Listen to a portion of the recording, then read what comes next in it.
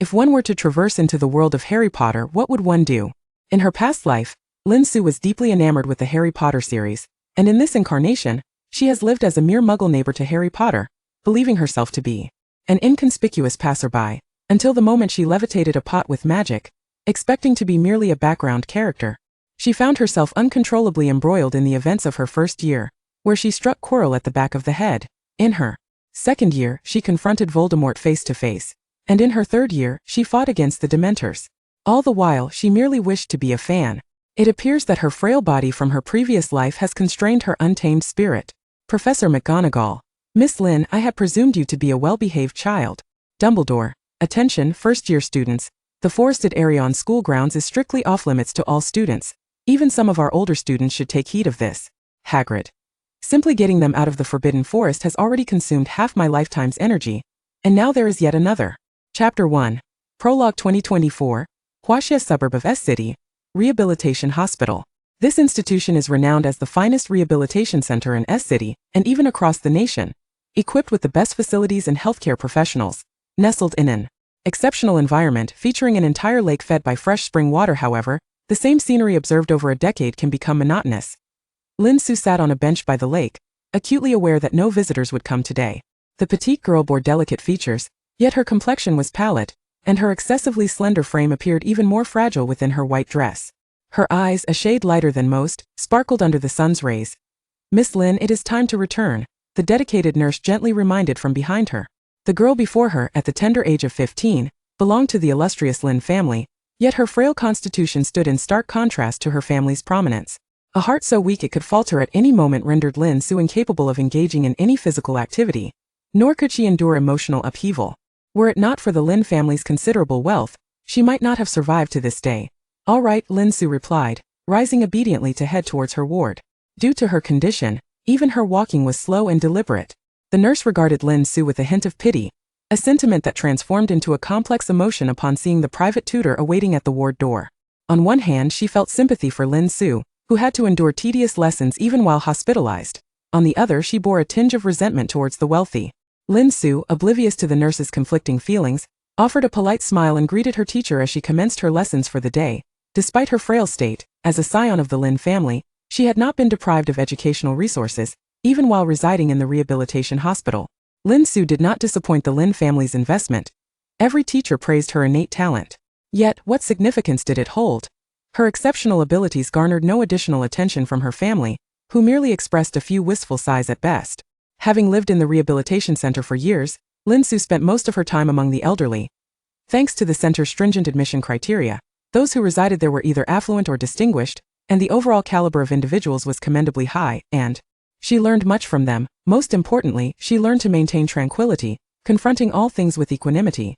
Her family's neglect, the pity of others, and her own impending mortality. At times, she pondered whether the Lin family chose to overlook her, perhaps foreseeing her limited time, to avoid investing too much emotional attachment and thus evade the potential agony of future parting. Miss Lin, are you feeling unwell? The soft inquiry from her teacher jolted Lin Su from her reverie. Turning her gaze towards her concerned instructor, Lin Su felt a twinge of regret. I apologize, Ms. Li. I was lost in thought. Her pallid complexion, which seemed more indicative of suffering than mere distraction, evoked deeper sympathy from Li, who sighed internally, though her expression remained composed. I see. No matter, you have already mastered today's material. How about we engage in some casual conversation instead? Noticing the completed workbook on Lin Su's desk with a perfect accuracy rate, Ms. Li's tone brightened. Lin Su also allowed a genuine smile to break through, one that transcended mere politeness. I haven't yet expressed my gratitude for the book you brought last time, Ms. Li. I truly adore it. Lin Su rose, slowly making her way to the bookshelf in her room. The shelves housed an array of textbooks and supplementary materials, but prominently displayed in the center were several volumes of extracurricular reading, both worn and new, all belonging to the same series, Harry Potter. The old books had been left behind by the great-grandson of a neighboring patient who had visited his great-grandmother. To keep the child entertained, the family had brought along an animated version, which inadvertently got left behind upon their departure. Lin Su seldom indulged in fairy tales. While the Lin family provided ample medical care and education, they did not nurture her childhood. Observing her curiosity, the elderly lady took the initiative to gift the books to her, and the child's family, not lacking in such stories, had subsequently sent over a new, complete set as well. Lin Su recognized the difference between the new and old books. But there was no need to shatter someone's good intentions, so she sincerely expressed her thanks discreetly, slipping a red envelope from her New Year gifts into the child's backpack when no one was watching. The new additions were the bilingual versions Miss Lee had gifted during her last lesson, and Lin Su felt no need for pretense. She genuinely cherished that gift. The enchanting world depicted within the pages offered her novel experiences. At times in her dreams, she envisioned herself with a healthy body, soaring on a broomstick. Remembering her dreams, she couldn't help but feel a moment of unrestrained joy, only to quickly rein it in, as she wished to avoid fainting from excitement and being strapped to that dreadful heart monitor again. I'm glad you like it. Which character do you adore the most? Ms. Lee's voice danced with excitement, her fondness for the girl evident, and she was elated that her gift had been appreciated. I particularly admire Professor Snape. He is so profound. Oh, I mean, he is incredibly brave. Realizing that the girl before her was only 15, Ms. Lee promptly curtailed her enthusiasm. I favor George Weasley, Lin Su replied, her eyes sparkling as she feigned ignorance of Ms. Lee's earlier words, responding earnestly. Ms. Lee's eyes widened slightly in surprise, seemingly unprepared for this answer. The twins are indeed beloved characters. The actor in the films is quite handsome as well. But Lin Su shook her head with a smile, interrupting Ms. Lee for the first time. Not the twins, teacher. I only like George. The last time Ms.L had gifted the complete set of books was because she had noticed the titles on the shelf and learned that Lin Su's knowledge of Harry Potter was limited to that animated series. As a devoted fan, how could she tolerate such ignorance? Thus, alongside the books, Ms. Lee took it upon herself to enlighten Lin Su over the ensuing days. Lin Su had diligently caught up, using cash to persuade the nurse to purchase various devices for her, including but not limited to a smartphone and a computer. Prior to this, the Lin family had only provided cash without any electronic products, possibly due to concerns about overstimulation, or perhaps merely deeming them unnecessary. After all, no one would reach out to her. Lin Su devoured the film adaptations and even scoured certain websites for fanfiction. Skipping past that topic, the two discussed various plotlines, and by the time class concluded, Ms. Lee exited contentedly under the urging gaze of Lin Su. This position offers a generous salary and an ease that is unparalleled. Never has any young master or miss allowed her to teach with such tranquility. During work hours, she even has the pleasure of discussing her favorite literary works with her students, particularly this one who remains emotionally stable and never contradicts her. Who wouldn't relish such an experience? As the day's lessons came to a close, a sudden gust of wind swept through, heralding what seemed to be an impending storm, thus rendering Lin Su unable to leave her confines once more. Approaching the bookshelf, she retrieved the book gifted by Teacher Lee. Throughout the week, she had been preoccupied with completing other tasks, leaving the physical book unread. She vaguely recalled having reached the chapter on the Goblet of Fire. Settling back onto her bed, Lin Su immersed herself in the text, savoring the dual-language edition that allowed her to read each passage twice in one go. This realization, regardless of how often it occurred to her, filled her with delight, and a subtle smile crept onto her lips as she softly recited the English version. If her English teacher, an Englishman, were present, he would undoubtedly extol her for her impeccable pronunciation. Yet, the room was devoid of any company save for her own. As she observed the character of Barty Crouch Jr. masquerading as Professor Moody preparing to demonstrate the 3 unforgivable curses, a peculiar sensation washed over Lin Su. At that moment, raindrops began to cascade from the heavens, each one vying to strike the window, pulling her thoughts back to reality. Outside, a shadow flitted past, resembling a small creature. Lin Su set her book aside and approached the window, but upon opening it, she found nothing amiss. Miss Lin, the rain is quite heavy. Please do not linger by the window or you might catch a chill. The diligent nurse had made her rounds when the wind first picked up, and upon hearing the rain, she returned to ensure the window was secure. Upon entering, she spotted her frail patient teetering perilously by the window, nearly gasping in alarm as she rushed over. Yet Lin Su was quicker, shutting the window before turning to the nurse with a tearful apology. The nurse exclaimed, "I really ought to be more careful. Why so fierce?" After confirming all the windows were tightly shut, the nurse departed once more, and Lin Su returned to her bed, resuming her reading. Out of the corner of her eye, she caught a glimpse of something that should not have been in the room. However, the nurse appeared oblivious, and Lin Su chose to ignore it, continuing her literary pursuit. Crucio. As the incantation slipped from her lips, a sudden wave of dread washed over her. Her heart seemed to constrict, and the pain was so acute that she could not discern whether the agony in her head was real or mere illusion. Damn it, could I have inadvertently cast the Cruciatus curse on myself? Lin Su mused, bemused by her own dark humor amidst such distress. One hand gripped her clothing tightly, while the other desperately fumbled for the emergency call button. Yet, as the alarm rang out, darkness enveloped her vision. August 30th, 1980. 8 Yew Tree Road, Little Whitting, Surrey, England. Residing here is a couple from the East, having made this place their home for several years. The husband, Lin Ida, and the wife, Su Chi, jointly manage a Chinese restaurant. It is evident that under the influence of Britain's culinary culture, their business thrives, bustling with patrons who flock to savor their dishes. Even during the quietest hours, they find themselves laboring until the midnight hour before they can return home. This night was no different as they returned home late yet again. However, before they reached their doorstep, they sensed something was amiss. A box had been left at their entrance. Exchanging a glance, they quickened their pace. The box was ajar, and as they approached, Su-Chi locked eyes with a pair of beautiful wide brown eyes. Oh my goodness! A child! Chapter 2. Harry the Calico Cat. Lin Su reclined on her small bed, idly sucking her thumb, only to immediately drop her hand upon realizing what she was doing. It had been half a month since her arrival in this world, and she still struggled to accept the reality of her transformation into an infant. Having recently immersed herself in a plethora of fanfiction, Lin Su discerned that her predicament could be aptly termed as a transmigration.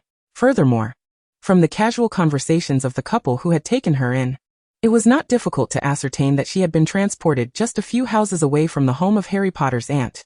Thus was she a little witch. Raising her chubby hand to her face, she inspected it closely, and with a few soft murmurs of protest, she dismissed the notion. At least at present. She felt no peculiar sensations aside from the vigorous beating of her heart within her diminutive chest. "Sweetheart, are you hungry?" A gentle voice resonated above her, and Su-Chi's face appeared within her line of vision.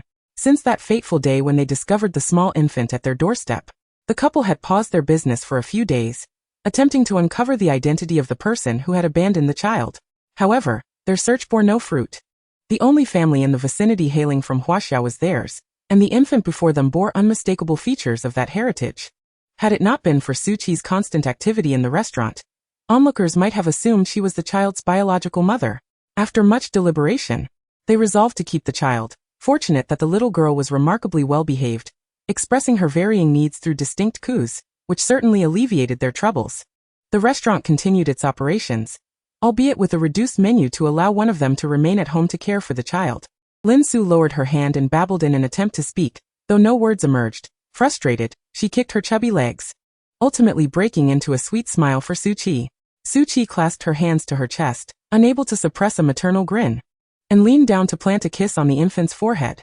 Lin Su blinked in surprise, her wide eyes reflecting her bewilderment, which only endeared her further to Su-Chi.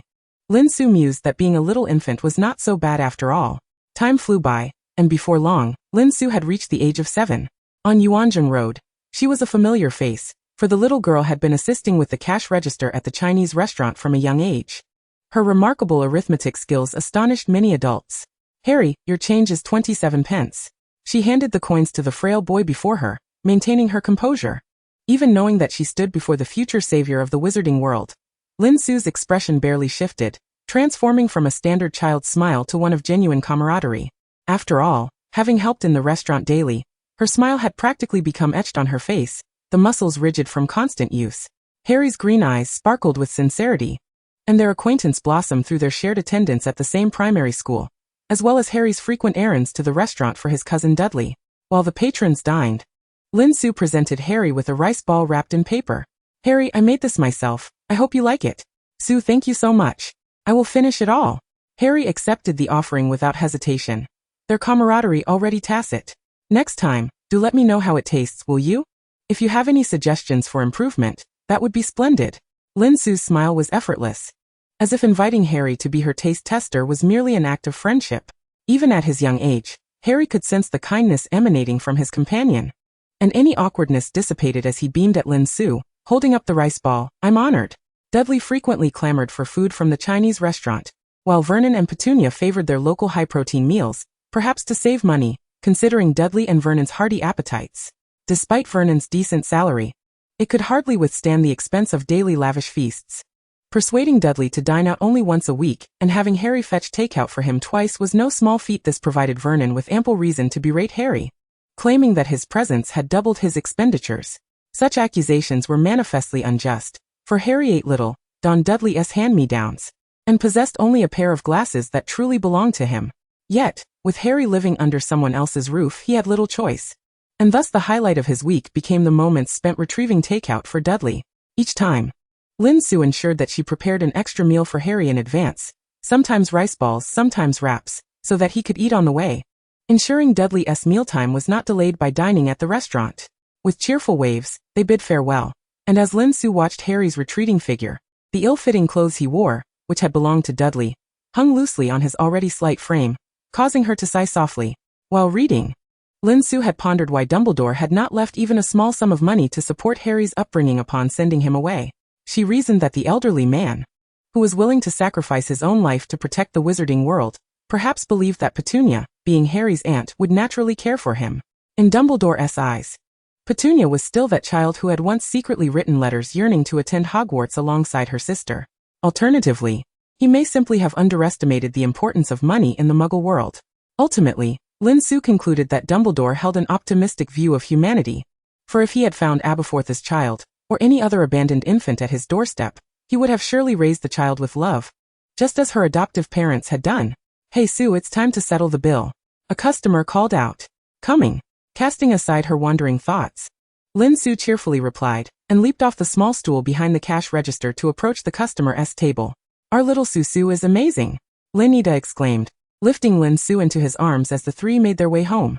"Indeed, Susu's speed in arithmetic surpasses even mine. She has been a tremendous help."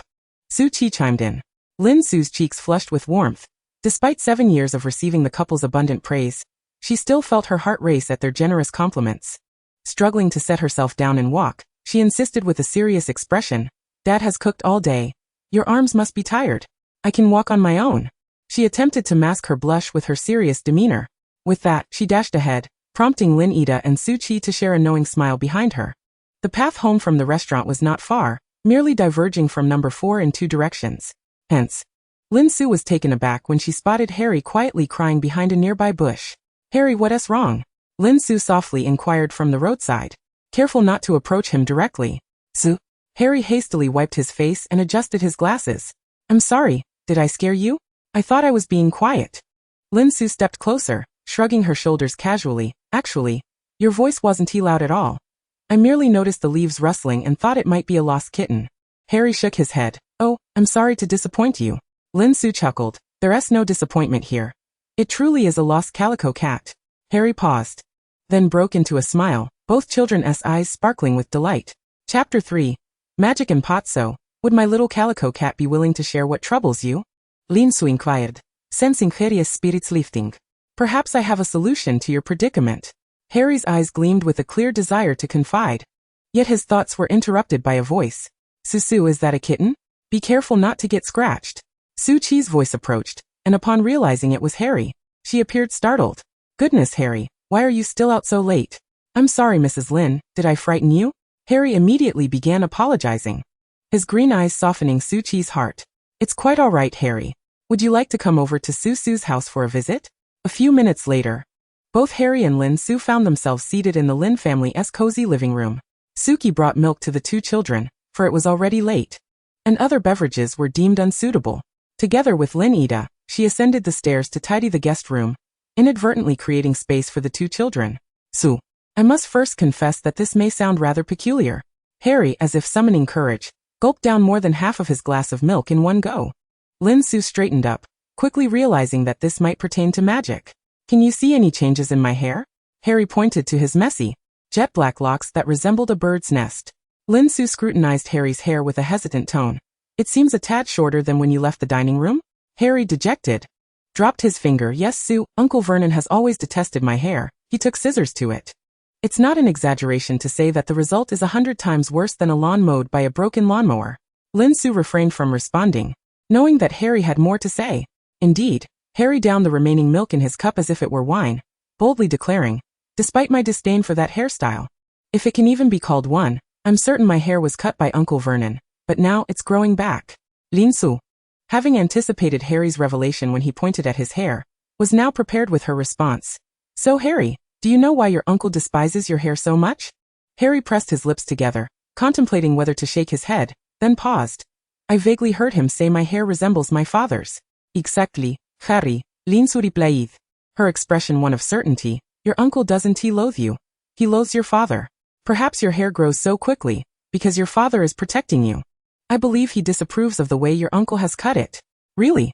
The young Harry was easily swayed, yet Aunt Petunia called him a monster, and his parents, well, they had already. Lin Su interrupted Harry's train of thought. "In our country, There is a saying that loved ones who have passed may not truly leave, but instead guard those they miss. Harry's expression transformed into pure joy. Is it really that magical, Su? Lin Su nodded earnestly yes. It's akin to a form of magic. Lin Su, gazing at the fully convinced Harry, displayed a smile that was perhaps too mature for her age, filled with maternal affection. After Lin Su's encouraging words, Harry's spirit soared. Meanwhile, Suki and Lin Ida descended the stairs at the appropriate moment to call the two children back to their rooms to sleep. Harry dreamed sweetly in the plush bed. And even when Uncle Vernon, irate from Aunt Petunia's nagging, dragged him back home the next day, his mood was not so dismal. In the blink of an eye. For years had passed, bringing time to 1991. Lin Su had come to accept the reality of her lack of magical abilities, while the Lin couple began to search for a suitable secondary school for her, even though they both felt she hardly needed it. June 23rd marked Dudley's birthday, and Lin Su recalled that in the original story, Harry, Dudley, and another boy had gone to the zoo that day, during which a glass pane had vanished. However, that would not occur again, for since that sleepover 4 years prior, Harry no longer had to spend Dudley's birthday at Mrs. Fig's house, which was filled with cats and reeked of cabbage. Instead, he was invited to play at Lin Su's home. The two continued to do homework and read extracurricular books together at the Lin residence. And Harry had no doubt this would be the happiest day of the year for him. Although Lin Su would also prepare gifts for him on his birthday, it was the only day he could almost entirely claim as his own. By noon, Lin Ida called to remind the two to eat, initially intending for Lin Su to take Harry to a restaurant. However, Lin Su decided to cook at home. After all, this was the last meal they could share together before Harry started school, making it particularly meaningful. Trusting their daughter, Lin Ida and Suki ceased their insistence, repeatedly advising Lin Su to be cautious. Harry was often tasked with household chores, but only the simpler ones like breakfast. He was a complete novice when it came to complex Chinese cuisine, and at his age, curiosity was insatiable, so he eagerly volunteered to assist. Lin Su had prepared thoroughly the day before, with the more challenging components prepped by Lin Ida and stored in the refrigerator, ready to be thawed. While the soup had been simmering in a clay pot since early morning, Harry watched Lin Su, standing on a small stool, deftly wielding a spatula with admiration. Unable to comprehend how she could manage such a large frying pan with her petite frame. Perhaps the pan isn't as heavy as it seems, Harry mused. Yet, Lin Su's remarkable competence left Harry feeling somewhat idle, prompting him to focus on the soup, which was now cool enough to serve. Donning kitchen gloves. As Lin Su set the stir-fried meat on the dining table, Harry attempted to lift the clay pot, clearly underestimating its weight. The pot tilted dangerously in his hands, threatening to spill onto him. Lin Su, turning around just in time to witness this scene, could only cry out in alarm. No! What happened next seemed to unfold in slow motion. The clay pot wobbled but miraculously floated back to its original position. Lin Su exhaled in relief, immensely grateful that this was a world imbued with magic, and before her stood a young wizard. Slumping helplessly on the ground, Lin Su finally dared to breathe. Oh Harry! Thank goodness your parents' magic is protecting you. Since she had first uttered those words 4 years ago, they had used that explanation for every incident that led Aunt Petunia to call Harry a monster. For instance, every time Dudley chased him yet never managed to inflict real harm, or every time his hair was cut only to grow back rapidly. However, this time, Harry's expression appeared oddly perplexed. No Su. Chapter 4. Flowers and owls. No Su, this time it wasn't me, it was you. Harry's expression bore the weight of a significant revelation. Lin Su was taken aback. No Harry, how could that be? Wasn't he at the magic that activated because the soup was about to scald you? She found it hard to believe, but Harry shook his head. No. It wasn't he that, Su. I simply didn't expect the pot to be so heavy. But I believe I was able to set the pot upright. In fact, I had already lifted it a bit. Lin Su remained unconvinced. Yet Harry continued to present his case. And every time every time the magic activated, I felt a peculiar sensation, as if something was coursing through my body, and afterward, I would feel varying degrees of fatigue. The most intense instance was when Dudley and his friends pursued me, and I suddenly found myself on the rooftop. I was slumped on the ground just like I am now. Lin Su seemed to breathe a sigh of relief as she rose from the ground. No Harry, I was merely startled, which is why I ended up sitting. Not wishing to continue the debate, Lin Su walked towards the kitchen. All right, whether it was you or me. When we're tired, it's time to eat and rest. Let us have dinner. The dishes are ready. Harry also chose to set aside his thoughts. And together they enjoyed a splendid meal prepared by Lin Su. The two 11-year-old children, unable to finish 6 dishes and a soup, sensibly wrapped up the leftovers before heading outside to play. Lin Su seemed somewhat distracted, occasionally staring blankly at her hands, and Harry appeared to be in a similar state. Thus, they decided to sit together on the swings at the nearby old playground, both beginning to examine their palms, attempting to conjure a flower from their hands. A flower? A spark of inspiration ignited in Lin Su's mind. Indeed, they could experiment with flowers. Harry's mother, Lily, had been quite adept at making flowers bloom when she was young. Fortunately, due to the antiquated facilities here that have long been neglected, Lin Su effortlessly stumbled upon a patch of wildflowers. She plucked 2 flower buds and delicately placed one into Harry's hand.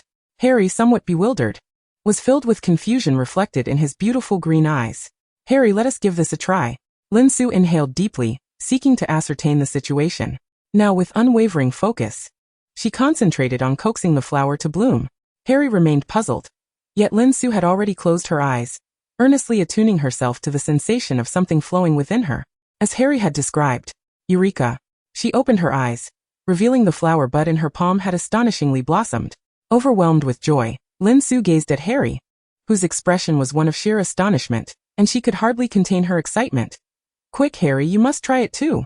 Harry, now feeling the thrill, hesitated to clasp his hands, instead fixating on the flower bud with his gaze. Before their eyes, the bud gradually unfurled its petals, transforming into a fully bloomed flower, seemingly twirling in his palm, invigorated by the magic of its owner's exuberance. This scene mirrored moments from the films, yet unlike in the movies where it was Lily. Before her stood Harry, with the same enchanting eyes. "Sue, did you see that?" Harry exclaimed, momentarily forgetting Lin Su had also succeeded, his youthful face radiating pure delight. But he quickly composed himself, pondering what this could signify.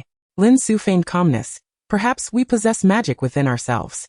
The 2 children spent the afternoon engaged in fervent discussions and experiments with various small spells, pondering whether they could make a broom sweep on its own, if fruits could fly from the trees, and Harry even expressed a desire to see if he could converse with birds. Lin Su watched as Harry tilted his head, attempting to mimic a bird's call, and couldn't he help but think, "You may not converse with birds, but you can speak to snakes. How incredibly cool." After a day filled with both triumphs and failures, their magical energy completely depleted, the 2 children promised to keep their discoveries a secret and trudged home, weary yet exhilarated. From that day forth, Lin Su's schedule included a new anticipation, waiting for an owl. In pursuit of this endeavor, she even refrained from assisting in the dining hall, much to the delight of Lin Ida and Su Qi, who were thrilled by Lin Su's request for a break, and even doubled her pocket money to encourage her outings with friends. Fortunately, Lin Su did not have to wait long. As owls began to fill the Dursleys' room a robust brown owl tapped at her window. Lin Su swiftly opened the window to welcome the owl inside. Her desk had been meticulously prepared with various options of food for the owl, including an assortment of meats, bread, biscuits, and rice balls on 2 plates, along with water and milk in different containers. The owl emitted a pleased cooing sound, and instead of dropping the letter, it gently placed it in Lin Su's hands, graciously sampling a bit of each offering, drinking both water and milk, and contentedly narrowing its eyes. However, Lin Su did not rush to open the letter. After expressing her gratitude, she patiently awaited the owl to finish its meal. With politeness she inquired, "Mr. Owl, could you possibly bring over an owl from room 4? If you both hail from the same place, I would like to deliver the letter to my friend personally." The owl tilted its head, as if pondering her request. Lin Su remained silent, understanding that owls in the magical realm are quite intelligent. The owl shook its wings and flew out of the window. Lin Su was uncertain whether this indicated an agreement or not, and thus she waited at the window. Fortunately, the owl returned swiftly, barely half a minute later, accompanied by a slightly smaller owl. Elated, Lin Su treated the new owl to a hearty meal as well, securing both letters with the thought that Harry would be thrilled to open them together. The 2 owls did not depart immediately. After their meal, they began preening each other's feathers. Lin Su realized this was a pair of owls in a partnership. She selected 2 of the finest flowers from the ones Su Qi had arranged in her room, snipped them, and strung them together with red yarn, offering them to the owls. "Thank you both. Perhaps you could gift these to one another, if you wouldn't mind." Though the owls showed no discernible expression, Lin Su sensed their delight as they promptly adorned each other with the rudimentary floral necklaces. The male owl pecked the female on the cheek. Or perhaps it was a kiss. Then, flapping its wings, it soared into the distance. The female owl, adorned with the necklace, returned to the rooftop of room 4, clearly indicating they would not leave until the letters were delivered to the recipient. Lin Su adjusted her dress, donned her coat, tucked the 2 letters into her inner pocket, clenched her small fist, and set off with renewed determination. Chapter 5. Letters and the Dursleys arriving at the doorstep of room 4. Lin Su took a deep breath and knocked on the door. As expected, there was no response. Undeterred, she knocked again every half-minute, for she had ample time. On the 7th knock, the door finally creaked open, revealing a sliver of Vernon Dursley's corpulent face, which seemed to emerge only partially, perhaps due to the sheer size of his visage. Lin Su nearly succumbed to laughter at her own mental image, quickly composing herself. "Good day, Mr. Dursley. Might Harry be home? We had planned to visit the library together." Vernon's small eyes glimmered with skepticism. He was unaware that Harry had dared to make plans with anyone, having spent every holiday obediently confined at home. "I'm afraid Harry is unwell and cannot see you." He squeezed through the door, attempting to shut it. Yet, Lin Su was not one to concede so easily. "What? Harry is sick. I must go in and check on him." The young girl pressed her hands against the door, her face brimming with concern, displaying no signs of exertion, while Vernon found himself unable to close it. His face, reddened from the effort, bore an expression of disbelief as he continued to refuse. "No. It wouldn't he do to risk you catching anything?" Lin Su persisted. "I assure you, I am in perfect health, sir." Vernon, facing a door that would not budge, thought to himself. It was evident he could not overpower a little girl, and his patience waned. "You had best return home at once." Or else Lin Su ceased her pretense of being unable to push, instead applying her strength to force the door open, causing Vernon to stumble backward, landing awkwardly. Astonished, he exclaimed, "How dare you?" Petunia rushed to support Vernon. "Dear, how could you lose your balance?"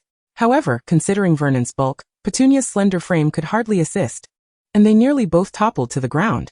Meanwhile, Lin Su had stepped inside, promptly shutting the door behind her. "Su Lin, I shall inform your parents of your disgraceful behavior today." Petunia's long neck craned. Her face, gaunt and unsympathetic, displayed her unrestrained ire. Yet, the girl who always maintained a sweet smile in the dining hall, even in the presence of neighbors, now regarded the two on the floor with an unreadable expression. "I welcome you to report me to my parents. Furthermore, I will also inform them of how you confine Harry to the cupboard under the stairs, restrict his freedom, and mistreat him. I'm sure they would be more than happy to assist Harry in contacting the authorities." Both Vernon and Petunia were momentarily speechless.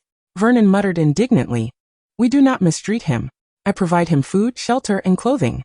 If it weren't for the extra expenses he incurs, we wouldn't he struggle to even dine out." "Lin Su." Petunia was equally taken aback, giving Vernon a sharp slap on the arm in frustration. "All you think about is food."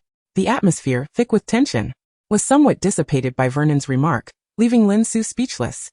"Mr. and Mrs. Dursley, are you truly certain you do not wish to allow me to see Harry?" Dudley seemed to cower in his room, too frightened to emerge from the commotion. Harry, on the other hand, stood at the top of the staircase.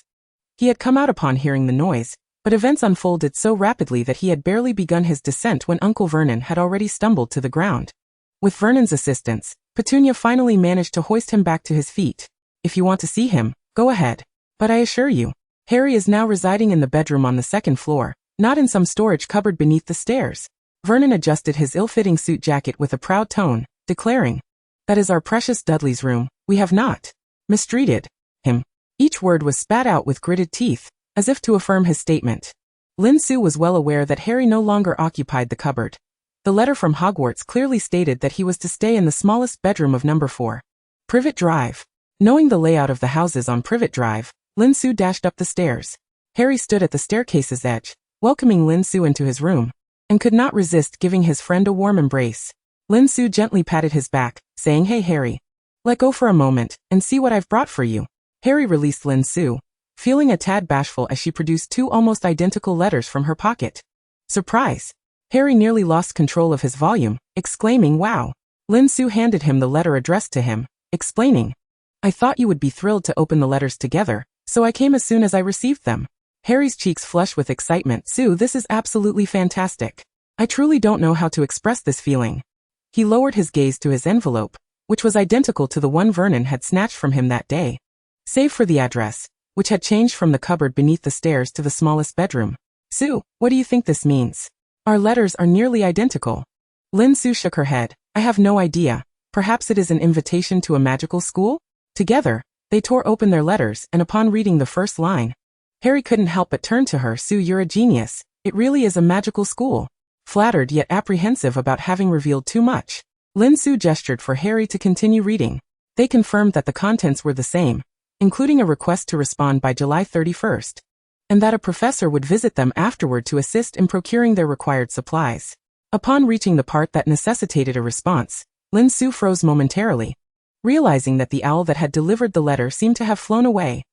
So caught up in the excitement, she had forgotten the necessity of replying. Noticing the sudden stiffness in her expression, Harry hurriedly inquired about what was wrong. Upon learning that Lin Su's owl had departed, he too momentarily panicked but quickly reassured her. "It's all right. There are plenty of owls outside. Perhaps they would be willing to help you deliver your letter." Meanwhile, downstairs, Vernon's voice echoed. "Those wretched birds have finally flown away. How infuriating. Leaving so many feathers behind without a care." The two children exchanged glances, their expressions mirroring each other's resolve, and decided to write their replies, trusting that a solution would present itself. After all, magic was always wonderfully mysterious, wasn't it? Meanwhile, the owl that had returned to Hogwarts caught the attention of its surroundings. "Oh, what a beautiful flower. It seems to belong to an interesting and kind-hearted child." Dumbledore observed the proud owl before him, conveniently ignoring Professor McGonagall's admonitions to consume less sugar and write more letters. "Minerva, perhaps you would like to keep this beauty around a bit longer?" Clad in her emerald green robes, with her hair neatly pinned, Professor McGonagall nearly rolled her eyes in an uncharacteristically ungraceful manner. "Perhaps you would care to assist me in writing a few more letters, Dumbledore?" she retorted, though her wand was quite obediently waving toward the flower necklace around the owl's neck. Chapter 6. McGonagall the Cat. As the magic flowed, the red yarn around the owl's neck transformed into a sturdier nylon cord of the same thickness, while the flower took on a metallic sheen, promising to last a year at least. "Oh, what exquisite transfiguration. Points for Gryffindor." Dumbledore chuckled, his blue eyes twinkling behind his crescent-shaped glasses as he popped a suspiciously sugary sweet into his mouth from a nearby plate. Professor McGonagall inhaled deeply, preparing to deliver her lecture on moderation. "Dear Headmaster, I trust you are aware that your poor potions professor must prepare potions for the horde of incoming trolls for the new term." A voice rhythmic and measured announced as a man clad in black strode into the room. McGonagall ceased her words, turning her attention to the newcomer, while Dumbledore smiled. "I am indeed aware, Severus. Is there anything I can assist you with?"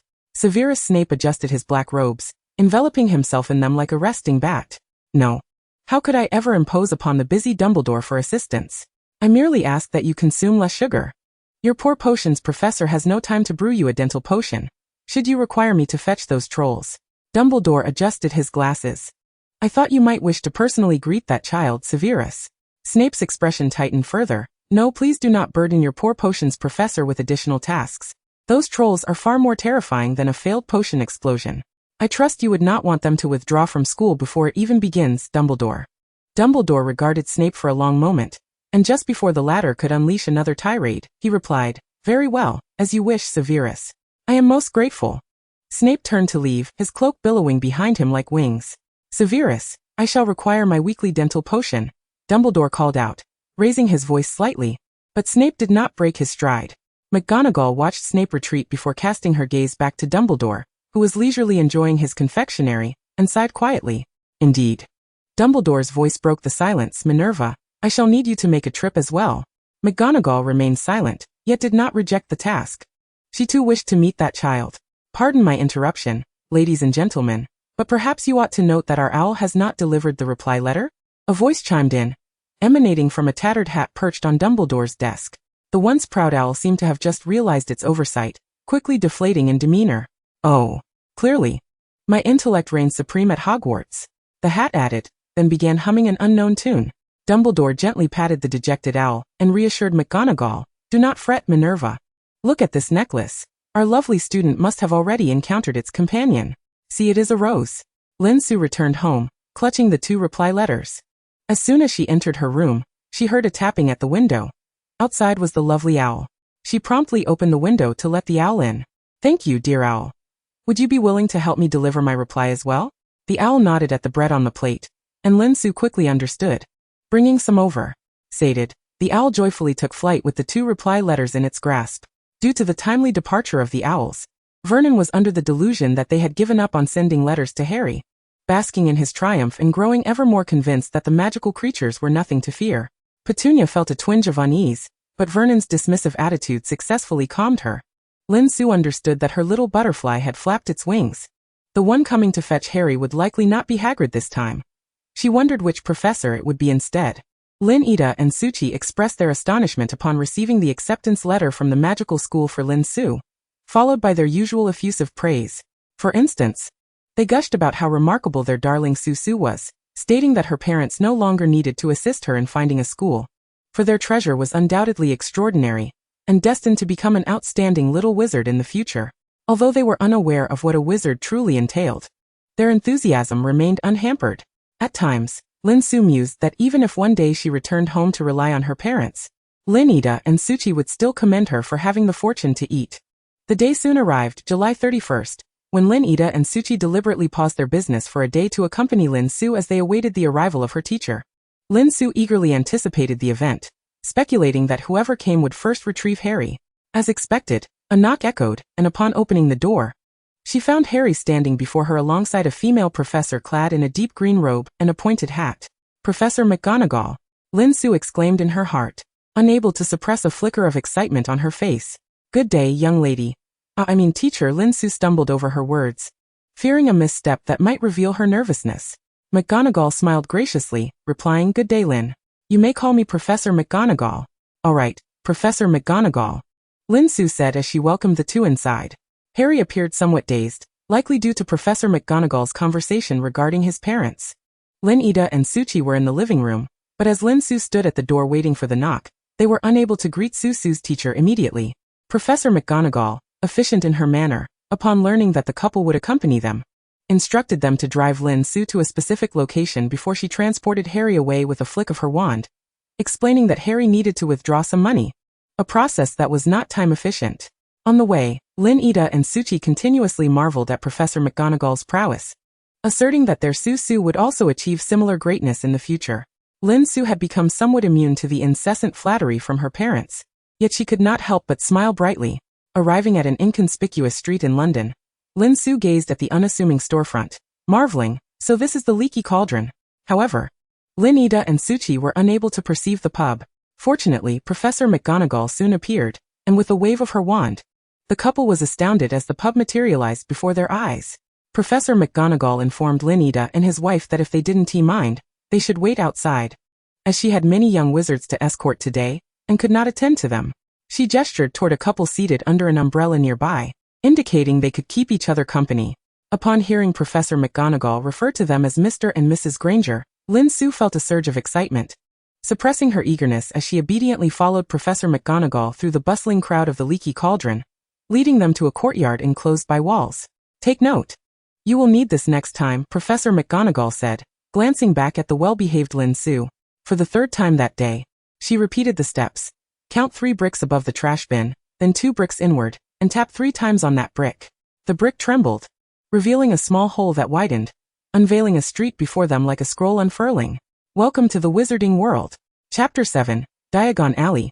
Hagrid wizards in various colored robes traversed Diagon Alley, and Lin Su estimated she had seen more than 10 different styles of wizard hats.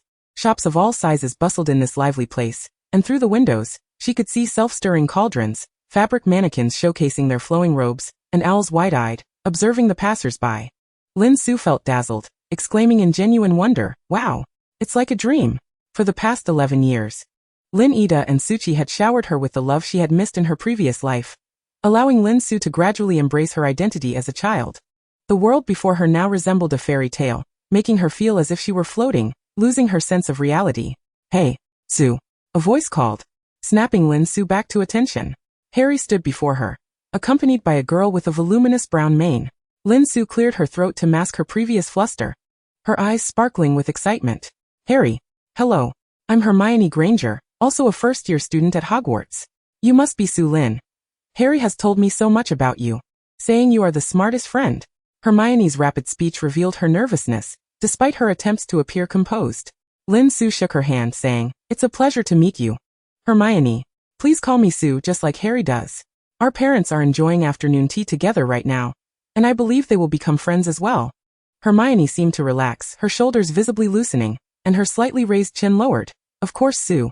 After the 3 children exchanged greetings, they lined up behind Professor McGonagall, who first took Hermione and Lin Su to Gringotts to exchange for wizarding currency, commencing their shopping adventure.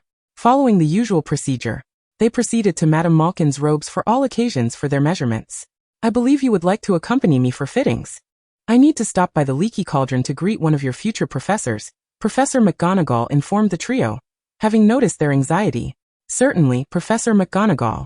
Please attend to your matters. We will manage just fine, Lin Su responded dutifully, with Hermione and Harry nodding like chicks pecking at grains. Professor McGonagall suppressed a smile, reminding them to purchase their textbooks at Flourish and Blotts after their fittings, and then she departed. The three children collectively exhaled, relieved that Professor McGonagall could be quite intimidating when serious. The shop assistant welcomed them inside. Welcome to Madame Malkin's robes for all occasions, dears. You must be here for your Hogwarts uniforms. You are in the right place, as we specialize in this. Indeed, someone was already trying on robes inside the store. A pale, slender boy with platinum hair stood on a stool trying on garments. Upon noticing Harry, he seemed inclined to speak but fell silent upon seeing Lin Su and Hermione beside him. Clearly, he was not fond of interacting with girls his age. The shop assistant instructed Harry to stand on another stool to try on a robe, pinning it to the appropriate length. Lin Su and Hermione engaged in a quiet discussion about their home situations. The platinum-haired boy turned to Harry. Hey, are you a new student at Hogwarts too? Harry, slightly perplexed, replied, Yes, we all are. I believe the lady just mentioned it. The boy, caught off guard, turned away, seemingly uninterested in further conversation. Lin Su, eavesdropping on the exchange, thought Harry is so straightforward, so blunt. Hey, look at that person. The platinum-haired boy suddenly exclaimed, pointing outside the window. The three children simultaneously glanced over to see a towering figure, a giant who had to bend down to fit his face at an appropriate height for the window. His visage nearly obscured by wild hair and a beard, though his beetle-like eyes glittered in the sunlight. Hermione and Harry were startled, while Lin Su, somewhat prepared, couldn't help but gasp at Hagrid's enormous size, which exceeded her expectations from both her imagination and the films. The half-giant, realizing he had startled the children, awkwardly attempted to scratch his face, but the ice cream in his hand hindered his movement, prompting him to awkwardly smile to convey he meant no harm. The platinum-haired boy seized the opportunity, smirking at the trio who appeared frightened. I know him. He is the Hogwarts groundskeeper. He's the fool who once set his bed on fire while playing with his wand. Harry frowned. Although startled by the half-giant, he felt an inexplicable fondness towards him and interrupted the boy. Excuse me, classmate? I believe it is impolite to speak ill of a stranger behind their back. The platinum-haired boy blushed furiously, leaving behind a few scornful remarks about the foolishness of those who failed to recognize his superiority, before hastily departing to find his father. Soon, the group had all taken their measurements, and the three of them provided their addresses for convenient delivery. Harry's was sent to Lin Su's house first, to prevent it from falling into Dudley's grasp. As they exited the robe shop, the half-giant was still waiting. Upon seeing the three emerge, he extended the ice cream he was holding. Despite the prior disparaging words from the platinum-haired boy, Hermione wore a wary expression and asked, Who are you? The half-giant introduced himself. No need to be alarmed, children. I am Rubeus Hagrid, the keeper of keys and grounds at Hogwarts. You may call me Hagrid. We will share a splendid 7 years together at school. Hermione remained somewhat skeptical, but Hagrid had already zeroed in on his primary objective for this outing. Oh Harry, how you've grown. The last time I saw you, you were but a tiny baby. Harry's green eyes were filled with hesitation as he replied, Sir Hagrid. Have you met me before? Indeed, I certainly have. It was I who carried you to number 4, Privet Drive, Hagrid continued, offering the ice cream once more. If you don't eat it soon, it will melt away, children. He then turned to Harry. I wonder if you remember the flying motorcycle of Merlin's beard? I was so thrilled, I nearly lost my mind. You were only a year old then. How could you possibly recall? The three children accepted the ice cream from Hagrid's enormous hands, and Harry shook his head. Perhaps I have a faint memory, Hagrid. I often dream of a flying motorcycle. Lin Su silently thought to herself, I too am aware. I meticulously counted the time, not daring to sleep, until I heard the sound of the motorcycle, confirming that I had truly entered the world of Harry Potter. Hagrid, what brings you here? Professor McGonagall, who had not seen the three little wizards at the leaky cauldron, approached. Hagrid turned, explaining in what he believed was a hushed tone. Dumbledore sent me to Gringotts to retrieve something. You know how he trusts me so. But I was simply too eager to see Harry. By Merlin's socks, he looks just like James did as a child, and those green eyes. At this, the towering figure almost succumbed to tears in public, prompting Professor McGonagall to intervene. Hagrid, quickly go to Gringotts. Harry and the others have many more items to purchase. You can catch up later. Hagrid forced back his tears and retrieved a cage from his coat, presenting it to Harry, I almost forgot to say, Harry, happy birthday. Thank you, but no, Hagrid, this is far too precious, Harry stammered, still holding the ice cream. Inside the cage was a magnificent snowy owl, blinking its eyes at its new owner. Take it, Harry, this is a birthday gift. Harry looked pleadingly at his reliable friend Lin Su, who nodded gently, prompting him to accept the gift. Why do I feel a maternal instinct? Lin Su. Chapter 8. Wand Dragon Trollo, so this must be Lin, Hagrid remarked, glancing over. Didi and Athena adore your present. They refused to take it off. My pleasure, Lin Su responded with delight.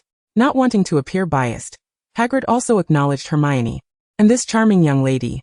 Hermione Granger, just call me Hermione. Thank you for the ice cream, and I apologize for my earlier rudeness, Hagrid. Hermione did not feel neglected.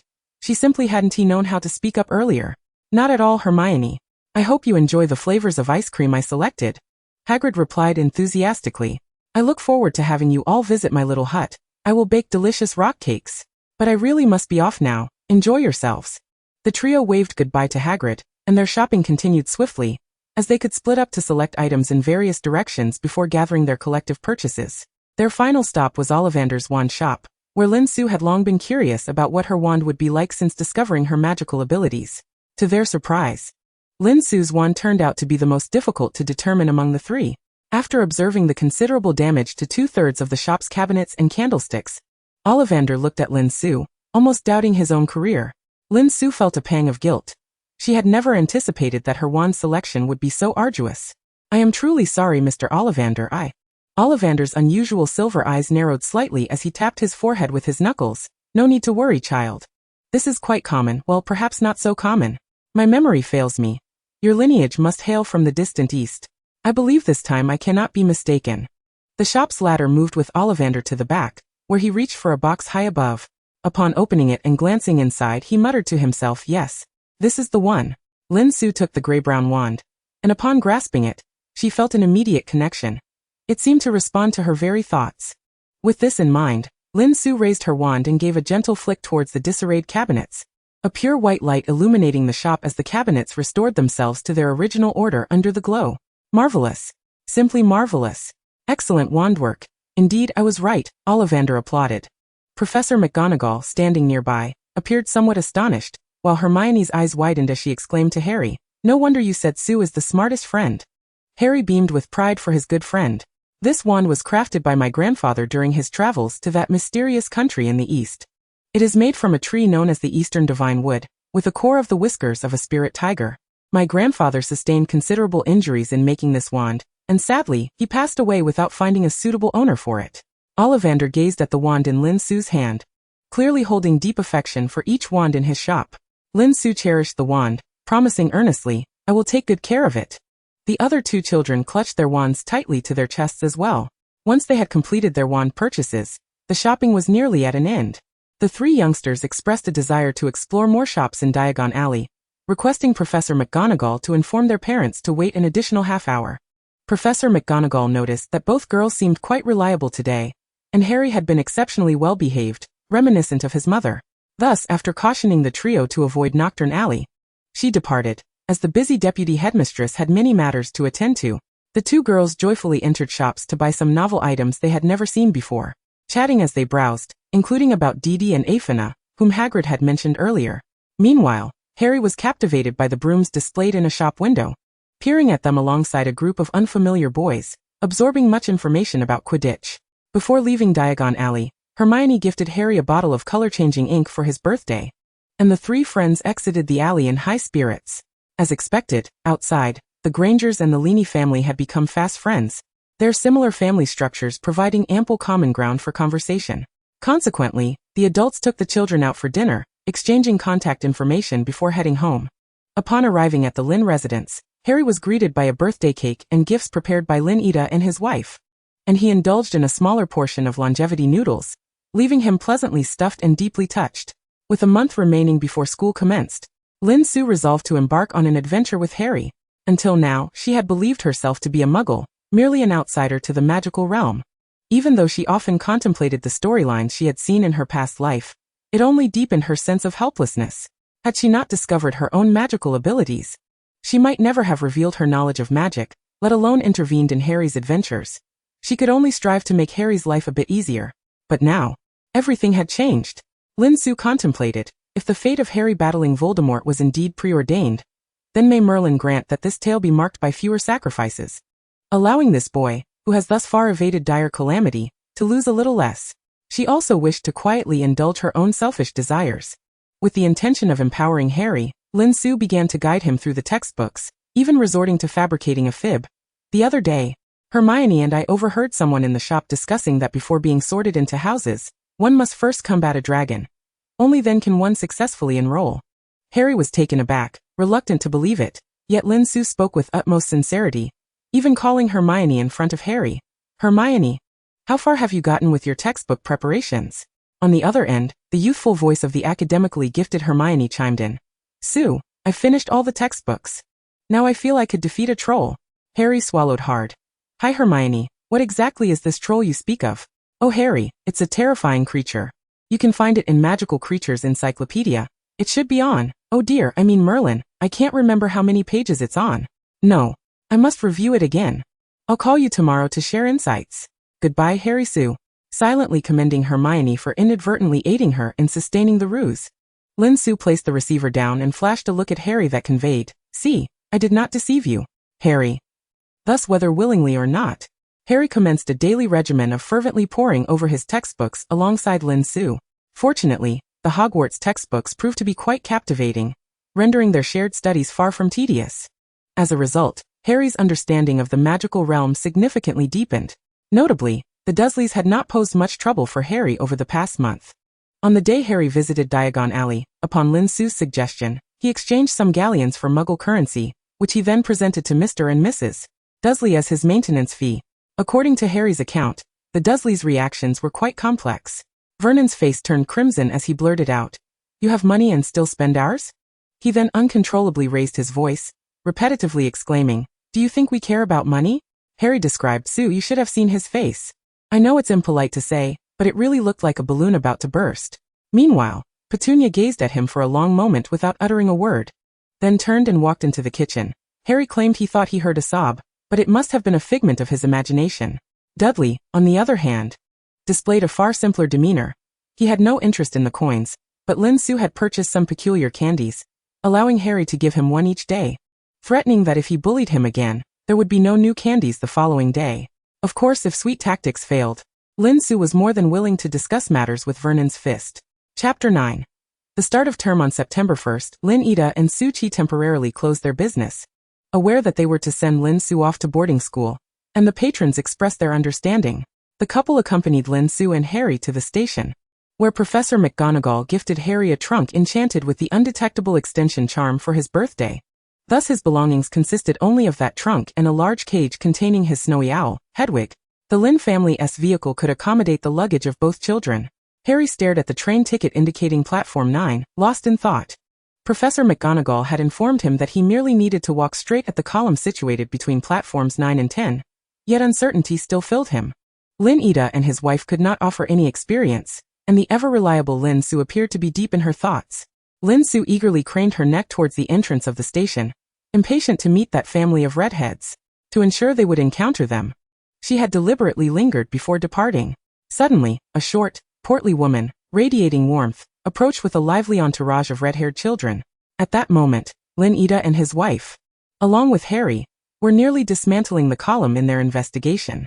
Excuse me, sir, madam, can I assist you in any way? The woman inquired, appearing to be quite familiar with such situations. Su Chi, noticing an owl cage among the children's luggage, quickly responded, You have indeed been a tremendous help, madam. We are here to send our children off to school, but... She hesitated, uncertain how to conclude her sentence. The woman, understanding, nodded. It's perfectly normal to feel flustered during such a first encounter. I believe I can assist you. Turning to the eldest boy among the red-haired children, she called, Percy, you come first. Lin Ida and his wife, along with Harry, widened their eyes as they watched the boy push his luggage right into the column. Wow, Sue, did you see that? Harry exclaimed excitedly to his companion, suddenly realizing something was amiss. Sue, when did you come to my side? Weren't you over there just a moment ago? Lin Su shook her head, not even glancing at Harry. It's not important, Harry, what matters is... The rest of her words were too faint for Harry to hear, prompting him to ask, What did you say? The twins had already gone through, and Lin Su replied. What matters is that we now know how to get through. Muggles cannot access the Hogwarts platform, so Lin Ida and his wife could only accompany the children this far, bidding them farewell with embraces. Su Chi's eyes glistened with tears, and Lin Su assured her that she would write often, while Harry, with his sparkling green eyes, proclaimed that Hedwig was the finest owl, and could swiftly deliver letters to Su. Su Chi kissed Harry on the forehead. Harry, you can write to us too, that is, if you wouldn't mind. Of course I wouldn't mind, ma'am. I mean I will, ma'am, Harry replied, his eyes alight with excitement. All right, children.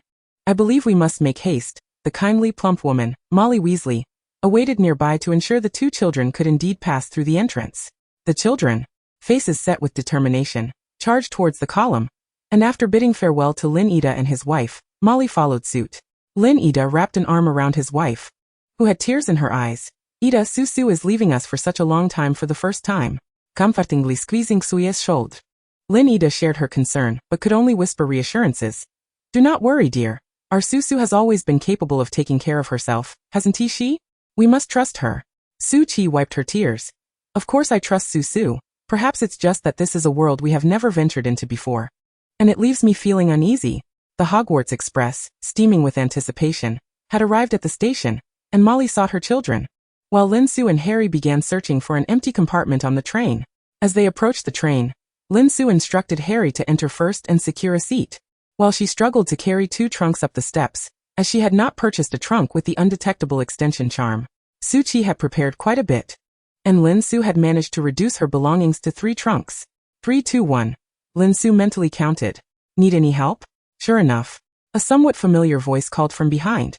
Lin Su turned to see a red-haired boy, his brown eyes sparkling with mirth. Yes, I think I do, thank you, George. George hesitated for a moment before instinctively correcting her. Wrong. I'm Fred. Lin Su's eyes twinkled with laughter. No, you are George. We just met at the entrance. George found it amusing, but with other young wizards needing to board the train, he quickly grabbed one of Lin Su's trunks, and Harry, having already secured a compartment, returned to assist his friend with the luggage. Each child carried a trunk aboard the train, placing them in the compartment, and Lin Su pulled a handful of sweets from her pocket, offering them to George. Thank you, George. Typically we give sweets to others, but I want to be polite this time. Still, I must say I'm Fred. The teasing glint in the girl's eyes made George chuckle. All right. I'm George Weasley. Lin Su extended her hand saying, Hello, I am Su Lin, but you may call me Su. It is a pleasure to meet you. The two exchanged a cordial handshake, and the atmosphere was harmonious. Harry stood nearby, utterly astonished. He had never witnessed Lin Su's warmth before, as her smiles in the restaurant had resembled the fervent sparks of a skilled welder. Waving his hand in front of the two, Harry, with an expressionless face, remarked, Hello? I believe if your hands are not stuck together by sugar, you should let go. With a shrug he continued, I am Harry Potter, the unremarkable Harry. George abruptly shifted his focus, exclaiming, Did you say you are? Before Harry could respond, George had already turned to summon his brother. Fred, come quickly, look who I've discovered.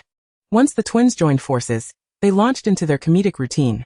Lin Su, seated comfortably, observed as Harry was engulfed by the twins' lively antics, her smile unwavering throughout the day. Harry, feeling somewhat desolate, muttered, Perhaps it would be better if you didn't see me. Fortunately, Molly's call rescued Harry, and the twins cast one last glance before heading off to reunite with their family. George turned back to bid farewell to Lin Su. See you next time, Su. The distant chatter of the twins could still be faintly heard. Who are you talking to? Su Lin, an amusing little girl. What, are there others in the compartment? Of course you didn't notice? Lin Su and Harry sat across from each other by the window, gazing at the lively Weasley family on the platform. Harry whispered, They seem truly happy, don't they? Lin Su nodded in agreement. Indeed, they are quite happy. I hope they can remain so in the future. Chapter 10. Scabbers. The train was soon to depart, and Molly waved goodbye to the boys as the youngest red-haired girl watched them board. The youngest boy entered the compartment occupied by Harry and Lin Su, and after the three children introduced themselves, Lin Su quietly listened as Harry and Ron engaged in conversation. Although she yearned to spend more time with George, Merlin bear witness, she had little interest in the pet spider his friend had brought. Listening to the delightful exchange between the two boys revealed much about them, prompting Lin Su to join the discussion, especially when Ron produced his pet rat, Scabbers, which he had inherited from Percy. Upon seeing the rat, a multitude of storylines flashed through Lin Su's mind. Maintaining a calm demeanor, she requested, Ron, would you mind if I took a look at your pet? I do not yet have one of my own. Ron. unfamiliar with this girl who had remained silent until now, found her request a bit sudden. Sensing his hesitation, Lin Su continued. I would like to have a pet rat in the future, but I am somewhat afraid I might not care for it well. Ron's attitude softened slightly. He had never encountered a girl who liked rats before, and since she was a friend of his new acquaintance, it should be harmless to let her take a glance. Lin Su cradled the sleeping rat in her hands, examining it closely, and inquired with curiosity, what happened to its fingers? Ron shrugged. Lin, do not worry. Scabbers has been missing a finger since he arrived at my home. I suspect he did not have a good life before coming to us. Lin Su silently admired Ron's kindness, her face betraying a look of compassion. How unfortunate. Thankfully, he encountered all of you. Observing Scabbers' glossy fur and plump physique, and recalling the tragedies associated with him, Lin Su felt her composure wavering. After returning Scabbers to Ron, Lin Su excused herself under the pretense of needing to use the restroom. Once outside, she meticulously washed her hands, feeling satisfied after ensuring cleanliness. Turning around, she spotted one of the twins standing behind her, grinning as he greeted her. Hi, Su. Lin Su smiled back. Hi Fred, have you finished with the pet spider? The red-haired boy looked crestfallen. Su, I am George. You just shared candy with me. Shaking her head, Lin Su replied firmly, do not play tricks, Fred. I am not falling for it. Fred attempted to argue, but the laughter from within the closed compartment interrupted him. You lost, Fred. As the voice faded, the other twin emerged from the compartment, accompanied by a boy with dreadlocks. Hi, I am their friend Lee Jordan. It is a pleasure to meet you. I heard from George that you can tell them apart. Fred does not believe it, and has bet George whether you can recognize them within 3 sentences. Thanks for letting me win 2 nuts. Lin Su politely shook his hand. Hello, I am Su Lin, pleased to meet you as well. The twins, having somehow switched positions again, simultaneously extended their hands towards Lin Su, each palm holding a piece of candy wrapped in colorful paper. Please have some candy, Su. And take a guess. Which one is Fred, and which one is George? Lin Su chuckled at their disbelief that anyone could distinguish between them. She took the candy from the boy who had occupied Fred's previous position, saying, thank you for the candy, George, and then from the other. And thank you for yours as well, Fred. The 2 boys were compelled to believe her, exclaiming, Merlin's trousers, she actually can tell us apart. Their astonishment was such that they articulated their exclamations separately, pondering how long it would take one to adjust to speaking a complete sentence without the other. Lin Su lowered her gaze to conceal her emotions, fearing that if she lingered, tears might fall. After bidding farewell to the 3, she returned to her compartment, where the table was already brimming with snacks. As Lin Su opened the door, a chocolate frog leapt out the window. Did I scare it? She inquired as she settled down. Harry shook his head. No, I believe it has simply had enough of the storage compartment and seeks to soar free. The 2 exchanged smiles, leaving Ron bewildered. Yesterday, Fred and George taught me a spell that can turn Scabbers yellow, but I have yet to succeed. Would you like to see? Both expressed interest with nods. Ron retrieved his wand and cleared his throat, preparing to cast the spell on Scabbers. When the compartment door swung open, revealing Hermione, chin held high, followed by a round-faced boy who was sobbing. Have you seen Neville's toad? Hermione spoke quickly, and only after finishing her sentence did she realize she was addressing her 2 friends. Su. Harry. I could not find you on the platform. Nor did I see you after boarding. Lin Su rose to embrace Hermione. We departed later than expected. This is Ron Weasley. We owe our passage through the entrance to Mrs. Weasley. Ron, this is Hermione Granger, a friend of Sue and mine. Hermione, who is the boy behind you? Harry chimed in to introduce Ron while also acknowledging the weeping child. This is Neville Longbottom. His toad is missing and we are searching for it. Hello. Have you seen my toad?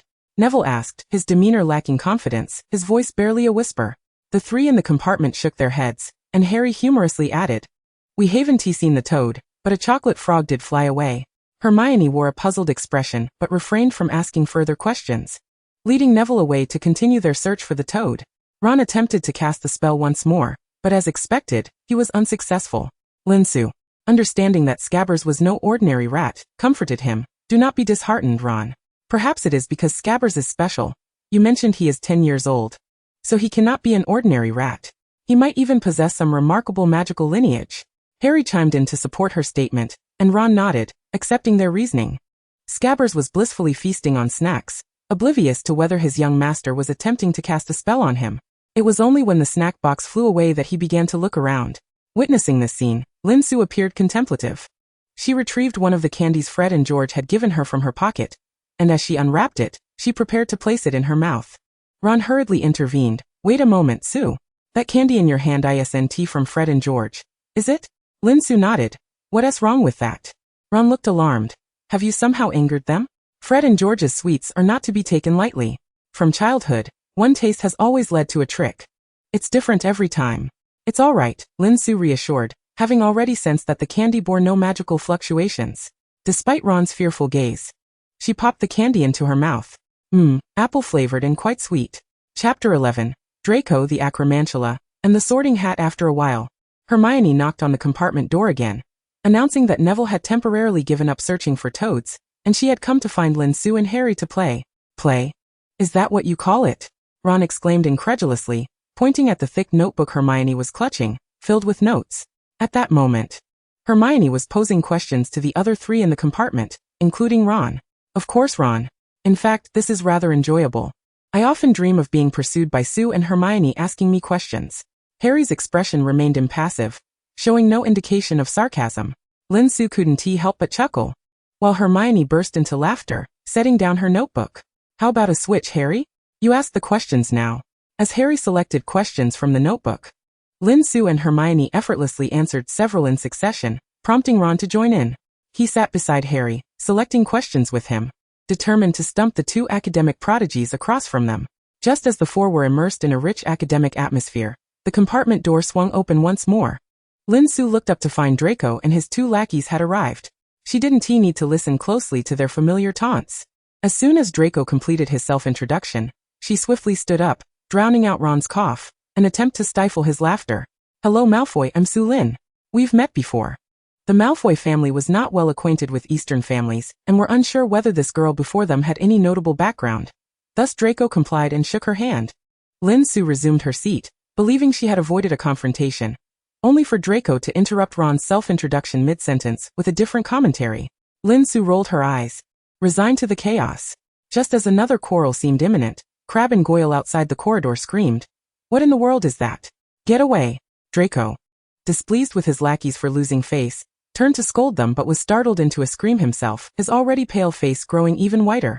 Lin Su peered out to see a gigantic acromantula with long hairy legs. Well, after staring at it for a while, it did appear somewhat adorable.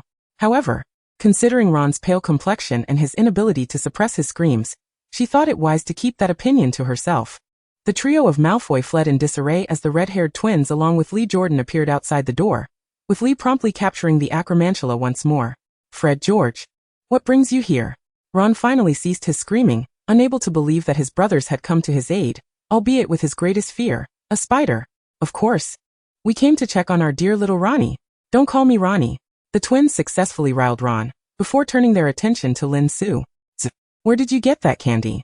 Lin Su pulled out another handful from her pocket. I made it myself. Peanut nougat. How does it taste? Delicious. The twins exchanged glances. We have an idea, but let's discuss it after the sorting. You boys should put on your robes now. The train is about to arrive. Now boys, follow us and leave space for the girls. Harry and Ron went to change into their robes, while Lin Su and Hermione remained in the compartment. Hermione had already donned her robe, leaving Lin Su to change. Su, are you afraid? The sorting ceremony is about to begin. Hermione was already feeling nervous. Glancing at Lin Su, who seemed to maintain her composure, Lin Su quickly slipped on her robe. Of course I'm nervous, but the more anxious I feel, the less it shows. Speaking of the sorting ceremony, I told Harry we would be battling a dragon to persuade him to study with us. Hermione, please don't expose me. Hermione was amused by Lin Su's antics, her tension easing slightly. All right, but only if you share your homemade peanut nougat with me. It would be an honor for it to be consumed by Hermione. Lin Su readily agreed. Once they disembarked, the young witches and wizards followed Hagrid along a path and boarded boats across the Black Lake, finally reaching Hogwarts Castle. Professor McGonagall awaited them at the entrance, as customary, to explain that the school comprised 4 houses. The young wizards engaged in lively discussions about the sorting ceremony, recounting what their parents had told them regarding the process. Some suggested it involved dueling, others mentioned written tests, while some posited swimming across the Black Lake or jumping off cliffs unscathed. Lin Su touched her nose, pondering whether her tale of battling dragons was too far-fetched. The atmosphere of tension peaked under the ghostly intimidation, but fortunately, Professor McGonagall soon ushered them into the Great Hall. Upon entering, the sumptuous banquet atmosphere somewhat alleviated the young wizard's fears. After all, It was unlikely anyone would engage in a fight in such a beautiful place, and there were no intimidating tests or other daunting challenges in sight. When Professor McGonagall produced a stool and a tattered hat, the students were still puzzled until the hat began to sing. Though the lyrics were amusing, I must say, the melody displayed remarkable artistry. Lin Su silently critiqued as she surveyed her surroundings. Ah, this floor is indeed a floor, and the enchanted ceiling is quite lovely. Finally, her gaze landed on the Gryffindor table. Well, George is certainly being himself. The sorting commenced, starting with the ever-reliable Hannah Abbott. Lin Su calculated that she should be sorted just before Malfoy. The closer she got, the more nervous she became. Where would she end up? Hufflepuff? After all, she had been studying food recently, and perhaps the sorting hat would consider placing her closer to the kitchen. Ravenclaw. That was also a possibility, given the number of books she had read lately. Slytherin? It wasn't out of the question, as she was quite adept at reading people and adapting accordingly. However, it seemed Slytherin had never accepted a wizard with Muggle parents, and with her own biological parents' identities shrouded in mystery, she leaned towards being a Muggle herself. Gryffindor? Was she truly brave enough? She was uncertain. Lin Su exhaled deeply and walked forward to sit on the stool under the gaze of her companions. The sorting hat was rather large, nearly obscuring her eyes. She heard a soft voice speaking, as if engaging in dialogue with her. In her mind, she conversed with it. Sir, where do you think I belong? Sir?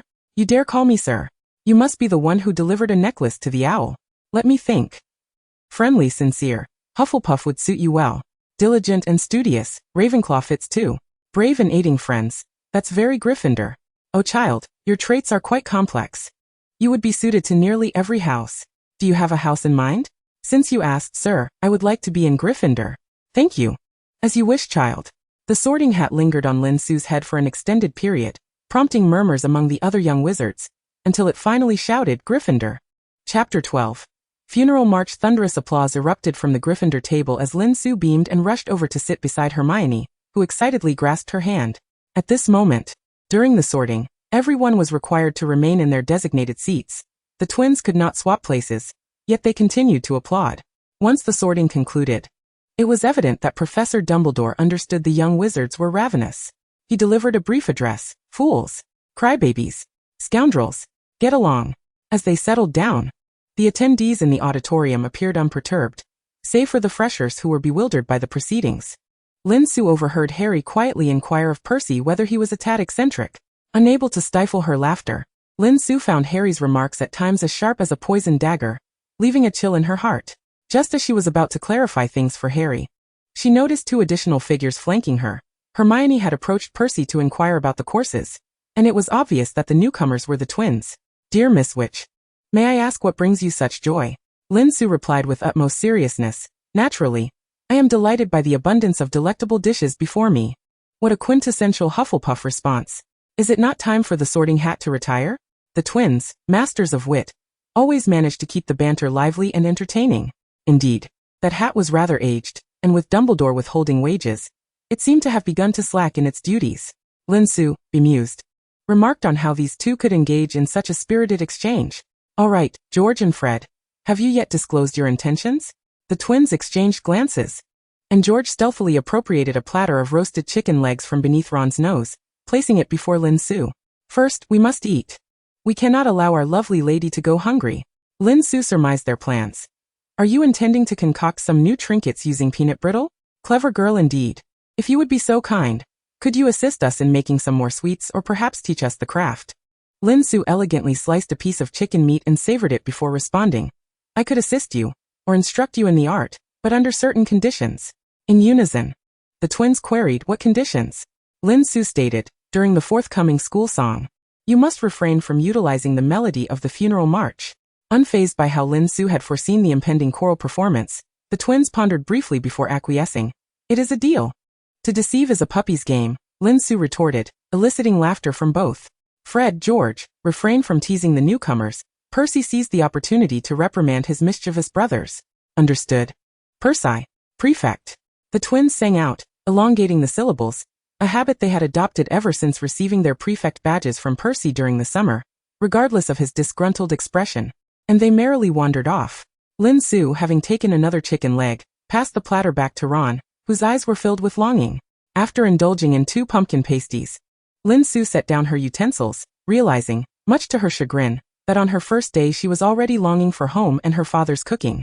Once everyone had their fill, the food and drink vanished from the table, and Dumbledore rose to announce some important matters.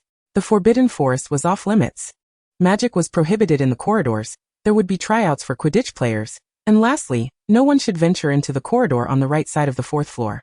Lin Su noticed that as soon as Dumbledore's words faded, many eyes gleamed with excitement, particularly among the Gryffindors, with the twins being the most conspicuous. She couldn't help but facepalm. Dumbledore's words were likely to have the opposite effect on some of these young lions.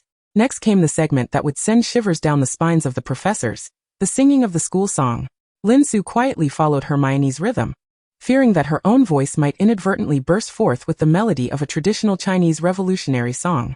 The twins, however, had indeed abandoned the funeral march in favor of the wedding march, the stately version. What a contrast it was.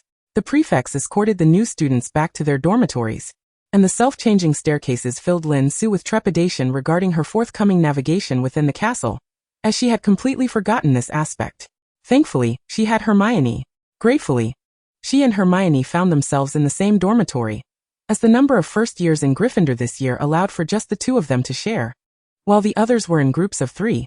After placing the textbooks and quills they would need for the next day on the table, Lin Su and Hermione washed up before lying down in their beds. "Su, do you know? I still feel like I'm dreaming," Hermione whispered. The confident girl from the original story, revealing a rare vulnerability. Lin Su hadn't realized Hermione possessed such a side, but upon reflection, it was understandable, for she was still just a child. Turning to face Hermione's bed, Lin Su replied, "I believe I can understand, Hermione. We are all the same. The new students today might still be unable to sleep." Hermione turned to face Lin Su. "Su, I truly envy you. You seem to remain so composed and interact splendidly with everyone you meet." Lin Su pondered for a moment before responding, "If you are referring to the Weasley twins, I believe their peculiar charm lies not with me but with them. They have a knack for bringing joy." Hermione shook her head. "No, it's you, Su." Changing the subject, Lin Su remarked, "Today on the train, that Malfoy fellow, you heard what he said, did you not? Did it not stir any particular feelings within you?" In truth, Lin Su had not paid much heed to Malfoy's words, knowing they would not be pleasant. However, she had forgotten that in the original narrative and film, Hermione was not supposed to overhear Malfoy's comments, explaining her early worries on the very first day. "If you refer to that platinum-haired lad's peculiar rhetoric, I must inform you that I find him to be spouting nonsense." Lin Su sat up. "You see, he only speaks of the Weasley family's poverty, yet fails to acknowledge their strength, which indicates he understands that prowess is not contingent upon one's Muggle connections." Hermione seemed contemplative, and Lin Su pressed on. "Do not let such words distress you, Hermione. Today, Ron also mentioned in the compartment that many wizards from Muggle families are quite exceptional. I wager that among this year's first years, none surpass your prowess."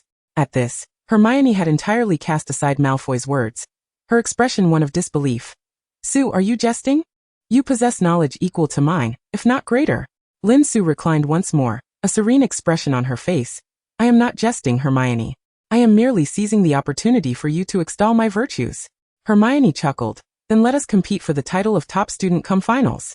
With that, she rolled off her bed and onto Lin Su's. Lin Su sighed. "Hey Hermione, is it truly wise to share a bed with your competitor?" Hermione playfully protested. "The competition is for the finals. True friendship lasts a lifetime." Very well, then I shall trouble Miss Hermione to awaken me in the morning, lest I miss breakfast." "No problem, leave it to me." Chapter 13. Transfiguration with Quirrell. The next morning, the reliable Hermione promptly roused Lin Su, and they had ample time to enjoy breakfast before heading to their classroom. The first lesson was Transfiguration, and Hermione, holding her textbook, speculated on what they would learn. Lin Su, however, remained fixated on the classroom door. "Ah, here he comes." The tabby cat sauntered into the classroom with an air of elegance. At that moment, only a handful of young witches and wizards occupied the room, either engrossed in their textbooks or engaged in animated discussions, with few paying attention to the feline. The cat sensed a fervent gaze upon it, and instinctively, it felt a twinge of defensiveness. Turning its head, it spotted a small girl with dark hair and brown eyes. Her bright gaze fixed upon it, causing the cat to pause before hastening to leap onto the teacher's desk. Lin Su suppressed the urge to pet the cat, reminding herself that this was the formidable Professor McGonagall, not an adorable, fluffy creature. Alas, the desire to caress it only intensified. Forcing herself to focus on her textbook, She resumed her discussion with Hermione about the fascinating aspects of transfiguration, managing to divert her attention from the cat. As expected, Harry and Ron arrived late, their eyes widening in astonishment at the sight of the transformed cat. Professor McGonagall did not deduct points but issued a verbal reprimand, leaving the two boys looking equally alarmed. Lin Su mused that McGonagall, or rather Professor McGonagall, had a bit of a mischievous streak. After demonstrating some intricate transfiguration techniques, Professor McGonagall soon instructed everyone to attempt transforming matchsticks into needles. Lin Su was uncertain whether she could achieve success swiftly, for even Hermione in the book had taken considerable time to effect even a minor change in the matchstick. She hardly considered herself more gifted than Hermione. As she hesitated with her wand raised, the explosive genius Seamus Finnegan had already transformed himself into a veritable explosion of hair. Professor McGonagall was pacing around the classroom, determined to prevent any genuine danger from befalling the young wizards, though she clearly did not anticipate that someone could create explosive effects from such a trivial matchstick. Fortunately, Seamus's little explosion had minimal destructive power. Aside from singeing his own eyebrows and the matchstick in front of him, no harm was done. Mr. Finnegan, I believe you need to spend some time in the hospital wing, Professor McGonagall stated with a calm demeanor. Seamus, reluctant, replied, Professor McGonagall, I assure you I'm perfectly fine. But I think I still need another matchstick. After confirming this several times, McGonagall provided him with a new matchstick, or rather a small stick with the match head removed. Seamus then proceeded to create another explosion under the watchful eyes of McGonagall and the young wizards, both overt and covert. Deciding to have a private conversation with Seamus after class, McGonagall noted that he had lost the privilege of practice for the lesson, and could only observe others honing their skills. Following Seamus's interruption, both Hermione and Lin Su felt slightly lighter in spirit. Lin Su raised her wand and aimed it at the matchstick, casting her spell. Unsurprisingly, the matchstick merely twitched, causing her to raise an eyebrow in a knowing manner. Meanwhile, Hermione had already transformed her matchstick into silver. Professor McGonagall had somehow positioned herself beside the two, surprised that Lin Su's transfiguration was proving so challenging, especially since she had witnessed the child's talent on the day of wand selection. Observing Lin Su's expression, McGonagall inquired, Miss Lin, may I ask what you are contemplating? Lin Su met McGonagall's gaze, feeling the weight of her authority for the first time. In her previous life, she had always been taught privately, and in this life, due to her consistently excellent performance, she had rarely faced such a stern look from her teachers. I apologize, Professor. I was just thinking that I truly haven't succeeded. Lin Su decided to be candid. Professor McGonagall's expression grew serious. There is no need to apologize, Miss Lin. You must understand that the first tenet of magic is belief. Belief? Lin Su pondered. Was it belief in herself? No, you must believe in magic. Trust that it will respond to your will and bring about change, McGonagall gently asserted before turning her attention back to the other young wizards. Hermione then quietly remarked to Lin Su, to be honest, it is only now that I believe you truly can get nervous.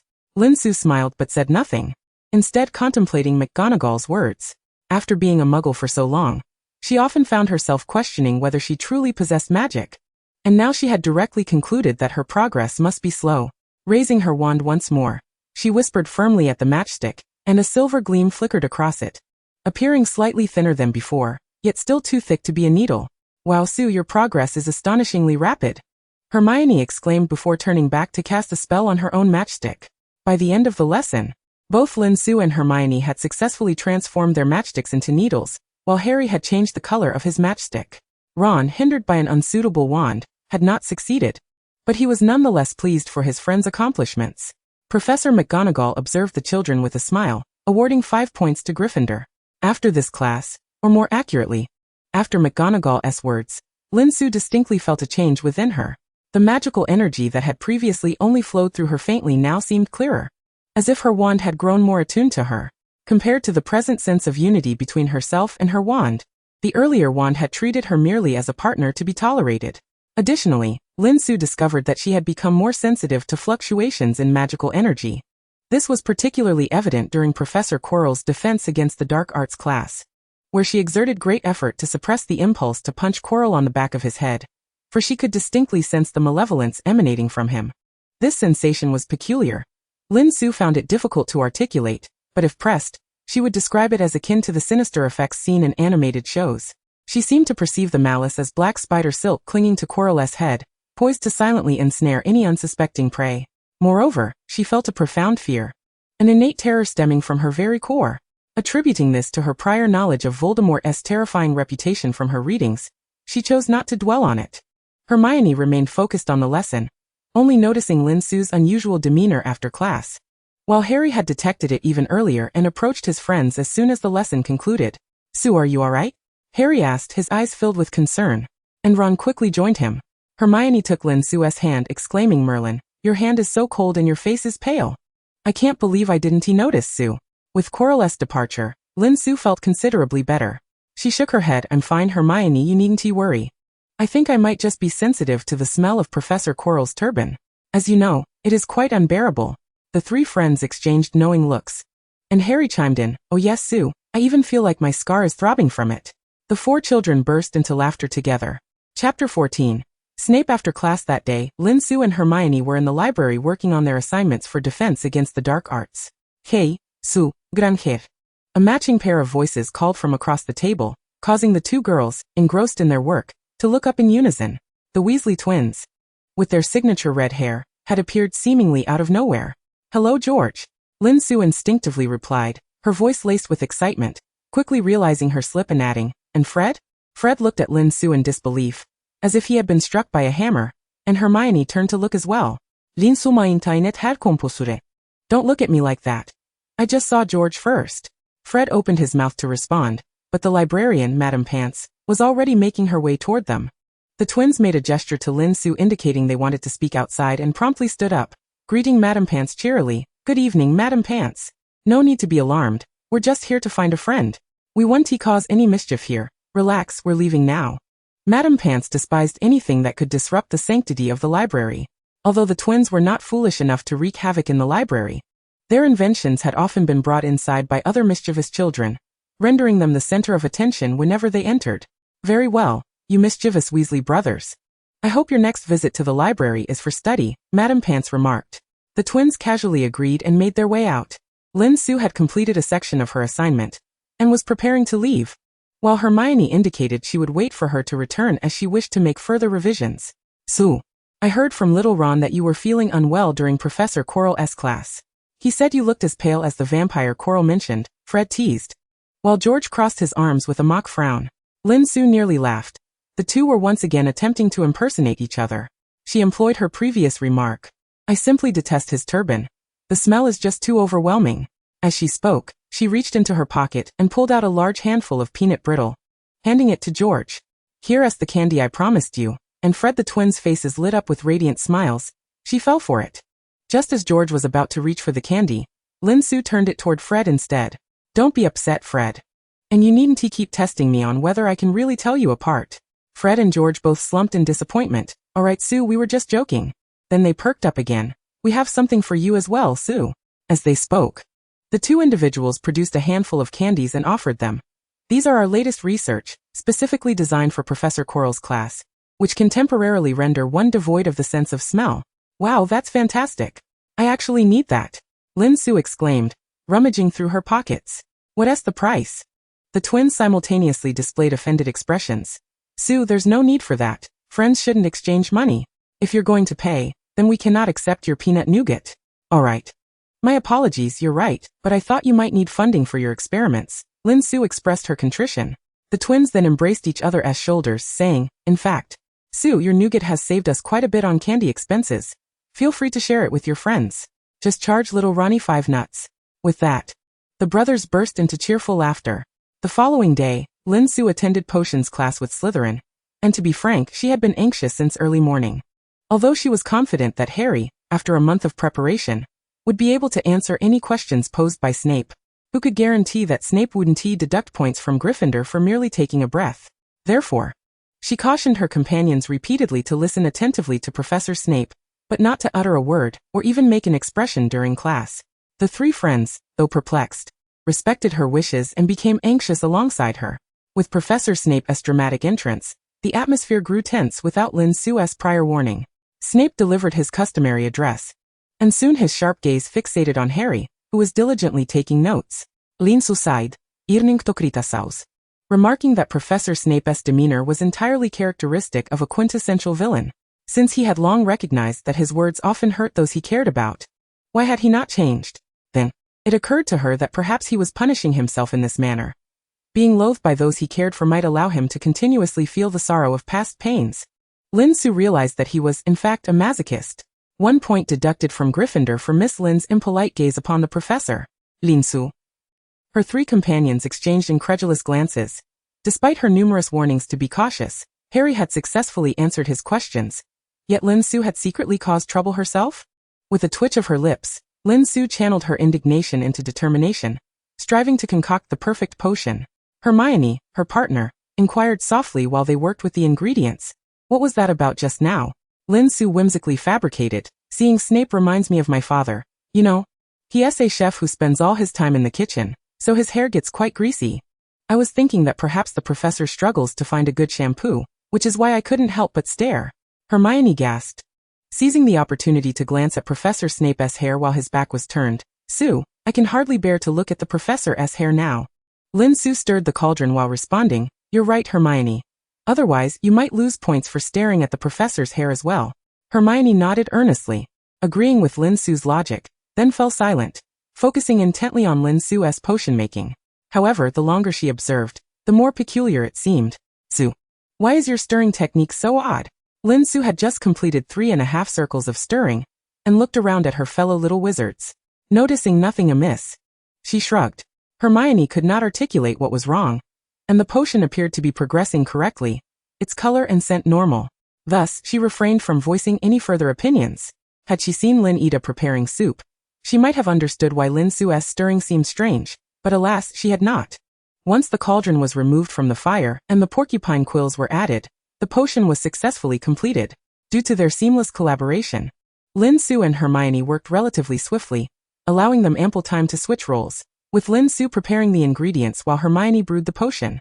While crushing the venomous snake fangs, Lin Su applied unexpected force, quickly pulverizing them with the pestle in the mortar, then began to grind.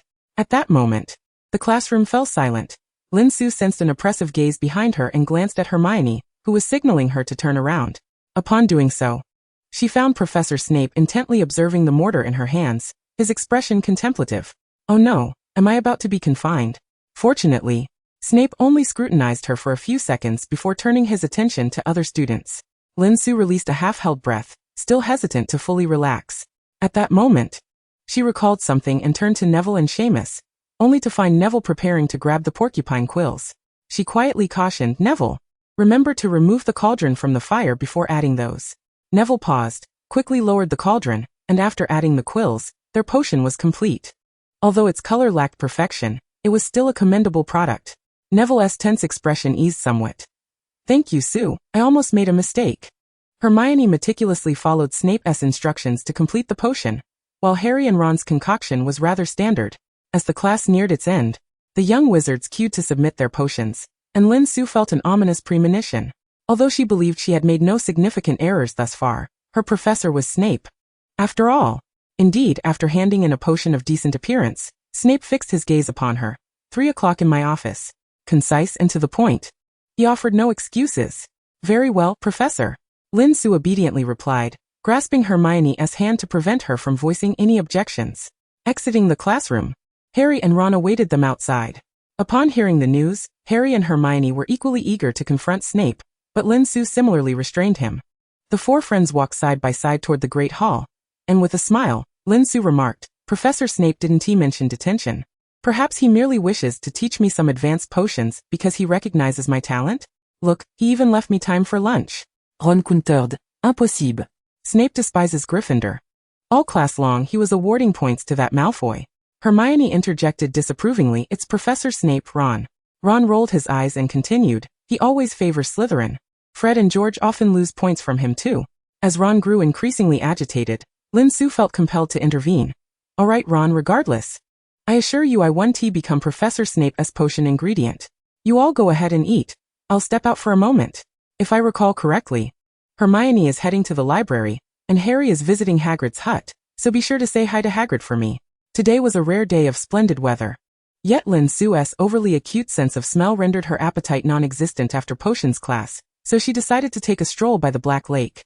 However, To Ron and Harry, Lin Su appeared too upset to eat, especially since she had already cost their house a point in her very first potions class. Despite not having made any mistake, turning around, she inquired of Hermione why she had been deducted points, and Hermione candidly explained, feeling no inclination to dine. She resolved to head to the library to read, as books helped her maintain her composure. Ron stared in disbelief, struggling to accept what he had just heard, while Harry expressed understanding, having witnessed how well Lin Su's family restaurant thrived. Upon entering the Great Hall, Lin Su's deduction of points had already become a hot topic among the Gryffindors, and the ever-gossipy Hufflepuffs curiously approached to inquire about the situation. Professor Snape's notorious reputation rendered the latter half of Lin Su's statement unutterable, so when Snape arrived for dinner and noticed the other professors casting glances in his direction, he paused his meal. Which kind-hearted professor can elucidate to your colleague why one must gaze upon him with such an appetite-suppressing stare? Perhaps the Hogwarts menu is in dire need of an update? A peculiar atmosphere permeated among the other professors, with Quirrell appearing on the verge of fainting, while the others exchanged significant glances laden with unspoken messages. At last, the brave Professor Flitwick cleared his throat. Severus, I hear you have confined a child simply because she remarked that you resembled her father, Snape, and that child was so distressed she could hardly eat, Flitwick continued. To be frank, Severus, even the plump Professor Sprout couldn't help but voice her thoughts. The latter part of her statement was swiftly silenced by Snape's fierce gaze. Merlin, she had never witnessed such an intense look from Severus. Pushing aside the food before him, Snape stood and strode purposefully out of the Great Hall, igniting a fervent discussion among the faculty the moment he exited. Lin Su remained blissfully unaware of the commotion. She settled onto a patch of smooth grass, staring vacantly at the lake's surface. She sensed an unusual surge of magic within her, and as she reflected on the events etched in her memory, she realized that she had never encountered a young wizard capable of perceiving the malevolent aura lingering behind Quirrell. What could this possibly mean? Am I destined to be a detector of dark auras? Lin Su muttered to herself. Behind her, two identical bursts of laughter echoed. Turning around, she found the red-haired twins doubled over with mirth. At times, she genuinely questioned whether these twins were perpetually casting a silencing charm, as they walked without making a sound. Noticing they showed no signs of stopping, Lin Su could not help but ask, is it truly that amusing? George stifled his laughter and replied earnestly, Sue, what peculiar thoughts are swirling in your mind? Fred chimed in, if you are a detector of dark auras, the Ministry of Magic might want to recruit you. Understanding the futility of explaining such matters, Lin Su decided to sidestep the topic entirely. All right, I was merely talking to myself. Why don't you two go have something to eat? The twins exchanged knowing glances, their expressions revealing subtle amusement, and they began to circle Lin Su synchronously. As they walked, they spoke. Brother, have you noticed something? There are indeed similarities. The same black hair. Exactly, no wonder Sue thinks Snape resembles her father. Lin Su, what? What are you talking about? She raised a hand to halt the two who were dizzying her with their antics. The twins paused and, in a back-and-forth manner, relayed the happenings in the Great Hall to Lin Su. A wave of darkness washed over her. Merlin. She could no longer guarantee that she wouldn't become a potion ingredient for Snape. Without a moment to lose, Lin Su hurriedly made her way toward the castle, desperately concocting a plan to salvage her life. The twins noted that the little witch's steps appeared somewhat unsteady. She headed straight for Snape's underground office. As the surroundings grew darker, Lin Su felt her heart sink heavier. Her pace slowed as she struggled to remember how to save herself. If only she possessed Harry's striking green eyes, perhaps her predicament would be easier, but alas, she did not. Shall I invite you in, Miss Lin? The low voice emanated from behind the office door, and Lin Su could not discern the emotion behind it. However, Snape addressing her as Miss Lin did not bode well. Her anxiety intensified. Upon entering, Snape refrained from verbally assaulting her again, gesturing with his wand towards the desk opposite him. Finish this by today. Very well, Professor. Lin Su exhaled in relief and glanced towards the direction Snape indicated, her eyes widening in surprise. Chapter 16. Do not go around claiming I am your father. In the dimly lit corridor, flickering candle sconces cast a warm, yellow glow, while ominous thuds echoed from behind a wooden door, heightening the eerie ambience. Lin, I assume your grinding of snake fangs could be a tad quieter, Snape remarked. His brow furrowed, not lifting his gaze. Lin Su was uncertain whether he referred to the sound of her grinding snake fangs, or the involuntary grinding of her own teeth. She silently reduced the intensity of her movements, ceasing to produce the loud, frustrated pounding. She knew Snape would not let her off easily. What kind of esteemed professor would assign a first year to grind an entire barrel of snake fangs? and with 3 barrels of potion ingredients beside her. Even if he recognized her strength, he shouldn't exploit her like this. After grinding a full barrel of venomous snake fangs into powder, Lin Su felt as if her biceps had doubled in size. Next came the sleeping beans. She was somewhat taken aback as this material was typically used fresh. However, since Professor Snape requested it, she would comply. Capping the crystal container filled with snake fang powder, and setting it aside, Lin Su rolled up her sleeves, preparing for the next task. The so-called beans resembled oversized black beetles more than anything else, and if one was not careful, they would bounce around the table like true insects. Fortunately, Lin Su knew how to handle them. She placed the sleeping beans on the table, pressed down with the blade's flat side, and then squeezed with her hands. The viscous juice caused her face to scrunch up in discomfort. Unbeknownst to her, Snape had approached and was now observing her method of handling the sleeping beans, his frown deepening. Even in advanced potion textbooks, the method for handling sleeping beans was to slice them. Yet only his ancient tome suggested a squeezing technique, and he was certain that volume had not been tampered with. Startled, Lin Su looked up to meet his penetrating black eyes, feeling momentarily dazed. Seconds stretched into what felt like an eternity, and she shook her head, astonished. That must have been legilimency, right? Why? Was it merely due to her method of handling the sleeping beans? Snape scoffed. It seems Miss Lin has quite a few secrets. With that, he swirled his robes and returned to his desk.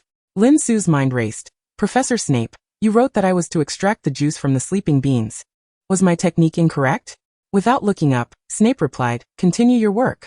Lin Su silently exhaled, unsure of what Snape had perceived about her. But his lack of any overt reaction led her to pretend nothing had transpired. She returned to her struggle with the sleeping beans. Her small face serious as she pressed them, her expression contorting into a comical frown. Snape cast a sidelong glance at her. He could not comprehend why his legilimency had seemingly failed, leaving only a haze of white fog. 3 possibilities emerged.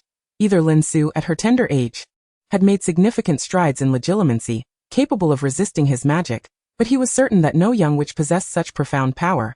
Alternatively, Lin Su might be a natural occlumens, endowed with inherent resistance, which seemed unlikely, as she had clearly appeared dizzy. Lastly, she could be in possession of alchemical items that countered legilimency, or protected by a spell set by a master. His interest in employing legilimency on Lin Su was not solely due to her handling of the sleeping beans. Perhaps the little witch had not noticed how deftly she had reminded Neville during class, as if she had foreseen the ensuing events. As Lin Su grimaced while crushing the last few sleeping beans, Snape spoke, assuming Miss Lin can see the gloves placed on the table. Lin Su, I didn't see them, they were hidden behind the barrel. Wearing a forced smile, Lin Su crushed the remaining beans. You have completed your work for today. You may leave. Snape's distinctive tone imbued even the most mundane statement with an air of sarcasm. Lin Su quiet l'hypothèse. And just as she was about to exit the office, Snape's voice rang out again. Assuming Miss Lin's mind is not filled with sleeping beans, refrain from spreading the rumor that your unfortunate old professor is your father. Lin Su. Turning around to explain, she found the office door had already slammed shut before her nose. Dejected, she made her way outside, where she encountered 3 upperclassmen from Gryffindor. Lin, has your detention ended? Lin Su lowered her head, responding weakly. The 3 upperclassmen chuckled. There's no need to be so disheartened, Lin. Old Bat has a notorious aversion to Gryffindor. And we 3 are also destined for detention. Good luck, seniors. I must be off to dinner. I'm rather famished. Perhaps you could enlighten me on tonight's menu? Lin Su, devoid of energy, refrained from correcting the senior's impolite address. Lin, I regret to inform you that the dinner hour has already passed. By the time we departed, the food had been cleared away, the 3 seniors said sympathetically. Lin Su let out a low lament and waved her hand as she continued her wanderings. Wait. Suddenly, the 4 cauldrons of potion ingredients in Snape's office, and the 3 seniors popped into her mind. So she had unwittingly completed the work of 2 people. It had struck her as peculiar that the sleeping draft, usually reserved for upperclassmen, had been in her possession. She had thought Professor Snape was being lenient, allowing her to leave after processing only half the materials. Oh, how foolish of her. Upon George's arrival, he was greeted by the sight of Lin Su gently thumping her head with her small fist. Su, is this a new technique? Perhaps one that enhances intelligence? Lin Su froze momentarily. What was happening today? Why was she constantly embarrassing herself? Suppressing her annoyance, she weakly greeted George. Hi, George. What brings you here? George retrieved a candy from his pocket and offered it to her. Here, have a sweet, Su. I think you need someone to accompany you for a bite to eat. Her eyes brightened, and Lin Su immediately perked up. Could it be that she was about to experience the wonders of the Hogwarts kitchen? That would be splendid, George. I'm so hungry I could devour a whole cow. Lin Su waved her tiny fist, her demeanor transformed. George chuckled at her peculiar expression. Come on. Let me witness your attempt at consuming an entire cow. Lin Su lightly punched George. Hey George, no teasing. All right Sue, Merlin, bear witness. I shall not laugh. Now that was more like it. How is your invention progressing? Quite well. We've successfully combined nougat with some mischievous spells, resulting in a significantly higher success rate than with fruit drops, which tend to shatter easily. I must say, the firm nougat is perfect for pranks. That sounds promising. Perhaps next time you could craft some sweets that would make young wizards believe their teeth have fallen out. Merlin's candies, Sue, you are simply a genius. The young wizards strolled together in another direction, the dim candlelight in the corridor now radiating a warm ambience. Chapter 17. The Kitchen and the Three-Headed Dog. George expertly guided Lin Su to the Hogwarts kitchen. In the stone-arched underground corridor, hung a painting of a bowl of fruit. Pointing at the pear in the painting, George said, Sue, perhaps you would like to give it a try? A gentle tickle of this pear will unveil a new world. Eager to participate, Lin Su reached out and tickled the pear, which erupted into laughter, transforming into a green doorknob. As she turned it, a scene unfolded before her. It was akin to another grand hall, brightly lit, with peculiar house elves bustling about with great fervor. Most notably, at the far end of the room stood a round table where her friends awaited her. Harry, Ron, Fred, and even the usually rule-abiding Hermione were gathered there to welcome her, and Lin Su felt her heart enveloped in warmth.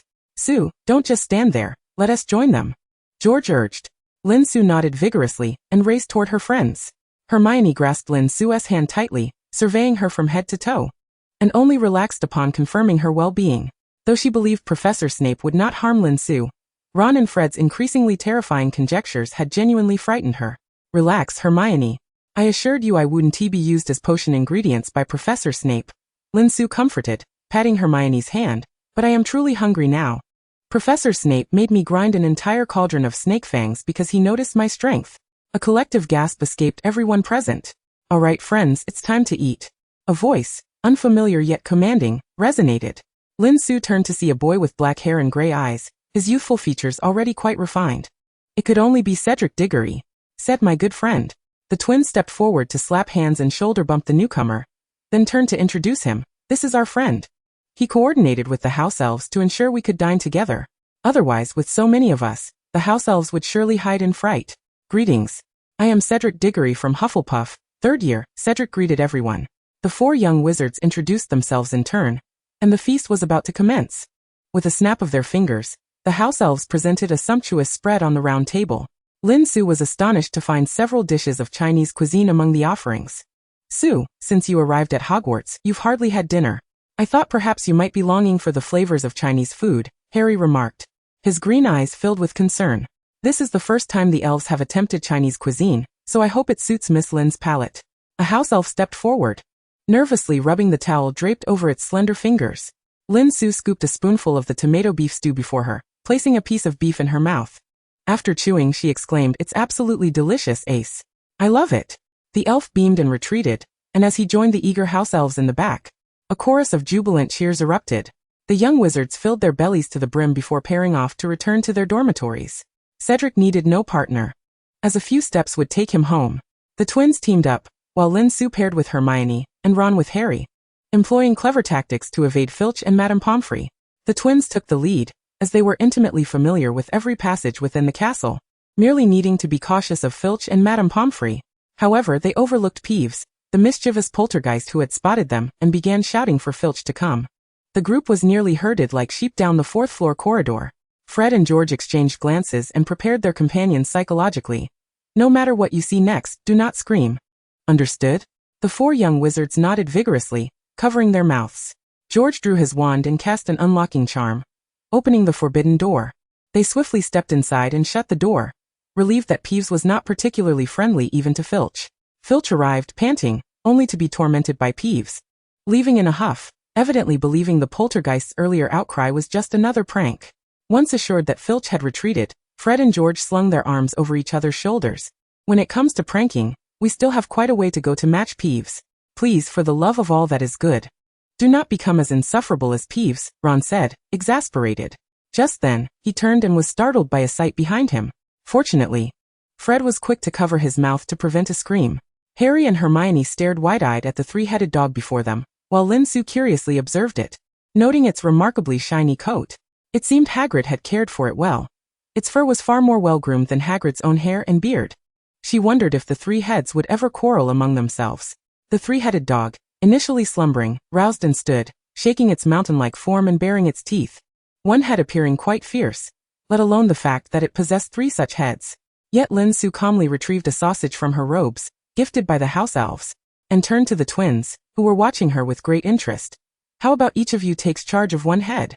The twins readily accepted the challenge. The trio exhibiting a fearless demeanor as they accurately fed the three-headed dog. Ever since Dumbledore had mentioned the prohibition of access to the corridor on the 4th floor during the opening ceremony, the twins had been filled with curiosity, having previously sneaked in several times. Apart from the initial fright caused by the revelation of the three-headed dog, they had since brought food on their subsequent visits. As the creature displayed no malice and showed no desire to prevent their entry through the trapdoor, it willingly accepted their offerings, which explained why it had refrained from barking at them upon their arrival. However, this leniency was limited. Should they linger too long, the three-headed dog would exhibit hostility and bite without hesitation. Upon witnessing the twins and Lin Su begin to feed the creature, Harry, Ron, and Hermione felt their fears diminish significantly, with the 2 boys even joining in the feeding, while Hermione wore an expression of disbelief. Due to their numbers, the 3 heads could not simultaneously partake of the same morsel, which seemed to irritate them. All right, today's adventure must come to an end, the twins declared in unison. Or else the dawn will break. Thank goodness for that. Hermione, who had been holding her breath, finally exhaled slightly. By the time they reached the 8th floor, the fat lady had already closed her eyes, nearly asleep. Bertie Bott's every flavor beans, the group whispered, prompting the fat lady to yawn and complain about their late return before opening the door. From behind the wall emerged a figure, Neville, bleary-eyed and forgetting the password. Is it morning yet? The others were left speechless, while only Lin Su's pupils widened in shock. Who changed today's password to Bertie Bott's? It was utterly incomprehensible. Chapter 18. Flying lessons and a bet. Before long, the young wizards, having grasped a measure of magical prowess, were set to embark on their flying lessons. Lin Su had long been curious about the sensation of soaring on a broomstick, while Fred and George cryptically remarked that it was an indescribable feeling, and now she was finally about to experience it. As class time arrived, Lin Su gazed at the well-worn broomsticks lying on the ground, filled with confidence about her ability to fly, in stark contrast to Hermione.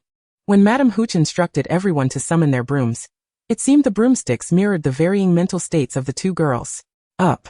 With the incantation, Lin Su and Harry successfully summoned their broomsticks, while Hermione looked on with wide eyes. How did you do that? Hermione inquired, turning to Lin Su and Harry.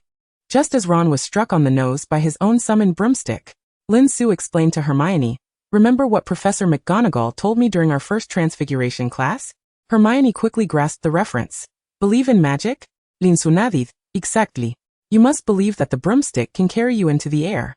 Hermione frowned in trepidation. But they look far too old. I can't shake my apprehension. As if in response to her words, her broomstick rolled twice on the ground, seemingly expressing its dissatisfaction. Hermione, do not forget that this is the magical world. It has its own temperament. Additionally, even in our world, the more experienced workers are often the most sought after, aren't they? Lin Su offered Hermione a reassuring glance. Hermione took a deep breath and resumed her efforts. Meanwhile, Neville had already taken off uncontrollably on his broomstick. Madame Hooch shouted for him to come down, but to no avail. Unless one possessed formidable dark magic, nothing could interrupt a flying broomstick, let alone bring it down while simultaneously casting a cushioning charm on the ground. Clearly, Madame Hooch was unable to accomplish such a feat alone. Until that moment, she had only witnessed broomsticks that either failed to take flight or flew low and erratically. Neville's straight ascent was a first. Under the gaze of the crowd, Neville plummeted from the sky. Even with Madame Hooch's cushioning charm and the building's buffer, he broke his wrist upon landing. Madame Hooch escorted Neville to the hospital wing, instructing the young wizards to remain still, but Lin Su knew that trouble from Malfoy was imminent. In a scene reminiscent of her memories, Lin Su quietly muttered, "What's meant to happen will happen," as she began to watch Harry's flying performance alongside the other young wizards. She was oblivious to the figure clad in black behind one of the classroom windows, Snape, alongside Dumbledore in silver robes. Severus, you are correct. Miss Lin indeed harbors many secrets. I suspect she may possess some prophetic abilities. Dumbledore remarked with a benevolent smile, seemingly disinclined to intervene further. Dumbledore, do you grasp the implications of this? Snape replied, his gaze fixed on Harry, who was diving through the air, his brow furrowed and his eyes reflecting disdain. Yet he silently cast a cushioning charm over the area where Harry would land. At that moment, Lin Su curiously exclaimed, as she vaguely sensed a ripple of magical energy. She scanned her surroundings but found nothing amiss, concluding that she must have misinterpreted her perception. Dumbledore clasped his hands together. Severus, they each have their paths to tread. Just as we do. Snape remained silent, and after confirming Harry's safe landing, he turned and departed. Dumbledore observed Lin Su approaching Harry with concern, muttering to himself, an intriguing child. Professor McGonagall took Harry away, while Lin Su, along with Hermione and the others, displayed their worry, although she knew Harry would not be expelled. Harry successfully joined the Quidditch team, and the twins immediately shared this secret with Lin Su and Hermione, urging them to keep it under wraps. Ron felt a twinge of envy, but his friends encouraged him to try out next year, and Lin Su mentioned her intention to do so as well, swiftly dispelling any lingering discontent. Malfoy remained sore about Harry not being expelled and challenged him to a duel. Hermione and Lin Su jointly implored him not to go, but Harry and Ron were evidently uninterested in listening. Harry even had a minor disagreement with Lin Su over it. Aware that gentle persuasion was futile, Lin Su took a different approach. She crossed her arms, impassively blocking the exit of the common room. Let us make a bet, Harry Ron. I wager 2 galleons that Malfoy won't show up. He'll merely toy with you. If he doesn't come, you owe me 2 galleons. What do you say? Predictably, when it came to money, Ron hesitated. His pocket money was insufficient to cover a galleon. However, after some deliberation, Harry agreed to the wager. Sue. Whether Malfoy shows up or not, if I don't go, I'll be a coward. Gryffindor has no cowards. Lin Su's expression softened. She knew full well that Malfoy would not attend, but Harry was unaware of this. Harry, Gryffindor is indeed composed of brave souls. But you must understand that Malfoy will not be so forthright. He is bound to have some tricks up his sleeve, especially against you. If I were you, I would inform him of a duel by the Black Lake during the day, rather than engage in a definite rule-breaking rendezvous after curfew. After some contemplation, Harry decided to write a letter to Malfoy. Although it was already past curfew and owls wouldn't fly to the Slytherin common room, they were acquainted with Ace, the efficient house elf of Hogwarts. Hermione gasped in disbelief. Sue, are you genuinely only 11 years old? If it were me, I would have run out there. Lin Su recognized that as per the book, Hermione would indeed have joined the escapade. Moreover, they would discover the 3-headed dog that night. However, since they had already encountered the creature, and the primary plot had been triggered, there was no need for them to venture out again. To be honest, Hermione, the Sorting Hat once mentioned that I would have suited Slytherin as well. I merely contemplated their thought processes. Lin Su shrugged, finding nothing inappropriate about her admission. Slytherin is pragmatic, seeks to avoid harm, and harbors ambitions for power. Yet these are merely traits of wizards, devoid of any inherent good or evil. Malfoy would never dare to engage in actions that would incur penalties for Slytherin unless the benefits outweighed the risks. Clearly, luring Harry into a violation could be achieved merely through verbal provocation, allowing him to toy with Harry while potentially leading to Harry's expulsion, a twofold triumph, requiring no direct involvement on his part. Lin Su calmly added her observations, and although Hermione pondered this, it did little to instill fear in her. Rather, she found Lin Su's insight impressive. Such astute analysis, truly reflective of Slytherin's cunning. It seems the Sorting Hat ought to retire. Out of nowhere, the twins emerged from an unseen corner, as if Lin Su had accomplished something remarkable, almost ready to sound a fanfare in her honor. Lin Su Said, George, Fred, do you truly have no sound when you walk? They chatted a bit longer in the common room, and Lin Su asked them to refrain from spreading news about the duel, as it was highly unlikely to occur, before they returned to their respective dormitories. Chapter 19 Capybara. Phoenix, cockroach clusters. As anticipated, Malfoy did not agree to duel Harry by the Black Lake. He was acutely aware that private dueling among students was against the rules. Should he engage with Harry, it would undoubtedly attract a crowd. There was no way to conceal it.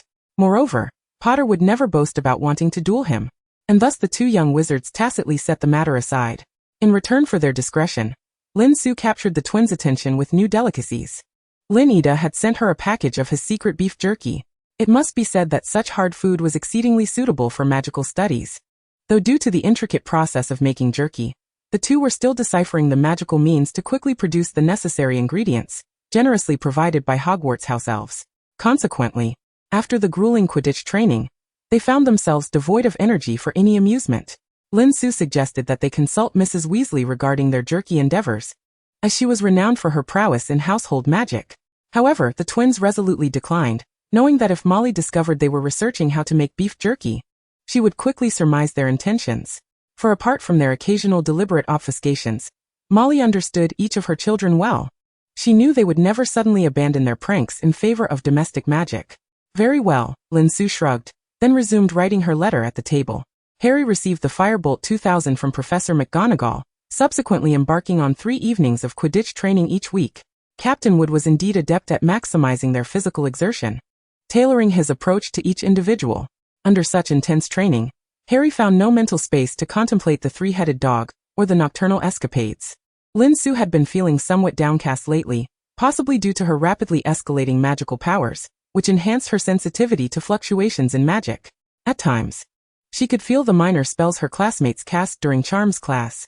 For instance, she was no longer startled by the sound of Seamus's precise explosions beside her, as the magical fluctuations produced during his detonations resonated at a specific frequency.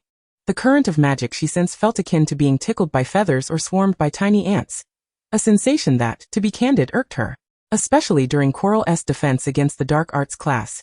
Even after consuming candies that dulled her sense of smell, the foul odor still infiltrated her mind alongside the malice she perceived, transforming the experience into a nauseatingly sticky sensation. Yet, she did not wish to worry her friends. Thus, apart from her slightly pale complexion betraying her discomfort, everything else appeared relatively normal. After her 3rd visit to Madame Pomfrey for a checkup, during which no ailments were detected, Madame Pomfrey grew increasingly concerned for Lin Su's health. She had never encountered such a situation. All diagnostic spells indicated that the child's physical state was sound, and her magical growth was exceedingly smooth, perhaps even too smooth. Summoning forth a peculiar silver creature, it joyfully trotted around the room before exiting. Lin Su widened her eyes, falling into an eerie silence. If she was not mistaken, that was a capybara, her first encounter with such an animated specimen. Madame Pomfrey turned to Lin Su. Miss Lin, I believe you must wait here for a moment. May I inquire, madam, what is that? Lin Su asked, her face alight with curiosity. Madame Pomfrey simply replied, a spell you will learn in due time. The silhouette of a silver phoenix appeared in the infirmary, and Madame Pomfrey instructed Lin Su to follow it to the headmaster's office. Standing before the door to the office, Lin Su spoke the password, peanut brittle. Clearly, Dumbledore was well aware of her and the twins' research endeavors. Come in, child. Dumbledore's voice rang out. Good day, Professor Dumbledore, Lin Su greeted obediently. Having just concluded her defense against the dark arts class, her complexion was hardly favorable, accentuating the brightness of her eyes. Good day, child. You do not look well, Dumbledore observed with a kind expression. Poppy asked me to check on your health. Please. Take a seat. With a wave of his hand, a chair appeared behind Lin Su. She seated herself without hesitation. Thank you, Professor. Dumbledore approached her, his wand emanating a pure white light that enveloped Lin Su. However, his diagnostic results mirrored Madame Pomfrey's, and he jested. Poppy thought her diagnostic spells had failed. That is certainly not the case. She is the finest healer. Indeed, Madame Pomfrey's healing magic is remarkable, Lin Su concurred, acknowledging how she had resolved numerous issues for the children, particularly for the trio and the twins, who often found themselves in trouble. Returning to his desk, Dumbledore pushed several dishes of sweets toward her, including the cockroach clusters that resembled their namesake. Lin Su, opting for a buzzing honeycomb candy from the side, steadfastly refused to try the cockroach clusters. Dumbledore observed her with gentle amusement. Children always seem to detest that. In truth, it tastes splendid. Lin Su met Dumbledore's gaze. I apologize, Professor, but I truly cannot abide their appearance. If they could be fashioned into the shape of flowers, I believe I could accept them. A splendid idea. Perhaps you could write a letter to the Honeyduke, Dumbledore mused, shifting his focus. Now, child, I need you to tell me what ails you. Lin Su ceased her jesting, adopting a serious demeanor. Professor, I believe my magical energy feels rather peculiar, though I cannot quite articulate it. Dumbledore regarded her with gentle eyes. Do not fret, child. You may speak at your own pace. Lin Su lowered her gaze in contemplation for a moment before looking up at Dumbledore. Perhaps it is presumptuous of me, but could I trouble you to perform transfiguration on an object in the room without your wand? As she spoke, she closed her eyes. Dumbledore appeared unfazed by her request, casually casting a transfiguration spell. At the same moment Dumbledore's magic took effect, Lin Su's voice rang out. Did you just transform the doorknob into a cockroach cluster? Without even opening her eyes. Ah, Dumbledore certainly has a fondness for cockroach clusters, she thought. Dumbledore's blue eyes flickered with mild surprise before settling back into calmness. This child had become even more perceptive than during their last flying lesson. Lin Su shrugged. That's it, Professor. It seems I can sense the fluctuations of other people's magic.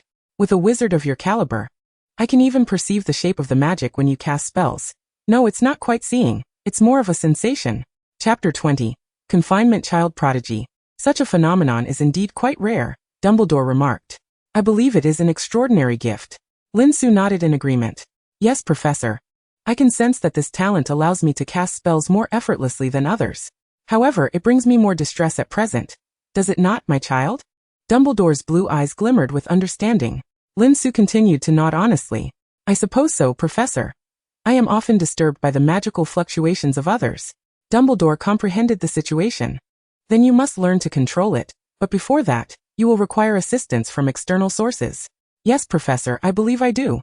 Lin Su was aware that this was beyond her current capabilities, and in a bid to avoid straining herself, she was willing to seek help. Perhaps I should write to an old friend of mine to discuss your current situation, Dumbledore suggested, and Lin Su took her leave with a sense of understanding. Before she departed, Dumbledore added, I believe there is someone who can assist you in learning to control this ability. Lin Su suspected she knew whom Dumbledore was referring to. After Lin Su's exit, the atmosphere in the headmaster's office became lively, with portraits of former headmasters engaging in discussions about her case. Although it was evident that Lin Su was an unprecedented exception. At that moment, a usually silent figure among the portraits spoke up, Albus. Is your legilimency ineffective against her as well? Dumbledore nodded.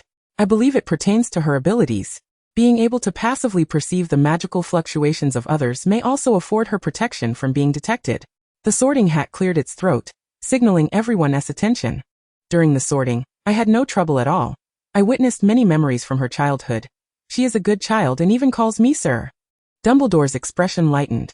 Of course, but how can you be certain that what she showed you was the entirety of it, dear hat? As he spoke, he pinched a cockroach from a dish and popped it into his mouth. Delightful. As Lin Su had anticipated, during potions class, Snape's gaze towards her was far from friendly. The scrutiny he had previously reserved for Harry was now largely directed at Lin Su, followed by various peculiar justifications for her confinement. Her friends were deeply concerned, but given the tasks that lay ahead, Lin Su felt compelled to keep her situation under wraps, silently apologizing to Snape for having to bear the brunt of his ire.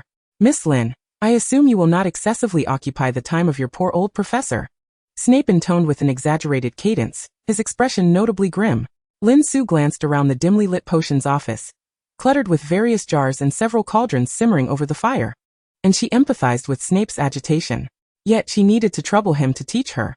Snape was even more experienced in spellwork than Professor Flitwick, and his mastery of magic was undoubtedly exceptional, marking him as a true genius.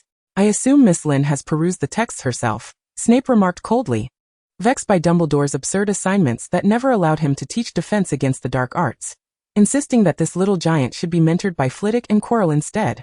The mere thought of Quirrell darkened Snape's countenance further. Tell me, what have you perceived? Lin Su indicated the fourth potion brewing. It needs stirring, 3 clockwise rotations.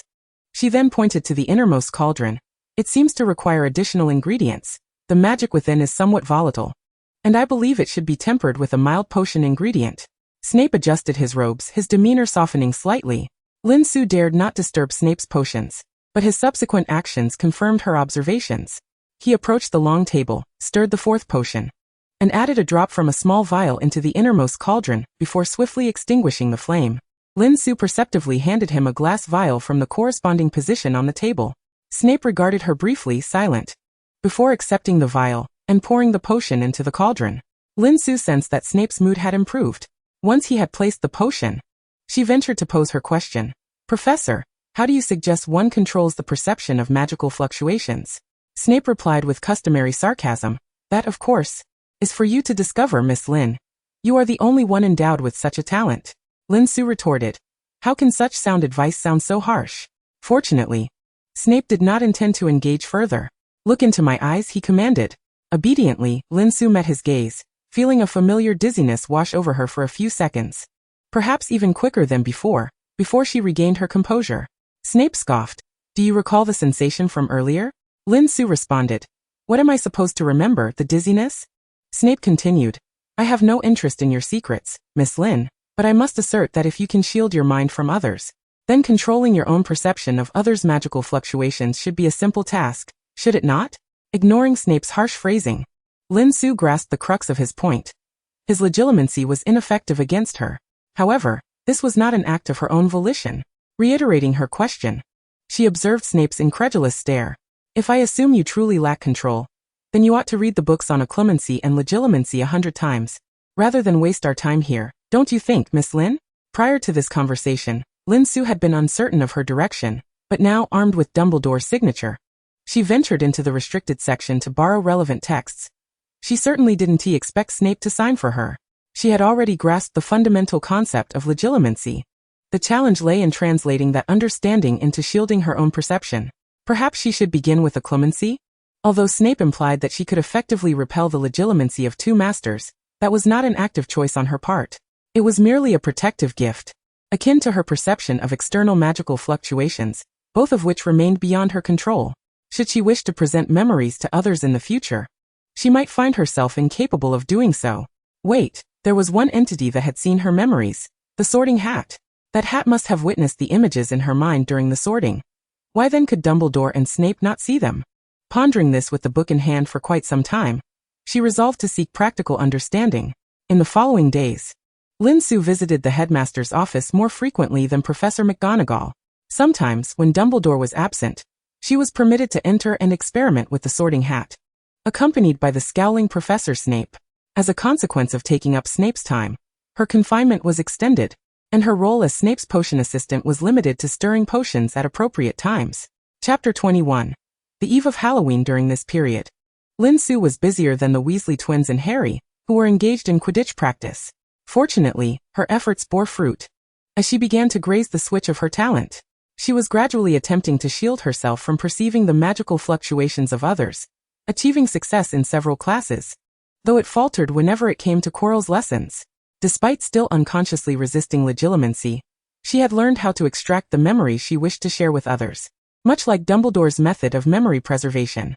However, her preoccupation had led to subtle shifts in the dynamics between Hermione, Harry, and Ron, as she was no longer there to mediate. During the charms class on the eve of Halloween, Ron once again became frustrated due to Hermione's merciless corrections of his pronunciation. Meanwhile, Lin Su, having successfully cast the levitation charm, was engrossed in recalling the memories she had glimpsed from Quirrell's mind and extracting them, thus oblivious to the brewing conflict between the two. As soon as the class concluded, she rushed to the headmaster's office, the stone gargoyle already familiar with her presence, swiftly granting her entry upon her utterance of the password. Professor Dumbledore, I believe it is imperative for you to examine this, Lin Su declared, raising a small glass vial containing silvery strands of memory. You have the means to view it, do you not? Ah, splendide magique. 3 points to Gryffindor, Dumbledore remarked, commending Lin Su's progress without inquiring how she had come to possess the tool to access memories. With a flick of his wand, the pensieve materialized on the table, and Lin Su stepped forward alongside Dumbledore to immerse themselves within it. The scene that unfolded was one of Professor Quirrell's class, yet from Lin Su's perspective, an ominous aura of dark magic emanated from the back of Quirrell's head. Initially, she had perceived only a fine web, but now it loomed like a viscous liquid, shrouding Quirrell's cranium entirely. In short, it was not a sight that elicited any sense of aesthetic pleasure. Emerging from the pensieve, Dumbledore turned his gaze toward Lin Su. Is this the reason you have been feeling unwell after each of your defense against the dark arts classes, my child? Lin Su nodded. Yes, Professor. At first, I believed it was merely residual magical energy from Professor Quirrell's attack, but it seems to have intensified. In truth, I cannot discern whether my perception has heightened, or if the magic itself is growing stronger, or perhaps it is a combination of both. Dumbledore turned away, lost in contemplation, and after a moment, gestured for Lin Su to leave. It was only when she entered the great hall and saw the table laden with pumpkins that she realized she had forgotten something crucial. It was the eve of Halloween. As expected, Hermione was absent from the Gryffindor table. Lin Su seized Neville's arm. Where is Hermione? She cannot still be in the girls' restroom. Parvati mentioned that Hermione had been weeping in there, reluctant to emerge. Neville glanced at Ron, who was still gnawing on a chicken leg. Ron froze, the chicken leg losing all appeal. I feel I require an explanation, but not now. I must find Hermione. Lin Su's gaze fixed on Ron, who found her somewhat intimidating for the first time. Almost as soon as Lin Su stepped out of the Great Hall, Quirrell dashed in, exclaiming, "A troll! There's a troll in the dungeons." Lin Su shot him an incredulous look before hastening to locate Hermione. "Hermione, are you there? We must leave at once. A troll has invaded the castle. It is not safe here." Lin Su sprinted to the restroom, succinctly conveying the dire situation to Hermione, exhausted from crying all afternoon. Hermione felt a surge of panic upon hearing Lin Su's words, yet she swiftly emerged from her stall. The two girls clasped hands and rushed outside, but alas, they were too late. The troll was already on their level, dragging a club along the ground. Hermione stifled a gasp, and both girls quietly retreated back into the restroom. "What do we do now, Sue?" Perhaps bolstered by the presence of her friend, Hermione was less frantic than in the original tale. Lin Su peut-être pocket. Her wand was present, yet she had not yet learned any particularly destructive spells, nor had Hermione. Moreover, it was likely that Harry and Ron would soon arrive. She was determined not to miss the opportunity to fortify the bonds of friendship among the trio. Crouching in the stall, the troll, oblivious to their presence, smashed a sink but did not swing its club again. Just then, Harry and Ron's voices echoed. "Hermione! Sue! Hermione! Lin Su!" The troll awkwardly turned towards the boys, who momentarily blanked, fearing that Hermione and Lin Su had been devoured. They grabbed whatever was at hand and hurled it at the troll, their anger palpable. "Spit them out!" Lin Su and Hermione exchanged a glance, slightly bemused yet deeply touched by their friend's fervor. Stepping out of the stall, they saw Harry dangling upside down in the troll's grasp, who exclaimed with delight upon spotting them, "Sue! Hermione!" Ron, holding his wand, was both thrilled and frantic. What should I do? His mind raced back to Hermione's correction of the levitation charm during class. Wingardium Leviosa. The club floated from the troll's grasp and struck its own head. Simultaneously, Lin Su deftly tossed a dung bomb, a gift from the twins, into the troll's unblocked nostril. It was hard to say whether the troll was rendered unconscious from the blow or overwhelmed by the stench. Harry pinched his nose as he pulled his wand from the troll's nostril, wiping it on the troll's grass skirt. The four friends were engulfed in the mingled foul odor of the dung bomb and the troll itself, their vision blurring as they stumbled towards the restroom door. Professor McGonagall, Snape, and Quirrell, drawn by the commotion, cornered the four of them. "Merlin, it reeks!" exclaimed Professor McGonagall, covering her nose. "I believe you owe us a reasonable explanation as to why you were not dutifully remaining in your dormitories." McGonagall appeared quite incensed. Hermione spoke up. "They came to find me, Professor." Professor McGonagall's expression shifted to one of disbelief. Lin Su quickly interjected, "Hermione wasn't feeling well, and I came to check on her. We happened upon the troll, and became trapped here."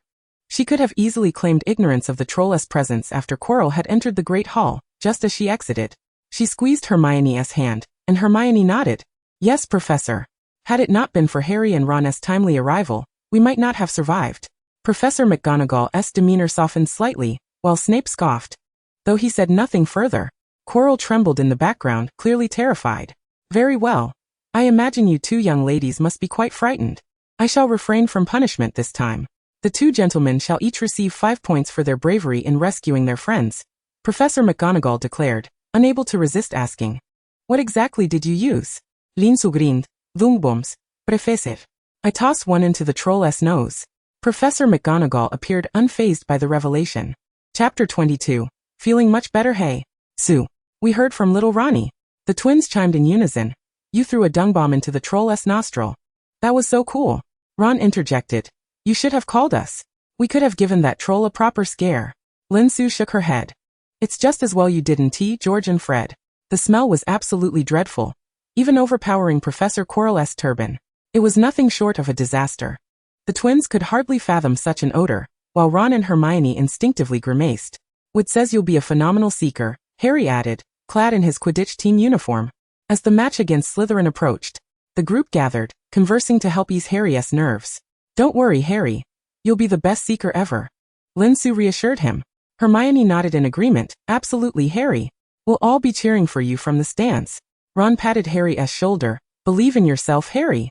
Before long, it was nearly 11 o'clock, and the entire school had gathered to witness the match.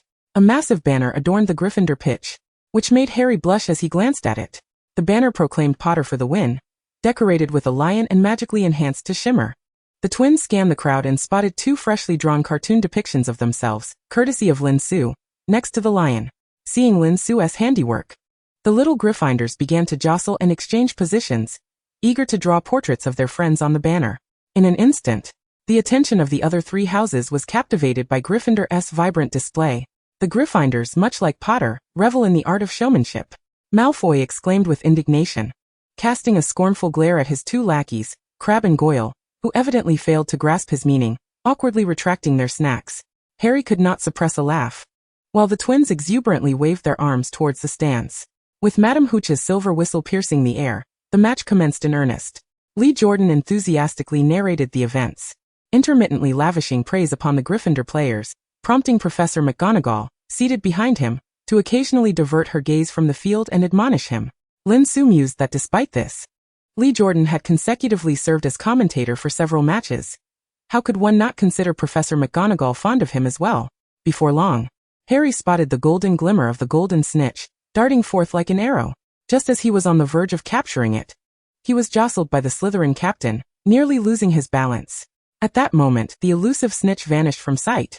Harry retreated to a corner, opting not to engage in the fray. Suddenly, his broom began to spiral uncontrollably. Merlin, Harry was showcasing his extraordinary flying prowess. This scene evoked a sense of nostalgia, as James had always done the same. Hagrid, seated busy de Lin Su, sighed in reminiscence. Lin Su closed her eyes, releasing her senses, and distinctly perceived tendrils of grey-black magic connecting Quirrell in the stands to Harry's broom. Hermione also sensed something amiss, nearly directing her binoculars towards the teacher's box. It's Snape. Clearly, even in her absence, the trio remained suspicious of Snape.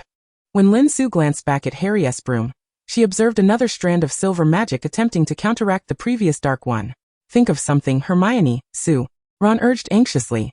Lin Su grasped Hermione's hand, and together they navigated through the crowded seats towards the teacher's box. As they ran, Lin Su exclaimed, Hermione, it's not Snape, it's Quirrell. Hermione, undeterred, replied incredulously, no, I distinctly saw it. Quirrell was casting spells, even before Professor Snape.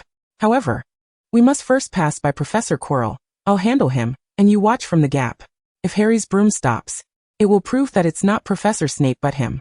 Hermione cast a sorrowful glance at Lin Su, but Lin Su remained oblivious. After a difficult struggle, they finally reached the teacher's box. Lin Su, with determination, yanked Quirrell down from behind. The other professors were engrossed in the match, casting only fleeting glances. Mistakenly believing Quirrell had fainted from excitement, he often did. At that moment, Quirrell indeed lay unconscious, and Hermione was momentarily taken aback by Lin Su's audacity. Quickly turning her gaze back to Harry. Harry was still suspended on his broom, but it trembled slightly before regaining stability. Excitedly, Hermione turned to Lin Su, only to find her complexion pale, seemingly suppressing something. She whispered, Sue, are you alright? Lin Su shook her head, telling Hermione, no matter what you see next, do not be surprised. Hermione, perplexed, then witnessed her companion raise her fist towards the back of Quirrell's head, eyes wide with disbelief. Simultaneously, Harry expelled the golden snitch from his mouth, and Madame Hooch blew her silver whistle, declaring Gryffindor the victors. The stands erupted in a frenzy, save for Slytherin. Hermione, at that moment, was oblivious to the Quidditch match, solely focused on her audacious friend. I've longed to do that, and it feels much better now, Lin Su remarked, blowing on her fist, wrinkling her nose at the unpleasant scent above. Suyu, Hermione began, searching for the right words, nearly on the verge of tears. Merlin, what just transpired? Professor Sprout finally turned to look, drawing the attention of the other professors from the field. The chorus of Merlin nearly brought tears to Hermione's eyes. They couldn't possibly be expelled, could they? If not for the distinct impression left by Lin Su's small, but significant fist on Quirrell's turban, they might have pretended nothing had occurred. Children, do not be afraid. Follow me, came the sudden appearance of Dumbledore, rescuing Hermione from her distress. Professor McGonagall soon squeezed her way to the back, her expression one of disbelief at the scene unfolding before her. One professor guided each child, with Dumbledore even supporting the completely unconscious Quirrell. At Hogwarts, there were restrictions. Apart from the headmaster, others were not permitted to use apparition. As Hermione followed Professor McGonagall to the headmaster's office, she remained in a daze, not even noticing that Snape was accompanying them. Miss Lin, you must provide me with a reasonable explanation. Professor McGonagall's countenance was anything but pleasant. The recent Quidditch victory did little to soften her expression. Lin Su glanced at Quirrell, lying on the ground. Even Professor Dumbledore had not conjured a place for him to lie down. Producing the memory vial Lin Su had previously given him, Dumbledore handed it to McGonagall. Minerva Severus, this matter is indeed difficult to explain. Perhaps you would prefer to see for yourselves. Chapter 23. Confirmation. Emerging from the pensive, McGonagall regarded Lin Su with a look of pity. Child, is this your memory? Yes. Professor, I apologize for losing control today. Lin Su nodded. Before she could finish her sentence, McGonagall unexpectedly embraced her, leaving both Lin Su and Hermione beside her in stunned silence. Child, you have done remarkably well. She gently patted Lin Su's back. In contrast to McGonagall's warmth, Hermione was bewildered, while Snape was more direct, stepping forward to attempt to remove the turban from Quirrell's head. However, it was evident that some magic had been cast upon it. Snape, lacking patience, resorted to a sharp incantation, slicing the turban open. The subsequent scene nearly elicited a scream from Hermione. Lin Su had not anticipated that Dumbledore would allow Hermione to remain, considering she was but a first-year student. On the back of Quirrell's head was another face, one devoid of a nose, with closed eyes and a pallid complexion. Snape's expression turned grave as he swiftly rose. Dumbledore, did you know all along? Dumbledore gestured dismissively. No, Severus, in fact, prior to this, I merely speculated. Professor McGonagall instinctively shielded Hermione and Lin Su behind her. For a moment, silence reigned, until the quiet room was pierced by the sound of sobbing. Help me, I'm scared. I'm truly frightened. It was Quirrell. The group remained silent, and Lin Su turned to Dumbledore. Headmaster, the alchemical item you helped me find to shield my senses. Do you still possess it? When she had reached the threshold of her control, she had entrusted that item to Dumbledore, hoping he could return it to her when she lost her grip. Oh, clever child. Perhaps we should now devise a way to extract him from Quirrell. Dumbledore evidently had also thought of that item. Fawkes the Phoenix flapped his wings, capturing their attention. Oh, here it is. Fawkes bore a sparkling necklace around his neck, and Hermione turned to Lin Su. Su, that's the bracelet you wore a while ago. Indeed, Hermione, you have an excellent memory. She had only worn it for a few days, and during classes, she would remove it for convenience. Hermione remained silent, for she noticed how much Lin Su cherished that bracelet. When it later went missing, she had assumed it lost and sketched it from memory, intending to buy Lin Su a new one for Christmas. In the midst of their conversation, the face on the back of Quirrell's head twisted, as if on the verge of awakening. Snape deemed it best not to be seen at such a moment. Yet before he could depart, he observed the Gryffindor troll delivering another punch to that face, rendering it unconscious once more. The onlookers, my apologies, it was instinctive. Next time it awakens, I will undoubtedly restrain myself. Lin Su sheepishly rubbed her head. The atmosphere became momentarily tense. Professor McGonagall took note of Lin Su's choice of words and gently inquired, Lin, perhaps you are aware of what this is? Lin Su was indeed cognizant that it was Voldemort, yet she had to feign ignorance. In truth, I am not quite certain, Professor. I believe this must be something that attacked during Professor Quirrell's absence, and it has yet to depart. Even capable of siphoning his life force? Professor McGonagall inhaled sharply, astonished that the child was so oblivious. It was no wonder she acted so recklessly. Hermione tugged at Lin Su's hand and whispered, Su, if I am not mistaken, that is the Dark Lord. Lin Su widened her eyes theatrically. You mean Voldemort? Hermione quickly covered her mouth and glanced pleadingly at Dumbledore. A cacophony of chattering voices emanated from the stone statues below. Unmistakably the sounds of Harry and Ron. Professor Dumbledore, are you in there? Harry's voice rang out. Oh. I shall send them away immediately. This is all too chaotic, Professor McGonagall said, pressing her hand to her chest, feeling overwhelmed by the day's revelations. No, Minerva. I believe we should allow Harry to enter. Miss Granger, please leave with Mr. Weasley. Dumbledore's tone was gentle yet firm. Hermione seemed poised to protest, but Lin Su squeezed her hand reassuringly. Do not worry, Hermione. The professors will protect us. You must explain the situation to Ron and the others, so they need not fret. Hermione looked at her with concern but nodded and descended the stairs. Harry, evidently having rehearsed his words on the way, burst in. Professor Dumbledore, please do not blame Su and Hermione. Someone has placed a curse on my broom, rendering it uncontrollable, and Hermione saw it was Quirrell. The rest of his statement faltered as his gaze fell upon Snape, who was leaning against the wall, arms crossed with a calculating expression. Good day, Professor Snape, Professor McGonagall. Harry quickly added, adopting a compliant demeanor. He then hesitated, glancing at Quirrell, who was still sprawled on the ground, and added tentatively, Professor Quirrell? Quirrell whimpered, please help me. Mr. Potter. At that moment, his body appeared to move of its own accord, rising from the ground, accompanied by his original voice, Merlin, no. A darker voice soon overpowered Quirrell's. How dare you? Harry was confronted by a pale face devoid of a nose. Those crimson eyes evidently locking onto him. Look who it is. The little brat from the Potter family. It's all your fault. Look what I have become. For the first time, Lin Su faced Voldemort directly, and could not help but acknowledge his unsettling demeanor, the consequences of his soul-splitting manifesting starkly. Harry too recognized the figure before him. It's you, Voldemort. Dumbledore stepped forward. Tom, perhaps you would prefer to reminisce with me? Dumbledore, how did you end up here? Panic flickered across the snake-like visage. Yet Lin Su distinctly perceived dark magic seeping from that face, extending towards Quirrell's body. He intended to fully inhabit Quirrell's form, thus instilling caution in Dumbledore, who was always benevolent. Lin Su, undeterred by the peril, boldly spoke. Greetings, sir. I have a question for you. All present turned their gaze towards her. Voldemort, aware of who had struck his face, nonetheless required someone to stall for time, to occupy Quirrell's body. Thus, he replied with a facade of good humor, though you are exceedingly rude, the great Dark Lord is willing to entertain your inquiry. Lin Su tilted her head, feigning innocence. Sir, I must confirm, you were originally without a nose, and it was not I who broke it, correct? McGonagall clutched her heart, questioning whether the child truly understood the gravity of her words. Harry's lips twitched upward before he desperately suppressed a smile.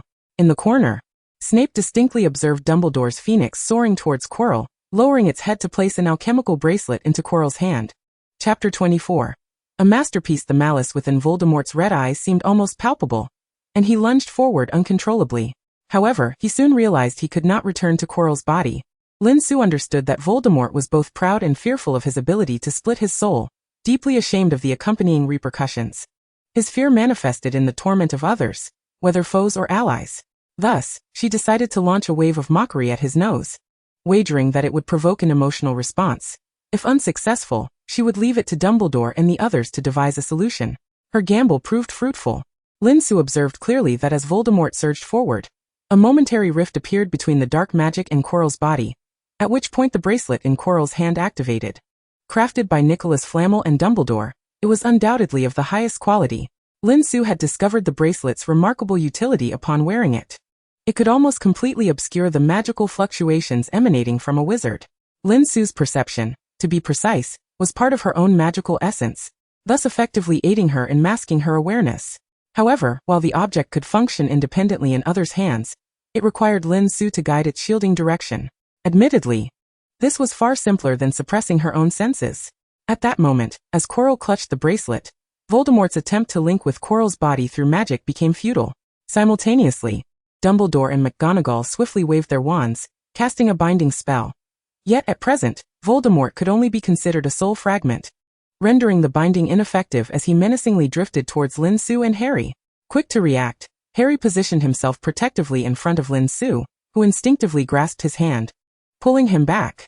Voldemort emitted an unsettling shriek, passing through the two young wizards, and Lin Su felt a void envelop her mind, her consciousness fading away.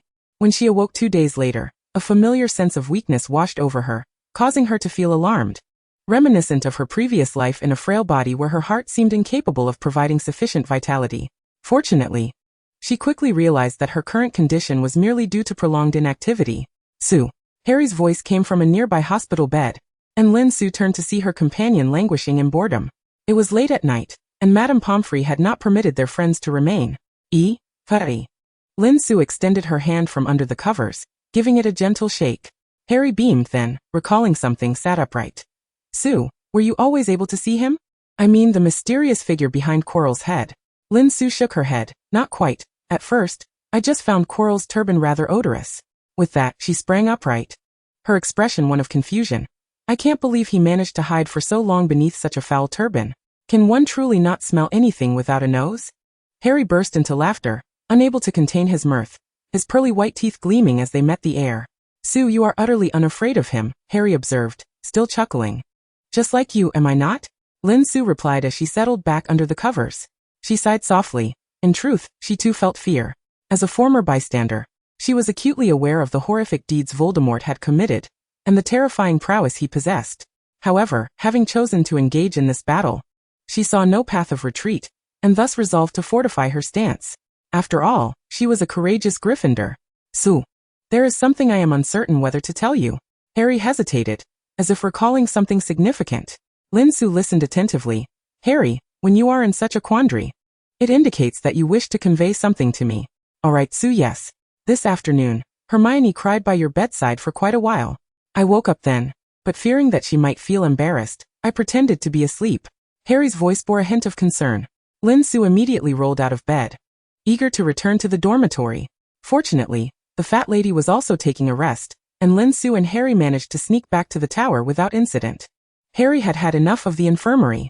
The fat lady was already asleep, and upon being awakened and seeing the two of them, she did not express any ire, allowing them entry without the need for a password. The portraits within the castle are always the most well-informed. When Lin Su returned to the room, Hermione was already asleep. She gently lay back on her bed, still somewhat unclear about the reason for Hermione's tears. Su. Hermione's voice broke the silence of the quiet dormitory. Sorry, Hermione. Did I wake you? No, Su, I merely had a dream. How did you return from the infirmary? Is your health all right? Hermione lit the candlestick on her bedside. Lin Su sat up. No, actually, I also had a dream in which you were crying, so I came back. Hermione shook her head with a smile. It must have been Harry. He woke up, still thinking I hadn't noticed. Lin Su chuckled, realizing once more that nothing could be concealed from their most astute Hermione. However, Hermione suddenly appeared dejected. Su, you always do this. In fact, over the past 2 months, I had no idea at all. Lin Su seemed to comprehend the source of Hermione's sorrow, and understood why Dumbledore had initially wanted Hermione to stay behind. You have been facing such perilous matters alone. We have been together every day. Yet I failed to notice a thing. Hermione seemed on the verge of tears again. It is not your fault, Hermione. In reality, it is I who have been willfully concealing things. Lin Su moved closer to Hermione. You know, sometimes children think it is rather cool to solve problems on their own. Hermione was amused once more. Alright Su, I know you are trying to comfort me, but I cried over another matter. That day during the Quidditch match, you were certain that Quirrell was up to no good, and suggested I wait for you to handle Quirrell before making any judgments. In retrospect, you must have known all along, and merely sought an excuse to say that. Yet I felt that Hermione had something unspeakable to share. Lin Su pondered the events of that day and began to understand, thus adopting a serious demeanor. You think I was too calm, even a bit cold-blooded, to be theorizing during a friend's moment of crisis, correct? Su, you are being overly dramatic. However, I did feel somewhat disheartened at that moment, thinking you did not regard Harry's safety seriously. Hermione grasped Lin Su's hand. It is precisely for this reason that I felt so remorseful once I understood everything. Lin Su had initially intended to feign anger, but faced with Hermione's expression, she found it impossible to maintain the pretense. Alright Hermione, I forgive you, but next time, please speak openly, will you? Su, it is you who never speaks directly. Alright, it is my fault, but I will tease you next time. Su. Chapter 25. Thomas the Tank Engine. Early the next morning, Lin Su and Harry gathered in the common room, preparing to sneak back to the infirmary. However, despite their haste, they were caught at the infirmary door by the fat lady. Good morning, fat lady. The two of them forced smiles, pretending to be unconcerned. You are up quite early, madam. We just returned from breakfast, Lin Su said, her heart steady and face unflinching. Harry could not help but glance at her, and his stomach audibly protested, betraying their fade. The fat lady regarded them with a stony expression. Out at 2 in the morning for a 3.5-hour breakfast, and still not satisfied? Apologies, madam. I have been lying here for 2 days and greatly miss my roommate. Lin Su quickly knelt. Me too, madam. Harry silently raised a hand. The fat lady's lips curled into a fleeting smile before she suppressed it. No need to raise hands to speak here, Mr. Potter. Now you both return to your beds. Yes, madam. The two quickly returned to their respective beds. The fat lady brought them revitalizing potions, which Lin Su had seen frequently in Snape's office. The scent was truly something to behold. Madam, I believe I have recovered quite well over these past 2 days, and do not require further rejuvenation. Lin Su attempted to decline. Indeed, you were able to run back at 2 in the morning. Madam, I will drink it. I shall drink it immediately. Harry, watching his friend play the fool, laughed as he drank a vial of the revitalizing potion. When the twins came to visit, Lin Su and Harry were still seated on their hospital beds steaming. Oh, look at our two heroes. Fred and George sat between the two beds, having somehow procured a magical camera, snapping pictures. Fred. George. Lin Su shielded her face, not wishing George to see her current silly state. George faced Lin Su. It's nothing. In fact, it's rather adorable. Really? Lin Su hesitantly lowered her hand. Fred quickly interjected. Of course. Just like a little train. Isn't there a story in the Muggle world about it? Thomas the Tank Engine. Harry immediately chimed in. Lin Su. George laughed from the side. That's what Fred and Harry said, not me. Alright George, don't you have classes today? Lin Su still wished for George to leave. Only in the afternoon. Right now, we are more interested in what transpired on the Quidditch stands and in the headmaster's office. The twins each fixed their gaze on one of them. That day, Hermione merely mentioned that Professor Quirrell had been possessed by a malevolent creature. Of course not directly stating Voldemort. The professors were collaborating to resolve the matter. While it was somewhat reasonable to take Harry away, given that he had defeated Voldemort before, perhaps he could handle a malevolent creature as well. Yet, what role had Lin Su played in all this? Everyone was curious. Now even Harry looked over, intrigued. He had no idea what had occurred on the Quidditch stands. Ron had informed him that Hermione discovered Snape tampering with his broom. And judging by what he had seen in the headmaster's office, it appeared that someone else was behind the mischief. Lin Su met 3 pairs of eager eyes and shrugged. In simple terms, I punched Professor Quirrell in the head twice, but he ought to be grateful for one thing.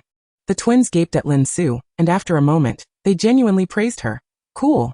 By the way, what happened to Professor Quirrell? The twins answered without hesitation.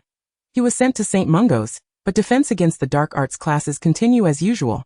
He left behind some teaching materials and progress charts for each year. To be frank, without Professor Quirrell's verbal instruction, the results seem a bit better.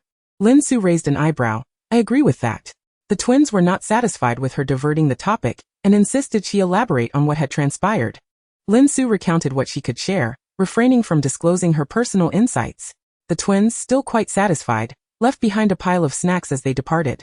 After lying in bed for another day, Harry and Lin Su were finally permitted to leave the infirmary. Upon entering the Great Hall, the twins set off 2 small firecrackers above their heads, and the Gryffindor table erupted into enthusiastic applause, followed by the Hufflepuffs, well versed in all the campus gossip. And then the Ravenclaws, who clapped along for reasons unknown. A few Slytherins joined in the applause, but were quickly silenced by their own housemates. Lin Su and Harry instinctively retreated to the doorway, with the twins eagerly following suit. Malfoy wore a sour expression, as if the two owed him 2 Quidditch trophies. Not to mention that Harry had indeed won one from Slytherin, which only added to his displeasure. Malfoy, abandoning his meal, stood up and headed for the exit, while his 2 lackeys remained engrossed in their food, exchanging glances and deciding to feign ignorance to their leader's actions. As Malfoy reached the Great Hall's entrance, the Savior Potter and his mudblood friend, quite the unique pairing.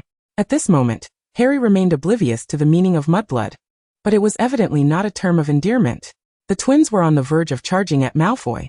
Lin Su tugged at the sleeve of a red-haired boy and stepped forward, inquiring, "Pray tell, what brand of hair pomade does the illustrious Draco Malfoy use?"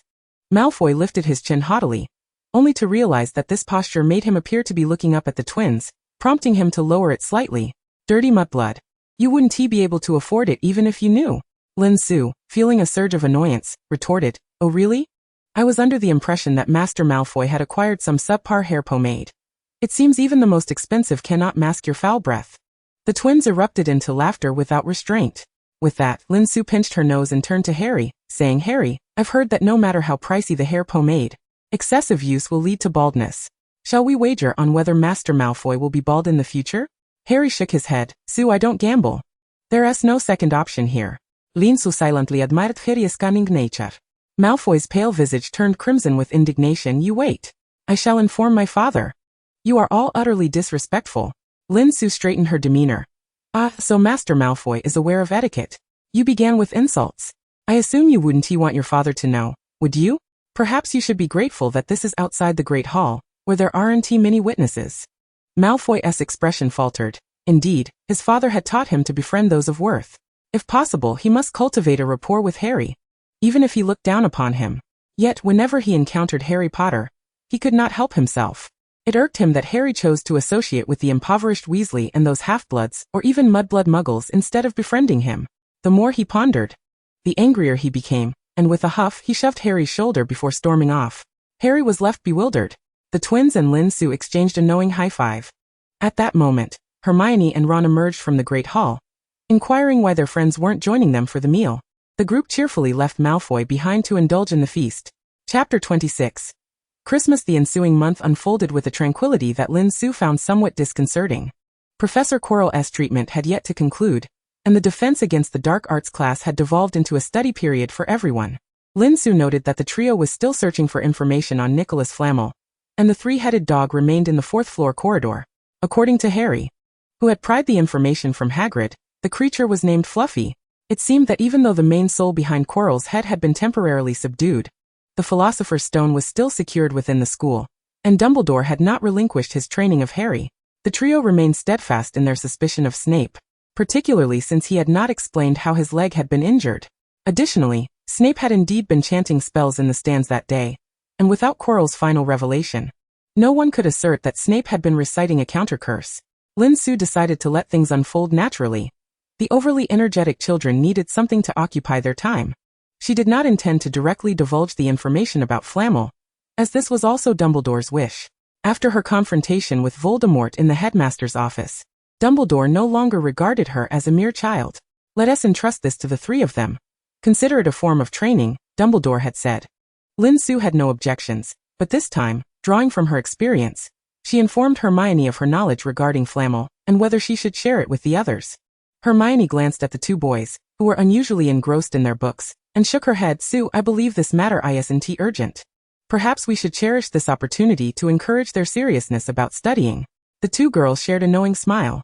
As Christmas approached, one day Lin Su awoke to find the castle blanketed in white snow, with snowflakes drifting from the great hall's ceiling, seemingly poised to fall upon the young wizards.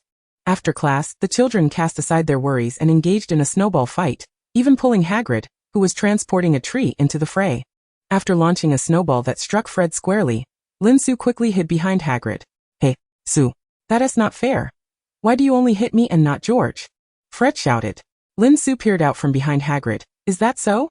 I thought I hit George. You two look so alike. Fred, in a fit of frustration, retorted. You're lying. You can clearly tell us apart. Even when we switched places, you still only hit me. The nearby young wizards giggled. And those aiming for Fred followed Lin Su's lead, while those targeting George sought out the other twin, quickly retreating behind Hagrid after their throws. The snowballs thrown by the young wizards were hardly a tickle to Hagrid. He was delighted to join in the fun, relishing the rare occasion of so many young wizards wanting to play with him. Seizing the moment when Fred emerged to shout, George skillfully packed a snowball and stuffed it down the back of Fred's neck, prompting Fred to abandon his complaints towards Lin Su and chase after his twin brother. Malfoy had not troubled them recently. As he passed by, he opened his mouth as if to mock, but then clamped it shut. Seizing the opportunity, Lin Su hurled a snowball that struck him squarely on the back of his platinum head. Malfoy brushed the snow from his hair in a fit of rage. Who threw that? Lin Su, tossing a small snowball in her hand, called out, Care to join in the snowball fight, Master Malfoy? Just as Malfoy was about to refuse and insult her, another snowball flew towards him, and he swiftly ducked to avoid it. Crabbe, Goyle, let us bombard Lin Su. The young master's face flushed red with either anger or excitement as he commanded his two henchmen, who eagerly joined in. Lin Su stifled a laugh. Slytherin had no classes requiring them to be outdoors, and in such cold weather. Surely the young master wouldn't he want to go to the edge of the Black Lake to catch a chill? Would he? If he wanted to play, he could just say so without constantly peering over. Oh dear, I am truly a good person, Lin Su mused. The consequence of their exuberant play was that the young wizards lined up to seek Madame Pomfrey for a pick-me-up potion.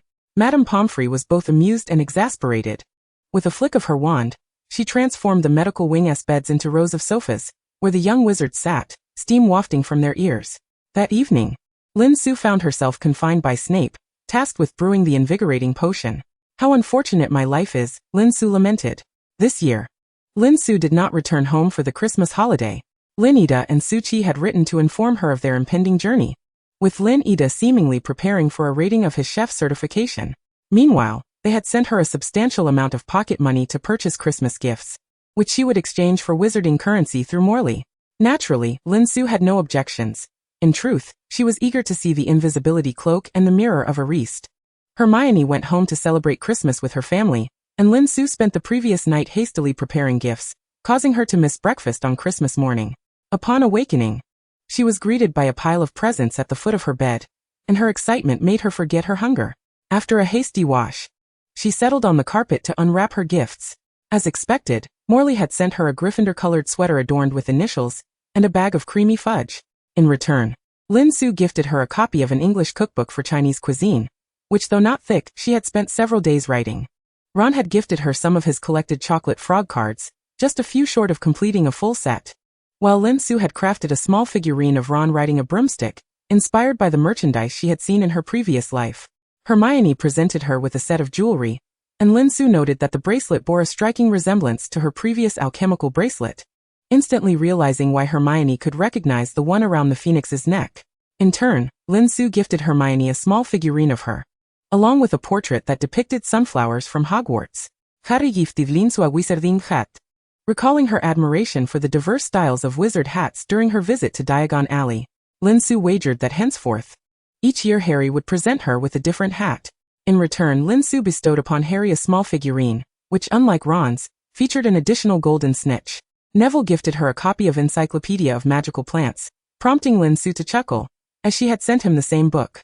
Hagrid presented her with a large bag of his specially blended herbal tea, having remembered her fondness for it during her last visit. Despite Hermione and the others finding it somewhat bitter, Lin Su reciprocated with a generous bag of rock candy from the Muggle shop, a treat she believed Hagrid would appreciate, given its hardness. Next came the twins' gift, a box containing 2 varieties of cookies, adorned with the label Honeydew S. The cookies exuded a rich buttery aroma, yet she hesitated to indulge. Chapter 27, titled Prank Snowflake Candy, reminded her of a recent incident where she had chanced upon the twins experimenting with cookies. Although her memory suggested that canary biscuits would take years to perfect, who could guarantee that those two wouldn't achieve success ahead of schedule? Setting the cookies aside, Lin Su continued to unwrap her gifts. Among them was a box of flower-shaped candies, likely from Dumbledore, along with some transfiguration-related books from Professor McGonagall. Fortunately, Lin Su had prepared gifts for her professors as well. Finally, Lin Su curiously unwrapped a pair of dragonhide gloves from a rather modest package, temporarily discarding them. She ultimately decided to bring the box of cookies from the twins to the Great Hall. The hall was beautifully decorated and warm, with only a few Gryffindors remaining at school this year, making it an ideal place to gather and play. Lin Su, clad in the sweater gifted by Molly, blended harmoniously with the Weasleys and Harry, creating an atmosphere reminiscent of a gathering at the Weasley household. She noticed the professors at the staff table wearing smiles, with the exception of Snape.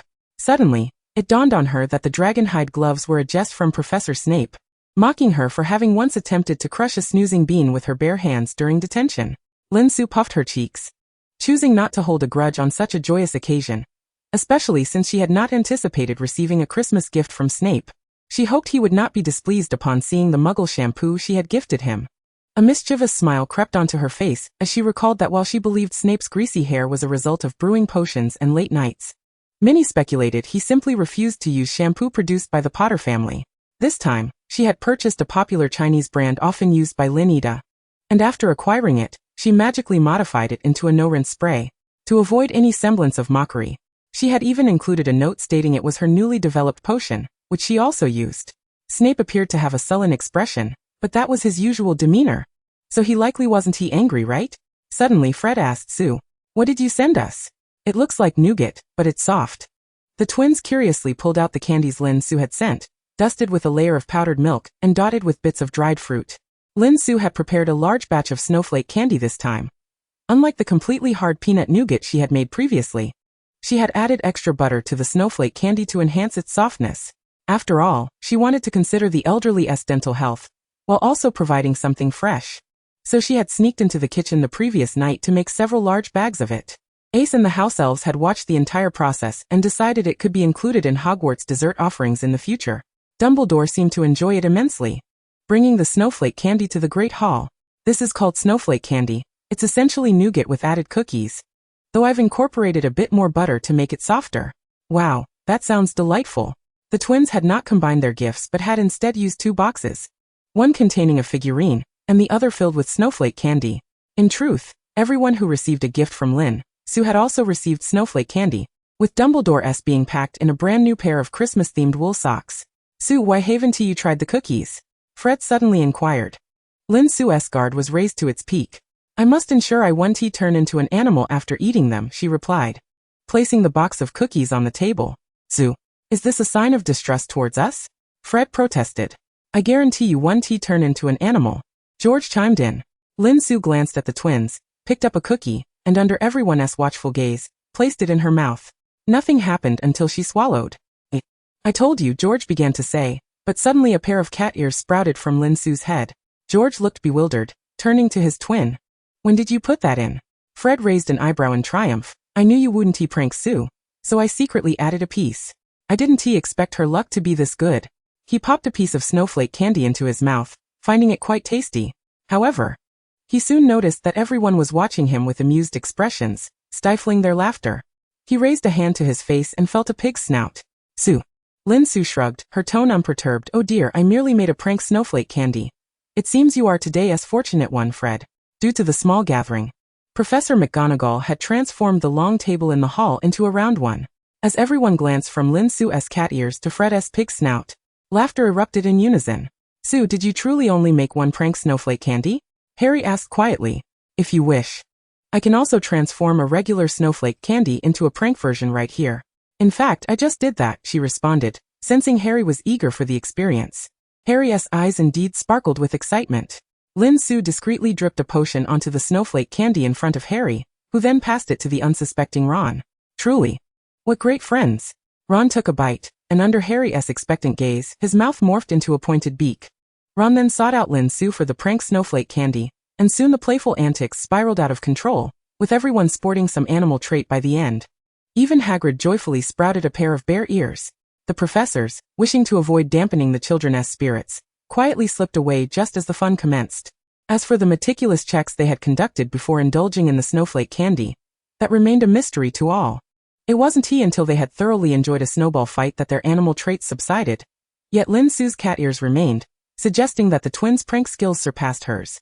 By dinner time, her ears finally vanished, and Harry shared his experience of receiving an invisibility cloak, inviting her to explore the castle together. Lin Su accepted with delight. After curfew, the two donned the invisibility cloak and sneaked out. In truth, Harry simply wished to wander a bit on this special day, and Lin Su understood his feelings, quietly accompanying him. Sue, sometimes I truly fear this is all a dream, Harry softly remarked as they walked along a corridor on a certain floor. Magic, Hogwarts, Diagon Alley. Quidditch, the Dark Lord, he pondered, counting them off as he opened a door. It really feels like a fairy tale. Lin Su patted his shoulder. Harry, perhaps you could consider that magic has always been a part of our lives. Maybe the authors who craft magical fairy tales are wizards themselves. Look. The wonders of the magical world always exceed our imagination. Chapter 28. The mirror of Eriste, raising her hand to point at the mirror in the room, Lin Su remarked. Just as some rooms may unveil a three-headed dog, others may merely contain a mirror. We can never ascertain what lies beyond the next door. To discover its secret, one must courageously step forward and open it, don't you think? Harry shook his head, replying, Sue, it seems you are speaking of more than just rooms. Yet I fear I am unable to grasp your meaning at this moment. No matter, Harry, let us approach this mirror, she said. As Harry gazed into the mirror, he beheld his family, while Lin Su took a step back. Curiously, when she summoned her courage to stand beside Harry, she too glimpsed Harry's parents reflected within. They gazed tenderly at Harry, yet appeared oblivious to Lin Su's presence. Overwhelmed by an unexpected wave of joy, Harry exclaimed, Sue, did you see that? My parents. Lin Su nodded. I saw them, Harry. You bear a striking resemblance to your father. It seemed that only when Harry spoke to Lin Su did James and Lily in the mirror acknowledge the girl beside their son, smiling warmly at her. However, when Lin Su stood alone before the mirror, it transformed back into a mere reflection of her solitary figure. She pondered that perhaps her own shielding of perception was the cause, but before she could adjust it, both were startled by the approaching footsteps of Filch, prompting them to don the invisibility cloak and sneak back to the tower. The following day, Lin Su discreetly returned to the room, finding the mirror still intact. She stood before it once more, yet it continued to show only her own image, temporarily disabling her perception shield. The surface of the mirror began to ripple as if a stone had been cast into calm waters. Lin Su stood entranced, witnessing a kaleidoscope of images. Unlike Harry's fixed family, the mirror of Eriste displayed a whimsical carousel of her past. At times, it revealed her previous self joyfully running, and at others, it presented a multitude of familiar and unfamiliar faces smiling back at her. She even glimpsed herself triumphantly subduing Voldemort. Each image dissipated like bubbles. Yet the final scene lingered, causing Lin Su's ears to redden as she swiftly reinstated her perception shield. Sue, it appears you have seen something in the mirror. Dumbledore's voice suddenly resonated, startling Lin Su as if she had committed some clandestine act. She had anticipated his nighttime vigil over Harry, but did not foresee his daytime watch over her. Indeed, Professor, though I fear the images I encountered were rather numerous. Lin Su replied candidly. Dumbledore approached her side. Is that so? It seems our young witch harbors many fervent desires. Lin Su nodded without denial, indeed. Yet I believe some have already come to fruition, and for the rest, I shall strive to attain them in due course. Dumbledore appeared mildly astonished by her words, but offered an approving pat on her shoulder. Su, you are truly an exceptional young witch. Thus, I wish for your desires to be realized. Thank you, Professor, and may your own aspirations come to pass as well. The conversation before the Mirror of Ariste remained a secret, and that evening, Harry escorted Ron there. As anticipated, Ron could not see his parents as Lin Su had, which left Harry somewhat despondent. Nonetheless, this did not deter him from his longing to reconnect with his family. On the third night, Harry was caught red-handed by Dumbledore. Zu. Perhaps you are the happiest person in the world, Harry remarked to Lin Su the following morning, recalling Dumbledore's assertion that only the truly happy could regard the Mirror of Ariste as an ordinary mirror. Perhaps she mused, sensing that Dumbledore had not disclosed her daytime visit to the room. Professor Dumbledore mentioned he saw himself holding a pair of woolen socks in the mirror. Isn't that peculiar? Although I suspect he might be jesting, he said you gifted him a pair this year. Su, what prompted you to present him with woolen socks? Harry's curiosity was piqued, both about Dumbledore's vision in the mirror and the gift of the socks. Lin Su popped a piece of snowflake fudge crafted by a house elf into her mouth, explaining, I simply thought Professor Dumbledore resembled Santa Claus, and he truly possesses magic. Harry nodded in agreement, deciding to place his gift for Dumbledore in a pair of woolen socks next year. The Weasleys were unaware of what a Muggle Santa Claus looked like. In the wizarding world, they merely required an excuse to take a holiday and exchange gifts, showing little concern for the origins of Christmas. A lively crowd gathered around Lin Su and Harry, inquiring about Santa Claus, until Lin Su sketched a cartoon version, which halted their questions and sparked a discussion about the drawing. Lin Su tugged on Harry's sleeve, reluctant to dampen the mood, but insisted, I think you ought to exert more effort in uncovering information about Nicholas Flamel. Harry suddenly realized he had overlooked this crucial detail.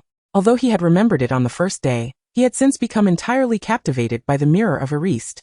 Ron, stop playing, Harry called as he approached Ron. Upon hearing Harry's words, Ron dropped all his snacks, his face paling. Lin Su stifled a laugh. Your future wife is not so terrifying, is she? Having savored the little one's fluster, Lin Su approached Ron. Have you truly examined the chocolate frog cards you've collected? Ron looked puzzled, while Harry tugged him toward their dormitory. Ron, Su has made herself abundantly clear. The clues lie within the cards. With Lin Su's deliberate guidance, when Hermione returned to school, Harry and Ron joyfully informed her that Nicholas Flamel was a master alchemist. Hermione swiftly gathered information about Flamel, leading the trio to conclude that Quirrell was guarding the Philosopher's Stone. Despite their eagerness to keep watch over the fourth-floor corridor, the intensified academic workload following the start of term, coupled with Wood's increasingly frenzied Quidditch training regimen, left the trio little mental space to spare. Lin Su, however, remained untroubled. For Voldemort's primary soul, having forcefully traversed the enchantments of the headmaster's office, was surely weaker than before, and he had not yet managed to harm unicorns in the Forbidden Forest. Most crucially, as per the Harry Potter law, mischief always occurred after final exams. Thus, her recent life could be deemed leisurely. Thanks to her perceptive talents, Lin Su found much enjoyment in assisting the twins with their experiments. Devoting a significant portion of her time to this endeavor, she inquired about the principle behind the twins' last batch of cookies, which, unlike her potion-induced effects, were achieved through spellwork with a passive transfiguration charm applied to the cookies. Lin Su's potion, akin to the polyjuice potion but far simpler, lacked any animal hair. Instead, she incorporated the pollen of a magical vine, with the resulting effect being quite extraordinary. The specific animal traits manifested depended entirely on the giver's inner thoughts. Thus, Lin Su wondered if, when Harry gifted Ron, he had envisioned Ron's love for chicken legs. Chapter 29. Norbert the Twins' Transfiguration, while currently limited to the realm of pranks, already showcased their remarkable aptitude for the craft. The next step of transforming one creature into another would likely be within their grasp soon enough. However, as they were merely in their third year, this latest batch of cookies was already their most advanced prank product, though with a low success rate. Presently, their primary focus remained on the research of vomit-flavored beans and nosebleed nougat, temporarily setting aside their endeavors. Lin Su's role was to monitor the magical fluctuations of the spell targets during their experiments, ensuring that the twins did not injure themselves too frequently. Regarding her uncanny ability to predict magical explosions, the others subconsciously likened it to Seamus's talent for creating blasts. Throughout this process, Lin Su began to sense that her abilities extended beyond mere perception. They might also encompass disruption, or perhaps even organization. However, her magical strength was still insufficient, and any hasty interference with others' magical fluctuations could yield dire consequences. Lin Su possessed a remarkable self-awareness. Refraining from reckless experimentation would intensify the training regimen once more, as the upcoming match would be officiated by Professor Snape. Upon hearing this news, George did not tumble from his broomstick again. Thanks to Lin Su's subtle influence over time, the twins had begun to regard Snape with less trepidation. However, Snape, evidently aware of this shift in perception, was decidedly displeased. A sentiment manifested in his decision to confine the twins alongside Lin Su. This, however, only backfired, as Lin Su was now utterly unafraid of him, leading Snape to regret on more than one occasion the dragonhide gloves he had gifted during Christmas. Moreover, despite Snape's reputation on campus as a figure with greasy hair, Lin Su had inadvertently witnessed him returning from outside, his hair flowing as elegantly as his black cloak, and the bottle of shampoo spray noticeably diminished by half. The Quidditch match against Hufflepuff concluded with Harry swiftly locating the golden snitch. Since their snowball fight and subsequent time spent in the infirmary, Malfoy's demeanor had softened considerably, though he still looked down on Neville, limiting his derision to verbal mockery rather than resorting to prank spells. Undoubtedly, this represented Malfoy's greatest concession, and Lin Su felt it inappropriate to demand more from him. He was far more likable than his counterpart in the original narrative. Just when Lin Su believed her first year would pass without incident, she and the trio stumbled upon a dragon egg in Hagrid's hut. Lin Su. Quirrell was still at St. Mungo's, and the main soul had also temporarily vanished. How could this dragon egg still have appeared? After confirming that Hagrid had purchased it at a steep price from a smuggler in Knockturn Alley, Lin Su felt a slight sense of relief. However, her worry soon shifted to the fate of the dragon.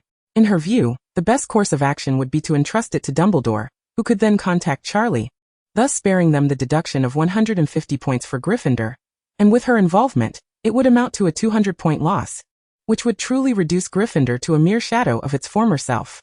Regardless, after the four of them consulted some books on dragons in the library, Lin Su's proposal received the consensus of her companions. They all believed that the Forbidden Forest could not conceal a dragon capable of demolishing Hagrid's hut within 2 weeks of hatching. Ron, however, expressed some hesitance, uncertain whether Dumbledore would indeed be so benevolent. After reluctantly persuading Hagrid to agree to send the dragon away, Lin Su decided to first gauge Dumbledore's stance. The password to the headmaster's office was refreshingly modern, changing to honey rose taro in accordance with the Chinese desserts Lin Su had received at school.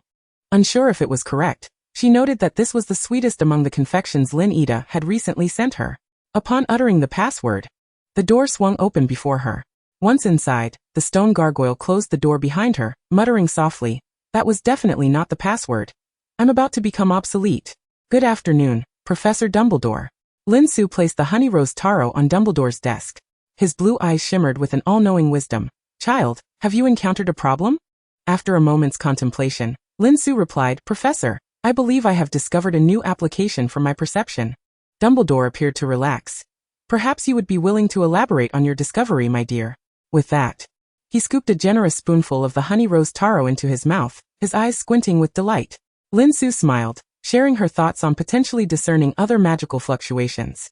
Dumbledore, savoring the delectable treat, pondered, "Child, if you can truly achieve this, your future accomplishments will undoubtedly surpass my own." Lin Su shook her head. "No, Professor, in fact, I have yet to memorize the 12 uses of dragon blood." She then regarded Dumbledore, still indulging in his dessert, and directly asked, "Professor, what do you think about raising a dragon at school?" Dumbledore paused, halting his sweet indulgence, and turned to Lin Su. "Pray tell me you jest, child." Lin Su remained composed.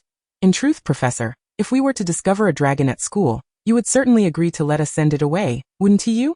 Dumbledore pondered for a moment before rising. "I believe I must pay Hagrid a visit." Clearly, this astute elder had quickly deduced who at Hogwarts was most likely to harbor a dragon. "You're quite perceptive, Professor. But I must clarify that Hagrid rescued a small dragon egg from a smuggler, and he is very much in agreement with me informing you of this," Lin Su stated earnestly. Dumbledore regarded her with gentle eyes.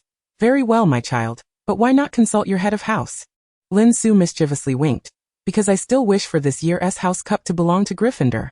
Most importantly, she did not wish to provoke Professor McGonagall further. The incident involving the giant troll and the dung bomb had left her with a complex gaze towards Lin Su for several days. Hagrid, Dumbledore mentioned he would be visiting you tonight. Lin Su returned to Hagrid's hut, assuming the role of messenger.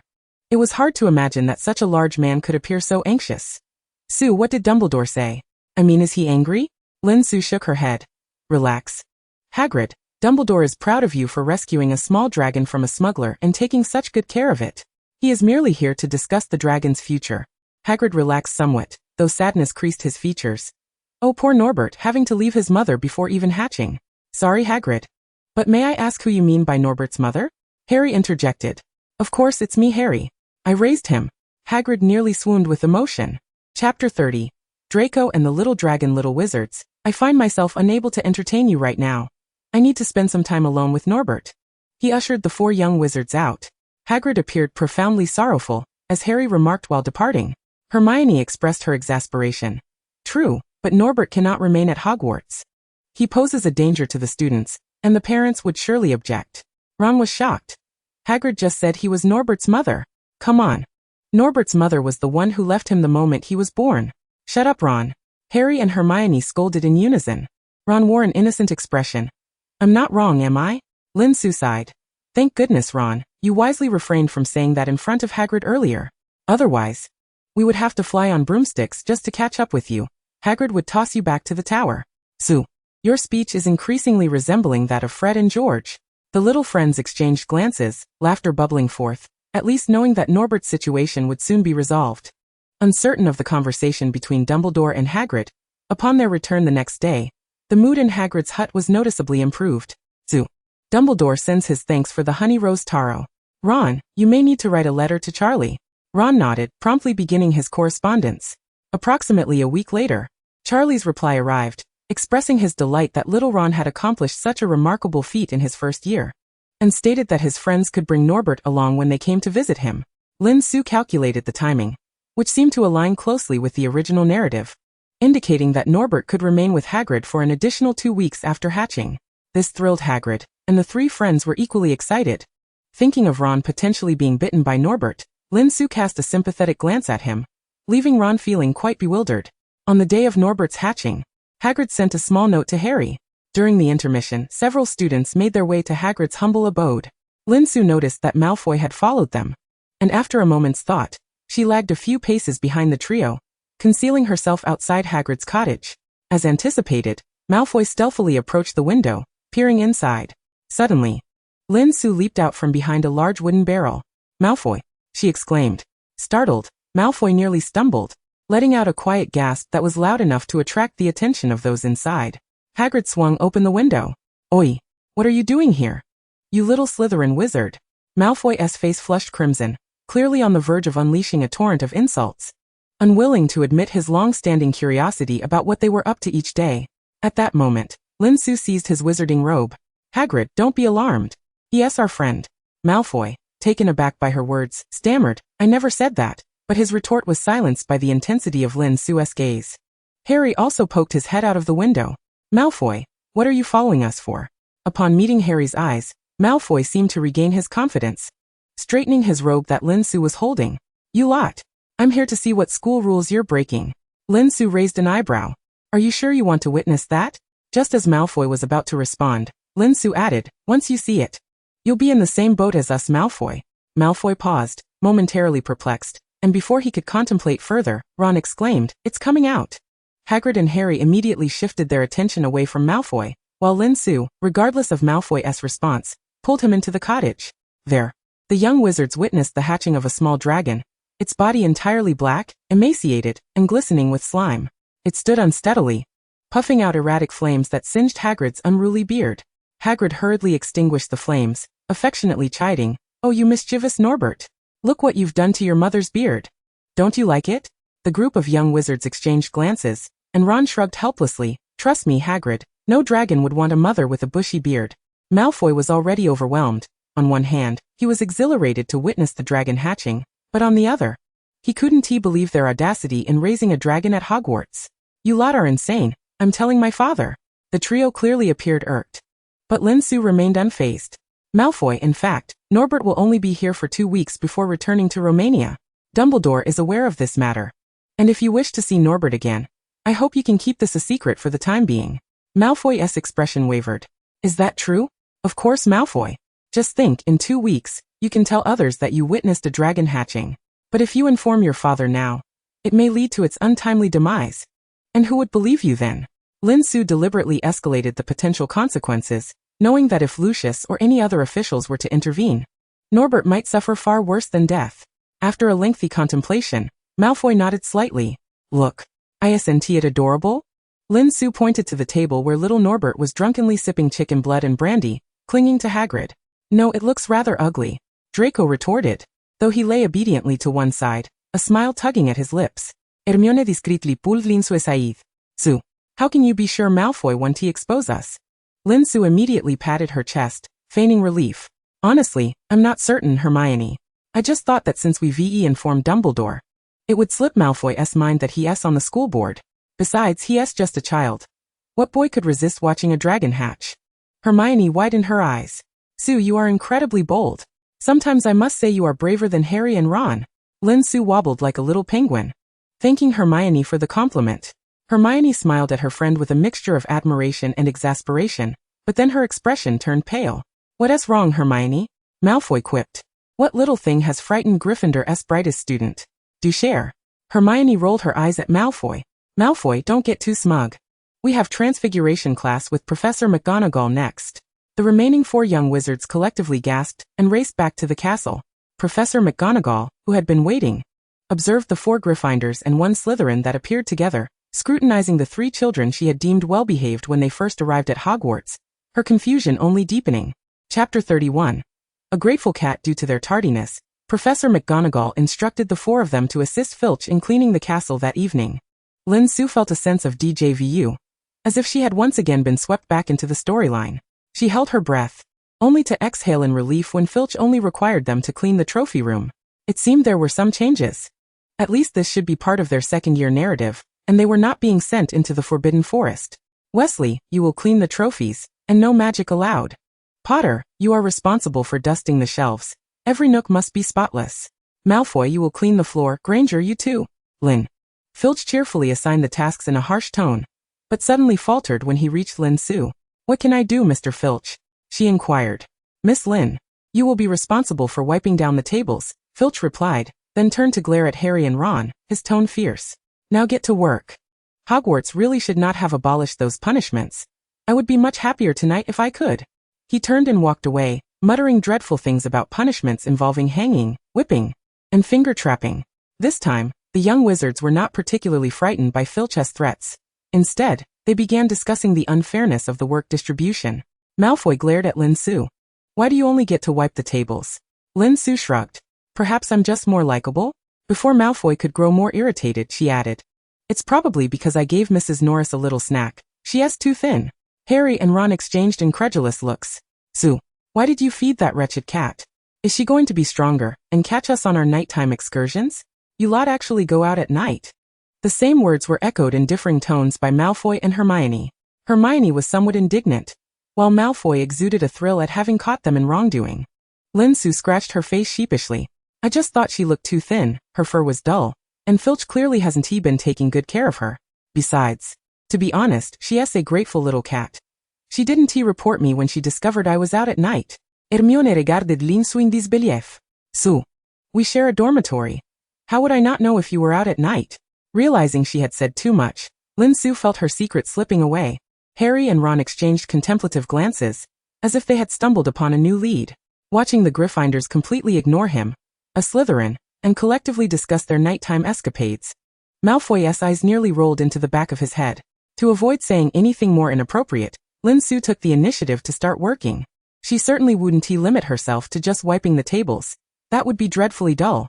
Climbing a ladder, she began to dust the trophies. Ron moved another ladder beside hers. Su, why are you dusting trophies too? We should clean the shelves and trophies first, otherwise the dust from above will dirty everything below. It's much more fun than just sitting down there. The 4 Gryffindors immediately engaged in a lively cleaning spree, chatting as they worked. While Malfoy initially watched in silent disbelief, but when the topic turned to Quidditch, he unwillingly joined in the boasting. As the trophy display room gleamed under the late-night glow, Draco Malfoy returned to the Slytherin common room. While the remaining 4 Gryffindors could barely keep their eyes open, drifting towards the tower like apparitions. The portraits within the castle, some still awake, jested about the emergence of new little ghosts. Despite their fatigue, the young lions dutifully greeted each portrait along the way, feeling as though the journey back to the tower had never felt so interminable. Once they returned to their dormitory, washed up, and lay down, Ron suddenly sprang from his bed upon seeing the sprawled form of Scabbers snoring by his pillow. "Susan tricked me." Harry, barely able to open his eyes, responded groggily. "What?" Ron muttered. "She said on the train that she liked mice and wanted to keep pet rodents, but it's clear now that she prefers cats." Harry, still half asleep, replied. "Maybe it's because Scabbers is too ugly?" Struggling to keep his eyes open, Ron fixed a glare on Scabbers, begrudgingly conceding that Harry had a point. He tossed the plump rat from his pillow to the floor and fell asleep in an instant. Scabbers, now on the ground, blinked his bleary eyes open, surveyed his surroundings, and clumsily climbed back onto Ron's bed, curling up atop his master's blanket to doze off once more. In the ensuing days, the four friends took turns visiting Hagrid's hut to assist in feeding Norbert. Occasionally, Draco would join, but he remained at a distance in the corner of the small cabin, adamant about not handling the dead mice meant for Norbert. Despite Lin's repeated admonitions to be careful, Ron still ended up bitten, and by the next day, his hand had swollen to twice its original size, taking on an ominous shade of green. Draco resolved never to look at Norbert again, growing increasingly anxious about when the dragon would be sent away, threatening that he would inform his father if it wasn't he soon. Lucius would surely find a way to ensure that Slytherin wouldn't lose points along with Gryffindor in disposing of Norbert. The young master now comprehended the meaning of Lin's earlier words about being in the same boat, and for 11-year-old Draco, losing points for his house was a matter of grave concern. Lin assured him that Norbert would be sent away that very Saturday, and Draco visibly relaxed, clearly preferring to avoid witnessing the demise of the dragon he had seen hatch. When Saturday night arrived, Dumbledore had already taken his place atop Hogwarts' highest tower, while Hagrid brought a large crate containing Norbert. The four friends, snugly hidden under Harry's invisibility cloak, stealthily approached. Although Lin was puzzled as to why they needed to be so clandestine despite having reported their activities, it was evident that the other three reveled in the thrill of the adventure. Standing behind Dumbledore and Hagrid, shielding herself from the wind, Lin felt an unsettling sense that she had forgotten something. Charlie's friends, most of whom were Hogwarts graduates, flew joyfully towards the tower on their broomsticks. When they caught sight of Dumbledore and Hagrid standing there, the young wizards hesitated. Lin's heart raced. "Ron, do you think Charlie mentioned to his friends that Dumbledore would be here?" Ron, wrapping his still swollen hand against his head, winced in pain. "Merlin, I forgot to tell Charlie about this." The wizards of all ages. Dumbledore raised his wand, casting a flickering charm, seemingly amplifying his voice to reach the young wizards lingering not far away, prompting them to fly over in a lively throng. Chapter 32. Terrifyingly so. "Good evening, Professor Dumbledore." The young wizards greeted in a cacophony. "Good evening, children," Dumbledore replied, clad in a pale blue robe adorned with golden stars, his expression warm. "Professor Dumbledore, it's a delight to see you adventuring with the young wizards." One girl stepped forward to speak with Dumbledore as the others efficiently secured the crate to their broomsticks. "Hello, Hagrid, Lin, Hermione. You can call me Max. Where's Charlie's brother?" Another girl approached to introduce herself, glancing around for the red-haired boy, puzzled. Lin and Hermione simultaneously pointed to the wizards busy tying down the crate. "Well, you need to tie it from this side," a golden-haired youth called to another with dark hair. "I know, Victor, I didn't tie that rope," Will retorted, both realizing the rope was moving, but in a direction opposite to what they had agreed upon. Hermione stepped forward, lifting the invisibility cloak to reveal Harry and Ron's heads, both of whom were attempting to help beneath the cloak, but their visibility was hindered, leading to more chaos. "I can't believe you two are such geniuses." Crammed under the invisibility cloak trying to assist, Hermione remarked with exasperation. Ron quietly defended, "The wind is too strong, the cloak is blocking it. Isn't it perfectly normal to use an invisibility cloak to shield from the wind? You must be little Ronnie." Will ruffled Ron's hair. Ron brushed his hand over his own hair. "Actually, my name is Ronald Weasley, but everyone calls me Ron." "Then you must be Harry." Several young wizards warmly surrounded Harry and the others. While the conversation flourished, Hagrid was wiping tears from his eyes as he gazed at the crate containing Norbert. Lin noticed that the girl who had initially approached Dumbledore had not come over, as he handed her a tightly wrapped object. Perhaps sensing Lin's gaze, Dumbledore turned to her and playfully winked. Lin felt she might have deduced the contents of the package. No wonder Dumbledore had chosen to accompany them personally to see Norbert off. A lively crowd secured the crate and mounted their broomsticks, ready to embark on their new journey. "Merlin, Who can explain what is happening here? A startlingly incredulous voice rang out. The air seemed to be silenced by a spell. All, from the graduated wizards to the daring young witches and wizards, the keeper of the Forbidden Forest, and the headmaster of Hogwarts, fell silent, even Norbert, who had ceased gnawing at his toy bear. They slowly turned their heads to see Professor McGonagall, her hair cascading and clad in her nightgown. Potter, Weasley, and Granger. Lin, the head of Gryffindor House, now resembled an enraged lion. You, give me a reasonable explanation. Lin forced a rigid smile, sending a silent plea for help to Dumbledore. Will and the others were already mounted on their broomsticks. If they did not leave now, when would they? Professor McGonagall, please don't be angry. They are actually doing a good deed. Victor's voice echoed faintly as they hastily departed. We have urgent matters to attend to. We'll visit you again, Professor. As the last echoes of their voices faded, the young wizards had vanished from sight. Lin, Professor McGonagall, how terrifying. Chapter 33. Jupiter shines extra brightly despite Dumbledore's presence. Professor McGonagall remained unyielding and deducted 20 points from Gryffindor for their night escapade. Lin thought to herself that it was fortunate Hagrid was so absorbed in his sorrow that he did not mention his poor Norbert. Otherwise, the deducted points could have easily been multiplied. 20 points, while substantial, was not an unusual occurrence for Gryffindor, and as they had not lost 150 points, they were not met with hostility from their fellow lions. The older Gryffindors expressed their understanding. Who hadn't he sneaked out at night?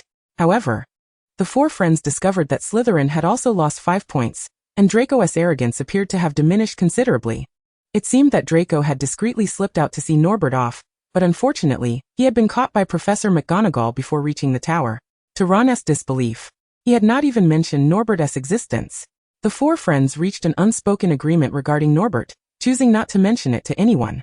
The following days were consumed with the bustling preparations for the final exams, at least for the three friends. Lin Su decided to explore a new map, as she had yet to venture into the Forbidden Forest. Thanks to her perceptive talent, her disillusionment charm was executed quite adeptly, albeit its duration was somewhat brief. Once Hermione drifted into slumber, Lin Su quietly slipped out of the dormitory and cast the disillusionment charm just before stepping outside. The drowsy fat lady opened the door, but did not see who had exited.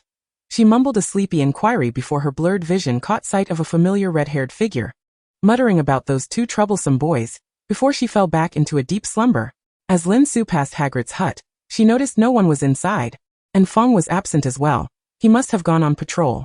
Since Norbert's departure, Hagrid had significantly increased his nighttime patrols, for upon returning to his hut, he could not help but miss his beloved Norbert, worrying about whether it was well fed and warm. As Lin Su's disillusionment charm neared its end, she withdrew it just before entering the Forbidden Forest, exploring with the ease of someone in their own backyard. The Forbidden Forest was indeed a treasure trove. No wonder every wizard who traversed here sought to explore it. In less than half an hour, she had already discovered numerous valuable potion ingredients. Thanks to Professor Snape's confinement and Neville's Christmas gift, her knowledge of potions had certainly grown.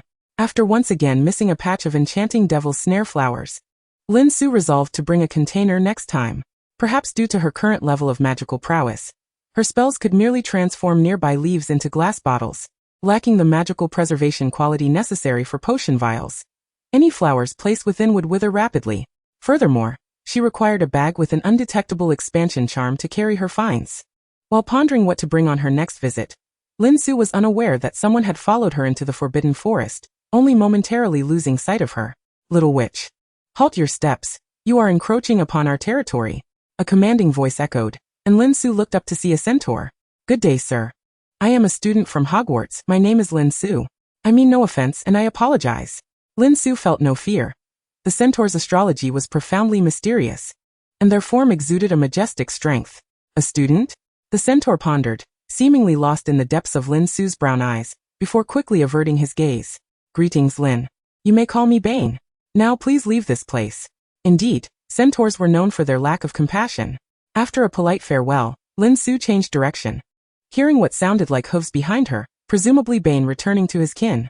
However, within 10 minutes, she encountered another centaur gazing up at the stars. Lin Su was astonished. Was the centaur's territory truly so vast? Just as she prepared to change direction again, the centaur glanced her way. Child, are you not going to greet me? Lin Su pointed a finger at herself. Me? The centaur nodded and approached with graceful strides. I am Firenza. Hello, Lin. Lin Su was half understanding, half bewildered. Before her stood Forenza, and there was no need to question why he was not averse to conversing with a human. Yet, she was perplexed as to how Forenza knew her name. Forenza's sapphire-like eyes fixed upon Lin Su. I was behind Bane just now. You did not see me. It was evident he had discerned her confusion. I see. Hello, Firenze. The stars are exceptionally beautiful tonight, much like your eyes. Lin Su spoke sincerely.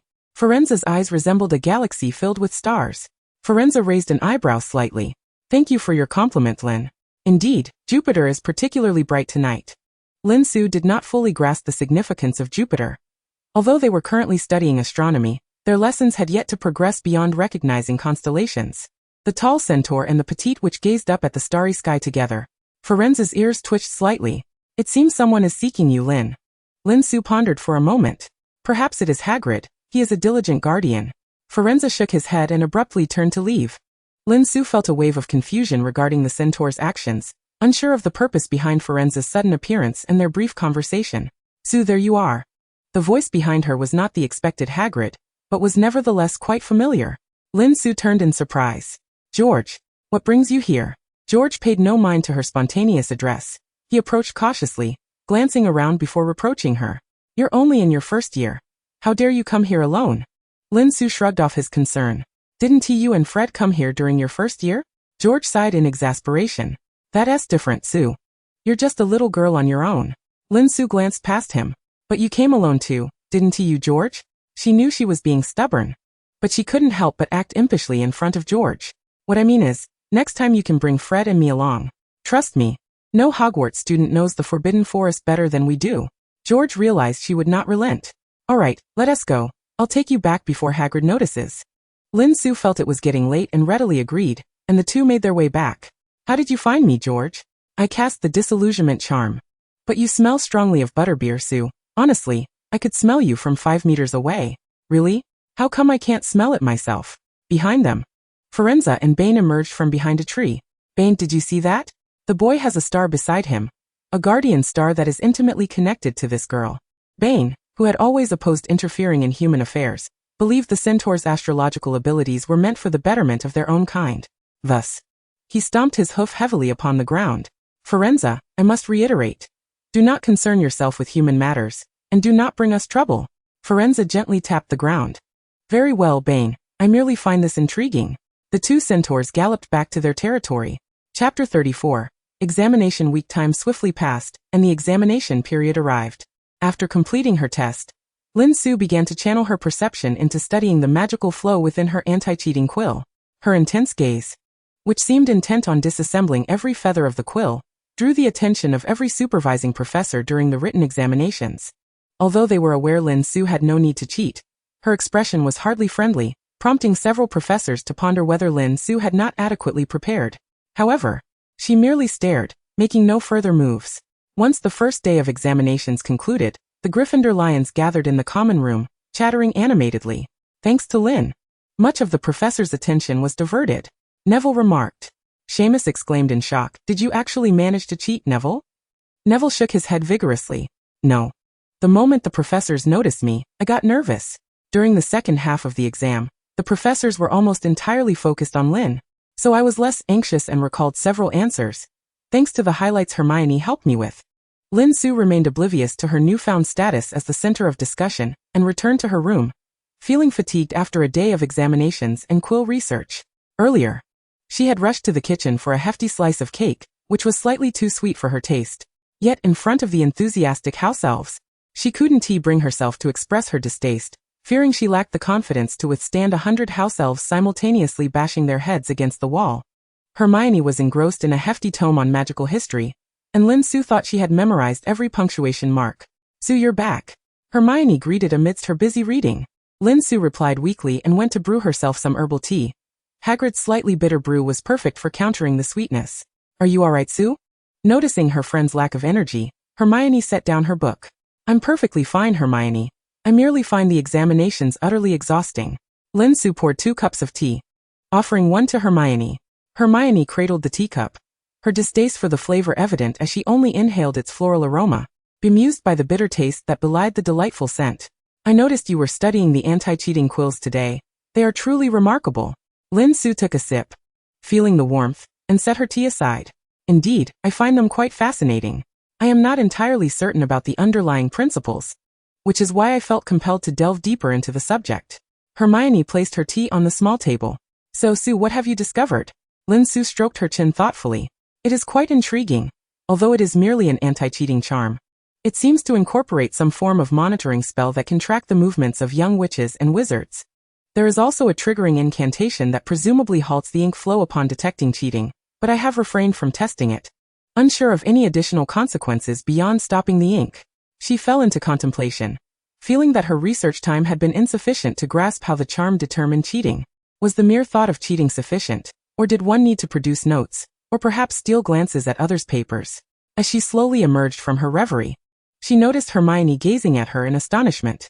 Sue, you are truly suited for Ravenclaw. Hermione pondered for a moment, but chose not to inquire how Lin Su had discerned that. After their last encounter with the Dark Lord, she had come to understand that her friend harbored a secret. If Lin Su was unwilling to divulge even in that situation, it must be something of great significance. Nevertheless, Hermione had her own suspicions, recalling Lin Su's earlier mention of a shield against perception, yet she resolved to wait until her friend chose to share. Lin Su beamed. No. According to everyone's perspective, we all exhibit traits of Ravenclaw, though Gryffindor traits are the most pronounced. Reflecting on her friend's behavior since the school year began, Hermione nodded in agreement and returned to her studies, placing the floral tea on the table and occasionally sipping it for a burst of energy. The following day, during the charms exam, Professor Flitwick indeed presented a bright yellow pear, instructing the students to perform a tap dance with it. The young witches and wizards queued up, with Malfoy prodding Lin Su from behind. I heard you were engrossed in the anti-cheating quiz yesterday. What's the matter? Did you struggle with the exam content? Malfoy raised his platinum head, which had long since ceased needing hair oil, his platinum locks cascading in a manner less ostentatious. Lin Su recognized that his focus lay elsewhere, adopting a listening posture. The questions yesterday were incredibly simple. I would wager my score is an outstanding. Lin Su nodded, clapping enthusiastically. Truly impressive, Master Malfoy. She blinked her large eyes, gazing earnestly at him. For some reason, I find that rather unsatisfactory. The order of the exams was determined by the sorting houses, based on the first letter of surnames. Hermione was the first of the quartet, emerging with a relaxed demeanor, evidently having performed well. Lin Su was next. Upon entering, she successfully executed the tap dance with the pair, concluding with a graceful 720-degree spin, landing elegantly to bow before Professor Flitwick. Just when the professor believed it was over, the pair staggered a few steps, as if dizzy from the earlier spin, and lay peacefully on the table.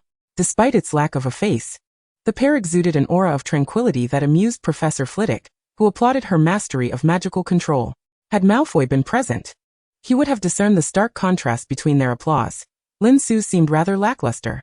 When Harry exited the classroom, he too appeared relieved, likely having performed admirably. That was thrilling. My pair stumbled as soon as it hit the table. I couldn't help but scratch its head, and Professor Flitwick thought it was all part of my clever design. He seemed utterly delighted. Ron, on the other hand, wore a pallid expression, his inherited worn wand incompatible with him, causing his pair to dance clumsily, resembling a mechanical dance rather than a tap. Fortunately, Professor Flitwick was known for his kindness, and perhaps due to Lin Su and Harry's performances, he assumed Ron had intentionally choreographed the pair's erratic movements, as indicated by the conspicuous outstanding on Ron's exam results. Chapter 35. The trio's adventure with the exams concluded. A full week of freedom awaited them, a time when the young witches and wizards could truly relax at school, provided they were not preoccupied with their results. Lin Su intentionally arranged her activities to avoid the trio, aware that Professor Dumbledore was directing a play. As anticipated, on the third morning, Dumbledore publicly announced his early departure from the school, assuring that any inquiries could be directed to Professor McGonagall and the other professors. After breakfast, Lin Su found herself in the room housing the Mirror of Erist, quietly sitting alongside Dumbledore. He conjured a table and 2 chairs, producing 3 plates of sweets from his pocket, and gesturing for Lin Su to join him. Lin Su was taken aback. If she had not misjudged, Dumbledore had already indulged in several excessively sweet pieces of cake during their meal. Forgive my candor, Professor Dumbledore, but why have you summoned me here? Dumbledore, with a twinkle in his eye, leisurely popped a biscuit into his mouth before replying, You know the reason, Sue. Do you not wish to witness your friends embark on their adventure? Lin Su paused, realizing the implication behind Dumbledore's words.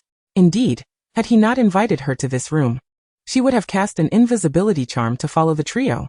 Once she caught up with them, she would undoubtedly intervene to prevent them from being harmed. Very well, Sue. Time is of the essence. They should already be drawn to Severus. Poor Professor Snape, his villainous aura growing ever more pronounced. Dumbledore employed the invisibility charm to allow Lin Su to observe the trio's escapade. The initial events unfolded as she remembered. Ron was struck unconscious by the force of wizard's chess, and Hermione aided Harry in logically deducing the correct potion to revive Ron before returning to care for him. Lin Su felt curious about how Dumbledore would design the final challenge without Professor Quirrell. To her surprise, Dumbledore produced a vial of potion, which upon contact with the air, evaporated into an ethereal mist, revealing a shadowy figure within. Lin Su's eyes widened. What is this? Dumbledore offered no explanation, merely stating, Severus is indeed a genius potion master. Lin Su could not resist extending her senses to perceive the mist, which appeared to be a film or perhaps a memory. This potion could indeed conjure an illusion. Professor Snape was truly a genius. Harry, oblivious to anything else, now faced a shadow clothed in a hooded cloak. The shadow slowly removed its hood, revealing the serpent-like face he had glimpsed behind Professor Quirrell. The face twisted with rage, then morphed into an enticing grin. Tell me, child, where is the Philosopher's Stone? Harry recoiled, his back pressing against the mirror of Ariste, momentarily unable to distinguish whether his hand or the mirror was colder. The shadow advanced, and in his panic, Harry failed to notice that the figure before him lacked any breath. Tell me, the voice hissed like a serpent, enveloping Harry, as if he were ensnared by the frigid depths of the ocean, rendering him nearly immobile. Lin Su noticed a slight movement of Dumbledore's fingertips, and at that moment, she sensed a chill emanating from him towards Harry. Lin Su remarked, You certainly pay attention to the tangible. Harry clenched his palm, regaining his voice. You're dreaming. You murderer. You shall not obtain the Philosopher's Stone. The shadow before him, seemingly oblivious to Harry's words, continued to murmur, Tell me, Harry, find it. Harry appeared to sense something amiss. He turned to look at the mirror of Ariste, where he only saw his own reflection. In the next instant, he saw the figure in the mirror cradling a stone in its palm, and placing it into its pocket. Simultaneously, he felt a weight in his own pocket. Find it. The shadow persisted tirelessly, indicating that the potion was far from perfected, perhaps due to the fact that this was a false dark wizard. Harry did not feel an overwhelming sense of oppression. He drew his wand and conjured the blue flames Hermione had used to dispel the devil's snare. Lin Su observed that even without casting a spell, the potion's effects were nearing their end, though Harry's incantation evidently accelerated its dissolution. Just as Lin Su anticipated the shadow would vanish, it moved again, diving down as the true Voldemort had done in the headmaster's office, passing through Harry's body and dissipating into the air. Lin Su's eyes widened as Harry fainted, clutching his pocket. Harry. Lin Su rushed towards him, checking him from head to toe, and breathed a sigh of relief upon confirming he was unharmed. Dumbledore watched the entire scene with a smile. Clearly everything was part of his plan. With a slight movement of his fingers, the stone from Harry's pocket flew into Dumbledore's hand, gleaming with a lustrous purple light. Lin Su pondered. What was it that Dumbledore had sent away earlier, on the night they had sent Norbert? She distinctly recalled seeing Dumbledore hand a package to that girl while winking at her. Sue, did you not realize that after sending Norbert off, you completely relaxed? Dumbledore mischievously winked, reminiscent of that night in the tower. Lin Su suddenly understood. Dumbledore had never disclosed the contents of the package, and all her speculations were merely her own assumptions. The headmaster had intentionally acted that way upon noticing her unconscious tension. Thank you, Professor. Lin Su expressed her heartfelt gratitude to the kind old man. Dumbledore patted her shoulder, summoned Fawkes, and departed with the two little ones. Ron and Hermione were soon escorted away by the arriving professors. Lin Su sat in the hospital wing, watching Harry and Ron chuckle foolishly. Though Hermione was uninjured, Madame Pomfrey conducted a thorough examination, and she lay in bed, looking at Lin Su with a slightly perplexed expression. Sue, what are you laughing at? Lin Su grinned widely.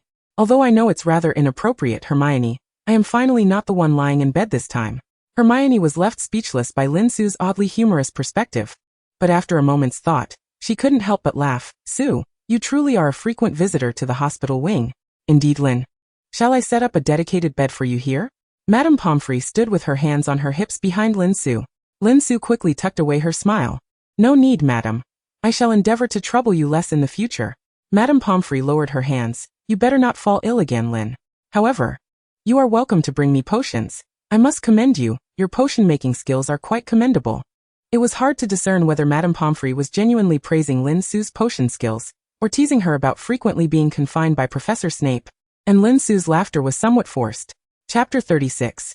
The end-of-term feast. Harry had lain in the hospital wing all day, and Lin Su's initial calmness had transformed into concern.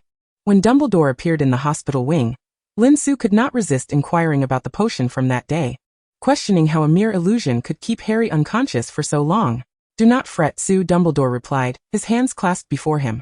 In truth, it was an illusion designed based on Harry's dream. After confronting Voldemort that day, you all lay in the hospital wing, and Harry has been dreaming ever since.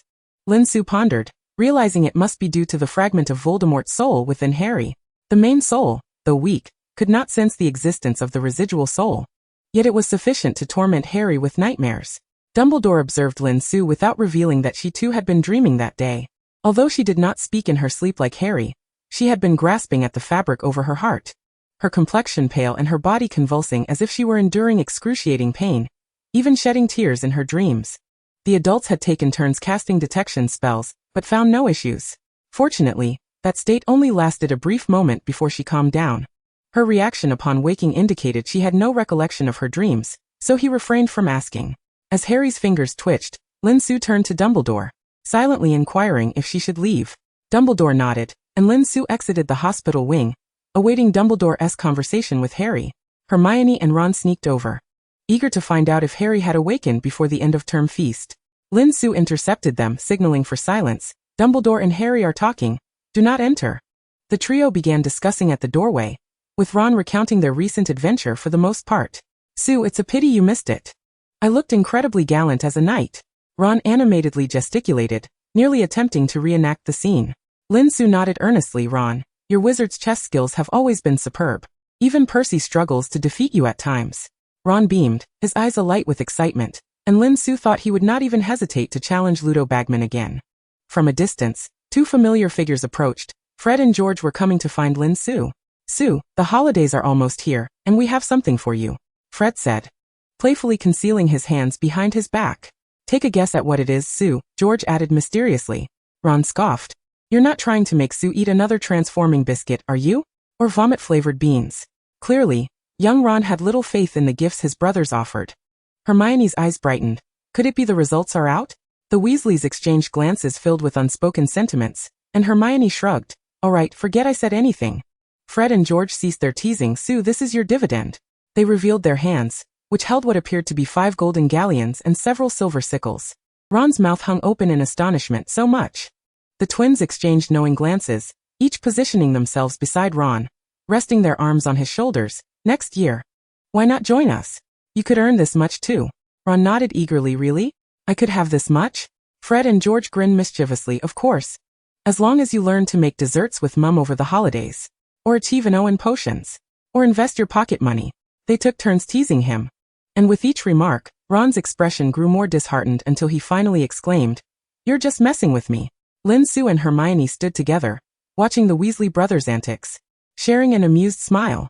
At that moment, Dumbledore and Harry emerged from the hospital wing, Harry looking somewhat dazed.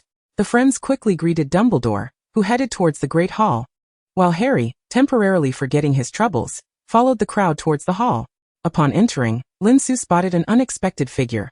Professor Quirrell stood at the entrance awaiting them. His head was still wrapped in a turban, but the unpleasant odor had dissipated, and his demeanor seemed less timid. "Miss Lin, Mr. Potter. I must express my heartfelt gratitude to you both. It is delightful to see that you are speaking without any stutter now." "Not at all, Professor Quirrell. It is a pleasure to witness your recovery." Lin Su and Harry exchanged a glance, with Lin Su responding. However, Quirrell insisted on presenting 2 necklaces. "These are my handcrafted necklaces for defense against the dark arts. Though my alchemical skills leave much to be desired, they can withstand a single attack. I believe you will find them useful, so please accept them. If you refuse, I shall be quite unable to rest." In the end, Professor Quirrell nearly became incoherent again, prompting Lin Su and Harry to accept the gifts graciously. Quirrell appeared to breathe a sigh of relief, and turned to walk towards the staff table. Once all the little wizards were seated, Professor McGonagall tapped her spoon against her goblet to bring the room to silence. "Another year has passed." Dumbledore began to speak. "I imagine many of you are curious as to why this old fellow hasn't left the school early? This is the annual House Cup awarding ceremony, and I certainly had to return." He then commenced the announcement of each house's scores, noting that Gryffindor had not been penalized 150 points this time. They ranked second with a score of 442 points, while Slytherin took first place with 477 points. Lin Su smiled as she watched Dumbledore's creative methods of awarding points to Gryffindor. Given the relatively narrow margin this time, Dumbledore did not overly exaggerate the point additions. Ron earned 10 points, Hermione 10 points, and Harry 15 points, causing Lin Su to pause in surprise. She had forgotten that they had visited during the day, and Neville had not intervened, resulting in a tie in points. Then Dumbledore spoke again. Regarding the events that transpired on the day of the Quidditch match, I believe many little wizards have a general understanding of what occurred. I sincerely apologize for not awarding you points at the time, Miss Lin, for your bravery. Gryffindor earns an additional 10 points. Lin Su was momentarily stunned, unable to recall whether points had been awarded previously. Professor Quirrell led the applause, and the Gryffindor lions nearly brought down the ceiling of the Great Hall. Dumbledore snapped his fingers, and the decorations of the hall transformed into Gryffindor colors. Harry noticed Draco Malfoy at the Slytherin table clenching his fists, while Professor Snape's face darkened like his cloak. Professor McGonagall wore the brightest smile since the beginning of the term, clearly delighted, and he thought that perhaps he should no longer concern himself with the happiness of others. Chapter 1. The holidays. The next day, everyone learned their final grades. Hermione rightfully claimed the top spot in their year, while Lin Su, having scored slightly lower in History of Magic, ranked second. Young Master Malfoy turned crimson as he recalled his earlier pride in Lin Su's applause, interpreting it as mockery. Lin Su sensed that their relationship was once again treading on thin ice. However, considering that Mr. Malfoy would likely have a confrontation with Mr. Weasley before the start of the second school year, it seemed there was little room for reconciliation. Shaking her head, she decided not to dwell on such matters. She missed Lenita and Suchi immensely. Upon returning home, she planned to give her parents a bear hug and indulge in a feast. The four friends unsurprisingly occupied the same compartment, with the twins busily promoting their little inventions and initiating a pre-sale system. Truly born merchants. Would you all like to come to my house over the summer? Ron invited. The other three nodded vigorously, eager to accept. Let us keep in touch through letters. Soon. The train arrived at the platform, and Ron joined his brothers, leaving the remaining three to exit together. Lin Su spotted Lenita and Suchi standing with the Grangers. The three young wizards rushed over, but Lenita positioned himself in front of Suchi to block Lin Su's embrace. Undeterred, Lin Su first hugged Lenita, then turned to Suchi, tilting her head as she sensed a faint magical aura emanating from her. She opened her perception wide, her eyes widening in astonishment. Am I going to have a little brother or sister? Lenita, having just draped an arm over Harry's shoulder, looked over in surprise. How do you know? He asked. Mom only found out yesterday too. Lin Su was overjoyed, barely able to respond to Lenita's question. This is fantastic. I must prepare the most wonderful gift. She then pulled the slightly downcast Harry and Hermione's hands, exclaiming, Hey friends, we're going to have a little brother or sister. The two companions immediately shared in her excitement, while the adults exchanged glances, helping the three children push their luggage toward the train station exit. Thus, the summer began with this delightful news. The Dursleys no longer attempted to lock Harry away, and Hedwig, under Lenita's care, was thriving, appearing plumper than ever, and less agile in flight. After delivering 2 rounds of messages, Hedwig realized her predicament, and began to control her weight. Whenever Lenita offered her extra meals outside of regular feeding times, she would close her eyes, pretending not to see, much to everyone's amusement. Lin Su only shared the news of the child possibly being a little wizard with Dumbledore. Now aside from Dumbledore, only Snape had a clear understanding of her perceptive abilities, but she swore on her nose, which Voldemort would never possess, that Snape would not be interested in a future little giant. Dumbledore wrote to express his congratulations and stated that he would keep an eye on the entrance requirements. Suchi's pregnancy symptoms were not severe, and after some debate with Lenita, he reluctantly agreed to allow her to work at the shop for half a day each day. Harry and Lin Su volunteered to help in the restaurant, enjoying their meals and earning wages, growing taller throughout the summer. Dobby appeared at the end of July, shortly after Harry had celebrated a wonderful birthday, and was still at the Lin residence. Dobby rushed to the Lin household in an attempt to prevent Harry from attending school. But alas, he could not cause trouble for Harry there. At least the Lin family had no orders that could be disrupted by Dobby, and Lin Su was able to sense Dobby's presence beforehand, significantly reducing his potential for havoc. Even so, the two and the house elf created quite a mess until Dobby apparat to the doorway of Suchi and Lenita's room, causing a stalemate. Dobby, leave that door immediately. Lin Su whispered sharply. Dobby sensed the unformed magical aura of a young wizard inside, and wisely refrained from disturbing Su Chi, instinctively knowing that if he truly interrupted the lady of the house, this young miss would surely remove his head to use as a ball. Under Lin Su's fierce glare, Dobby slowly backed away from the door, apologizing. Dobby did not know your mother was having a little wizard. Dobby will not disturb her. Dobby's eyes, the size of tennis balls, sparkled with a humble light, his large ears drooping, appearing quite contrite. Dobby, I need to know why you won't let me go to school. Harry spoke as soon as Dobby had fully left the second floor. Harry Potter will be in danger at Hogwarts. Dobby must stop Harry Potter from going to Hogwarts. Harry pressed him further, and Dobby responded by banging his head against the wall beside the stairs. Lin Su quickly ran up and seized Dobby by his tattered clothes. Dobby, do not disturb my mother's rest. Upon hearing this, Dobby was even more determined to bang his head against the wall, exclaiming, Dobby disturbs the wizard's rest. Dobby is a bad elf. Bad Dobby. Lin Su exerted considerable force to pull Dobby away from the wall, and Dobby's big eyes widened in surprise, thinking, this young lady is quite strong. Then he felt himself being lifted into the air as Lin Su called out to Harry, Harry, catch. Harry, being an excellent seeker, was also quite adept at catching little elves. He positioned himself perfectly with open arms to receive Dobby. However, Dobby twisted in mid-air, vanishing before their eyes, leaving behind only the proclamation, Dobby will certainly prevent Harry Potter from going to Hogwarts. Lin Su's lips twitched. Dobby truly was a remarkably persistent little elf. Two individuals were seated upon the sofa, engaged in a hushed discourse regarding why Dobby had claimed Hogwarts to be perilous. Harry pondered whether this danger was instigated by Dobby's master, realizing that the elf was unable to divulge any information about his owner, for the mere attempt would result in him crashing against the walls incessantly, much like before. Lin Su, gazing into Harry's earnest eyes, could not help but marvel at how naturally suited Harry was to be an Auror, possessing sharp instincts, analytical prowess, kindness, and a profound sense of justice. Gently patting Harry's shoulder, Lin Su reminisced about their previous conversation concerning their room, suggesting that if they wished to discover what lay within, they should boldly approach and open the door. In time they would learn what had transpired, but for now they needed to clean up. Owing to the remnants left by the wand's trace, and with no other wizards nearby to provide cover, the two could only resort to manual labor for tidying up. As Lin Su swept, she mused that the next time they encountered Dobby, she would insist he come to her home for a complimentary thorough cleaning. As compensation for the mess he had made, Molly had extended an invitation for them to visit at the end of August, during which the young wizards could venture to Diagon Alley for shopping and also together to the station. Hermione, Harry, and Lin Su all readily agreed. Chapter 2. A visit to the burrow. Lin Ida and Su Chi prepared gifts for Harry and Lin Su to take to the Weasley household. Delightful treats that Lin Ida guided the children to craft themselves, ensuring that Harry bore no psychological burden in this regard. By the afternoon of August 25th, Lin Su and Harry had packed their belongings. Since they had designated an entire day for Diagon Alley, Molly had sent a letter in advance, expressing her hope that they could arrive a few days early. After some discussion, it was decided they would depart on the 25th. In her letter, Molly cryptically mentioned that someone would come to collect them, but refused to disclose who would be arriving, merely instructing them to wait at home. Lin Su speculated that Mr. Weasley would likely be the one driving. Su Chi's pregnancy was becoming more evident, and although she had known about Lin Su's impending departure, she could not help but feel teary-eyed.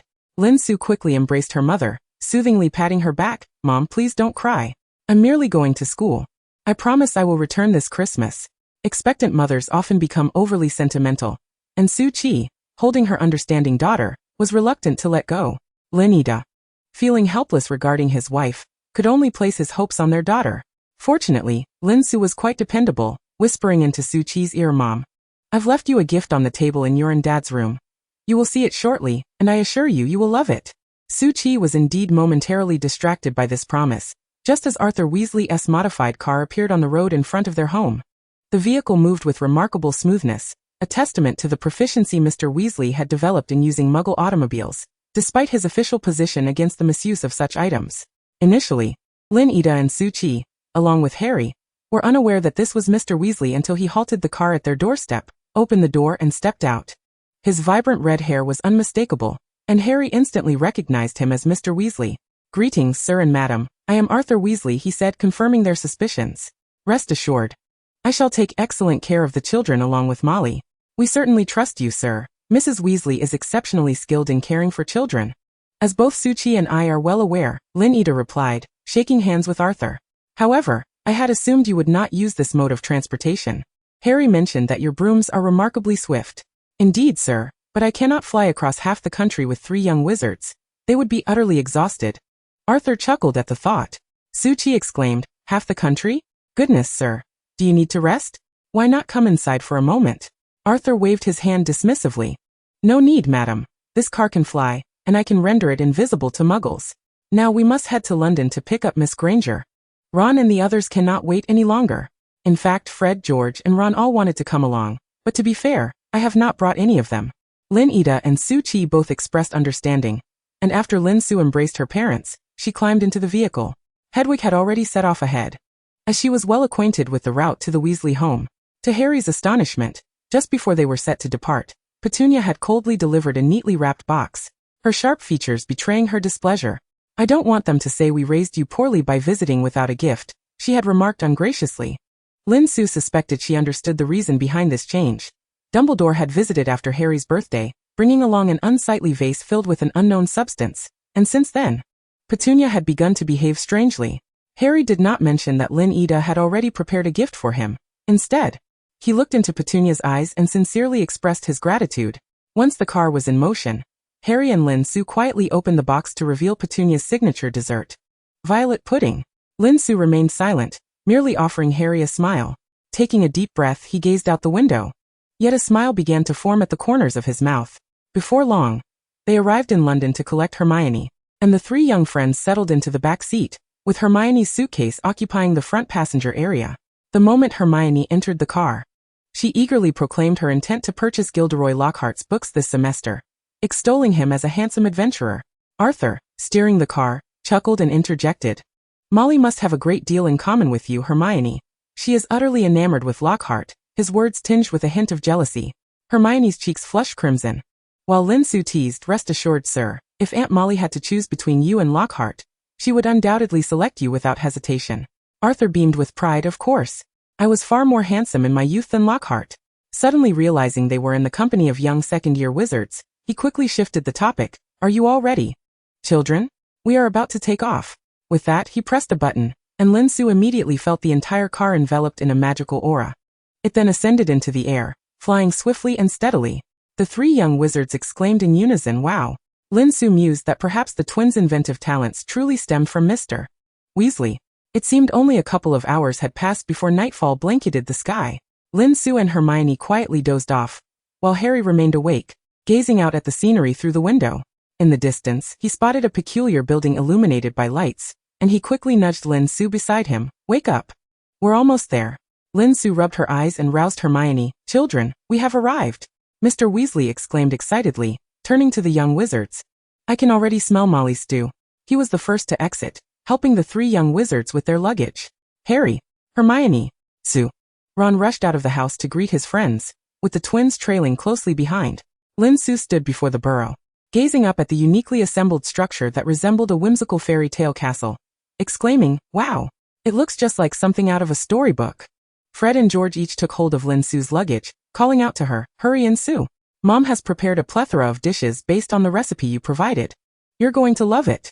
It was then that Lin Su realized she was quite hungry.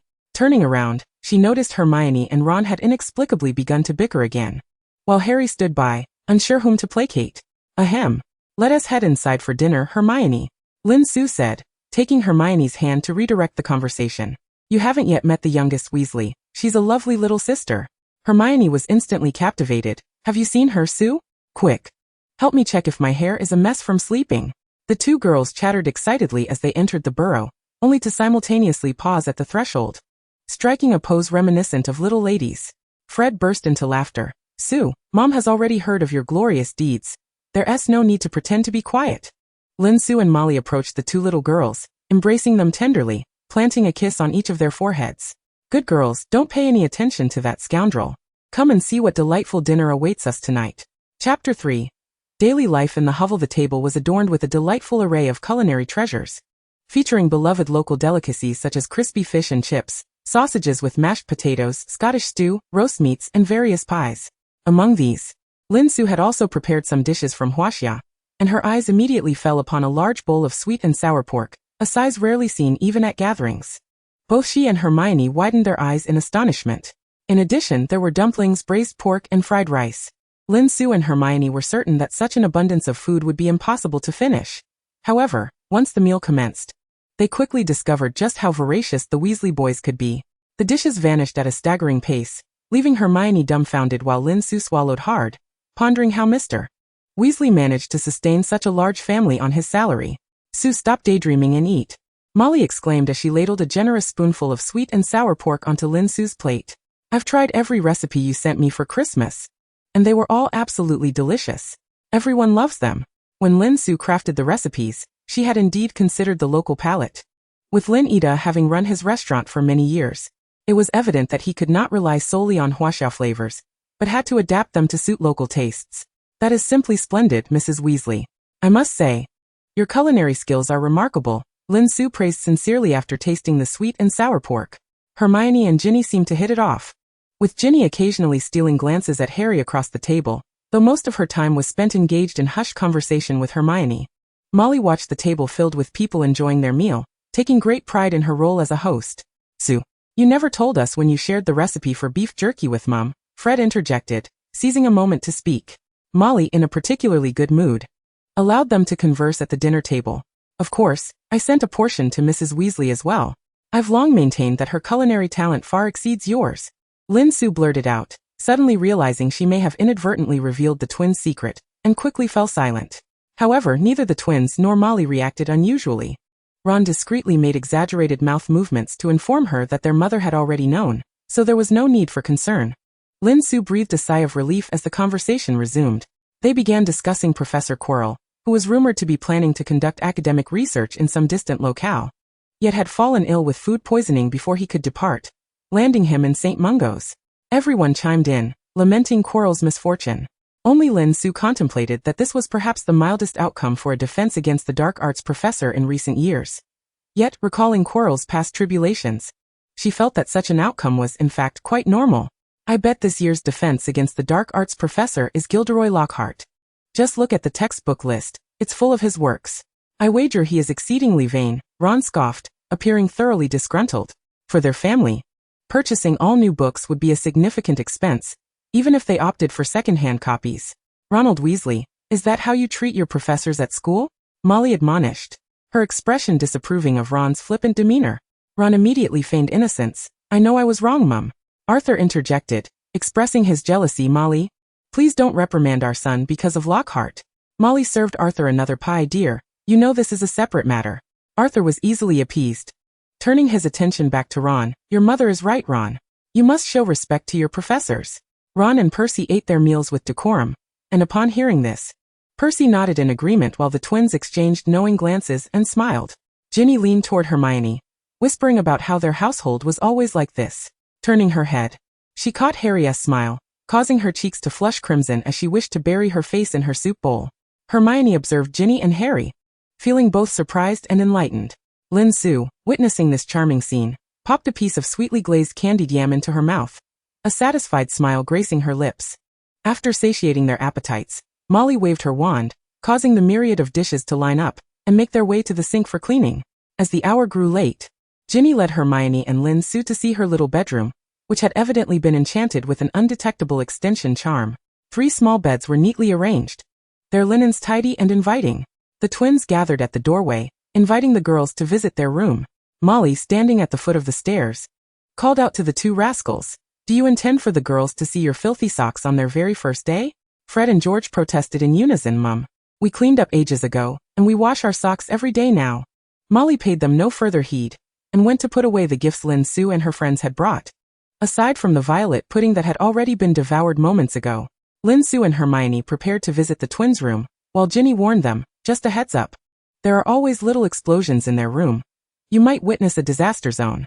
Just then, Harry passed by her room, also heading to the twins' quarters. Ginny immediately abandoned her plan to join them, urging the 2 to go quickly and return. Lin Su and Hermione murmured to each other, do you think Ginny has a crush on Harry? Hermione nodded thoughtfully before shaking her head. They've never really interacted. Perhaps it's because Ginny grew up listening to Harry's stories, so she admires him. Lin Su wore a mysterious smile. Hee hee, this time I shall be an eyewitness to the ship sailing.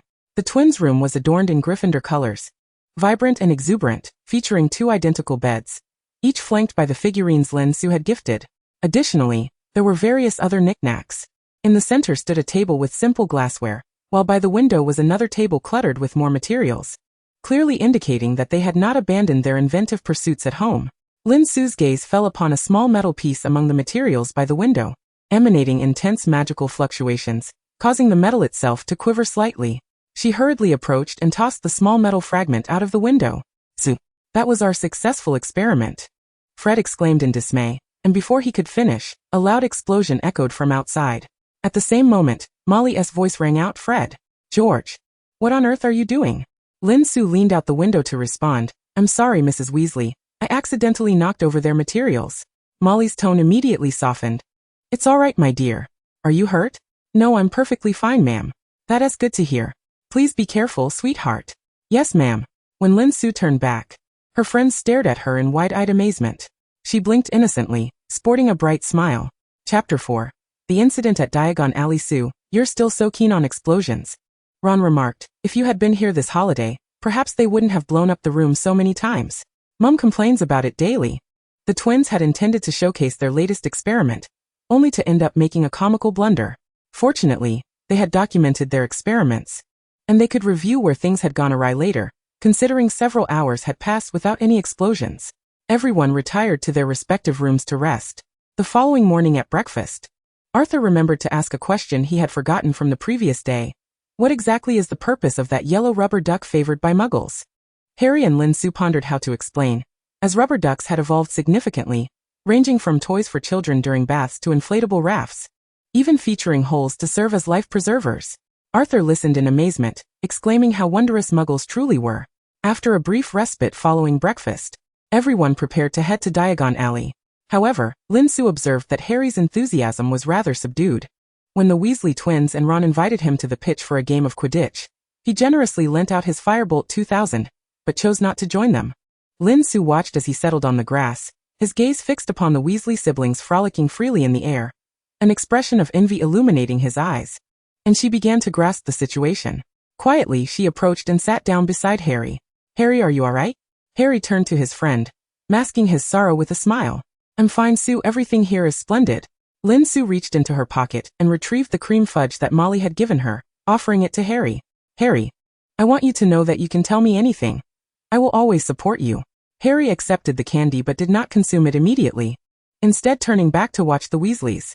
"Sue, I don't know how to articulate this. I just feel a bit envious." "That is perfectly normal, Harry. The atmosphere in the Weasley household is truly delightful. They have so many siblings, it's always lively, and Mr. and Mrs. Weasley are such a perfect match." Lin Su propped her chin on her hand, mirroring Harry's gaze upon the exuberant redheads. Harry shook his head gently, his green eyes dimming with emotion. "Sue, I apologize for saying this, but the truth is, whether at Ron's house, your home, or Aunt Petunia's, I always feel like a guest. I miss my parents. I've been dreaming lately, nightmares filled with terrifying green light and a woman's screams. I believe that was my mother." Lin Su opened her perception. She had scarcely employed her abilities during this holiday. Last night, upon glimpsing the Weasley brothers' inventions, her instincts had prompted her to scan and she discovered something amiss. A faint dark essence seeped from Harry's wound, slight yet sufficient to inflict pain upon him. Lin Su furrowed her brow. Voldemort's primary soul should still be weak. Yet perhaps the agony was affecting the remnants of his soul within Harry. "Su." Harry, upon speaking, felt that his words might have been overly harsh towards Lin Su, especially since her family had always treated him as one of their own. When he noticed her silence, he assumed she was upset, only to turn and see Lin Su staring intently at the scar on his forehead, lost in thought. Lin Su snapped back to reality, shifting her gaze. "Harry, there's a secret I must share with you." Harry instantly cast aside his worries, eagerly awaiting her words. "Actually, I am not the biological child of my parents," she revealed nonchalantly, dropping a bombshell. Harry's mouth fell slightly agape. Lin Su continued, "I was left at my parents' doorstep about a month after my birth. And perhaps due to magic, I have memories from that time. My parents remain unaware of this. So Harry, we are quite alike. You need not always regard yourself as an outsider. We are the best of friends, are we not? Everyone loves you, and you love them in return. That is more than sufficient." Lin Su stood up first, extending her hand to Harry. "Love is what truly matters. Come on, Harry, we must set off for Diagon Alley." The two friends walked towards number 4, Privet Drive, each consumed by their thoughts. One pondering how to alleviate Harry's suffering from the remnants of his soul, the other regretting her earlier words. They departed from the Weasley fireplace to Diagon Alley, accompanied by other friends who were also using Floo powder for the first time. This time, Harry correctly named the destination. Lin Su had initially assumed their shopping excursion would be delayed, thus preventing them from encountering Gilderoy Lockhart's signing event. But to her surprise, he was indeed hosting another one at Flourish and Blott's, claiming the previous turnout had been quite favorable. Yet, Lin Su noted that Lockhart had only materialized after spotting Harry, his entrance seemingly orchestrated. Magic had facilitated his preparations, allowing him to conjure a makeshift signing event with a mere flick of his wand. Fortunately, the crowd was sparse due to the time constraints, preventing the throng from dispersing as they had during the last event. Lin Su remained vigilant, scanning the entrance for the sight of a tall figure with platinum hair. Calculating that Lucius should have dealt with the notebook by now. However, she could not dismiss the possibility that he was biding his time, much like Lockhart. As she pondered, Lin Su glanced back, finding Harry once again ensnared in the midst of the crowd by Lockhart. It seemed Lockhart was indeed lying in wait for the boy who lived, eager to bask in the reflected glory of his survival. Lin Su grimaced slightly and continued to observe the entrance, activating her perception to seek out any presence akin to that of the primary soul. After a few minutes, she sensed the familiar essence and swiftly dashed outside the shop. Lucius, clutching the notebook left to him by the Dark Lord, felt torn. He dared not discard it carelessly nor keep it at home, as the last time a Weasley had searched his premises, they had nearly uncovered it. Despite its unremarkable appearance, he did not presume that the Dark Lord would leave behind an ordinary notebook. Fortunately, he had connections within the ministry that allowed him to extricate himself from the situation at a critical moment. Now the notebook felt like a hot potato. His dark mark had remained dormant for 11 years. Yet he still feared disposing of the notebook, knowing that if the Dark Lord were to return, those astute individuals would show him no mercy. After much deliberation, he resolved to leave the notebook with the little wizard from the Weasley family. If trouble arose, it would not concern him, and he could easily fabricate an excuse, claiming it was a relic from the Dark Lord meant to deal with the blood traders. He had been loitering in Diagon Alley for several days, exasperated by the Weasleys' incessant delays in shopping. After all, the impoverished Weasleys needed time to gather their funds, while the esteemed Malfoy could afford to be patient. Chapter 5. Dobby and Bread. Lucius began mentally rehearsing how to confront the Weasleys. He felt no anxiety over whether they would be angered. He had ample experience in this regard. Lin Su dashed out and immediately spotted the tall figure with flowing platinum hair. He even held the notebook loosely, appearing almost eager for a thief to snatch it away. Lin Su pondered the logistics of her plan for a moment before springing into action. First, she swiftly entered a nearby shop and purchased a similar second-hand notebook. Upon exiting, she cast a disillusionment charm upon herself and hurriedly passed by Lucius, releasing a hint of perception to disorient his mind, all while cloaked by his voluminous robes, successfully completing the exchange. Lucius paused momentarily, glancing down at the notebook he had just realized had been swapped, a smile curling at the corners of his lips. Now, he need not concoct a story. He merely had to embellish the tale of the theft, exaggerating the perpetrator's capabilities, and perhaps lament his own ineptitude, to ensure the matter was settled with a few well-placed cruciatus curses. Grateful to this little thief, he found himself relieved of a troublesome dilemma. If the Dark Lord were to resurrect and he were still alive, Malfoy would be sure to extend his gratitude, perhaps treating him to a fine meal before the Dark Lord would have him executed. At that moment, Lucius was blissfully unaware that the notebook was one of the Dark Lord's horcruxes. Had he known, he would never have underestimated the consequences. Hiding behind a shop door, Lin Su observed Lucius's reaction, and realized her attempt to disrupt his perception had failed. Yet it mattered little. It seemed Lucius would not pursue the matter. She leisurely returned to Flourish and Blott's with the notebook in hand. Harry had finally been released from Lockhart's clutches, and the Weasley siblings were busily trying to gather Lockhart's second-hand books. They had arrived too late and needed to scour every nook and cranny, and even then, they might not find them all, as new books were prohibitively expensive. Fortunately, Arthur had been prepared, having set aside his salary well in advance. Upon returning from Diagon Alley, Lin Su exhibited an exuberant demeanor, a joy that persisted until the commencement of the school year. All the students had meticulously packed their belongings in advance, merely requiring to board the train at platform 9 3/4 together. However, adhering to the customary delays of the Weasley family, a throng of individuals found themselves lingering until the last moment. "Sue, why did you take a separate loaf of bread?" Wouldn't it be more convenient to stow it in your bag? Hermione inquired, puzzled. Lin Su simply replied that it would be handy when hunger struck. Noting that the items in her magically expanded bag were numerous and thus difficult to locate, Hermione conceded that Lin Su had a point and refrained from further questioning.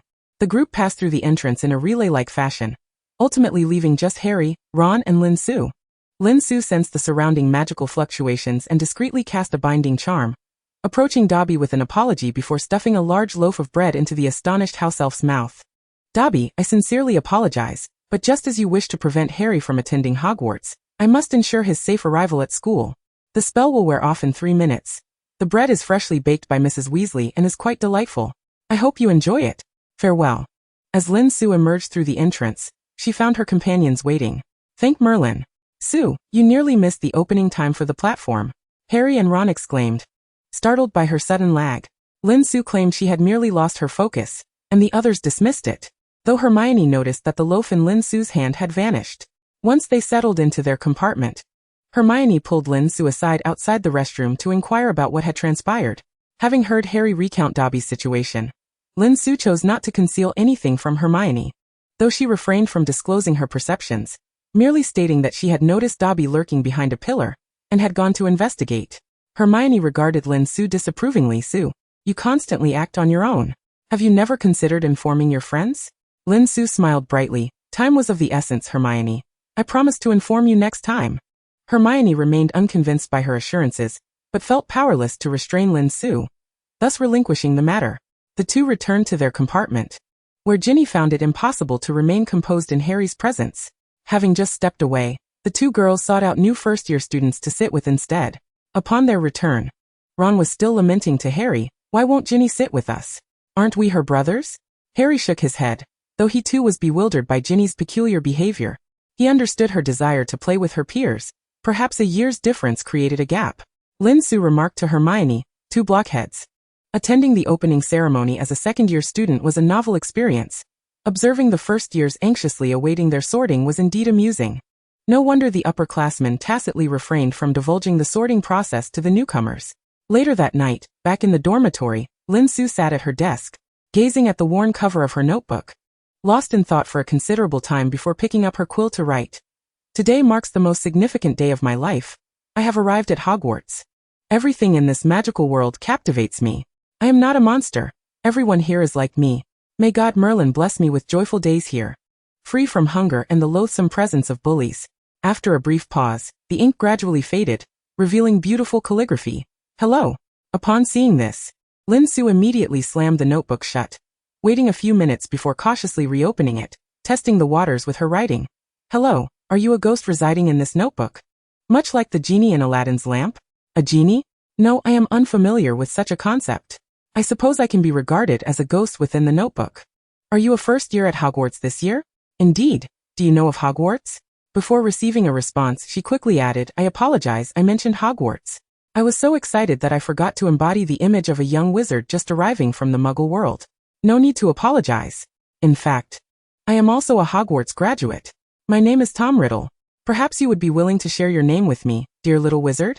Lin Su pondered briefly before writing. Hello, Senior Riddle. My name is Flora Smith. After a 2-second silence, the reply came. A beautiful name. Your parents must love you dearly. Flora signifies the goddess of flowers. Lin Su promptly responded, in truth, I have no parents. I do not wish to converse any further tonight. Good night, Senior. She then snapped the notebook shut, leaving Tom to his own devices. She would have to entertain herself tomorrow. Lin Su silently commended herself, feeling quite satisfied with her performance that evening. Chapter 6. Defense Against the Dark Arts. In the inaugural Defense Against the Dark Arts class, Lockhart distributed a questionnaire to gauge the students' proficiency. Lin Su found herself bemused by the test, which was entirely tailored to his personal preferences, yet she answered all questions correctly. Flipping through Lockhart's book, she had to concede that aside from the tales that were not his own, his writing style was quite commendable. An idea began to form in her mind, prompting her to cultivate a favorable relationship with him. During the examination period, she repeatedly lamented how wonderful it would be if Lockhart's magical prowess matched his striking appearance. Upon encountering the real Lockhart, she understood why Hermione, Molly, and numerous witches were so enamored with him. After all, he was undeniably handsome. Among those she knew, only Cedric could rival his allure in adulthood. This time, she was determined to prevent Cedric's demise. It was unjust that those who sought fame could bask in the sun while truly remarkable youths remained shrouded in darkness. As her quill inscribed the final letter on the parchment, Lin Su lifted her gaze to Lockhart, standing beside her, observing her work, and offered him a radiant smile. Lockhart, noticing the two diligent girls, approached to glance at their answers, and upon seeing the correct responses, he returned Lin Su's smile with warmth, adding 5 points to Gryffindor. Zu. You never mentioned you liked Lockhart. Hermione exclaimed excitedly, seizing Lin Su's hand after Lockhart returned to the podium, her eyes sparkling with the thrill of discovering a shared admiration. Lin Su replied, his writing is quite good. Hermione failed to discern the underlying implication in her words, momentarily setting aside her usual perceptiveness in the presence of her idol. He is incredibly brave. After graduating, I too wish to embark on adventures around the world, but I lack his courage and prowess. Lin Su resolved to curtail Hermione's blind adoration. Hermione, many things must be witnessed firsthand. For instance, let us see what Professor Lockhart has prepared to teach us today. With his prowess, his teaching materials must be extraordinary. Hermione finally calmed her excitement, and turned to face the podium alongside Lin Su. In the next moment, Lockhart unleashed a Cornish pixie he had meticulously prepared, and Lin Su swore she saw a pair of large question marks appear in Hermione's eyes before she forcibly retracted them. Unable to resist, Lin Su stifled a laugh, finding Hermione utterly delightful. The mischievous pixies commenced wreaking havoc throughout the classroom. And just as they were about to tug Neville's ears to hoist him up, Lin Su cast a binding spell. Lockhart, grinning at the unfolding chaos, maintained his composure until a pixie snatched his wand and tossed it aside. Everyone, find a way to deal with these troublesome pixies. This is a practical lesson. The more you capture, the more points you will earn, Lockhart declared, feigning calmness as he fled in search of his wand. Lin Su shook her head. Indeed, a mere pretty face was insufficient. Such irresponsible behavior rendered Lockhart's countenance quite unappealing. Hermione, while freezing two pixies, urged her friends not to dawdle. Harry and Ron also joined the group attempting to catch the mischievous house elves. Seamus stood beside Neville, his wand occasionally emitting tiny sparks. The house elves, knowing their vulnerability, dared not approach the two boys. Several young wizards took the lead, prompting the rest to follow suit. The house elves of Cornwall were not particularly fearsome beings. Rather, they were known for their mischievous antics. However, for the Hogwarts students, who were accustomed to daily disturbances from Peeves, they were merely a trifling matter.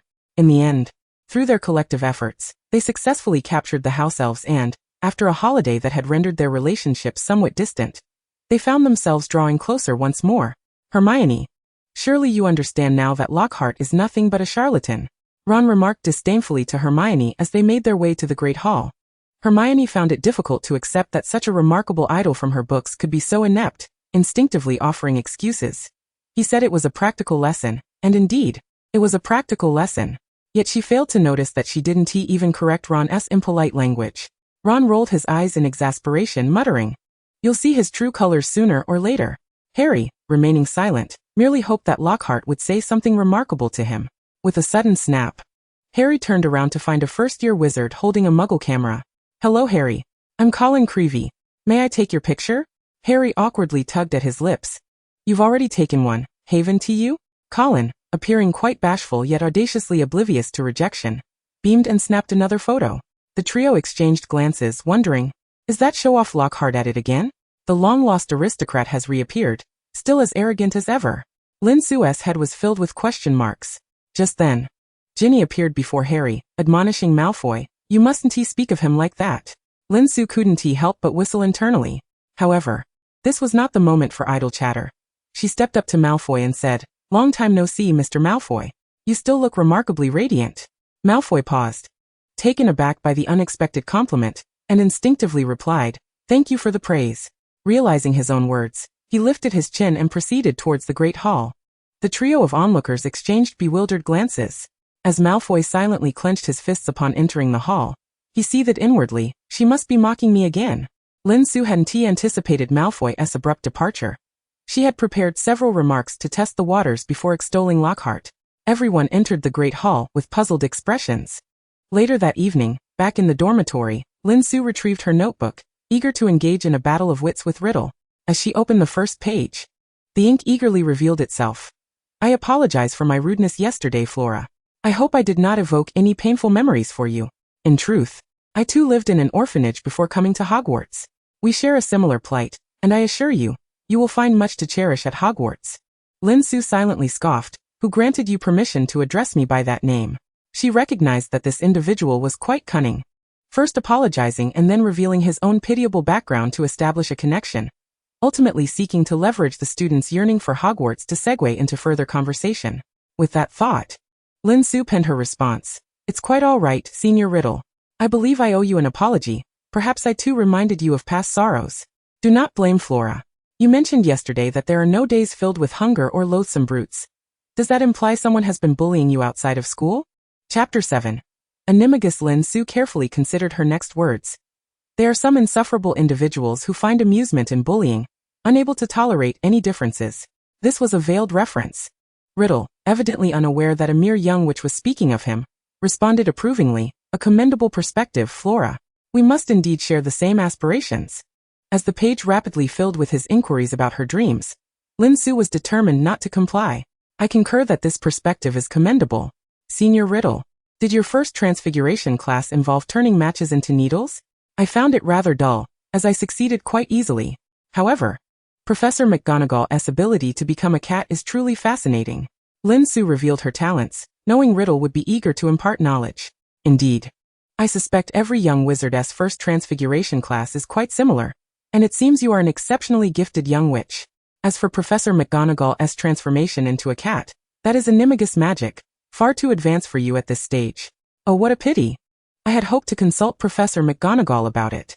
Senior Riddle, you possess such extensive knowledge. Flora, if you wish, I can teach you everything I know. Really? That would be wonderful, Senior. Lin Su then began to bombard Riddle with questions, all revolving around basic wizarding knowledge, fully immersing herself in her role as a novice which fresh from the Muggle world. When Riddle's handwriting began to slant uncontrollably, Lin Su finally relented. Closing her notebook, she gazed thoughtfully at its pages, having subtly observed the flow of magic while bantering with Riddle. The dark aura emanating from the notebook, presumably infused with Voldemort's youthful memories, felt far less oppressive than the remnants that had clung to Quirrell. Her conversation with Riddle triggered a realization. Perhaps this year she could also resolve the issue with the hefty rat Scabbers. Harry would surely feel elated, for Sirius was his godfather. Contemplating how to handle the notebook, she had numerous ideas to implement, not to mention the upcoming Quidditch tryouts.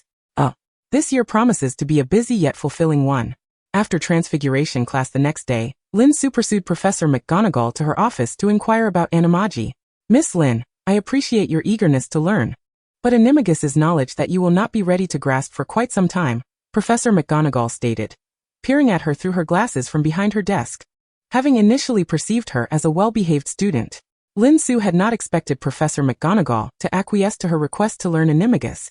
So she readily took a step back and asked if the professor could demonstrate animagus magic to satisfy her curiosity. Professor McGonagall found her request somewhat peculiar, as she had already demonstrated her transformation into a cat during every young witch's first transfiguration class. However, confronted with the girl's pleading eyes, McGonagall relented, setting down her quill and standing before Lin Su, slowly transforming into an elegant tabby cat.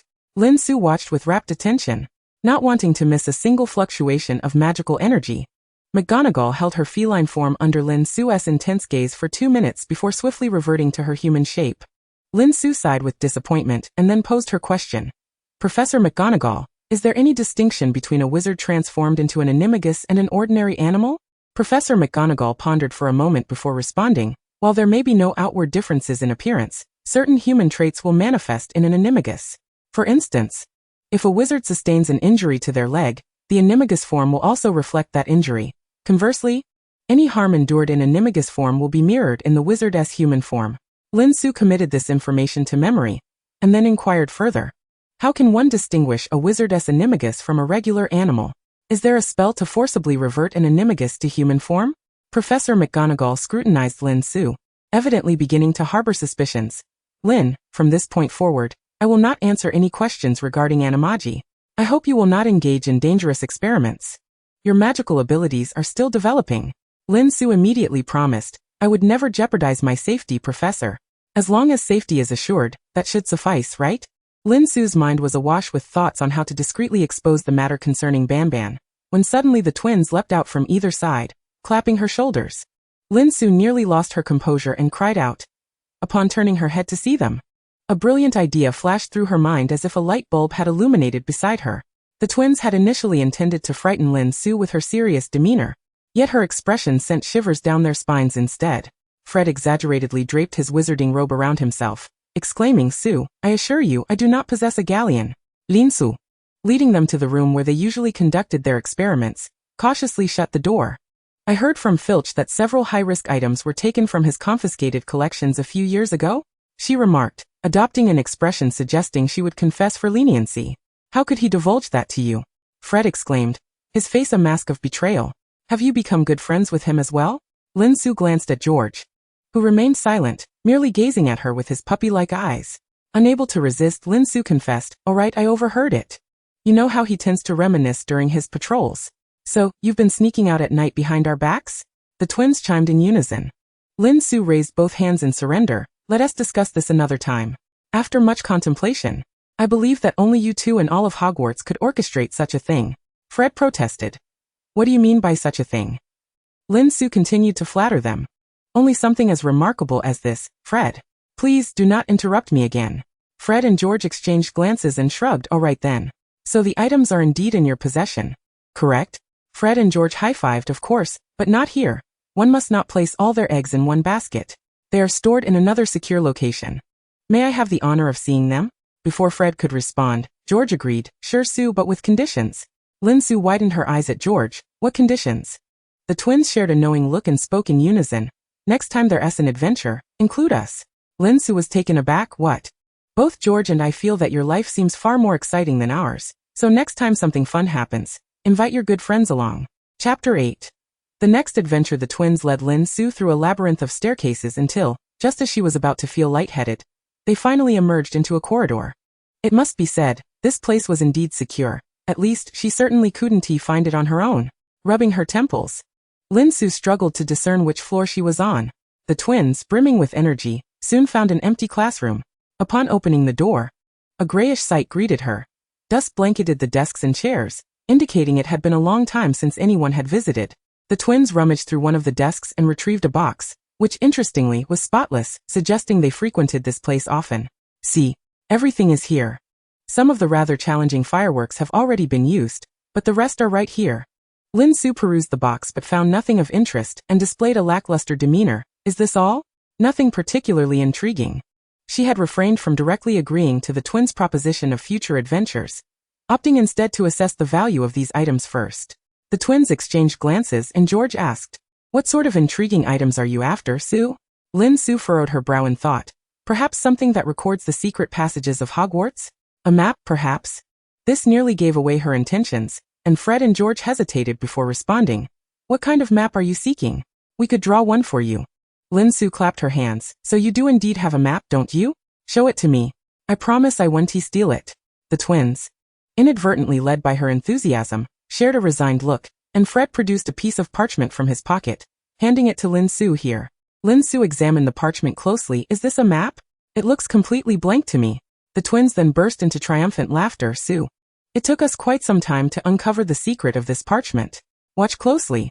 I solemnly swear I am up to no good." George pointed his wand at the parchment, and gradually, inked lines began to materialize, spelling out, Moony, Wormtail, Padfoot and Prongs. Lin Su's emotions became complex. Although she had initially resolved to swiftly capture Bamban, never before had she felt such urgency. Knowing what this individual had done, recognizing the bond they once shared, and seeing their nickname alongside those of the other three, Sirius and James even inscribed his name first, triggered a profound longing. While lowering her gaze to examine the map, Lin Su quickly collected herself, marveling as all the routes of Hogwarts revealed themselves, her exclamations of awe echoing in the air, her emotional value reaching its zenith. At that moment, the majority of the school's populace was congregated in the Great Hall, and the multitude of names caused Lin Su's head to throb. She shifted her focus to the Gryffindor dormitory's location. Ron had mentioned that Bamban's appetite had not been robust lately. Perhaps he would be staying in the dorm. Merlin was indeed favoring her, for the name Peter Pettigrew distinctly appeared in the boys' dormitory. Lin Su pointed to the name. "Do you recognize this name?" The twins shook their heads in unison. "In fact, his name has been there since we discovered how to use the map. But we have yet to encounter the owner of that name. We speculated he might be a ghost who prefers solitude. He used to be elusive, but things changed last year. He seems to have taken a liking to little Ron. Several times when we opened the map, he was found near Ron. As they spoke, the twins concocted a new scheme to terrify Ron. Perhaps next time we can inform Ron that a ghost has been lurking beside him. Lin Su pondered, considering that perhaps Percy's rather rigid personality deterred him from keeping Banban close, leading to Banban roaming about in search of food, while Ron doted on him. Please do not disclose this to Ron just yet. I find that name somewhat familiar. Allow me some time to investigate. Regardless, let us not rouse any suspicion. It would be disastrous if Banban caught wind of this. Alright Sue, how does this treasure stack up? Is it worth you inviting us on your next adventure? Absolutely. It is splendid. Lin Su replied with a smile, as her next adventure was indeed meant to include them. Soon enough, the twins realized they had once again been outwitted by Lin Su. On a weekend morning, the Gryffindor Quidditch team, bleary-eyed, was summoned by Wood to the Quidditch pitch. The first order of business was to introduce their new team member, who had displayed remarkable talent as a seeker in her first year. Upon reaching her second year, Wood had immediately invited her to join the team. Wood appeared exceedingly enthusiastic. He was always in high spirits when discussing Quidditch. The twins instantly perked up. For emerging from the changing room was none other than Lin Su herself, clad in the Quidditch team's uniform, and wielding an old broom from the house. She beamed at everyone. Hello, I'm Su Lin. Lin Su had previously informed Harry of her weekend attendance, so he was not surprised. The twins, however, were taken aback. Typically, Lin Su should have waited until the end of the second week to participate in the tryouts, just like Ron. Yet, Lin Su was a substitute seeker whom Wood had long had his eye on, and after consulting Professor McGonagall, she had been permitted to join the team early. Clearly, Professor McGonagall hoped that Wood would help expend Lin Su's excess energy, steering her away from her more perilous inclinations. As the crowd greeted Lin Su, she strolled over to the twins and quietly remarked, "This is my next adventure. Let us embark on it together, my friends." Fred and George listened intently as Wood began to outline a training regimen he had meticulously pondered throughout the summer. However, it was evident that today's training would be thwarted by the arrival of the Slytherin Quidditch team, brandishing Professor Snape's signature. Flint, with malice in his demeanor, provoked Wood before revealing Snape's authorization, compelling Wood to suppress his frustration. Flint, brimming with arrogance, announced their intention to train their new seeker, and Malfoy immediately strutted forward, chin held high, flanked by his fellow Slytherins who proudly displayed their brand new Nimbus 2001 brooms. At that moment, Hermione and Ron joined the gathering. "My father provided us with these. They are beyond your wildest dreams," Flint boasted with glee. Though Malfoy remained silent, his haughty posture mirrored that of his Slytherin companions. Hermione, incensed, retorted, "Is that so? At least Gryffindor." Lin Su quickly grasped Hermione's hand and stepped in front of her. "Look at the senior's pompous tone. I assumed these were gifts for the entire team. How naive of me." Chapter 9. Peter Pettigrew. Flint, infuriated, shot back, "At least we have." Lin Su, unfazed, replied, "And what of it? It only means your defeat is assured." Flint barked defiantly. Lin Su blinked innocently. "So your previous loss to us was solely due to the brooms? Slytherins often hail from affluent families, and their brooms have always surpassed those of other houses." "You!" Flint exclaimed. "Well then, dear Senior Flint, we shan't intrude upon your training any longer. After all, your skills must match your fine brooms. Should you lose again, you cannot blame the brooms this time." Lin Su noticed that her conversations with Riddle had begun to imbue her with a cheeky demeanor. Riddle, the Gryffindor team erupted in laughter, their grievances against Slytherin dissipating as they made their way toward the Quidditch pitch exit, with Lin Su and the twins trailing behind. Suddenly, a spell erupted from the Slytherin ranks. Tarantaligra. The Gryffindor wizards turned in unison, and Lin Su swiftly cast a protective charm, the two spells colliding and nullifying each other. She observed the Slytherin team, none of whom stepped forward, evidently intent on merely launching a surprise attack. Chaos erupted among the Gryffindor ranks. They were clearly eager to retaliate. What transpired here? Snape's signature tone pierced through the air, evidently having been an observer for some time. Before anyone could respond, Lin Su resumed her cheerful facade. "Oh, nothing. Professor Snape, we were just about to take our leave." "Is that so?" Snape arched an eyebrow, his tone unhurried. "Then why do you linger here?" The Gryffindor players had no choice but to turn and depart, with the trio now walking alongside Lin Su and the twins. No one questioned why Lin Su refrained from informing Snape about the earlier incident. The Gryffindor Lions understood Snape's bias all too well. Due to this minor inconvenience, Gryffindor's training was postponed, and would regretfully announce that their first formal practice would be rescheduled for the following week. The trio hastened to seek out Hagrid, while Lin Su decided to seize this opportune moment to converse with the fat lady. Madam, I have a few inquiries I wish to pose to you. Ensuring that no one was nearby, including the ever-watchful Peeves, Lin Su stood before the fat lady's portrait. My dear, such splendid weather calls for some time in the sun, but I am more than willing to assist you. The fat lady beamed kindly at the young witch. Pray tell. Do you recognize the name Peter Pettigrew? Lin Su inquired with feigned innocence. The fat lady's expression shifted dramatically. Child, where did you hear that name? So, you do know him? Indeed I do, she replied, nostalgia glimmering in her eyes. He was once a student of Gryffindor, and I have vivid memories of him and his friends. He was rather small and often overlooked. It is hard to fathom that he would associate with such illustrious individuals. Yet they were indeed close. The fat lady took a handkerchief and began to dab her eyes. Lin Su endeavored to maintain a curious expression rather than one of anger. He always seemed to trail behind the other three, even during their nocturnal escapades, clinging to them in fear, as though he feared being left behind, though they would never abandon him. Her voice rose. No, we all misjudged him. Peter would never have anticipated that those he idolized would betray their friend. That James and Lily, and even that wretched one, could so cruelly take his life. The fat lady began to crumble emotionally, prompting Lin Su to interject. Madam, please remain composed. The fat lady wiped her tears. I apologize, dear child. I was merely reminiscing. I believe I must seek Nicholas and ask him to cover for me for a while. Lin Su presented her a beautifully crafted frame containing a painting of a gown that she had commissioned Dean to create, knowing only how to draw cartoons herself. Dean's artistry was exceptional, and the gown was exquisitely rendered. Lin Su had studied the magic of portraits. Although she could not yet create one, she could still send items within them. The principle resembled ancestral rituals in her homeland, one executed via fire, the other through magic. I am sorry, madam. I did not intend to bring you sorrow. This is my gift to you, in hopes of uplifting your spirits. The fat lady hesitated before reaching out and genuinely accepting the gown, rendered speechless. Thank you, child. I shall recover swiftly, do not fret. Lin Su sighed softly, deciding it was time to bask in the sunlight. She crouched by the edge of the black lake, absent-mindedly drawing in the dirt with a stick, contemplating whether to divulge her findings to Harry. Initially, she intended to resolve the Peeves matter before revealing the truth to Harry, crafting it as a surprise. However, having listened to the fat lady's tale, her resolve wavered. Harry had a right to know the truth. He would undoubtedly wish to be a part of the quest for answers rather than wait for her to resolve it, and then present it as a grand reveal of her assistance. If he were to discover that she had known the truth all along yet concealed it from him like an adult, would he not feel betrayed? Su. Harry's voice suddenly cut through her thoughts. What are you doing here? Lin Su tossed the stick aside, brushed off her hands, and invited Harry to sit beside her. Harry, why are you alone? Hermione has gone to the library, and Ron is off speaking with Wood about becoming the substitute keeper.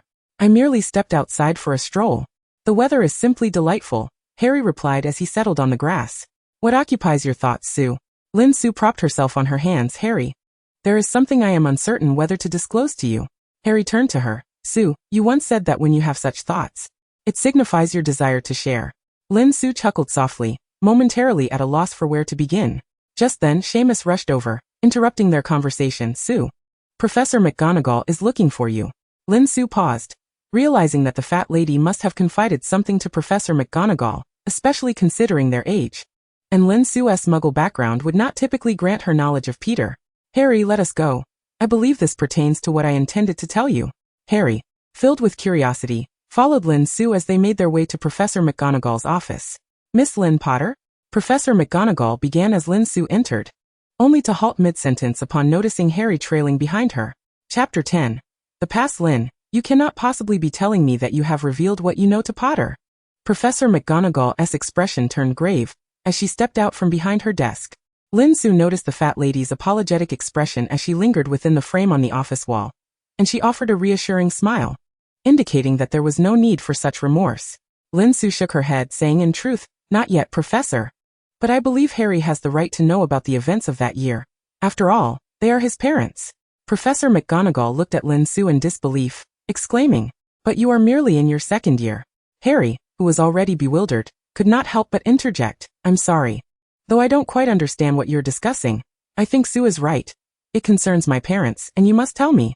Professor McGonagall's eyes seemed to glisten with unshed tears as she leaned against the desk, appearing to lose all her strength. Observing this, Lin Su turned to the fat lady and said, Madam, I apologize, but could you please inform Professor Dumbledore?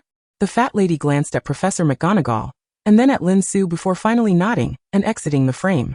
Lin Su closed the door behind her and said, Harry, there are many things I have yet to comprehend, but I hope we can uncover the truth together. Harry was increasingly perplexed. Su, but I still don't know anything. Dumbledore arrived swiftly, requesting the fat lady to return to guard the entrance of Gryffindor, and cautiously cast an anti-eavesdropping charm on Professor McGonagall's office. By this time, Professor McGonagall had regained her composure and conjured comfortable chairs for her 3 guests to sit. Su, have you made any new discoveries? Dumbledore inquired, having evidently grasped the situation's essence. Lin Su replied candidly, yes, Professor, though not extensively. I wish to learn more about Peter Pettigrew from you. Dumbledore turned to McGonagall, who sighed in resignation. Very well, Harry, Peter was a close friend of your father. Harry's eyes widened in astonishment. I'm sorry, Professor, but I don't quite understand. McGonagall continued, he was a contemporary of James and Lily, a fellow Gryffindor student. To be honest, we always considered him a coward, suspecting the Sorting Hat had erred. Yet in truth he was profoundly brave. Compared to him, we regarded your father's other friend, Sirius Black, who is also your godfather, as quite courageous. Yet Peter's bravery exacted a most tragic toll. Professor McGonagall's words only added to Harry's confusion, but he seized upon a crucial point. My godfather? McGonagall nodded, her eyes filled with compassion. Yes, Harry, but I fear you can no longer recognize him as such. He betrayed your parents. You know that Voldemort killed your parents. But if it were not for Black's treachery, Voldemort would never have found them. Harry's expression was indescribable.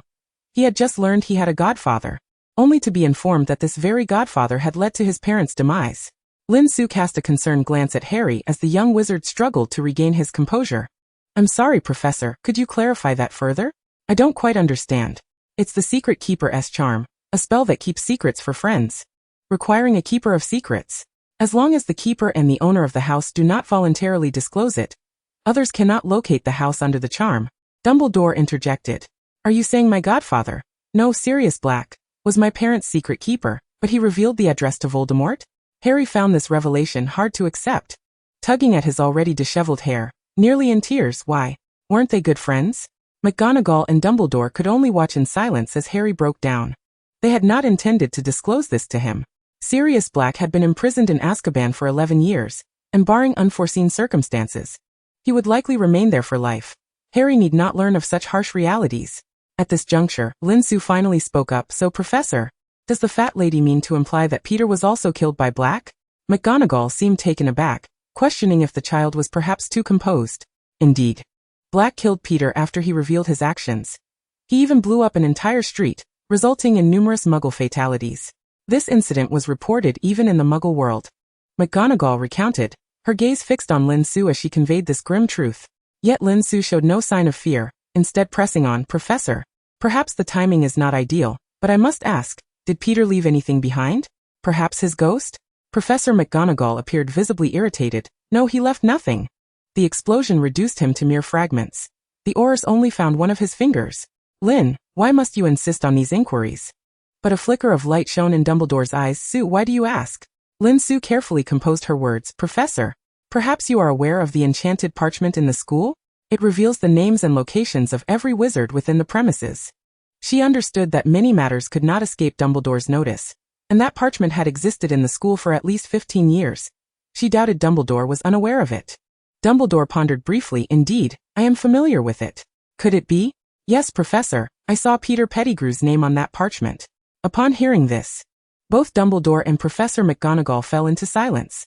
McGonagall, unfamiliar with the parchment, eventually said, perhaps there was an error? Perhaps it only displayed a transient mistake, showing someone from years ago? Lin Su shook her head. Professor, according to the current owner of the parchment, Peter's name has been on it for 3 years, consistently. And it changes location. Dumbledore affirmed, that parchment does not err. Its creators are the most mischievous geniuses I have ever encountered. Their spells and potions are equally remarkable. In fact, I taught them their alchemy. Dumbledore, are you implying?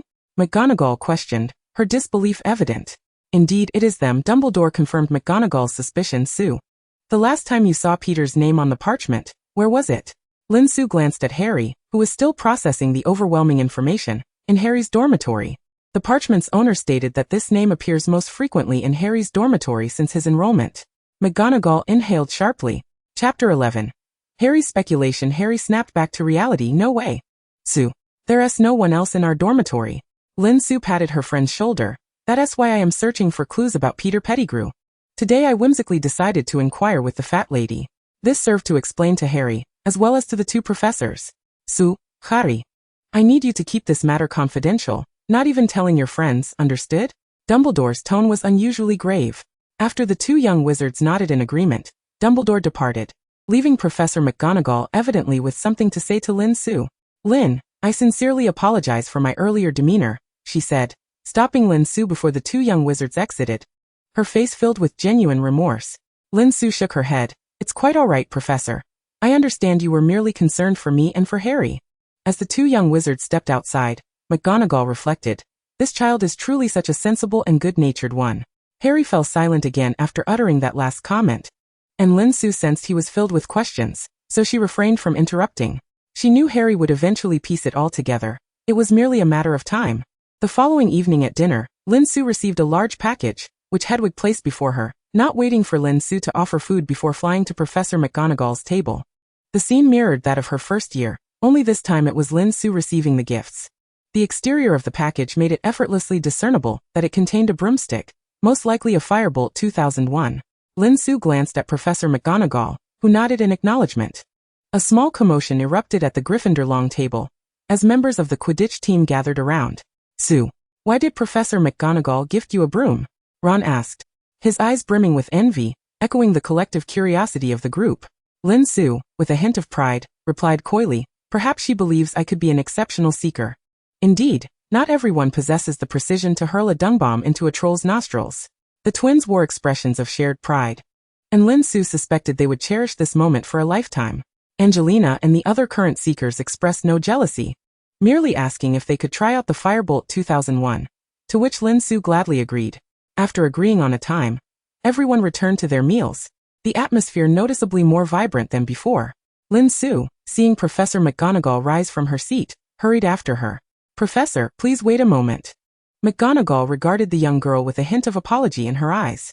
Lin, is there something you need? Lin Su expressed her gratitude, saying, thank you for the broom. I will train diligently. Yet, unable to suppress her curiosity, she inquired, additionally, do you have any updates? Has Professor Dumbledore gone to find Black? McGonagall's expression turned serious. Lin, I had hoped you understood that my gift of the broom was not only to convey my apologies, but also to encourage you to focus on what is appropriate for your age. Leave adult matters to us, shall we? Lin Su bit her lip, ultimately refraining from further protest, her gaze downcast as she murmured, I understand, Professor. McGonagall, unable to resist, replied, very well, Lin. We will inform you of our findings once we have clarity. Lin Su's eyes sparkled with excitement. Thank you, Professor, she exclaimed, turning on her heel and dashing off like a joyful little bird. For the next 3 days, Lin Su temporarily set aside her concerns about Crookshanks, deciding that if there were no developments, she would proactively inform Dumbledore of her suspicions regarding animagi. During these 3 days, she and Harry often ventured out together, borrowing the twins' parchment, which they called the Marauder's Map. Cloaked in invisibility, they explored empty classrooms within Gryffindor. Upon first encountering the Marauder's Map, Harry displayed genuine astonishment. Lin Su observed him, contemplating how she might learn to express her feelings more authentically, as the twins frequently saw through her feigned surprise. After 2 days of observation, both during the day and at night, Harry confirmed that Peter Pettigrew's name indeed appeared in their dormitory, surfacing in various corners of the room. This revelation ignited a mix of excitement and anger within him. Following their earlier conversation, Harry had begun to sense that the events of the past might hold deeper truths, leading him to feel an urgent need to uncover the mysteries surrounding both Peter and Sirius. The realization that one of the key players in this drama was lurking so close to him felt instinctively unsettling, akin to a venomous serpent poised to strike. Wasn't he a close friend of his parents? Wasn't he a hero who bravely stood against evil? According to Lin Su, Peter had been at Hogwarts for several years. If he were indeed the hero of yore, why hide within Hogwarts instead of reveling in his deserved glory? After all, he was a recipient of the first-class Merlin Award. Su, how do you think he managed it? Harry had managed to detach himself from his anger, as he was a clever boy accustomed to enduring hardship. Lin Su countered, what are your thoughts, Harry? He articulated his theory. He must still be alive. If he were a ghost, he should be visible within Hogwarts, and we certainly haven't felt any ghostly chills in our room. Lin Su nodded, and Harry continued. I just can't fathom how he could be hiding. Lin Su resolved to offer this astute boy a hint. Harry, perhaps you recall the first day of Transfiguration class, when Professor McGonagall demonstrated the transformation between a human and a cat.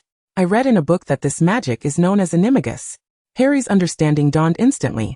You mean, Peter can transform into a cat? No, wait, that's not right. We agreed not to get a cat as a pet because of Crookshanks. At this juncture, Harry paused, scrutinizing the Marauder's map once more. Lin Su was nearly ready to applaud his perceptiveness. He truly was a remarkably astute individual. Su, perhaps you remember that Crookshanks is missing a paw? Harry murmured, disbelief lacing his words. Yet his instinct assured him that this was the correct conclusion. Perhaps Peter isn't beside me but rather with Ron.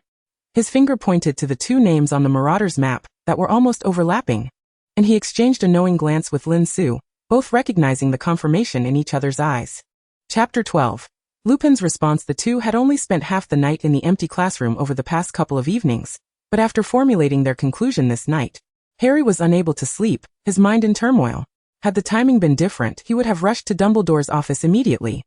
He was reluctant to return to the dormitory, fearing that upon seeing Crookshanks, he might involuntarily seize the plump feline by its neck and demand answers, inciting a brawl with Ron. Lin Su, clearly attuned to his distress, accompanied him as they wandered aimlessly through the halls of Hogwarts. The Marauder's map enabled them to deftly evade Filch's patrols as well as other nocturnal students. However, the astute fat lady caught sight of them, raising her paw to prod at the invisibility cloak covering them. Harry, with no other option, pulled her in as well. Fortunately, following Lin Su's earlier advice, Harry had fostered a rapport with her, so she remained silent beneath the cloak, even ignoring Filch's calls, as Lin Su had brought cat treats with her. Thus the three of them, 2 students and 1 cat, strolled through the castle all night long. However, the consequence of their escapade was that both awoke the next day with significant dark circles under their eyes. Lin Su sat at the long table, her gaze vacant as she munched on cereal.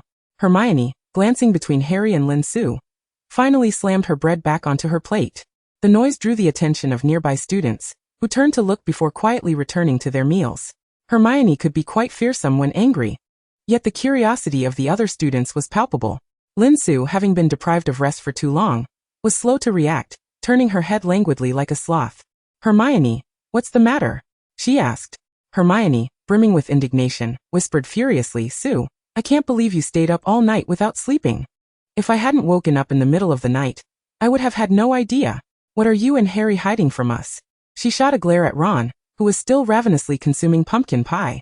Ron, startled, dropped his pastry, struggling to swallow his food as he directed his ire towards Harry.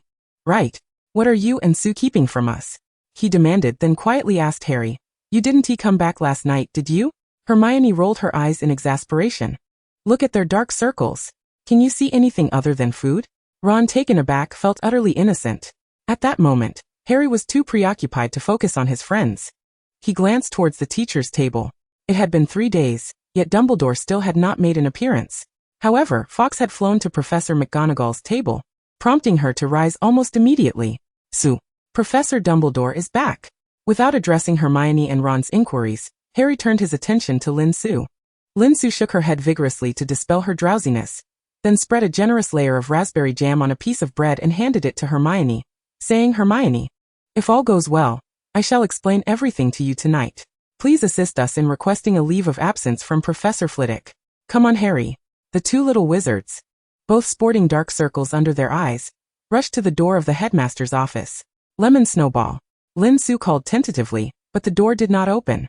The 2 began racking their brains to recall the latest products from Honeydukes, as the twins often assisted the younger students with their purchases, making them quite familiar with the confectionery. However, before they could guess correctly, the door swung open, and Dumbledore's voice echoed, Come in, children. The 2 little wizards hurried inside, where Professor McGonagall cast a disapproving glance at Dumbledore. Albus, we have not yet confirmed. At this moment, Harry could no longer contain himself, exclaiming, We all know. It's Scabbers. He is Peter Pettigrew. Both professors turned their attention to him, and McGonagall, her face marked by shock, asked, How can you be so certain, Mr. Potter?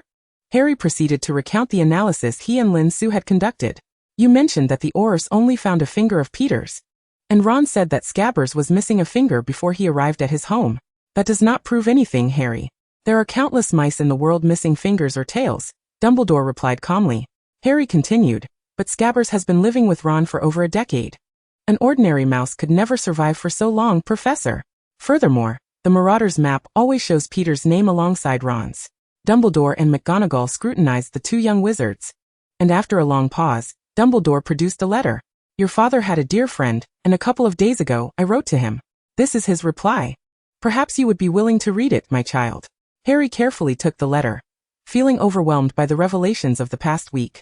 He had learned so much about his father's numerous friends, and while he should feel elated, he found himself unable to smile.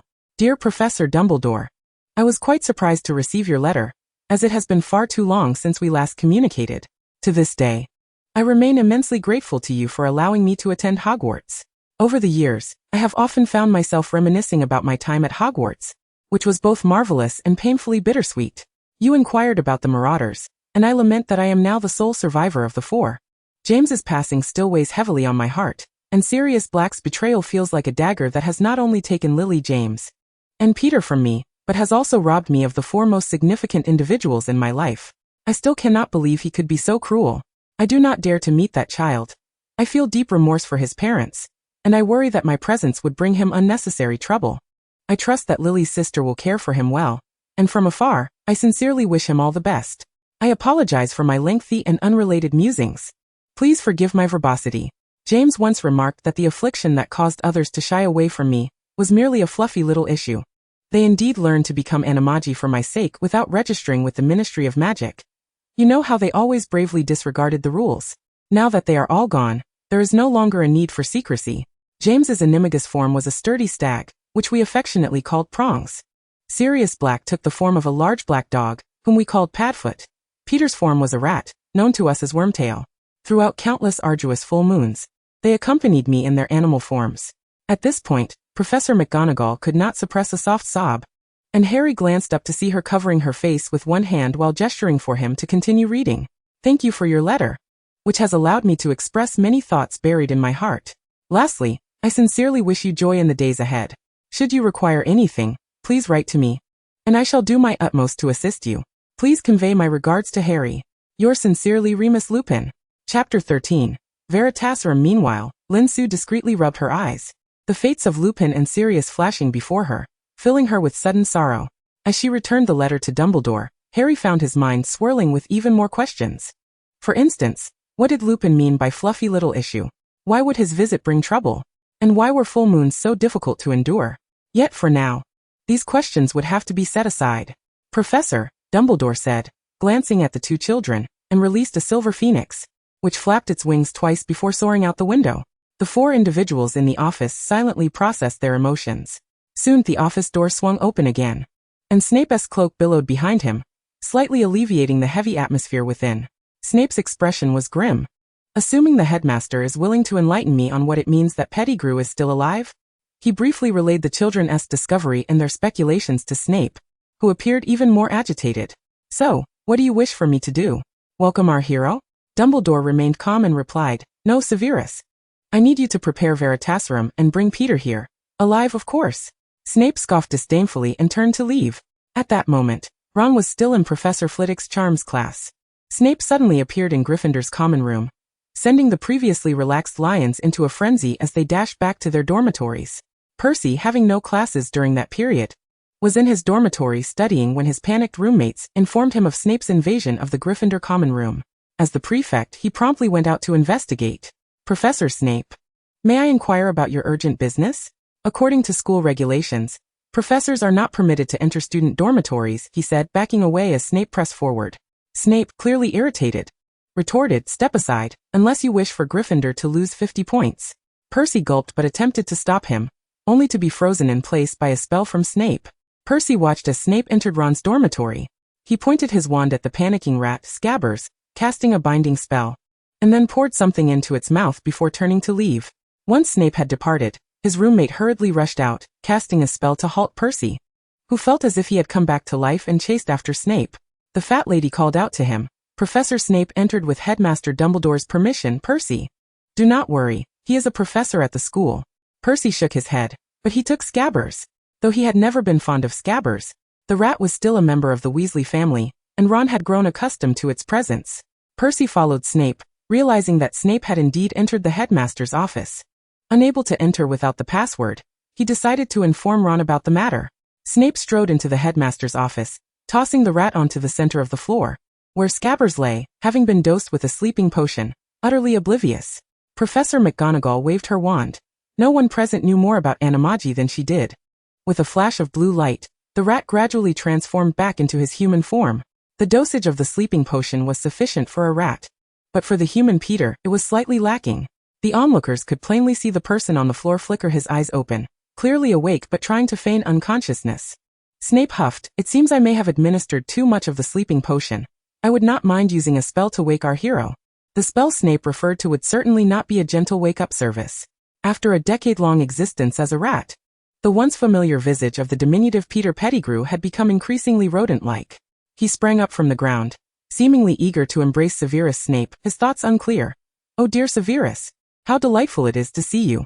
Snape, however, withdrew his wand and forcefully jabbed it into Pettigrew's shoulder, enunciating each word with chilling clarity. "Stay away from me." Instantly, Pettigrew raised his hands in surrender, and turned to Professor McGonagall. "Professor McGonagall." At that moment, McGonagall was not in the mood for nostalgia. With a flick of her wand, she conjured a chair. "Sit, Peter." If one overlooked the ropes attached to the chair, it could be perceived as a gesture of goodwill. Clearly, McGonagall discerned something in his furtive demeanor. Pettigrew, visibly anxious, hesitated, and the small, corpulent man, whose garments threatened to burst from his girth, turned towards Dumbledore. "Dumbledore, what has happened?" "Why?" Snape, having evidently lost his patience, directly bound him with a spell and forced an entire vial of Veritaserum down his throat. Lin Su inhaled sharply.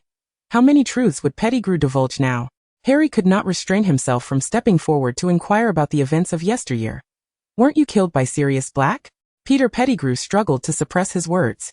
Yet the effects of the Veritaserum were insurmountable, especially after having consumed a full vial. He began to ramble incoherently, and the assembly pieced together the truth. The change of secret keeper, his cowardice, the pursuit by Sirius who knew the truth, the explosion he had caused. Finally, he began to murmur his regrets. Lin Su regarded him impassively. With the Veritaserum in effect, his remorse seemed genuine, yet it was intermixed with a surplus of selfishness. Perhaps, as time progressed, this regret would become heavier, but what purpose would it serve? The stark reality remained. They were dead, and he lived on unscathed, while someone else languished in guilt, imprisoned for years, and he dared not take responsibility for his transgressions. In human form, he garnered the highest honors in the wizarding world, hailed as a hero by all, while in his rat form, he lived freely, flourishing and well-fed. "How dare you? How dare you remain so brazenly close to Harry?" McGonagall's voice quaked with fury, her anger palpable. "Do you not look at him and think of James and Lily?" Snape appeared furious, but refrained from further action. For Pettigrew had leveled an accusation at him. "You have the least right to blame me, you sniveling coward. Do you think Lily was unaware it was you?" At last, Dumbledore made a move, silencing Pettigrew with a wave of his wand. Snape stepped outside, his usually graceful stride now faltering. Harry was bewildered, the prolonged tension and the weight of the revelations leaving him dizzy. Lin Su sighed deeply within herself. "I believe I must write a letter to Fudge," Dumbledore murmured, almost to himself, before casting a sleeping charm on Pettigrew and beginning to compose his letter. McGonagall, striving to regain her composure, transformed the previously conjured chair into a cage and levitated Pettigrew inside, subsequently escorting the two young wizards from the office. Chapter 14. Alchemical Artifacts. After walking a short distance, McGonagall suddenly turned to Lin Su. "When did you suspect Pettigrew was an animagus?" Harry glanced at Lin Su, who had paled since the moment they learned of Pettigrew's capture.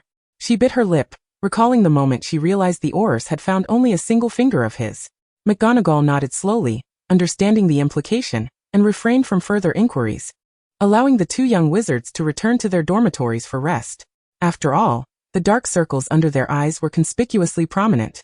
Harry and Lin Su parted ways in the Gryffindor common room, each intending to retreat to their dormitories for some much-needed rest. However, at that moment Ron, having just finished class, rushed in with news from Percy about Scabbers being taken away. He hurriedly made his way to Dumbledore's office, but without the proper password. He could not enter and had to return to the dormitory in hopes of finding Harry. "Harry, where is Scabbers?" Ron exclaimed upon his return, finding Harry and Lin Su still absent from their dormitory. "Ron, Scabbers is with Professor Dumbledore," Harry replied after a moment's thought, adding, "He is quite safe." Lin Su considered the image of the bound and caged Pettigrew and felt Harry was right. How can that be? Percy saw Snape burst in and give Scabbers a potion. Just tell me, Harry, did Snape turn Scabbers into potion ingredients? Ron's expression was one of fury, as if he were ready to confront Snape. At that moment, Hermione rushed in breathless. Ron, you're running too fast. The four friends reconvened in the common room, and Lin Su slapped her forehead, realizing sleep would be elusive. To avoid drawing too much attention, they slipped out of the Gryffindor common room and found an empty classroom to sit down.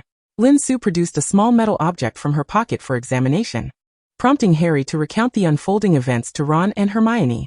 The twins appeared from seemingly nowhere, gasping in astonishment at Harry's tale. No, it can't be. Scabbers is my Scabbers. How can he be a middle-aged man?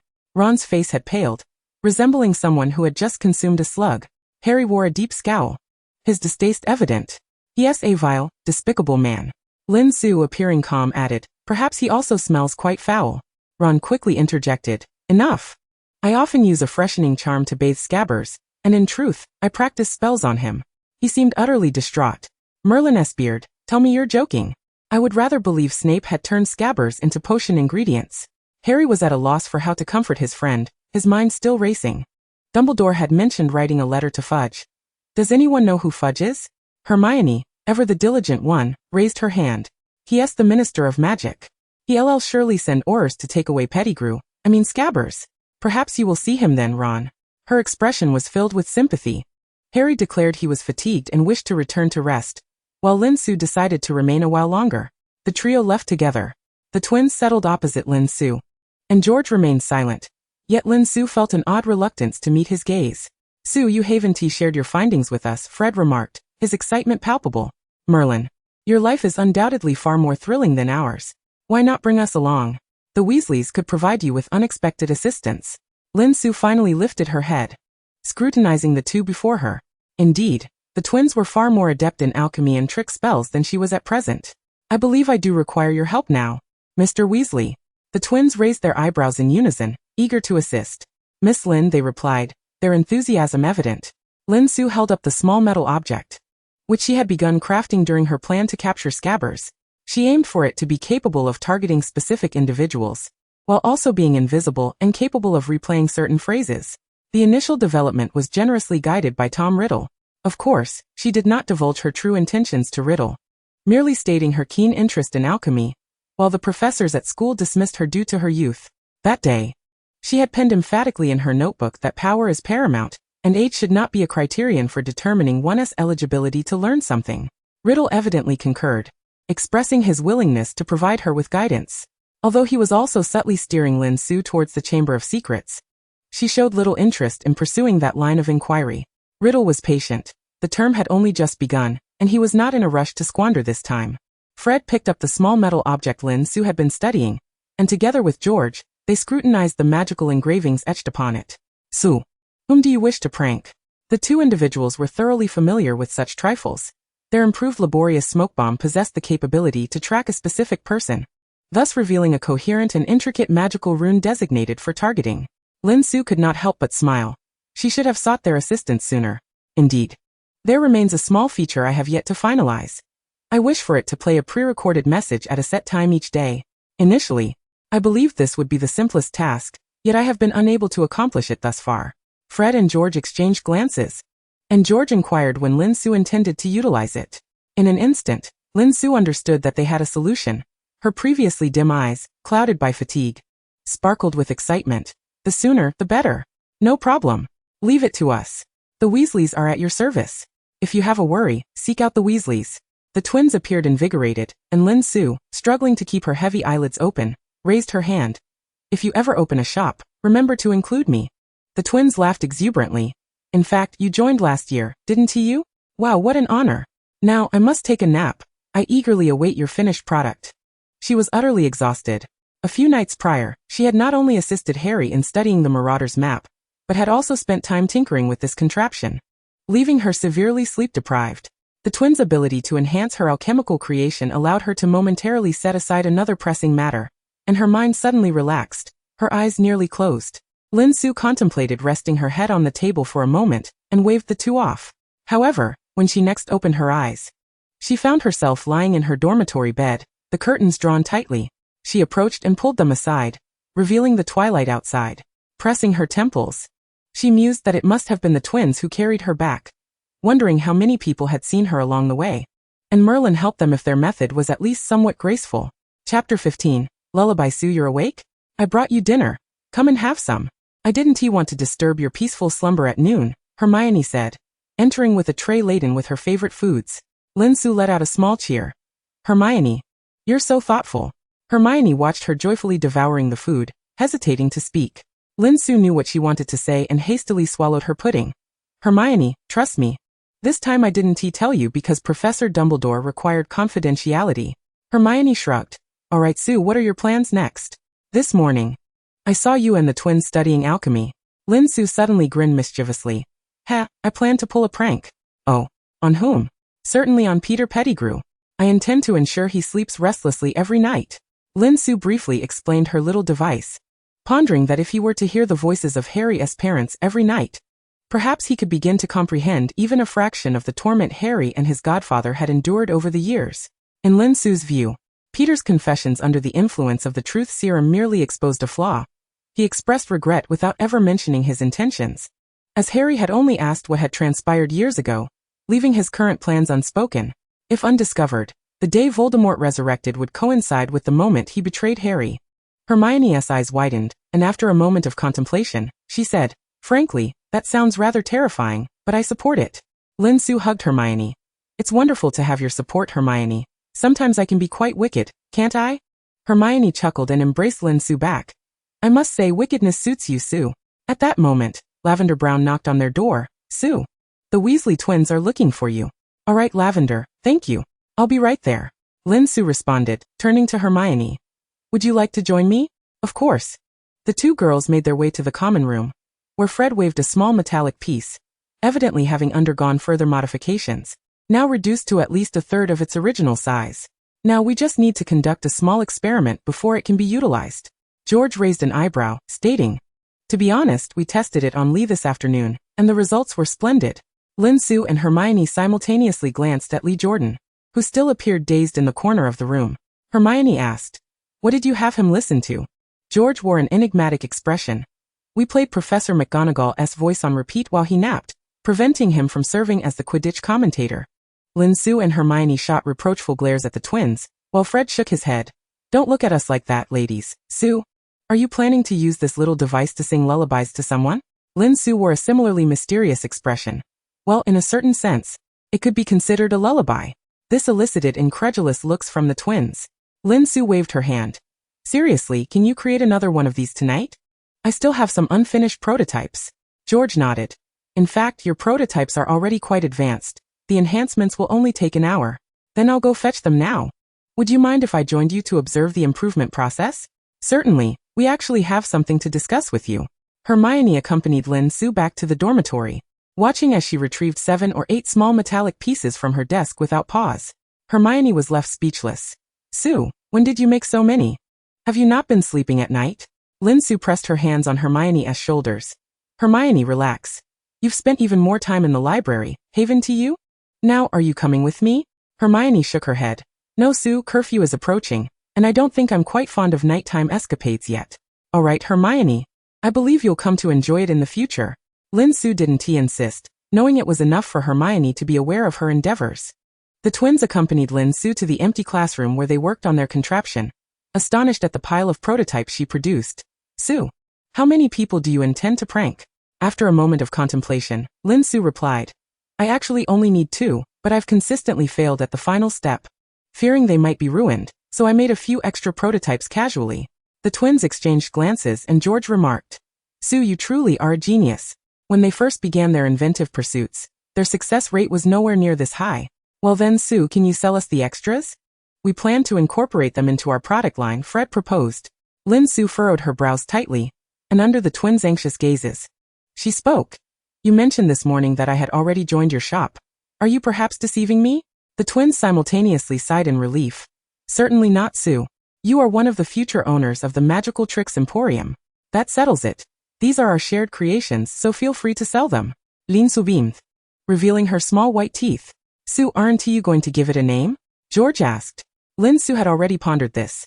I initially considered calling it Demon Whispers, But now I think I shall name it Lullaby. The three of them exchanged high fives. A splendid name. The twins then began to stack another small metallic piece on top. And Lin Su suddenly experienced an epiphany.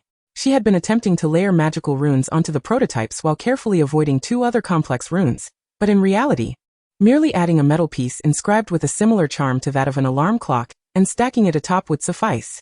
Stacking two metals together was far safer than layering multiple runes, thus saving time, while the more time-consuming task was safely reducing its size. Having grasped the principle, Lin Su joined in the endeavor to enhance the lullaby, and the trio worked with remarkable efficiency. In the early hours of the night, Lin Su returned to her soft, fragrant bed, where a note from Hermione rested upon her pillow, indicating that there were no classes the following morning. Should anyone need to awaken her, they could leave a message on the note. Oh, how considerate Hermione is. The next morning, after enjoying the wake-up service, Lin Su, brimming with vitality, joined Hermione in heading to the Great Hall. Harry and Ron were already present. After a day and night of rest, Harry appeared much improved, while Ron, seated beside him, wore a despondent expression, seemingly lacking in appetite. I must say, this is quite unusual, Hermione remarked to Lin Su, but Ron, evidently oblivious to her words, set down his half-eaten sandwich and let out a long sigh. Hermione took a seat across from him. Ron, don't be so glum. Just consider that Scabbers has passed away. Harry shook his head in disagreement. Hermione, Ron isn't upset just because Scabbers is gone. Hermione raised an eyebrow in confusion. Ron wore a woeful expression as Harry quietly explained. Ron asked me what Pettigrew looked like last night. Now, the mere thought of having shared a bed with Scabbers for the past year makes him feel nauseous. Hermione and Lin Su exchanged looks of helplessness, realizing there was little they could do to console him. Chapter 16. The Enhanced Lullaby. After their meal, Professor McGonagall summoned Harry and Lin Su to the headmaster's office. The current Minister for Magic, Cornelius Fudge, accompanied by 4 Aurors, arrived to escort Peter Pettigrew. Upon spotting one of the Aurors, Harry's demeanor subtly shifted. The man bore a false eye and a prosthetic leg, his magical eye darting about frantically, giving him a somewhat unhinged appearance, while his face was marred by numerous ghastly scars. Lin Su mirrored Harry's reaction, contemplating the significance of Fudge's early arrival, as he had not only come promptly, but had also brought along Mad-Eye Moody and Kingsley Shacklebolt. Snape was conspicuously absent from the Great Hall that day, yet it was evident he had sent Veritasrum ahead, suggesting that Wormtail had already undergone interrogation once more. Mad-Eye approached the 2 young witches, his staff thumping heavily against the floor, producing a resonant sound. His magical eye continued to whirl about, easily diverting attention from where his other eye was focused. He circled the 2 young witches twice before bursting into laughter, causing both Harry and Lin Su to jump in surprise. Moody, you've startled the 2 young witches, Kingsley admonished disapprovingly. Moody ceased his laughter, remarking, Harry, like your father, is quite the promising Auror. The other Miss Lynn is no less impressive. Kingsley, I shall be retiring in 2 years, and you will need to keep an eye on things. Moody, perhaps now is not the appropriate time for such discussions, Fudge interjected, lifting his hat. Young witches, we called you here to inform you of your participation in the trial this weekend. Your headmaster believes you are entirely capable and qualified to attend as observers. The undertone of his words was laced with condescension, yet it went unacknowledged. Dumbledore, standing nearby, winked at the 2. After Fudge concluded his remarks, he departed with his entourage, while the 2 Aurors simultaneously raised their wands to levitate Peter Pettigrew, who floated in the midst of the 4. As the Aurors moved toward Azkaban with Sirius, Lin Su subtly gestured, casting 2 lullabies upon Pettigrew. Dumbledore raised an eyebrow, then discreetly moved his fingers to provide cover for Lin Su's actions. You must remember, this is an illegal animagus. Do not allow him a chance to transform into a rat and escape. Kingsley instructed the 2 Aurors as they walked, feigning ignorance of Lin Su's subtle maneuver.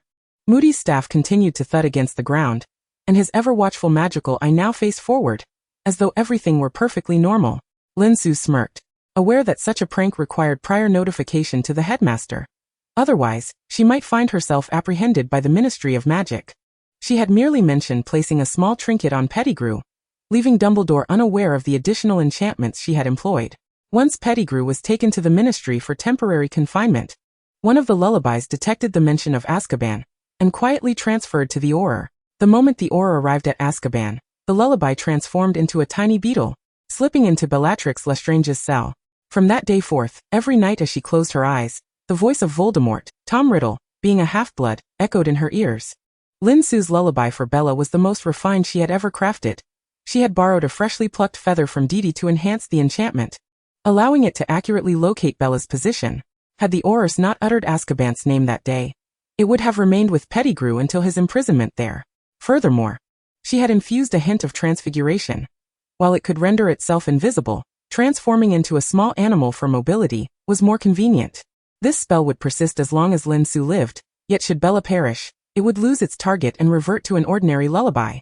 Additionally, while inscribing the enchantment, she had added a potion, inspired by the potion Snape had used on Harry during their first-year finals, incorporating a slight hallucinatory effect. Originally, her intention was merely to explore this potion out of curiosity, but in a moment of inspiration, she decided to include it in the lullaby.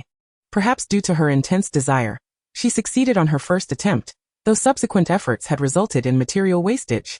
As for Bella's ensuing madness in prison, her frantic screams eliciting scorn from former Death Eaters and fellow inmates, that is a tale for another time. At this moment, Lin Su turned her gaze to her companions waiting outside the headmaster's office. Ron's anxious heart finally settled. His eyes were fixed on the floating, squat, bald, middle-aged man, and he felt certain he would never reconcile with any rat in his lifetime. The twins and Hermione wore expressions of disdain, and in the next instant, they simultaneously cast sympathetic glances at Ron. Ron's face mirrored that of Percy, who looked equally dismal, but was making an effort to maintain his composure as he greeted Cornelius Fudge, and expressed his desire to serve him after graduation. Fudge, evidently pleased by the esteem with which Dumbledore's student regarded him, warmly shook Percy's hand. Then, Professor McGonagall ushered the young witches and wizards back to their respective classes, instructing them to refrain from lingering. Percy opted not to accompany the unruly young witches and wizards, while Lin Su and Harry walked together, informing their friends about their upcoming attendance at Pettigrew's trial. Hermione appeared quite excited, exclaiming, "Merlin, you will encounter so many formidable wizards. But now you need not worry about the fairness of the trial. The chief warlock of the Wisengamot is none other than Professor Dumbledore." Harry's green eyes sparkled with astonishment. "Hermione, you truly know so much." Hermione raised the book she held. "It's all from the books. After you mentioned Pettigrew yesterday, I borrowed some tomes regarding the laws of the magical world from Madame Pants." The twins suddenly recalled something. "Harry, you must inform Wood. He has been eagerly anticipating the weekend's practice." Lin Su and Harry gasped in unison, having completely forgotten about this. Wood would be furious. The twins accompanied them to wait for Wood after class, eager to witness his inevitable breakdown, while Hermione headed to the library. As for Ron, he remained oblivious to the shock of Pettigrew's appearance, mindlessly following Hermione to the library. The twins began to wager. "Do you think Wood will roar?" "I bet a sickle he will explode." Lin Su quietly joined in. "I also bet a sickle that Wood won't explode." Harry, intrigued, asked, "Why, Sue?" "Because he will likely insist we train this afternoon. And if memory serves, we only have one class this afternoon." "Hiss, that's quite reasonable. Let South not place any bets." Chapter 17. Quidditch practice. As anticipated, upon learning that the two would be unable to participate in practice over the weekend, Wood promptly revised the schedule, informing the team that they would train after classes that afternoon, while weekend practice would remain intact. Harry, being a seeker, required minimal coordination with others, and Lin Su was still a substitute for the time being. Thus the training plan would not be hindered. Rather, it was simply advanced to this afternoon, fulfilling Wood's fervent desire for collective practice. Meanwhile, the rest of the team not only had to train as usual over the weekend, but also assist him in selecting the aspiring young wizards who had signed up. The twins suddenly found little to smile about. In the second year, there was only one potions class in the afternoon, and Snape, evidently in a foul mood, as he seemed to perpetually be, was even more irritable than usual. He wrote the potion-making process on the board and unusually refrained from taunting the young wizards, instructing them to follow the steps directly. However, Harry and Ron felt exceedingly uncomfortable throughout the lesson. Harry attempted to shift his position to avoid Snape's piercing gaze, while Ron wore a face of despair, urging Harry to move back lest Snape's attention befall him. Lin Su and Hermione noted that the only silver lining was that Snape's intimidating presence seemed to have helped Ron overcome the trauma inflicted by Pettigrew. At the very least, he was no longer in a state of disarray. Once class concluded, the Quidditch team members, joined by Ron who wished to observe the practice, marched together, broomsticks in hand, towards the pitch. Angelina Johnson walked alongside Lin Su, reassuring her, "Don't be nervous. All you need to do is catch the quaffle and throw it into the opposing goal." With one hand gripping her broom and the other forming a fist to bolster her own confidence, Lin Su replied, "Of course, Angelina. I must say, you are absolutely captivating on the field." Please teach me. Hey Sue, you're a girl, don't talk like Lee. Fred interjected as he approached, separating Angelina and Lin Su. Lin Su stifled a smile. But I mean it. Do you think Angelina isn't charming enough, Fred? I never said that. Fred quickly protested. George, take her away. Angelina pulled Lin Su closer. Are all Eastern girls as delightful as you, Sue? Don't worry, I'll teach you well. With that, Angelina led Lin Su into the group of chasers, leaving the boys behind. Upon reaching the training ground, Wood divided the players into two groups according to his plan, with Lin Su and Angelina in one and Elias Pinnett and Katie Bell in the other, while George and Fred served as the beaters for each group. Initially intending to be a mere observer, unexpectedly became the goalkeeper for the other team. A decision that Lin Su noted was likely the result of a quiet discussion between the twins and Harry with Wood on their way. As the team mounted their brooms and took their positions, Wood released the balls and swiftly flew to the goalposts.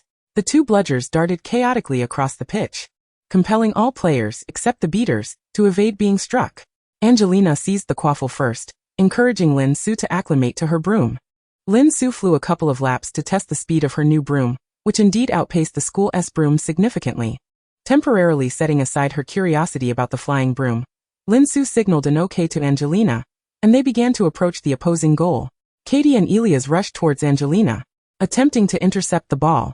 Once they were sufficiently close, Angelina shot upwards, tossing the quaffle to Lin Su. Lin Su, accurately gauging the angle, caught the quaffle, her arm momentarily tingling from the impact. Angelina possessed considerable strength. She then deftly dodged a bludger sent by Fred, accelerating towards the goal. Assuming the role of goalkeeper for the first time, stood ready. As Lin Su advanced, she feigned a throw to the left, prompting Ron to dive in that direction. However, the next moment, the quaffle sailed past him into the right side of the goal. Well done, Sue. George whistled, while Harry applauded from the sidelines. Ron, disheartened by his failure to stop the ball on his debut, received a reminder from Wood. Ron, recognizing feints is your first lesson as a goalkeeper. Ron quickly steadied himself in front of the goal. Lin Su flashed a thumbs up to Ron. Actually, your reflexes are superb, Ron. Keep it up.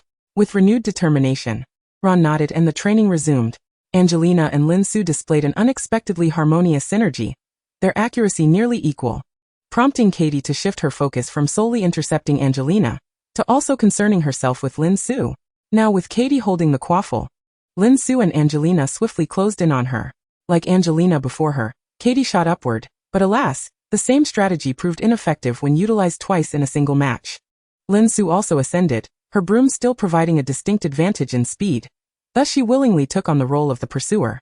Fred and George, the beaters, did not relent in their attempts to disrupt the players with the bludgers, and Lin Su felt that Fred was targeting her.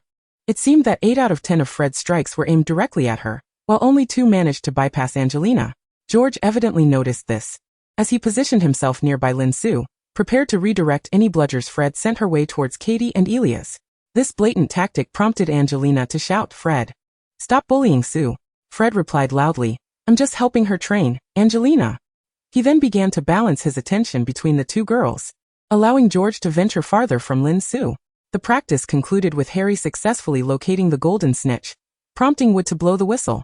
The score between the two teams was not excessively disparate, as Katie and Elias regained their footing in the latter part of the match, trailing closely behind. Wood summarized, everyone flew remarkably today. Lin and Ron's performances exceeded my expectations. I now have a clear understanding of everyone's strengths, and I will rearrange our strategies moving forward. Ron's eyes widened in disbelief. What are you saying? Wood nodded. Indeed, Ron, you have passed my assessment. I will inform Professor McGonagall that you are our substitute goalkeeper. With that, Ron's earlier disappointment dissipated entirely, and by dinner, he finally enjoyed his meal heartily. Chapter 18. The trial at Wisengamot. Following the match, the players were utterly exhausted, making their way to the Great Hall. Fred and George flanked Lin Su, with Fred excitedly exclaiming, Sue, you truly are someone who can throw a dung bomb into a troll's nose. Lin Su raised an eyebrow. Fred, when will you let that go? Fred draped an arm around George's shoulder. Who knows? Perhaps in the next life? Lin Su halted, beckoning Fred to lean in closer. Unable to help it, these two had grown taller at a rate that outpaced her magical abilities, making it nearly impossible for her to speak quietly unless they lowered their heads. Fred, puzzled but compliant, leaned in, and Lin Su whispered, if you bring this up again, I'll tell Angelina that you fancy her. Fred gasped. Had it been Fred from 2 years or even 1 year later, such a threat would hardly faze him. But alas, he was still merely a fourth-year student, in the tender throes of youthful infatuation. Even the most mischievous and pranksterish child finds himself at a loss when confronted with such naive emotions. Fred's eyes widened in surprise as he momentarily left the twins behind, gliding over to Angelina, where he turned and made a playful face at Fred. In response, Fred immediately raised his hands in surrender, prompting a satisfied nod from Lin Su. Together with the three chasers, they engaged in a discussion about the most subtle yet effective postures to evade the quaffle. George nudged Fred's shoulder, asking, "Caught red-handed?" Fred turned to his brother, cautioning, "You be careful too, George." The twins exchanged knowing glances before returning to their usual jovial demeanor, as they made their way to the Great Hall. Upon returning to the Gryffindor common room after dinner, Lin Su serenaded Harry with a lullaby. "Harry, tomorrow we shall attend the trial. Make sure to get a good night's sleep tonight." Harry, somewhat bewildered, inquired, "What is this?" Lin Su cryptically replied, "You shall find out tonight." She had infused the lullaby with a potion, sufficient to ensure he would dream sweetly.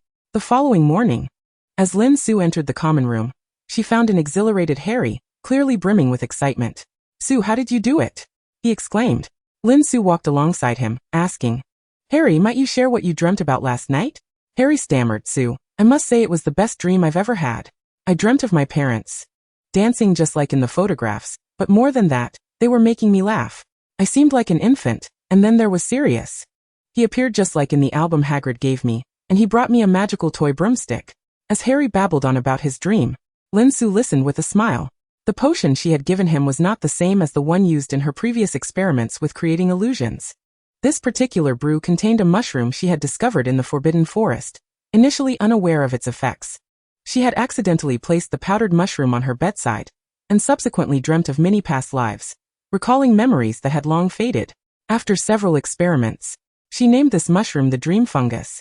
The potion-infused lullaby had evoked memories from Harry's infancy, joyful and beautiful recollections that dispelled his sense of strangeness regarding the godfather he was about to meet. Professor Dumbledore accompanied them via Floo powder to the Ministry of Magic. Aside from the pressing time, neither of them was in the mood to observe the architecture of the ministry. Harry inevitably grew tense, while Lin Su took a seat beside him in the gallery. As Peter Pettigrew recounted events from years past, Harry's body tensed uncontrollably.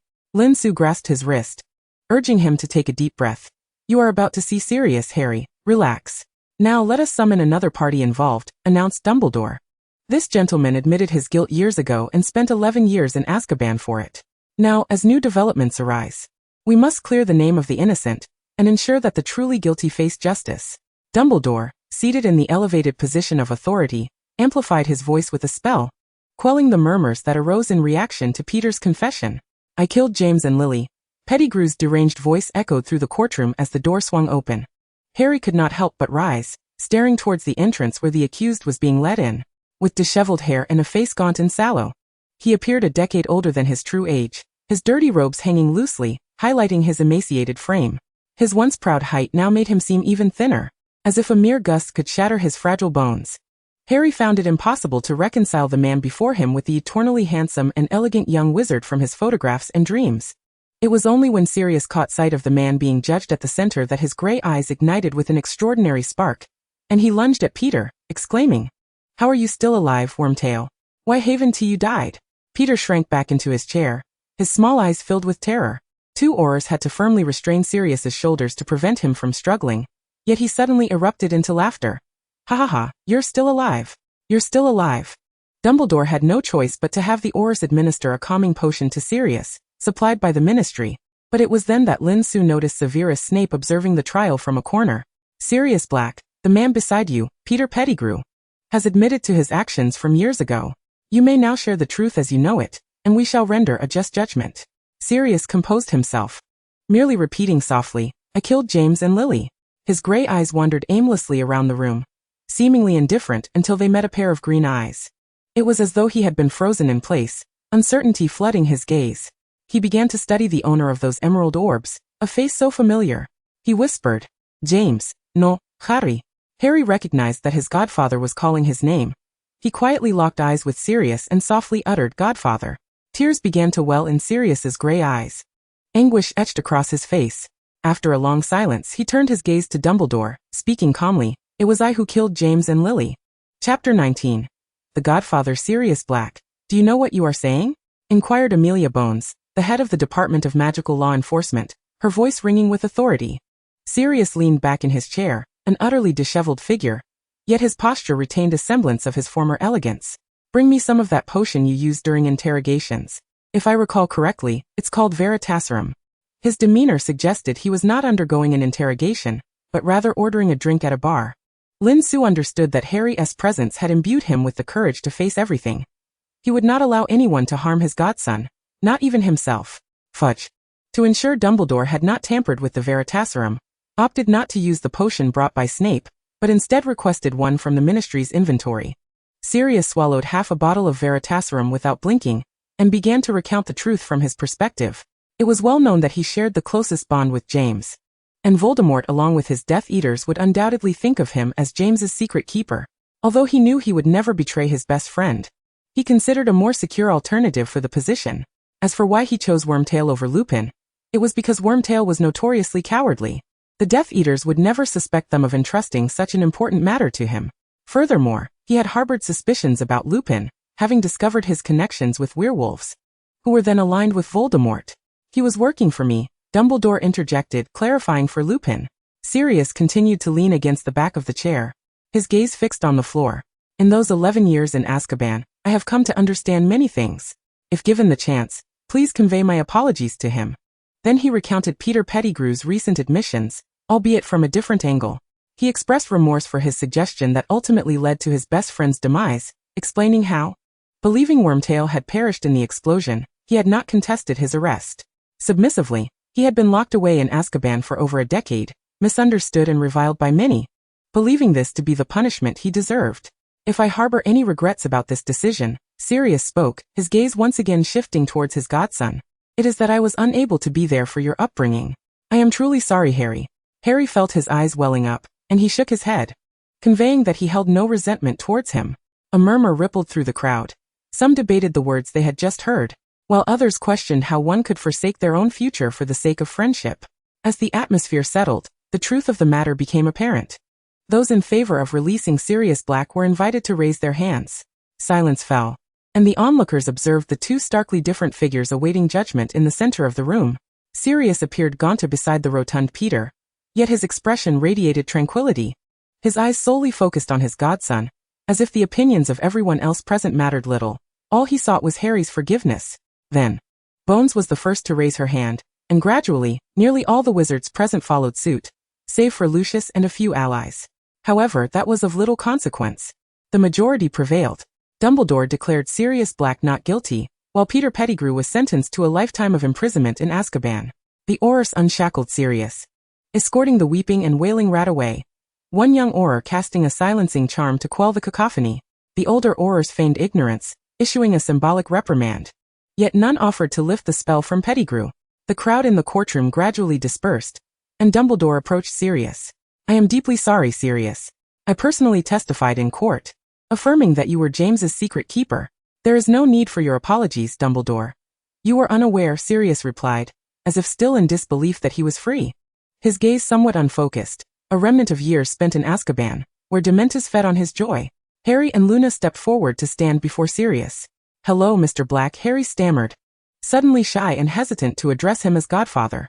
Please don't call me Mr. Black. I find that rather distasteful, Sirius instinctively retorted, but softened upon realizing who was speaking to him.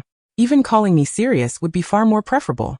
He reached out as if to touch his godson's thick, unruly black hair, but halted midway, noticing the dirtiness of his hands. Harry tilted his head back, slowly and deliberately leaning into the hand that hovered in the air. Sirius's expression was a peculiar mixture of wanting to cry and laugh as he gently ruffled Harry's hair. Harry, I should have cleaned up before coming. It's utterly disgraceful for you to see me like this. His tone was tender, contrasting sharply with his earlier actions. His clothes were so worn that even a freshening charm would have proven ineffective, leaving him to greet his godson in this disheveled state. Harry met Sirius' gaze, his eyes filled with pure admiration. It's all right, this is just a minor issue. This boy is truly remarkable, just like James, Sirius thought to himself. Suddenly, a voice echoed in the expansive courtroom. Sirius looked up in disbelief. A man, his hat pulled low, descended from the stands, clad in a suit that appeared quite aged. I've already delivered my apology. There's no reason for me to carry yours, Sirius. Dumbledore stood by, hands clasped, watching with a smile. With that, the man removed his hat, revealing a face worn with fatigue. Remus Lupin. Sirius immediately rushed forward to embrace his dear friend, only to be halted midway by a small girl. Luna raised her little hand, interjecting, "I'm terribly sorry to interrupt this moving moment, gentlemen, but I believe you need this." She produced a brand new suit from her seemingly endless bag, originally intended as a birthday gift for Linus, and handed it to Sirius. Then Luna turned away, covering her eyes with her hands. "Professor Dumbledore, could you please take him to a room and perform a cleaning charm?" Luna was deliberate in her actions. While the reunion was undoubtedly touching, it was also excessively sentimental. She wished to interrupt the spellcasting. At this moment, Luna was utterly convinced that they had a bright and lasting future ahead, so there was no need to rush. Let happiness draw near, and once it arrived, never depart again. Chapter 20. This time, she lost. Given that Sirius had many matters to attend to, Luna and Harry followed Dumbledore back to the school. Luna opened Tom Riddle's notebook. "Riddle, you wouldn't believe the significant deed I recently accomplished." "Oh, please do share, Flora." "My friends and I helped to clear an innocent person's name. He was wrongfully accused for 11 long years. The one who framed him was even hailed as a hero and awarded some prestigious accolade. But now he has been captured, and the true hero has finally been vindicated." The notebook remained blank for a few seconds before the words appeared. "Is that so? Flora is indeed a remarkable young witch. Humph. How can there be such wicked individuals in this world? He harmed his own friend. I once thought the bullies in the orphanage were the worst, but now I have a new understanding. Such people have no concept of friendship or love." Without waiting for Riddle's response, she resumed writing with fervor. "I'm sure you despise such individuals as well, Riddle. Many years ago, framing Hagrid, awarded the Hogwarts Special Contribution Award. Once powerful, he controls those who once supported him through bloody means. In a sense, Riddle bears a striking resemblance to Peter Pettigrew, save for the fact that one is strong and the other is weak." Today's dose of sarcasm and veiled criticism over. The words in the notebook appeared swiftly. "Of course, Flora, he is indeed a despicable villain." Luna fell silent, realizing her words had little impact. He seemed quite proud. In this round she had lost. Clenching her fists, she remained undeterred, thinking she could always try again next time. Suddenly, an idea flashed through her mind. And with a smile, she wrote in the notebook, "Riddle, would you mind if I introduced you to my friends?" "Not at all, Flora. But it's best if the professors remain unaware. There is a dreadful presence within the school that I have come to help address. And the professors do not agree with my assertions. Rest assured, Riddle, my friends are not particularly inclined to follow the rules either. I believe we shall get along splendidly." The following day, the Daily Prophet detailed the shocking trial of Sirius and Pettigrew.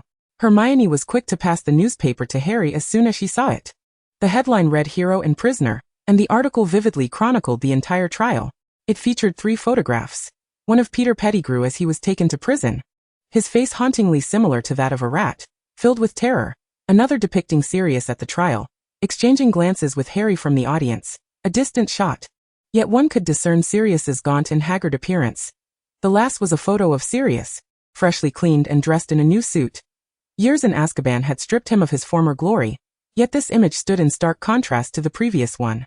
Harry gazed intently at the article, while Ron turned his head away to avoid seeing that face again. Luna noted the author's name, Rilla Tehill. Perhaps a collaboration might be in the offing. "Let me see what remarkable feats my students have accomplished," echoed Lockhart's voice beside the Gryffindor table, instantly darkening Harry's expression.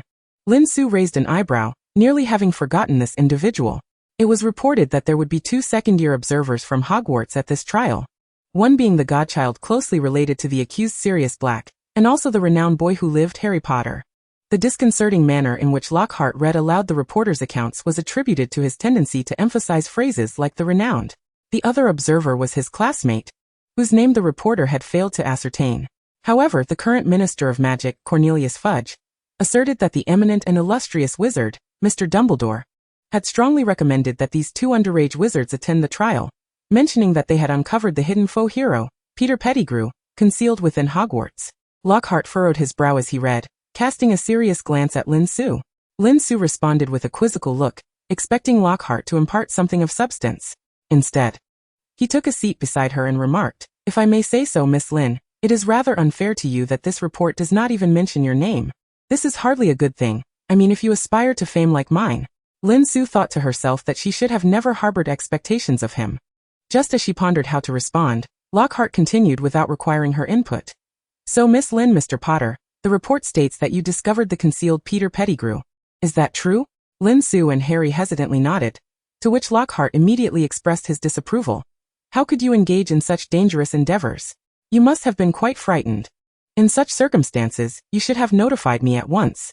I possess countless experiences in adventure. Had you informed me, the situation would have been vastly simplified. Lin Su found herself tuning out his self-aggrandizement, wearing the familiar, rigid smile reserved for dining hall guests, occasionally nodding and uttering, "You are absolutely right." Eventually, as Lockhart concluded his lengthy discourse, Lin Su's smile became even more radiant. "Professor Lockhart, we shall certainly seek your assistance at the first sign of trouble in the future." Lockhart replied, "Unless it is of particular importance, I believe the other professors would suffice." "Of course, but you are the most trustworthy professor, are you not?" Lin Su countered. "Indeed," he affirmed, and with a flourish of his silvery-patterned light blue robe, he strode away with an air of nonchalance. Leading the laughter among his friends, Harry could no longer contain himself, while Hermione's expression remained one of exasperation. She shook her head, silently chastising her former admiration for Lockhart, and downed a full glass of milk in frustration. Life seemed to return to a serene rhythm, interrupted only by the frequent owl deliveries that Harry received. Sirius's packages were arriving with a frequency that nearly surpassed that of Mrs. Malfoy's deliveries for Draco. It appeared he was intent on compensating for the years he had missed. Lin Su observed that he even sent Harry a toy designed for young wizards to practice controlling their magic, a substance reminiscent of Muggle Play-Doh, though it required magical power to alter its shape. Chapter 21. Hail and farewell. Riddle having grown up in the Muggle world, both Lin Su and Hermione were unfamiliar with such toys. It was Ron who exclaimed, "Harry, this must be something for a 3-year-old wizard." Harry held a blue magical squish toy, offering Lin Su and Hermione each a piece, displaying no embarrassment, but rather a touch of pride, as if basking in familial affection. "That's right, Ron. Sirius said he wanted to make up for every birthday gift I missed." Ron could not help but marvel. "Goodness. He must really love you, Harry." Harry nodded, feeling the warmth of familial love enveloping him. Ron's fondness for Sirius peaked when he received a small gray owl from him. "Merlin's owl. Harry, Sirius is simply fantastic." Harry agreed, "Indeed, I think so too." Upon hearing Ron name the owl pig, Lin Su couldn't help but smirk. She had previously worried that her involvement might cause Ron to miss out on his little owl, but thankfully, that did not come to pass. After a week of tranquil days, Lin Su decided it was time to stir the pot. "Su, what is this?" A group of friends gathered around the seemingly ordinary notebook before Lin Su in an empty classroom. Once she had carefully shielded the notebook with a concealment charm, Lin Su began, "There is a ghostly presence within. It can converse with people." "Ooh, that sounds incredible." Hermione's eyes widened. She had been pulled away from the library after class by Lin Su and only realized the twins were also present upon arrival, along with Harry and Ron, whom Lin Su had summoned. The twins examined the unremarkable notebook with great interest. "Hermione, I assure you'll love it. The ghost within is exceedingly knowledgeable and eager to help with inquiries." Hermione's eyes sparkled, while Ron and Harry showed less enthusiasm for the idea of a question-answering entity. Though a chatting notebook was indeed a rarity, Lin Su continued, "However, for safety's sake, I suggest we use pseudonyms when communicating with it, as it is, after all, an unknown spirit. It is always prudent to exercise caution." Given the recent events surrounding Peter Pettigrew, none of the young wizards found Lin Su's suggestion objectionable. The twins, draping their arms over each other's shoulders, inquired, "Su, what name did you choose?" "Fleur Smith. I'm pretending to be a first-year student, so don't let it slip." Everyone pondered and crafted their pseudonyms, and Lin Su reiterated the importance of remaining vigilant before finally opening the notebook.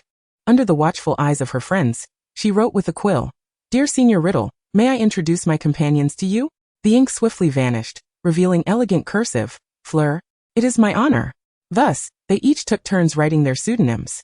Harry briefly thought of Dudley's name, so he carefully wrote Dudley Dursley and greeted Riddle, who amicably acknowledged Dudley. As the twins penned their pseudonyms, Lin Su noticed that the ink's appearance slowed slightly. Riddle seemed to find their names a bit absurd. In truth, Lin Su also found it peculiar, as no responsible parents would name their children Prank and Spoof, especially with the same surname, Jones. It was hard to fathom how unreliable those parents must have been. Lin Su and Hermione exchanged exasperated glances, realizing she should have inquired about the names they had chosen first. However, just as they were distracted, Ron, beaming with amusement from his brother's teasing, wrote down his name, Vanny Jones. Lin Su remarked, "Fortunately, The twins have already begun to justify themselves. From our names, you can see our parents are not particularly reliable. But there is a reason for that. They always wanted a daughter, and we two brothers are like two little jokes to them. They never expected to have another boy. We are indeed saying Vanny, which is rather amusing. I assent it? Riddle replied, indeed, you and your parents are both rather interesting individuals. It appeared that Riddle was unconcerned with the authenticity of their names, and Lin Su raised an eyebrow, though she was not particularly bothered by Riddle's thoughts. With the first three Joneses established, Hermione's choice of Dina Hill seemed rather mundane by comparison. As mealtime approached, the group hastily exchanged a few more words with Riddle, bid farewell, and headed towards the Great Hall, while the twins departed to meet Lee Jordan and promote their little invention to other young wizards. Sue, I find myself perplexed. Are you merely suggesting that we greet Senior Riddle? Hermione pondered her friend's intentions. Lin Su replied as they walked, in truth, I have yet to determine the demeanor I should adopt towards him. To be candid, his name seems somewhat familiar to me. Do you not agree? It was a pretense. As she deliberately wished to engage in a casual exchange with Riddle, hoping to leave him equally confounded. Concurrently, she was conducting a small experiment. Though the results remained uncertain for the time being, Ron, deep in thought, had Pigwidgeon perched atop his shoulder. The little owl had developed a fondness for its new master, frequently seeking to bond with him whenever possible. Suddenly he halted, raising an arm and exclaiming, I've got it. Startled, Pigwidgeon pecked Ron's finger without mercy, prompting Ron to soothe the creature. Apologies, Pig. I didn't mean to frighten you. The group patiently awaited Ron's gentle reassurance of his new pet, until Pigwidgeon nestled atop his head. Harry, Hermione, Sue. Do you recall the punishment we received in our first year for polishing the trophy room? I was responsible for the section that bore Tom Riddle's name. I remember it distinctly, because I almost dropped the trophy. Wow, Ron, I never knew your memory was so remarkable, Hermione remarked, momentarily surprised, instinctively beginning to lecture. If only you could apply that memory to your studies, Harry quickly interjected. I think we should find time to revisit the trophy room. Indeed, Harry, that sounds prudent. However, we ought to prioritize our meal first, Ron added. Hermione shook her head, opting not to voice further thoughts, while Lin Su began to formulate a new plan for the forthcoming events. Upon returning to the dormitory that evening, Lin Su opened her notebook. Senior Riddle. What do you think of my friends? They are splendid. If I am not mistaken, you must be enthusiastic Gryffindors, correct? Precisely, Senior. You are astute. I surmise you must belong to Ravenclaw, given your erudition. Conversing with you is indeed a delightful experience, Flora, though I must say you are mistaken. Lin Su lowered her gaze, perceiving the noticeably heightened magical fluctuations before her. It appeared her experiment had yielded results. Chapter 22, The Encyclopedia of Wizards. Previously, Lin Su had cast a minor enchantment upon the ink used in her quill. She had recently discovered the unique qualities of her wand during Professor Sprout's herbology class. Ollivander had informed her that her wand was crafted from a wood known as Eastern God Tree. Upon researching, she found that the most commonly associated trees with this title were ebony and mulberry. Judging by its color, her wand was likely made from mulberry, which Linida had mentioned symbolizes life in Huaxia, signifying the ceaselessness of existence. However, during her first year, the spells they studied were rather rudimentary, and she had been engrossed in her perceptive abilities and exploration of Hogwarts, thus failing to notice the wondrous nature of her wand. It wasn't until the recent herbology class that Professor Sprout, while tending to her plants, employed a spell akin to one that hastens growth. Lin Su found it fascinating and implored Professor Sprout to teach her the incantation. When she attempted to cast the growth acceleration spell with her wand, even Professor Sprout was astonished. A common bubotuber plant could transition from a sprout to a young plant under the professor's spell, while Lin Su's spell could bring it close to maturity. This was not due to her magical prowess. Despite her rapid growth, she was still merely a second-year witch. Her magical capacity equivalent to an average fourth-year student. This was confirmed when Professor Sprout had Lin Su use her wand to cast the spell. The bubotuber only grew from a sprout to a frail young plant. However, when Professor Sprout utilized Lin Su's wand, the bubotuber matured instantly. Miss Lin, it appears your wand is exceptionally suited for cultivating magical plants. Perhaps you will develop an interest in herbology in the future, Professor Sprout remarked with great delight, as this indicated a significant reduction in the growth cycle of her plants. Lin Su's face displayed her inner turmoil. In truth, Professor, I have yet to determine which career path I wish to pursue. Professor Sprout smiled warmly. Of course, dear, you are still a child. You have ample time to choose a direction that resonates with your heart. Do not be swayed by other suggestions. Lin Su nadivernistli. Afterward, She sweet-talked Lockhart into granting her permission to visit the restricted section, where she indeed discovered several spells concerning vitality. These spells were predominantly found in tomes inclined toward healing, and Lin Su speculated that perhaps Voldemort had perused these texts in his time.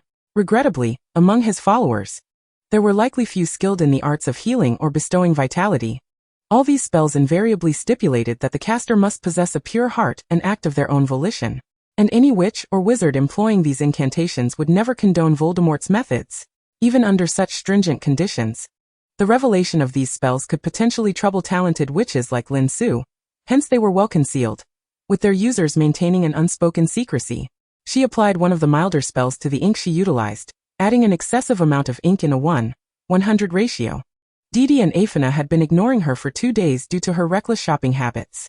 If Riddle wished to manifest a human form from the vitality contained within, it might require a century, ensuring daily interaction with him.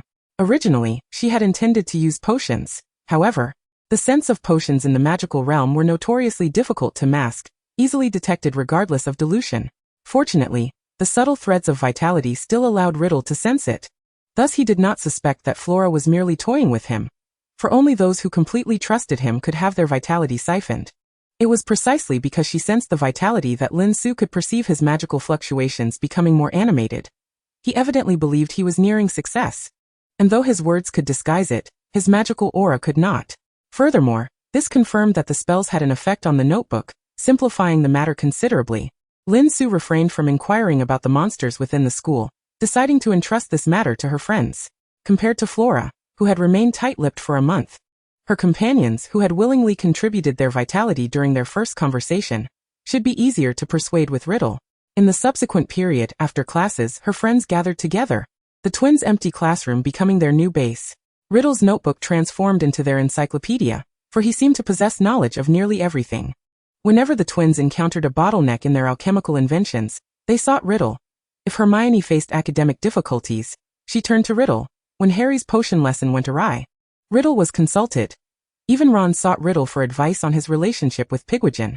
Lin Su pondered, "Wait a moment, something peculiar has infiltrated our discussions."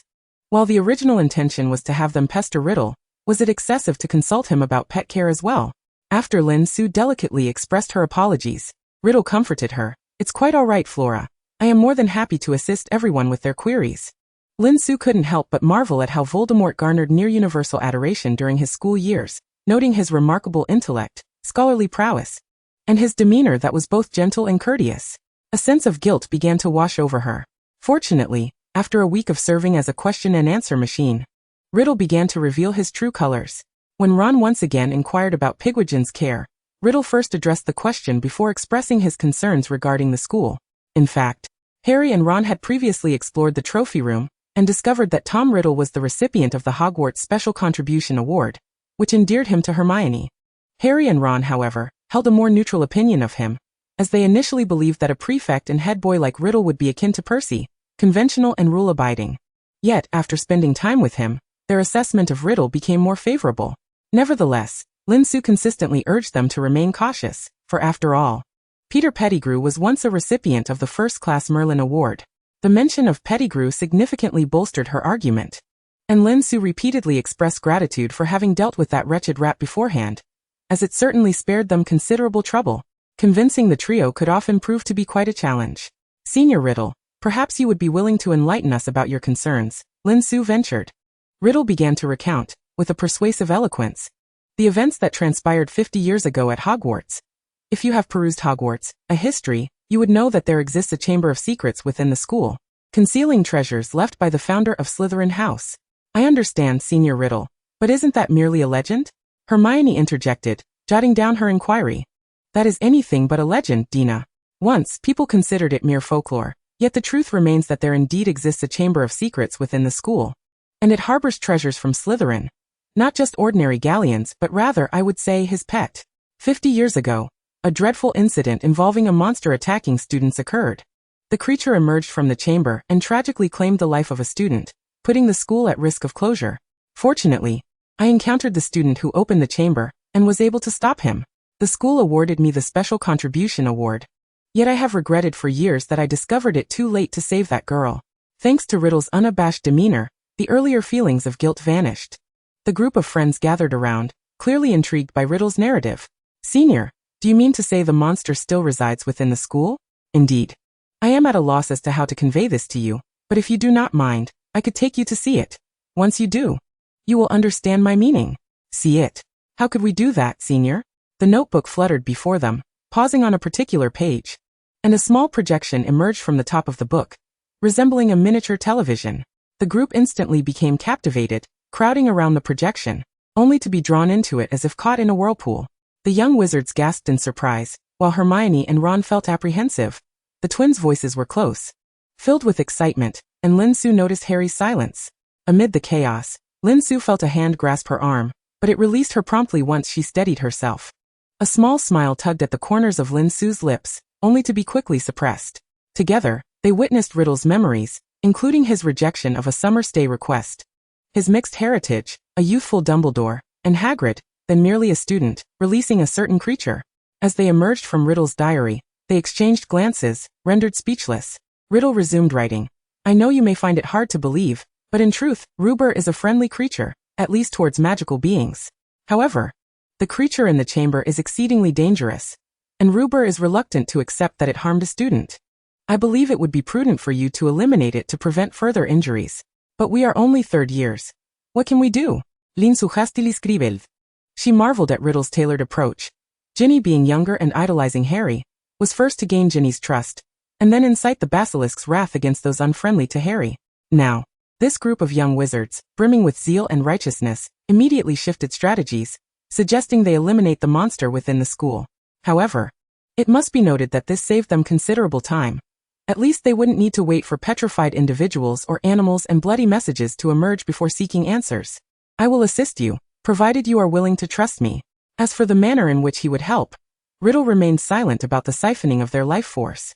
We need to communicate first, Senior Riddle. This news is simply too implausible. Lin Su continued to write, now employing a more potent life force ink. Confident Riddle would not refuse. Certainly, Flora, but this is rather perilous for you. However, I cannot consult the professors at the school. As you have seen, Professor Dumbledore trusts Rubber more than he does me. Having glimpsed Riddle's handsome visage made it challenging not to project certain feelings. And Lin Su found herself faintly sensing the aroma of green tea. Closing her notebook, Lin Su turned to her companions. What are your thoughts? The twins were the first to voice their dissent. We have been at this school for so long, and no one has ever mentioned the chamber. The only monster we have encountered is the one Hagrid raises. Harry added, if it were so dangerous, Professor Dumbledore would not be indifferent, and Hagrid is a good man. Isn't he? Even if he does have a penchant for peculiar creatures, I cannot believe he would harm a fellow student. Hermione also expressed skepticism. I think we need to verify this. Hogwarts has been established for nearly 1,000 years. If Slytherin left anything behind, it shouldn't have lasted this long. The shadow of the creature that appeared in Riddle's memory hardly seems to be a millennium old, does it? Ron nodded. I too harbor doubts about him. The group turned to him expectantly, awaiting his reasoning. Ron shrugged. It's simple, the results speak for themselves. Hagrid was expelled. Yet Riddle received a special contribution award. It seems to me that he and that hideous creature are strikingly similar. Lin Su remarked, what a compelling deduction. One must admit. To some extent, Ron has hit the mark. Excellent. It appears we have reached a consensus. Now let us outline our next steps. First, we must investigate the incident involving student casualties from 50 years ago. The twins immediately raised their hands. Leave this to us. No one here is more familiar with Filch's office than we are. We can check the student roster from 50 years ago to see if any names suddenly vanished. That sounds splendid. Second, we must consult Hagrid about the events of that time. We cannot solely rely on Riddle's account. Ron and Harry raised their hands. Although it may not be a particularly pleasant conversation, leave it to us. We have interacted with Hagrid the most. Lin Su nodded. All right. That leaves one final task for you, Hermione. Let us verify the legends surrounding the chamber, and whether there exists any magical creature that could live for such a duration. Hermione raised an eyebrow. No problem. The group dispersed, of course mindful not to neglect their regular classes and Quidditch training. Thus, for the following week, Lin Su temporarily postponed their communications with Riddle under the pretense of heavy coursework, promising to address the monster during the weekend. Given that Lin Su and Hermione shared a dormitory, Lin Su would also employ a perception shield to obscure others' views of the notebook while exiting, thus preventing Riddle from enticing any others. which could be seen as a drawback of utilizing the notebook as a Horcrux. As long as it remained closed, no communication could occur. At most, it could emit an alluring aura to tempt young wizards to open it, but should they resolutely refuse, Riddle would be powerless. On the weekend following a week of Quidditch training, the group reconvened in the empty classroom the twins used for experiments, surrounding Lin Su, excitement gleaming in their eyes. Lin Su felt an inexplicable surge of pressure and cleared her throat. Surely, you must have made some remarkable discoveries? Chapter 24. Aragog is a little baby indeed, Su? Our decision has proven to be astute. Your life is far more captivating, rendering our trifling pranks rather mundane by comparison. We hurled dung bombs down the corridor, and while Filch was preoccupied with cleaning, we stealthily infiltrated his office to peruse the student roster from 50 years ago. To our astonishment, we discovered that several young wizards had annotations indicating transfers after just one semester. Only 2 names had vanished entirely from the roster. One belonged to Hagrid, while the other student, who still attends the school, left us in suspense. The twins excitedly exchanged their findings, their triumph palpable. Who is it? The 4 of us gazed intently at the twins, elevating their sense of accomplishment to new heights. It's Moaning Myrtle, they exclaimed in unison. Merlin's beard. So she was the one. Hermione refrained from uttering the word. Harry and Ron, having failed to extract the name of the student from Hagrid, were hearing about Myrtle for the first time. Hermione, who is she? Do you know her? Hermione recounted the tale of the peculiar, yet pitiful Myrtle from the girls' lavatory on the 2nd floor. Lin Su pondered this, given Myrtle's state of mind. She would undoubtedly require external assistance. All right, Harry, Ron. What did you glean from Hagrid? At first, Hagrid was reticent, clearly distressed and reluctant to revisit the subject of his expulsion. When we informed him that the monster was still lurking within the castle, he leapt up in indignation, insisting that it was not his Aragog who was responsible. Aragog is his pet, Ron interjected. He claimed that he had personally nurtured Aragog from a mere hatchling. He was still a baby and could not harm humans. Hagrid also mentioned that Aragog had displayed considerable fear back then, constantly attempting to flee the castle. He blamed Aragog for a long time, but he refused to elaborate further. Harry added, "What sort of creature is Aragog?" The twins inquired with curiosity. Hagrid suggested that if we wished to know, we should venture into the Forbidden Forest, clearly offended by the mention of past events. Several members of the Quidditch teams exchanged knowing glances, while Hermione remained engrossed in her book, oblivious to their expressions. I assume you are all familiar with the legend of the Chamber of Secrets. Hermione directly questioned Professor Binns during History of Magic class, and the young wizards had never been so attentive during a lesson. Lin Su couldn't help but chuckle at the memory of that class. However, Professor Binns appeared to regard it as nothing more than a baseless rumor, despite his thorough investigation into the legend's claims that the monster left by Slytherin would emerge to purge the school of those unworthy of practicing magic when his heir returned to Hogwarts. Hermione continued to fervently peruse her Dangerous Magical Creatures book. Clearly, Slytherin's entire house has been tainted by the nefarious nature of its founder, Ron scoffed. Though his prejudice against Slytherin had notably diminished over the past year, due to Lin Su's subtle influence, nevertheless, this particular tale still unsettled him. Ron. One must consider the context. It was a time when Muggles were ruthlessly hunting wizards. Many young wizards of Muggle descent might not have been aware of their abilities and were manipulated by the Muggle authorities to combat wizards like themselves. Indeed, Ron, although both Sue and I come from Muggle backgrounds, within that historical context, Slytherin's vigilance was warranted. It was merely his ideology that was somewhat extreme, Hermione stated, lifting her gaze to express her stance. All right, Hermione, Sue, I shall return to my reading, Ron shrugged, lacking confidence to engage with the top 2 students in the year.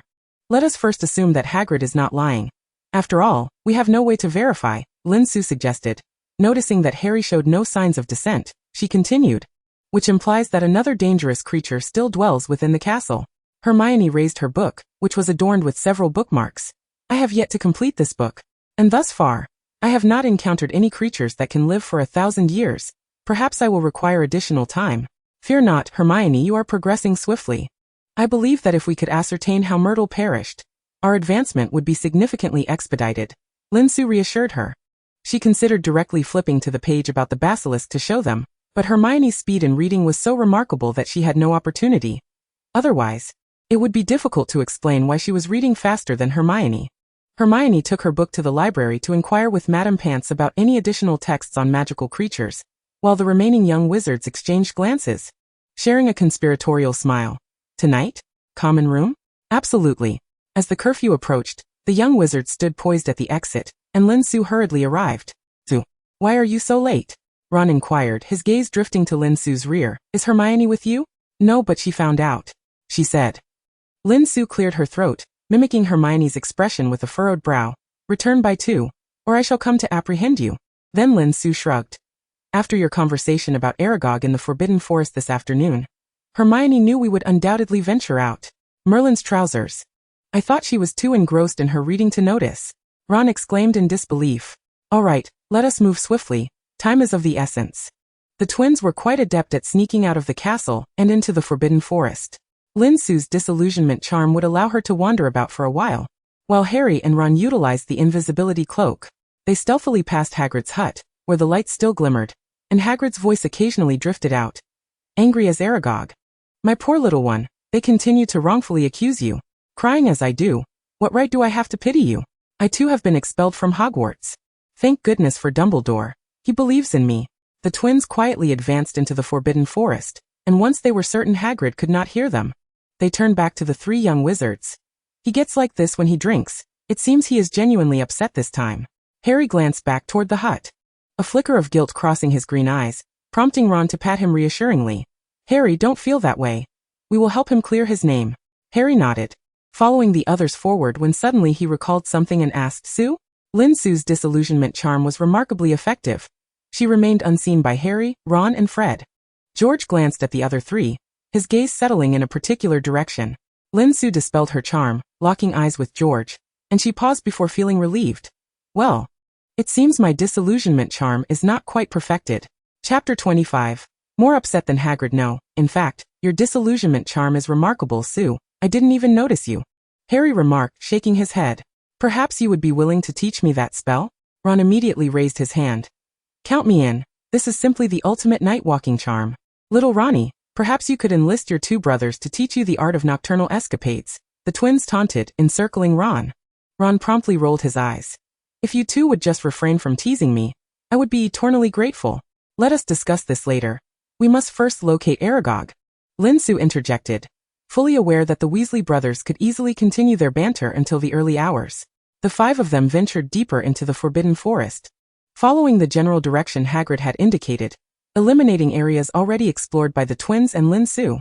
They should be able to find it tonight. Aragog. As they delved further into the forest, they began to call out loudly. Amid the sickening sound of creaking joints, an ancient voice resonated nearby. Who calls me? Is it food sent by Hagrid for my children? The group initially struggled to discern the source of the voice, and Ron's legs began to tremble. There. He pointed skyward. A group of young wizards gazed upward, where a colossal spider loomed before them, resembling a small mountain. Its 8 eyes shimmered with a lustrous glow in the darkness. Yet upon closer inspection, one could discern a thin, pale membrane covering them, rendering them nearly invisible. I should never have heeded Hagrid's words about the little sweetheart. Ron, trembling, clutched tightly to Harry's sleeve. The twins were evidently encountering such a creature for the first time. Hey, are you Aragog? We've ventured into the Forbidden Forest countless times. Why have we never seen you? Several of Aragog's legs twitched, causing Ron's complexion to pale further. In a voice laced with thinly veiled anger, Aragog responded, I believe you ought to introduce yourselves first. After all, I am old enough to be your grandfather. In a mix of fear and murmuring, Ron muttered, Who wants a spider for a grandfather? His last word trailed off as a small spider leapt onto him, scuttling about. Very well, Grandfather Aragog. We are Hogwarts young wizards and friends of Hagrid. We heard he had a dear friend residing in the Forbidden Forest, so we wished to pay a visit. Lin Su, embodying a spirit of adaptability, interjected. It seems the young lady speaks more eloquently. Pray tell, what brings you to me? I hardly find a stranger's visit to be of any merit. Stepping closer to Aragog, Lin Su continued, in truth, we wish to inquire about the events of 50 years ago, though Hagrid becomes quite sorrowful upon mention of it. He is currently inebriated, shouting your name within his dwelling. The giant spider retreated slightly, obscuring its shadowed eyes from Lin Su. Oh well, you have indeed come to the right place. In fact, I should be the one more distressed than Hagrid. What do you mean, Grandfather Aragog? Lin Su asked, her expression one of bewilderment. Long ago, a terrifying creature appeared within your castle. I wager it was 500 times my age at the time, and it was a mortal enemy of my kin. I was terrified and longed to escape the castle, yet Hagrid did not comprehend. I was but a fledgling who could not yet speak. Time and again, he dragged me back, chiding me for my escapades. By Merlin's oath, I nearly perished there. Though I know he meant well, I do not blame him. Alas, I was ultimately forced to bear the blame for that creature and flee the castle, resulting in Hagrid's expulsion. Aragog's legs flailed in a manner that conveyed his anger and agitation. Lin Su envisioned the scene from that time, finding it inexplicably amusing, and quickly turned away, stifling laughter, only to meet the gaze of the twins, who were equally stifling their mirth. This made it even harder to maintain composure, and she bit her lip to suppress the laughter. Harry was puzzled by the sudden shivers from his three companions. Oh no, Ron behind him was trembling as well. Could there be poison lurking here? Yet why was he unaffected? With no time for contemplation, he addressed Aragog. Do you know what that dreadful creature was, Grandfather Aragog? The eight-eyed giant spider waved its pincers in the air. I cannot say for certain, but I do know it still resides there. Well, young wizards, I have answered your queries, and now it is your turn to resolve our predicament. Suddenly, Aragog lowered its pincers, revealing its colossal form to the group. Faced with a spider so immense that it seemed capable of eclipsing the moon, Ron gulped, ceasing his tremors. He would have to accept his fate with equanimity. What do you mean, Grandfather Aragog? Lin Su inquired, retreating slightly while signaling her companions to draw closer. I believe Hagrid informed you of my promise not to consume humans, which is why you dared seek me out. The aged voice now took on an ominous tone. Indeed, Hagrid said you are a friendly companion. Harry shouted toward Aragog, pulling Ron closer to Lin Su. Ha ha ha, I am indeed a friendly companion, but merely a friend of Hagrid's. Furthermore, while I do not consume humans, my progeny have made no such vow. As these words fell from its mandibles, a torrent of spiders surged forth like a flood. Children, enjoy your meal. They are mere hatchlings, and I dare say they will be delightful. Lin Su was determined not to allow those spiders to approach. After several Quidditch practices, she had collected their brooms and stowed them in her bag. Though her companions were perplexed, it had become a habit.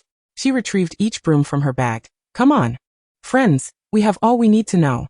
It is time to bid farewell to Grandfather Aragog. The young wizards mounted their brooms. Their flying skills honed through Wood's rigorous training, they instinctively sought to soar with speed. Thus, before the spiders could reach them, the group shot upward, narrowly escaping the impending swarm. Some spiders attempted to ensnare them with silk, but Lin Su brandished her wand, unleashing a blade of fire that severed the threads without harming the smaller spiders. The twins brandished dung bombs. Hey, try this, little spiders. Once airborne, Ron glanced back, witnessing a sea of spider legs, and quickly averted his gaze to the sky, unwilling to steal another glance. Harry, tomorrow at the hut, I shall certainly give Hagrid a good punch. Harry turned to Lin Su and the twins, calling out to the largest spider. Farewell, Grandfather Aragog. Chapter 26. Cedric is truly handsome. The following day, Lin Su and Hermione made their way to the girls' lavatory on the second floor in search of Moaning Myrtle. Upon entering, they were immediately splashed with water, and Myrtle, perched above a stall, let out a high-pitched laugh at the sight. What brings you two here? She asked, twirling a strand of her ponytail, appearing quite at ease. This is the girls' lavatory, is it not, Myrtle? Hermione attempted to initiate a friendly dialogue. However, Myrtle's laughter only intensified. Indeed, but I know you did not come here for that. Her expression shifted from mirth to an odd, furious demeanor. You are here to mock me. Everyone is terrified of me and avoids this place. Only a few loathsome creatures dare to come and torment me. Hermione, clearly unaware of such occurrences at school, inquired, who would engage in such a trivial pursuit? Why would anyone want to torment you? Myrtle's anger flared anew. You think it trivial that they come to find me? It is utterly terrifying. I cry for ages each time. Hermione shook her head. I did not mean that. Myrtle, I was just saying. Yet before she could finish, Myrtle plunged into the toilet, splashing water everywhere. Lin Su, not knowing when she had conjured an umbrella, swiftly opened it over their heads. Hermione, why didn't you use a protection spell? Lin Su transformed the umbrella back into a tattered quill pen, which had apparently been discarded in the lavatory. I thought an umbrella would be more practical at such a moment. In truth, she had been lost in thought about Hagrid's pink umbrella, and unconsciously transformed the quill into an umbrella. She intended to discard the quill, but Myrtle suddenly emerged from the toilet, shrieking at her to put down Cedric's quill. That's mine. Lin Su, Hermione? They were taken aback. What do you mean? Is this yours or Cedric's? And are you referring to Cedric Diggory? Myrtle clasped her hands to her heart in a coy manner, then began to exclaim in a drawn-out tone, isn't he just so handsome? As Myrtle continued her ramblings, Lin Su tugged at the still-dazed Hermione, pulling her away. Hermione, I have an idea. Hermione snapped back to attention. Sue, you aren't suggesting that Diggory go and ask her, are you? I must say, that is not a good idea.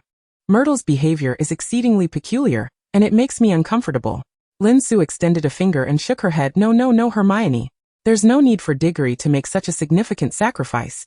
There is another handsome individual at the school. Hermione pondered deeply, unable to conceive of anyone more delightful than Cedric. Professor Lockhart. I believe he would be more than willing to assist. Lin Su began to display her enigmatic smile once more. Hermione felt it was somewhat inappropriate, considering Lockhart was a professor, but if they had to involve Diggory, then Lockhart seemed the better option. Professor, we need your assistance, Lin Su stated directly. I believe this is a task only you can accomplish. At that moment, Lockhart was busy instructing the portraits on the wall to display perfect smiles akin to their real selves, while Harry was pulled over to help him write responses to his fans. Upon hearing Lin Su's request, both Lockhart and Harry turned their gazes toward her. Is that so? Sue, I must say there are countless things in this world that only I can achieve. Not everyone possesses my extraordinary abilities, Lockhart boasted as usual, but then he continued. However, Sue, I can't assist everyone who comes to me for help, or I would be utterly exhausted. Lin Su cryptically responded. But this is truly something only you can accomplish. I assure you, if you help me with this, your next book will be brimming with material. Lockhart refrained from inquiring how she knew he was currently vexed about his next book.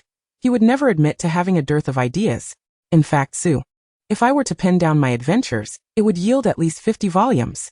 Harry stifled a laugh from the corner, dividing his attention between listening to his friend's persuasion of Lockhart. That's different, Professor. Think about it. Hogwarts is such a renowned institution. The adventures that unfold here would surely captivate more than those of any other tales. After all, nearly all wizards in Britain have graduated from Hogwarts. Wizards from other nations must have heard of its name. Just imagine the allure it holds for them. Hogwarts is a cherished memory and aspiration for so many. It inherently attracts the attention of wizards, Professor. Lin Su passionately convinced Lockhart, momentarily choking on her own enthusiasm, which prompted her to cough a couple of times. Out of the corner of her eye, she noticed Harry giving her a thumbs up. Seizing the opportunity while Lockhart turned away, Lin Su gestured to Harry to keep it low-key. The portraits witnessed this exchange and began to mimic her. Some gave thumbs-ups, others waved, and one even coughed while waving, inadvertently slapping another portrait on the head, which started a quarrel over who had the longer arm, and who had the bigger head. Amidst the chaos, Lockhart regained his focus. Su, it is the duty of a professor to assist students. Perhaps you would be willing to elaborate on what you need me to do. Lin Su promptly recounted the incident of the monster attack at Hogwarts 50 years prior, explaining that no one knew the truth. The ghost of a student from that time still lingered in the school, but she only favored handsome individuals, leaving others unable to extract any information from her. Lockhart keenly sensed that there was more to this than met the eye, and upon hearing Lin Su praise his looks, his pride swelled. A handsome individual? Oh, Su. It is no wonder you claim that no one but me can succeed. I am, after all, the 5-time champion of the Most Charming Smile Award. Yes, you. I am the handsomest person in all of Hogwarts. Lin Su nodded in agreement, pinching her own thigh for encouragement. She had sacrificed so much to protect Cedric. He must be treated to a chicken leg. Lockhart was immediately set to inquire with moaning Myrtle, bringing along a notebook and a quill. Professor, may I join you to witness this? Harry called out to Lockhart, who turned back, and Harry pointed to the letter on the table. I finished it, Professor. Very well. Harry, then let us proceed together. I shall teach you a few useful tricks that you will find handy in the future. Lockhart turned toward the door with a flourish. Sue, I cannot believe that one day I would find Professor Snape's robes to be much more stylish. Query quietly confidito Lin Su. Chapter 27. Promising progress. Lin Su raised an eyebrow. Perhaps next time, you might dare to compliment Professor Snape in his presence. No way. Professor Snape would deduct 150 points from Gryffindor. I doubt he would welcome my praise, let alone be compared to Lockhart, Harry replied, instantly becoming solemn. Lin Su shrugged, fully aware of the truth in Harry's words. Dear young wizards, though this behavior is rather unbecoming, all is justified for the sake of great adventures. Now, I must enter the restroom. Lockhart adjusted his wizard's robe, ensuring his image remained impeccably handsome. Harry and Lin Su followed Lockhart inside, and as they entered, familiar splashes of water greeted them. Lin Su had anticipated this, raising an umbrella over Harry and herself, while Lockhart was not so fortunate.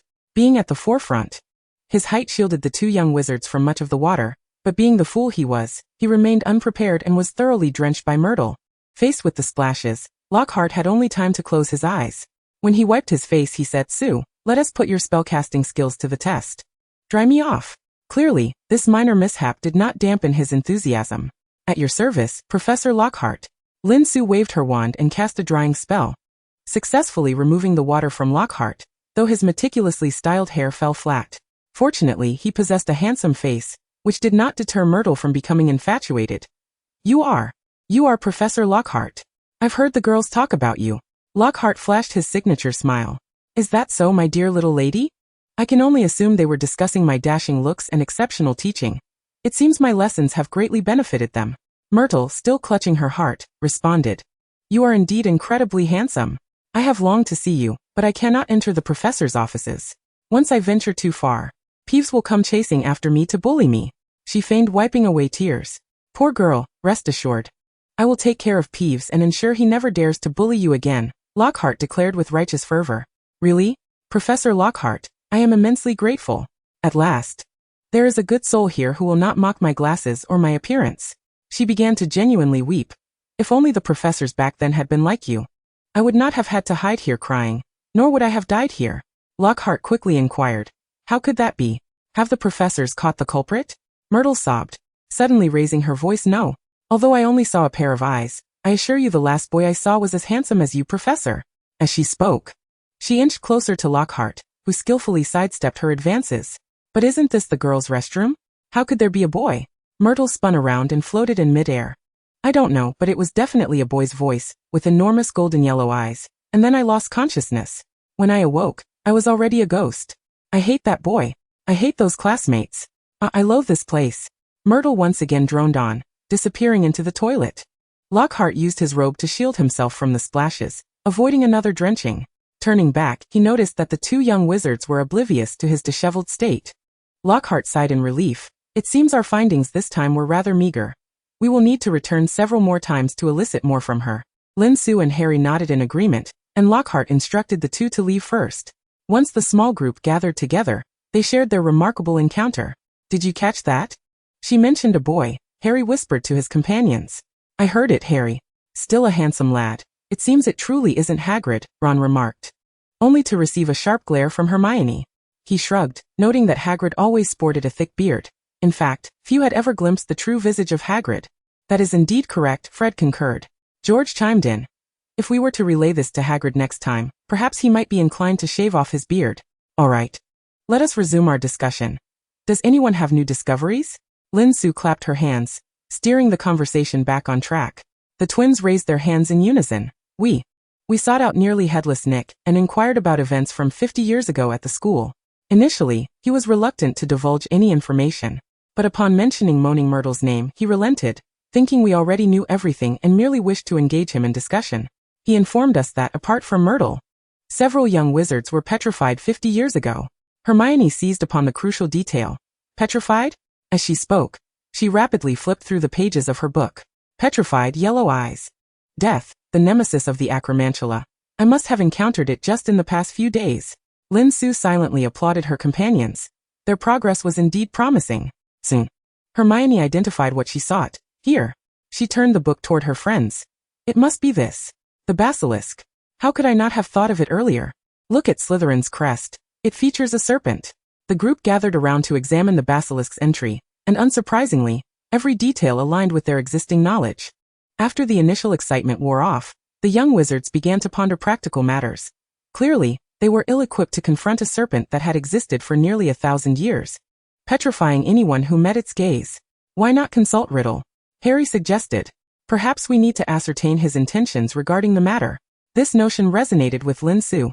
She retrieved her notebook, shared her findings, and inquired about his plans. "Merlin, I misjudged Ruber back then, leading to his expulsion. How dreadful." Lin Su felt an eye roll rising within her, as Riddle's unsettling magical aura began to make her uncomfortable once more. Yet she suppressed her agitation, writing, "Senior Riddle, perhaps we should now deliberate on how to deal with this basilisk. You are right. Its existence poses a danger to the students of Hogwarts. Indeed, Flora. Should it be unleashed, individuals like you and me would be eliminated." Excellent. A timely reminder of her mixed heritage to lower the group's guard. "Senior Riddle, Do you have a solution? There is a method, albeit it may be somewhat perilous for you. Are you willing to attempt it? Of course. The brave Gryffindors fear no danger. Chapter 28. Rock Candy Red Bean's riddle indeed proposed a temporary possession method, kindly allowing them time to contemplate it. Closing her notebook, Lin Su turned to her companions. What are your thoughts? Ron's expression mirrored that of someone who had taken a bite of their favorite chicken leg only to find it undercooked. I have a feeling he has finally revealed his true colors. Quite so, Harry nodded. I too sense that riddle may not be entirely trustworthy. Don't you think he fits the description of a handsome boy perfectly? Lin Su nodded in agreement, only to hear George remark. He is still a Slytherin. This time, Lin Su and Hermione refrained from countering. Instead, Fred added, but isn't he a half-blood? If he possesses Slytherin blood, everything would make sense, Hermione mused, glancing at the legend of the Chamber of Secrets she had noted down. The group of young wizards fell into contemplation once more. Curfew was approaching, and Lin Su noticed Harry casting her a knowing glance, prompting her to suggest that everyone return to rest. Upon reaching the common room, the twins were pursued by Lee Jordan, who inquired about their recent activities. Hermione, burdened with thoughts, retreated to her room with a book in hand, while Ron was dragged off by Neville and Seamus to play wizard's chess. Lin Su quietly asked Harry, "What were you about to tell me earlier, Harry?" Harry leaned closer. "Sue, perhaps you recall what Professor Dumbledore referred to the Dark Lord as?" Lin Su raised an eyebrow. Harry's perceptiveness was astonishing. Upon Riddle's mention of possession, he immediately recalled their first year. Previously, due to the commonality of Tom's name, Harry had never connected the two. "Are you suggesting that Senior Riddle could potentially be that individual?" Harry nodded. "Sue, do you think we should inform Professor Dumbledore?" He hesitated, pondering whether it would be inappropriate to share what was meant to be their adventure with the professor. "In truth, Harry, I share your thoughts. If your speculation holds any merit, the severity of this matter far exceeds our imagination." Thus the following day, the gargoyle at the entrance to the headmaster's office found itself confronted by the young witch, who had only been compliant for less than a month, once again bearing sweets. Lin Su was unaware of the current password, but she had a treat: Rock Candy Red Beans. Utilizing the confection as a password, she was certain that even if it did not work, Professor Dumbledore would still grant her entry. This time, she waited a tad longer, yet the door eventually swung open. Lin Su observed 2 cups on the headmaster's desk, both emptied of red tea. "My apologies, Professor. Perhaps I have interrupted your reception of guests." Lin Su hastily apologized, realizing that Dumbledore had indulged her too much, as she had not considered the possibility of him entertaining visitors. "Not at all, my child. Allow me to see what delightful new confection you have brought. I must say, the pace at which Honeydukes introduces new products cannot compare to yours." Dumbledore's face radiated with delight, clearly having enjoyed a lively conversation with his recent visitor.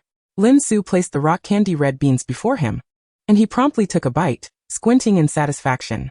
He then, without granting Lin Su the chance to speak, leisurely finished the entire serving before remarking, "I hope you understand, dear child, that whenever you bring sweets to me, I end up with neither the time nor the inclination to finish the entire portion. Hey now. Do tell me what you have discovered, Sue." Dumbledore adjusted the glasses perched on his crooked nose. Lin Su flashed an innocuous smile. "Professor, perhaps you are aware of who Tom Riddle is?" Dumbledore's typically unflappable demeanor was once again disrupted by Lin Su's inquiry, his expression shifting to one of gravity. Lin Su felt a sense of déjà vu, reminiscent of last year when she had informed Dumbledore of her plan to raise a dragon at school. Dumbledore cast concealment charms around the room, listening intently as the young girl narrated what should have been a terrifying revelation in a casual tone. He resolved to reassess this little girl before him. Did she truly not know what fear was? To suggest that you are not only communicating with Tom via his diary, but have also discovered the basilisk left by Slytherin within the school? Dumbledore's tone bore an unusual uncertainty. "Yes, Professor, your conclusion is spot on." Lin Su beamed, revealing her small white teeth. Dumbledore poured himself a cup of red tea, and offered Lin Su one as well. The young girl, seated on the sofa with her teacup, appeared exceptionally endearing, the steam softly enveloping her delicate features, presenting her as anything but reckless. Yet, considering her actions, she was indeed the epitome of a true Gryffindor. Dumbledore resumed his seat. "If I were to tell you that Tom Riddle is indeed Voldemort, what do you plan to do next?" Lin Su took a small breath, dispersing the steam hovering before her, and after sipping a bit of tea replied, "Professor, the truth is I have long had an answer. The diary bears a similar aura to that of Professor Quirrell's nape, albeit much fainter. I do not know how Voldemort achieved this, yet it is apparent he intends to utilize the diary for something. It seems he desires the basilisk. My child, do you intend to slay the basilisk? Dumbledore inquired, his curiosity piqued by the enigmatic thoughts swirling in the mind of the diminutive girl before him. Alas, her extraordinary talents rendered her thoughts impenetrable to others unless she chose to share them. Lin Su gently shook her head. No, Professor, rather than concerning myself with the basilisk, I am far more eager to discover how to dispel the lingering essence of riddle that resides within the diary. It would be ideal if we could do so without causing any harm to the diary itself. Her tone suggested that the diary was an object of immense value, prompting Dumbledore to sense something unusual. Was this diary truly of such significance? Lin Su nodded solemnly, and Dumbledore seemed to grasp the gravity of the situation, his expression growing notably more serious. I shall find a way. In the meantime, I need you to keep Riddle at bay. Do not allow him to manipulate you, and refrain from seeking out the basilisk too recklessly. Understood? I understand, Professor, Lin Su affirmed, preparing to take her leave. Su, Dumbledore suddenly called after her. Lin Su turned back. Might I inquire why you oppose the idea of killing the basilisk? He was keen to hear this young witch's perspective. Certainly, Professor. I believe that the 4 founders of Hogwarts held a profound love for this institution. The basilisk left behind by Slytherin could serve as a guardian of the students. Dumbledore clasped his hands together, smiling as he nodded in acknowledgement to Lin Su. She turned to depart, her decision to spare the basilisk a product of careful contemplation. Should her subsequent plans falter, the creature might yet serve as Hogwarts' final line of defense. Of course, this was contingent upon their ability to speak Parseltongue. If all else failed, Fawkes could blind it, and Gryffindor's sword could vanquish it. Chapter 29. Parseltongue. Following the revelation concerning the Myrtle affair, Lockhart ardently advocated for the revival of the dueling club, presenting a rationale that was quite compelling. It would afford young witches and wizards an opportunity for practice while mitigating private skirmishes among them. With the oversight of teachers, the students would be less likely to sustain serious injuries. One cannot deny that Lockhart had indeed done a commendable deed. This also provided Lin Su with a plausible excuse to confront Riddle, though she knew it would not suffice for long. She resolved to seek an opportune moment to act decisively. The young witches and wizards displayed a palpable enthusiasm for the dueling club, as nearly all of them gathered in the Great Hall for the inaugural meeting. The hall had been transformed into a series of small stages, with a lengthy dueling platform at the center where Lockhart and Snape stood. Lockhart wore a self-satisfied expression, while Snape appeared dark and impatient. As customary, Lockhart launched into a lengthy monologue, only for Snape to impatiently interrupt. Assuming you intend to conclude before curfew, we ought to commence, Professor Lockhart. Following a series of formalities before the duel, Lockhart stumbled onto the platform after being disarmed by Snape's spell, still attempting to salvage his dignity with words. Snape's impatience was almost palpable, prompting Lockhart to wisely cease his self-promotion and move to the grouping segment. Lin Su de long sa Harry. And Snape made no effort to separate them. Since the capture of the diminutive star, Snape had become notably more taciturn, reducing Lin Su's instances of detention to a mere handful. Despite Lockhart's insistence that only disarming spells be employed, chaos erupted, with various prank spells ringing throughout the hall. Fortunately, no young witch or wizard was injured in the fray. As Lin Su ascended the platform with Harry, she felt as if she had crossed an invisible threshold, perceiving a protective charm enveloping the stages. The establishment of these platforms had improved the situation considerably, and Lin Su noticed Professor Flitwick's presence among the faculty. Likely persuaded by Lockhart's rationale, it seemed likely that the suggestion for the platforms originated from the dueling master, as Lockhart's simplistic thinking would not have conceived such an idea. Lin Su and Harry bowed to one another, raising their wands to their chests before turning to opposite ends of the platform. The two friends diligently practiced their disarming spell, causing the onlooking young witches and wizards to rapidly grow bored and disperse to find more exciting spectacles. The two on stage exchanged smiles. Lin Su felt a jolt through her arm as Harry executed his disarming spell, raising her eyebrows in acknowledgement of the prowess displayed by the boy who lived. A commotion erupted from a nearby platform, drawing Lin Su's attention to Malfoy, who was sparring with a fellow Slytherin, evidently eager to flaunt his newly learned spell. At that moment, a black snake reared its head in the center of the stage, flicking its tongue as it slithered towards the opposing young wizard. The latter appeared paralyzed with fear, prompting Lockhart to intrude. Allow me. The snake was swiftly lifted high before being forcefully slammed to the ground. Lin Su could only facepalm. With Professor Flitwick present, it was astonishing that this ostentatious fool had managed to intervene first. Harry instinctively moved toward the scene, but Lin Su grasped his robes. Harry, Professors Flitwick and Snape will handle this. Harry turned back, whispering to his companion Sue, but that snake is saying it's in pain. It claims it was asleep, unaware of who summoned it, and now it's furious after being dropped by that idiot. Fortunately, the attention of the young witches and wizards remained fixated on Malfoy's antics, and Lin Su shook her head, signaling Harry to disregard the matter. Professor Flitwick employed a spell they had never seen before to vanquish the snake, addressing the students with a reassuring tone. Do not fear, children. It has returned to its rightful place. I now find Professor Flitwick far more impressive than Professor Lockhart, Hermione remarked, having appeared beside them unbeknownst to Lin Su and Harry. Ron chimed in, thank Merlin, you're finally awake. But your taste seems to have faltered somewhat. Hermione rolled her eyes, ignoring him. The four exited the great hall, and at Lin Su's suggestion, they diverged from the throngs of young witches and wizards heading back to the common room. Once they arrived at their usual gathering place, an empty classroom, Lin Su finally spoke. Harry, could you repeat what the snake said? Harry, perplexed, recounted the snake's words to Hermione and Ron, who gasped in unison. Why are you reacting like that? Harry inquired, bewildered. Hermione's expression was one of concern, while Ron looked equally troubled. Harry, you're a Parselmouth. Merlin. This is not a good thing. The twins suddenly emerged from a corner. Why weren't we called to your gathering? They exclaimed. If it weren't for the Marauder's map, we wouldn't even know you were here. What were you just saying? Ron reiterated the revelation about Harry being a Parselmouth, though the twins did not share the same grave expressions as Hermione and Ron. They placed their hands on Harry's shoulders. Hey Harry, this is so cool. Now is not the time for jesting, Fred. George. You know very well that being a Parselmouth is not a good ability. Slytherin was a Parselmouth. Ron hissed at his unreliable brothers. Unfazed, Fred and George responded. Think about it, friends. What creature resides in the Chamber of Secrets? Hermione's eyes lit up, while Ron appeared puzzled, but began to consider the basilisk. The two withdrew their arms from Harry's shoulders and instead placed them on their twin brother's shoulders. That's right, little Ronnie. A basilisk resides in the chamber, and Harry can speak to snakes. This means Harry can communicate with it, directly commanding it not to harm the students at school. In fact, we were just going to say that, since the basilisk hasn't harmed anyone in years, it stands to reason it wouldn't suddenly do so, unless someone is controlling it. Exactly, it's quite possible that Riddle from that diary is behind it. Now that Harry possesses this ability, isn't that a good thing? The two concluded with a triumphant high five. Ron pondered, that does seem quite reasonable. Lin Su's lips curled into a slight smile. Although the twins' words were simple, they were not without merit. However, if two Parseltongues were to appear simultaneously, the serpent creature would undoubtedly heed the commands of the heir of Slytherin. As long as it ensured that Riddle would not possess anyone else before disposing of the remnants of Harry's soul, that would suffice. In her mind, Lin Su had already devised a modest plan to deal with Riddle, simply awaiting its execution. Chapter 30. A complete forgetting. Miss Lin.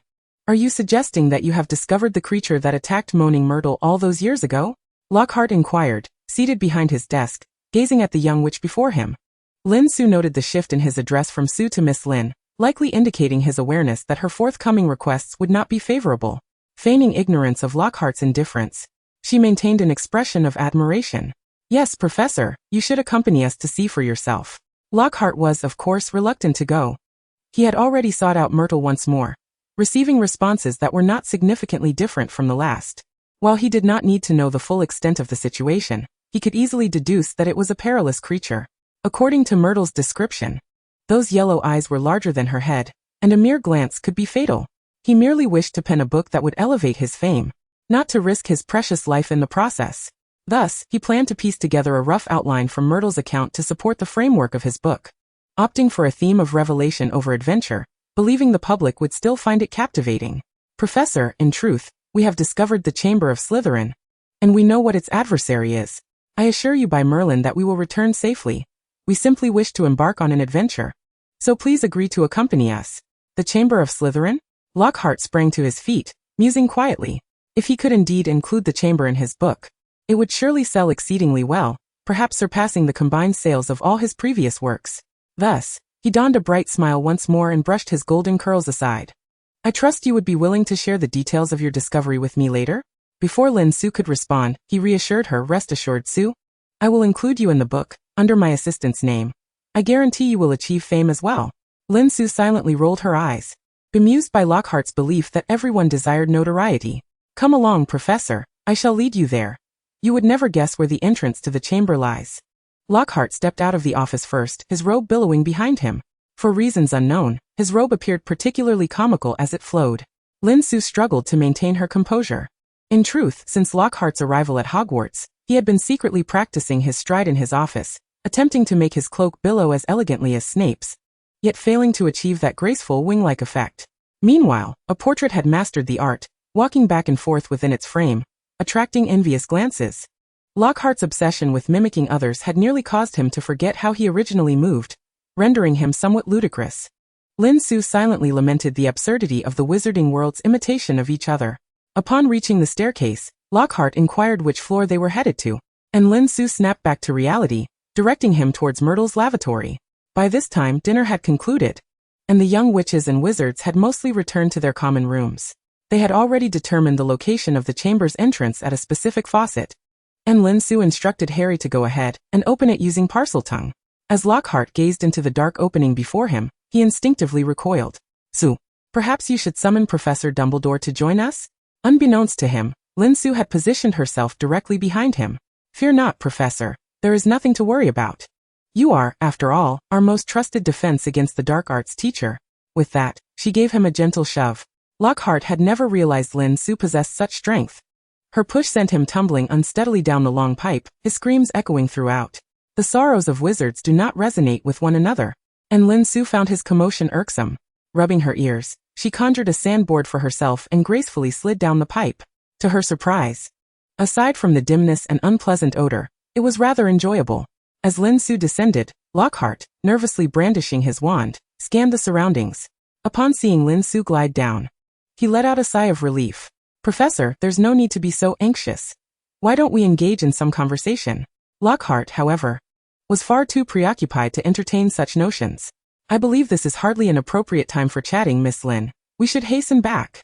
My extensive experience in adventures tells me this place is not safe." Even at such a moment, he was still attempting to uphold his persona. Lin Su gestured for him to proceed, indicating he could climb back up the pipe. "Since you are so reluctant to move forward, you may return." Lockhart, at a loss for words, remained silent. Lin Su continued, "This way, the forthcoming adventure will provide me with material solely for myself. I believe that rather than a seasoned adventurer, the public would be far more intrigued by the tale of a second year which discovering the Chamber of Slytherin at Hogwarts. Let me think. I shall title my book My Encounter with the Chamber of Slytherin." Lockhart's face, obscured by darkness, was unreadable, but his rapid breathing betrayed his indignation.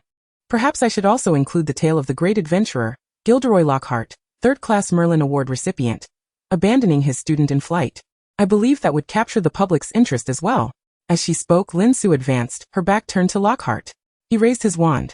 "Su, allow me to teach you a lesson beyond the dueling club. Never turn your back on your enemy." With that, the tip of his wand emitted a burst of light. "Obliviate."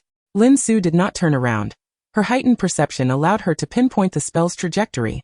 She raised her hand to shield herself with an object. In the glow of the spell, Lockhart beheld a simple notebook, still open. "Ha! Su, you are still too naive. What can a mere notebook defend against? Since it has come to this, I shall reveal more to you." Clearly incensed by Lin Su's previous remarks, Lockhart became increasingly agitated, the setting exacerbating his anxiety. He began to ramble. "You think I cannot see that you look down upon me? Like those adventurers who, at first, were eager to converse, but later realized I was of little use, and did not wish to include me in their adventures. But it matters not. I shall transform their stories into my own, and people will only remember me, praising me with their deeds." Lin Su turned to face him, the tip of her wand glowing faintly. She brought it close to her face, her tone airy. "Professor, will you not return?" In the dark corridor, a flicker of white light illuminated her pale face, her hair cascading about her, accentuating her complexion. Her deliberately gentle tone unnerved Lockhart. How could this be? "How do you still remember?" Upon uttering those words, he hurled the forgetting charm, a spell he was most proficient in, yet every attempt was thwarted by Lin Su's notebook. She had intended to do this ever since she confirmed the spell's efficacy on the notebook. She believed that preserving the notebook would be more advantageous than obliterating it. It was best for Riddle to forget what had transpired, and who could master the art of forgetting better than Lockhart himself? Chapter 31. A night shift is already frustrating. After successfully blocking nearly 10 forgetting charms with the notebook, Lin Su finally raised her wand. Stupefy. This time, she held nothing back. Lockhart was struck directly by the spell and sent flying. Approaching him, she cast a forgetting charm of her own. Her incantation was not as potent as Lockhart's, likely only erasing his memories of the day, and with that, she left him momentarily unattended. In order to keep the entrance to the Chamber of Secrets ajar, Harry and Ron slid down from above, with Ron grimacing as he clutched his backside. While Harry's glasses were askew and his already disheveled hair appeared even more chaotic. Lin Su remarked, "Did you not see the sand sled I transformed? It can control speed and braking." Ron retorted, "Don't mention it, Su. We thought you only wanted it for the comfort of sitting." He gestured toward the wooden board they had conjured, beside which lay a pitiable soft cushion, clearly ineffective. Meanwhile, Harry attempted to rearrange his hair into a more presentable state. But to no avail.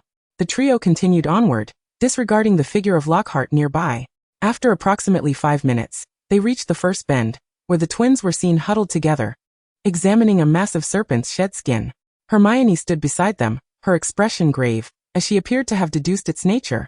"Friends, you are quite tardy," the twins called out, draping their arms around each other. Hermione anxiously gestured for them to lower their voices. It was no easy feat to converse in Parseltongue with a statue of a serpent, pretending it was a living creature. Harry often had to utter human words several times to find the right feeling. Ron shrugged. After Lin Su and Lockhart descended, the entrance had sealed once more, and the two of them had taken some time to reopen it. "Su, did you not say you would bring Lockhart along?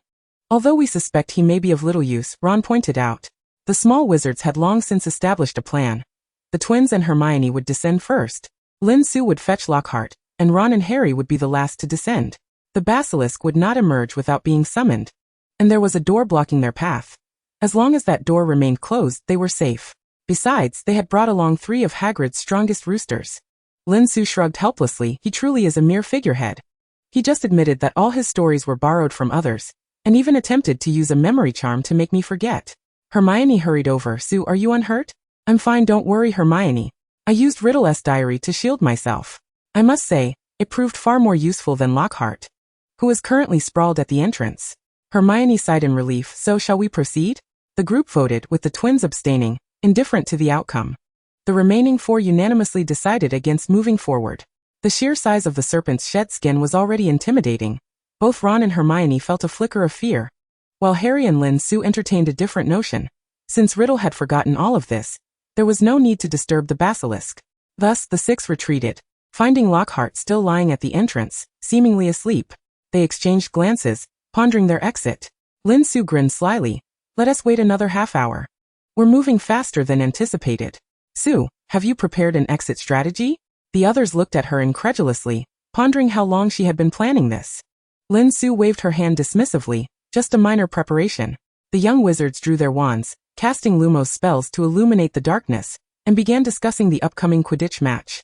During this time, Lockhart seemed on the verge of awakening, prompting Lin Su to throw another stunning spell his way without turning around, which caused the expressions of the 5 young wizards to shift once more. After about half an hour, a sharp crowing broke the silence, causing the roosters to huddle together in fear. A magnificent phoenix appeared as if conjured from thin air. It was Dumbledore's phoenix, Fawkes. Lin Su had previously informed Dee Dee and Afina to ensure timely notification to Dumbledore, hoping the headmaster would not resent her for disrupting his rest. "You mean your minor preparation was Dumbledore's phoenix?" The Weasleys widened their eyes, while Harry and Hermione remained unfazed, already aware of Lin Su's plan to seek Dumbledore's assistance.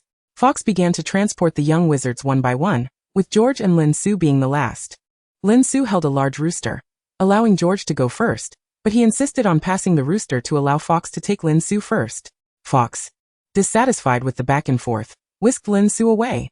In an instant, she found herself in the headmaster's office, where Dumbledore sat clad in a shimmering night robe, his nightcap askew, clearly having been roused from slumber by an owl. Lin Su offered an awkward smile. "Good evening, Professor Dumbledore." She hadn't anticipated Fawkes would leave her alone in the headmaster's office, away from her companions, to face everything by herself. Dumbledore's eyes, magnified by his glasses, scrutinized Lin Su in silence. Her smile faltered. "Professor, it's quite late. Perhaps we should both rest? Wishing you sweet dreams." Dumbledore sighed, somewhat resigned. "Su, I hope you can remember that I am, after all, an elderly man? My apologies, Professor. It is indeed rather late. But you were the only one I could think of." Lin Su feigned innocence, blinking innocently. Dumbledore rose, stroking Fawkes' head. "Very well, my child. Now, please recount the events of this evening. Lin Su exhaled in relief and recounted the events briefly, her fists clenched in indignation. I had hoped Professor Lockhart would assist us. But it turns out all his tales were pilfered from others.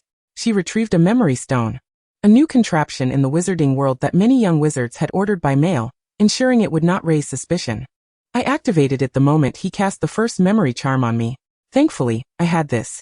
Otherwise, I would have had to extract my memories again. Lin Su huffed, appearing quite the child in her indignation.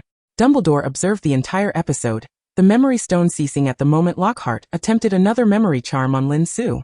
The subsequent evasion was not recorded. Lin Su certainly would not have captured herself stunning a professor. Dumbledore might not hold it against her. But the Ministry would surely relish the opportunity to exploit such footage. Chapter 32. The frantic wagging of a large black dog. A flicker of surprise crossed Dumbledore's face. Albeit fleeting indeed, Gellert's prowess is notable, he left unsaid. Lin Su naturally continued, however, his memory charm is rather effective. Yes, that is certainly true. I regret that I cannot dismiss him just yet. There remain matters to clarify, such as from which illustrious adventurers he has pilfered his experiences. Lin Su raised an eyebrow. Of course, Professor, we still have an entire semester ahead. We cannot proceed without a defense against the dark arts instructor. He has forgotten today's memories, as you understand. And I too utilized a minor memory charm. Exceptional learning capabilities. Regrettably, I cannot award you any points at this time.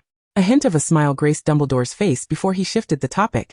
Now, regarding Riddle's diary, perhaps you would allow me to safeguard it, my dear? Lin Su pursed her lips. Professor, he has already forgotten. I believe keeping it poses no danger. Dumbledore, however, was unyielding.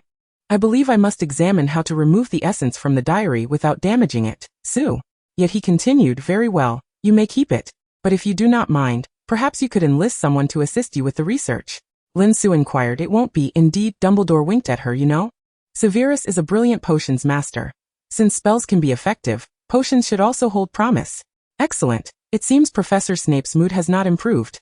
Now, my child. It is late. You should return to rest. Dumbledore provided no room for refusal. Very well, Professor. I shall leave this memory stone with you. But may I kindly request a copy for myself? Lin Su was capable of duplicating herself. Yet given that this was a magical artifact, it was far more prudent to request Dumbledore to perform the duplication to avert any potential mishaps during the process. Of course, my dear, Dumbledore replied, as he tapped the replica stone with his wand, causing it to split into two. The inventor of this is truly a genius, wouldn't you agree? He remarked, seemingly in passing. Lin Su smiled broadly. Indeed, Professor. Her little treasure trove had profited handsomely.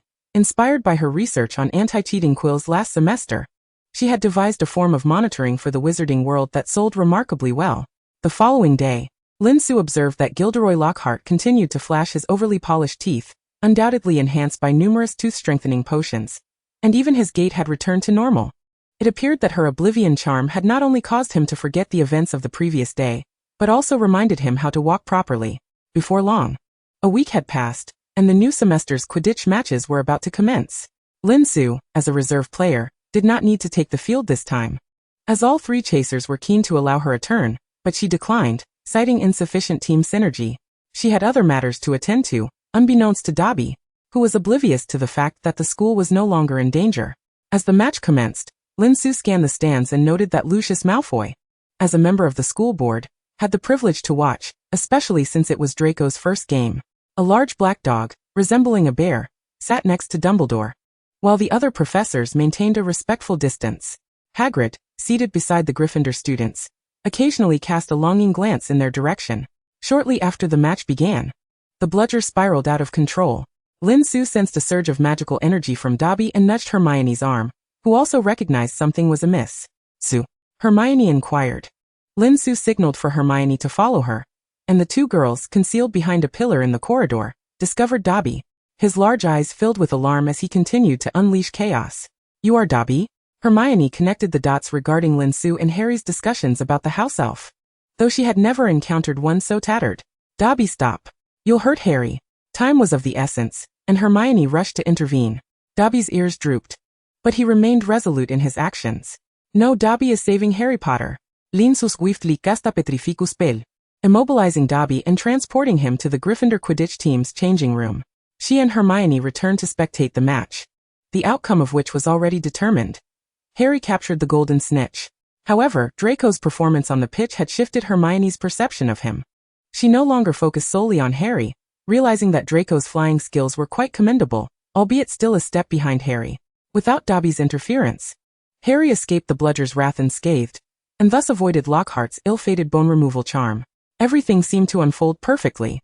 The large black dog in the teacher's box wagged its tail furiously, barking excitedly and spinning in circles.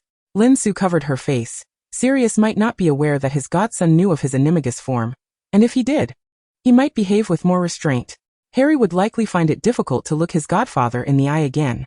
After the match, Lin Su called out to Harry, who was engulfed by a throng of young witches and wizards, including Colin, who was snapping pictures at a pace rivaling the dog's tail wagging.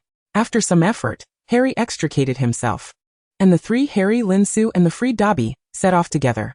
Dobby, what brings you to Hogwarts? Harry asked, intrigued. Dobby's ears drooped further. Dobby is here with his master. Dobby wishes to save Harry Potter. As long as Harry Potter leaves Hogwarts, he will be safe. Even if it means you might cause him to break his neck? Lin Su's tone was calm, devoid of emotion.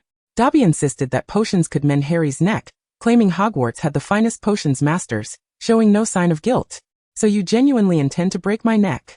Harry exclaimed incredulously.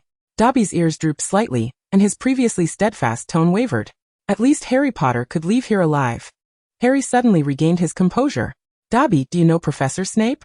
Dobby's long fingers covered his mouth, prompting Harry to continue.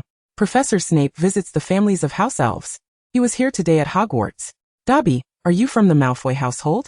Dobby began to bang his head against the wall, but Lin Su swiftly cast a binding spell, preventing his head from making contact with the surface. It seems you were correct, Harry.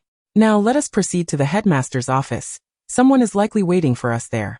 Harry's face contorted in surprise as he recalled the exuberant black dog in the stands.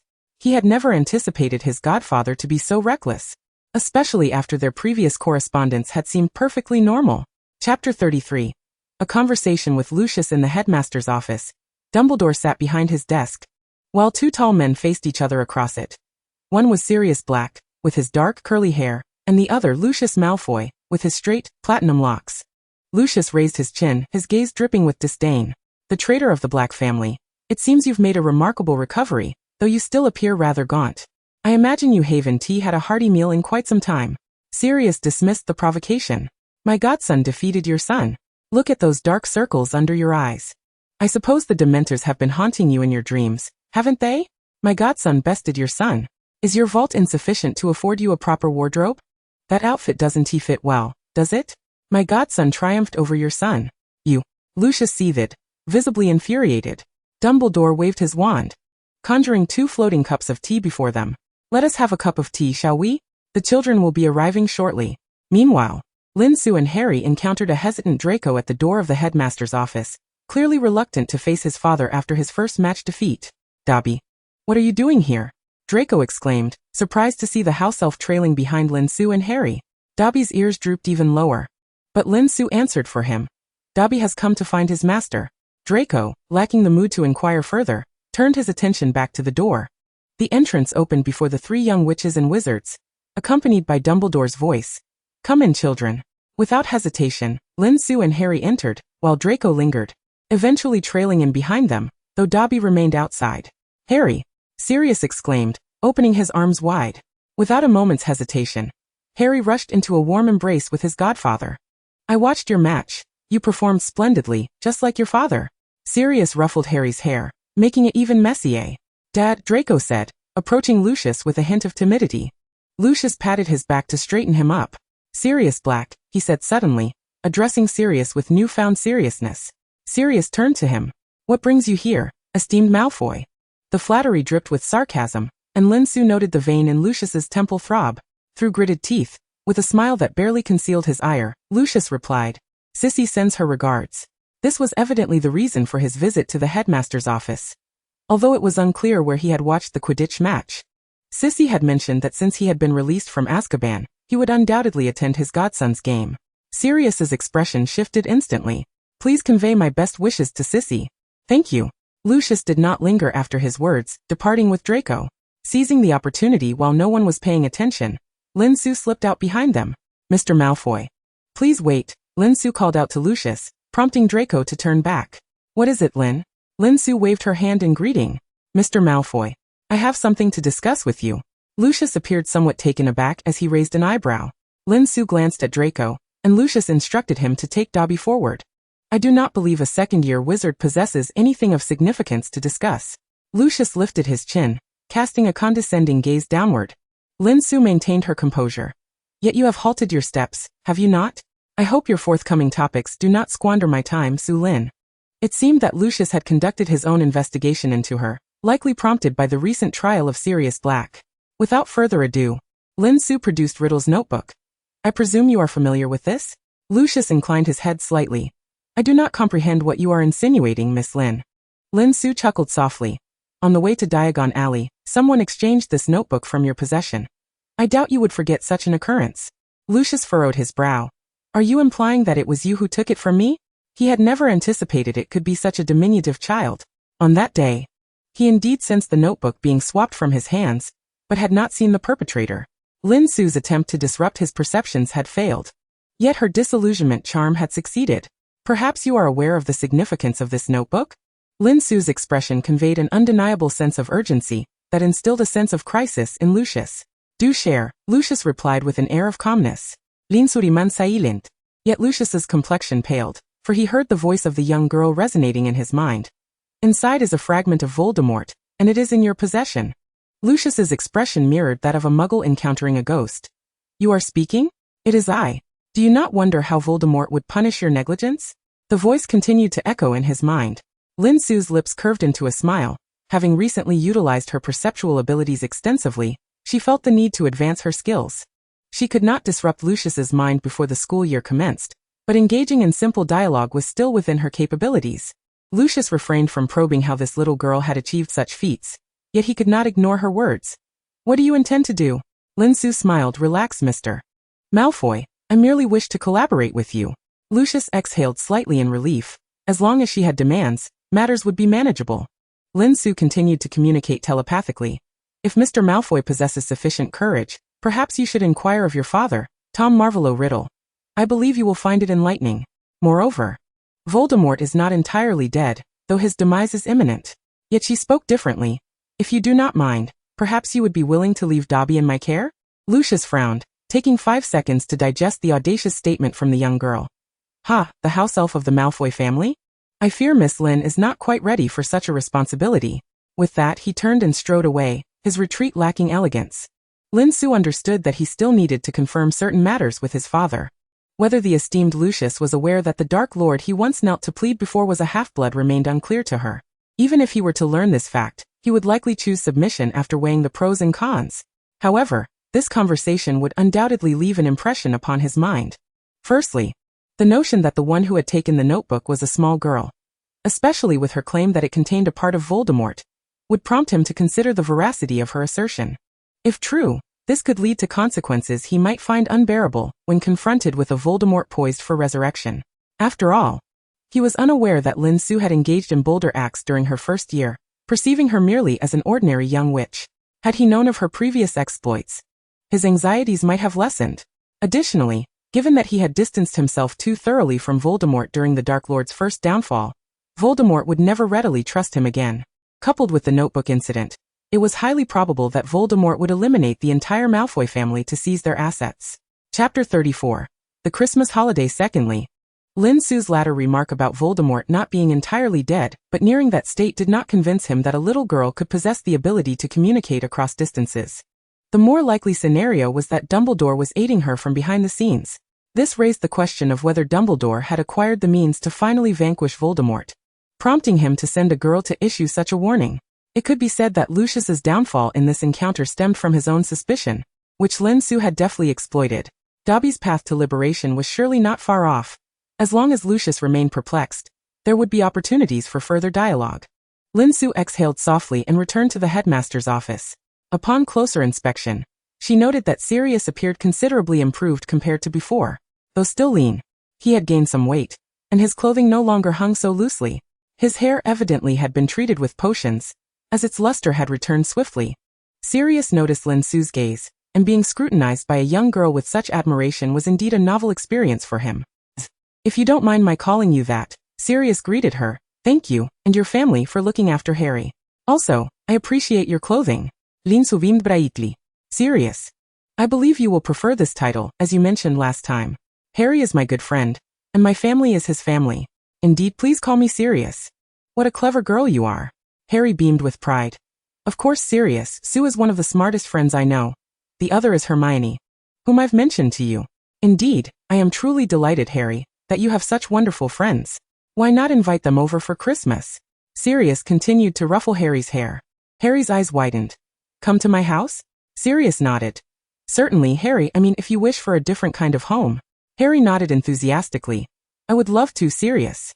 However, he suddenly recalled something and added, but I need to send a letter to Aunt Petunia to ease her worries. Since his 12th birthday, Aunt Petunia had been significantly kinder to him. When he visited number 4, she prepared him a violet pudding, and this time after school began. She even had Hedwig deliver a brand new sweater as a belated birthday gift. Sirius wore a puzzled expression, as he remembered her as a sharp-tongued woman. James had mentioned her once, but only in a hushed tone so that only they two knew, lest Lily become upset. Dumbledore's lips curled slightly in a pleased smile. His blue eyes, obscured by his glasses, turned to the smiling young witch beside him. He chose not to inquire further, for what needed to be known would reveal itself in due time. Sirius, perhaps you would like to join me for a meal at my family's restaurant during Christmas? I assure you, my father's culinary skills are superb. Harry looked up at his godfather. Indeed, Sirius, Sue's father is an excellent cook. That certainly promised to be an exciting occasion. Sirius readily agreed, and Lin Su turned to extend an invitation to Professor Dumbledore as well. Dumbledore waved his hand. In truth, I do not have that much free time, Su. Lin Su expressed her disappointment. Very well, Professor, then I shall bring you some desserts after the Christmas holiday. That would be splendid. The ensuing time passed pleasantly and simply, almost as if returning to her first year. Snape was at a loss regarding Dumbledore's decision to assign him the task of eliminating the former leader, but upon considering that it was the now amnesiac Dark Lord, he found himself intrigued. At least Lin Su no longer had to endure his venomous outbursts during detentions. The business of the Memory Stone was entrusted to the twins, who were initially reluctant to take advantage of her. Lin Su insisted on using it as startup capital for her future shop. She had no intention of allowing Harry to participate in the Triwizard Tournament, thus compensating the twins in another manner. The two reluctantly agreed, but insisted on drafting a blank promissory note, pledging to redeem it unconditionally once the shop began to turn a profit. Lin Su once again declined, asserting that she required half of the store's profits for the year in exchange for her involvement in product development, with subsequent distributions following a 1:1 ratio. I hold tremendous faith in the future of the puppet theater's business. Do you not share this confidence? After much deliberation among the three, they ultimately agreed to Lin Su's proposal, even going so far as to draft a contract which bore all three signatures.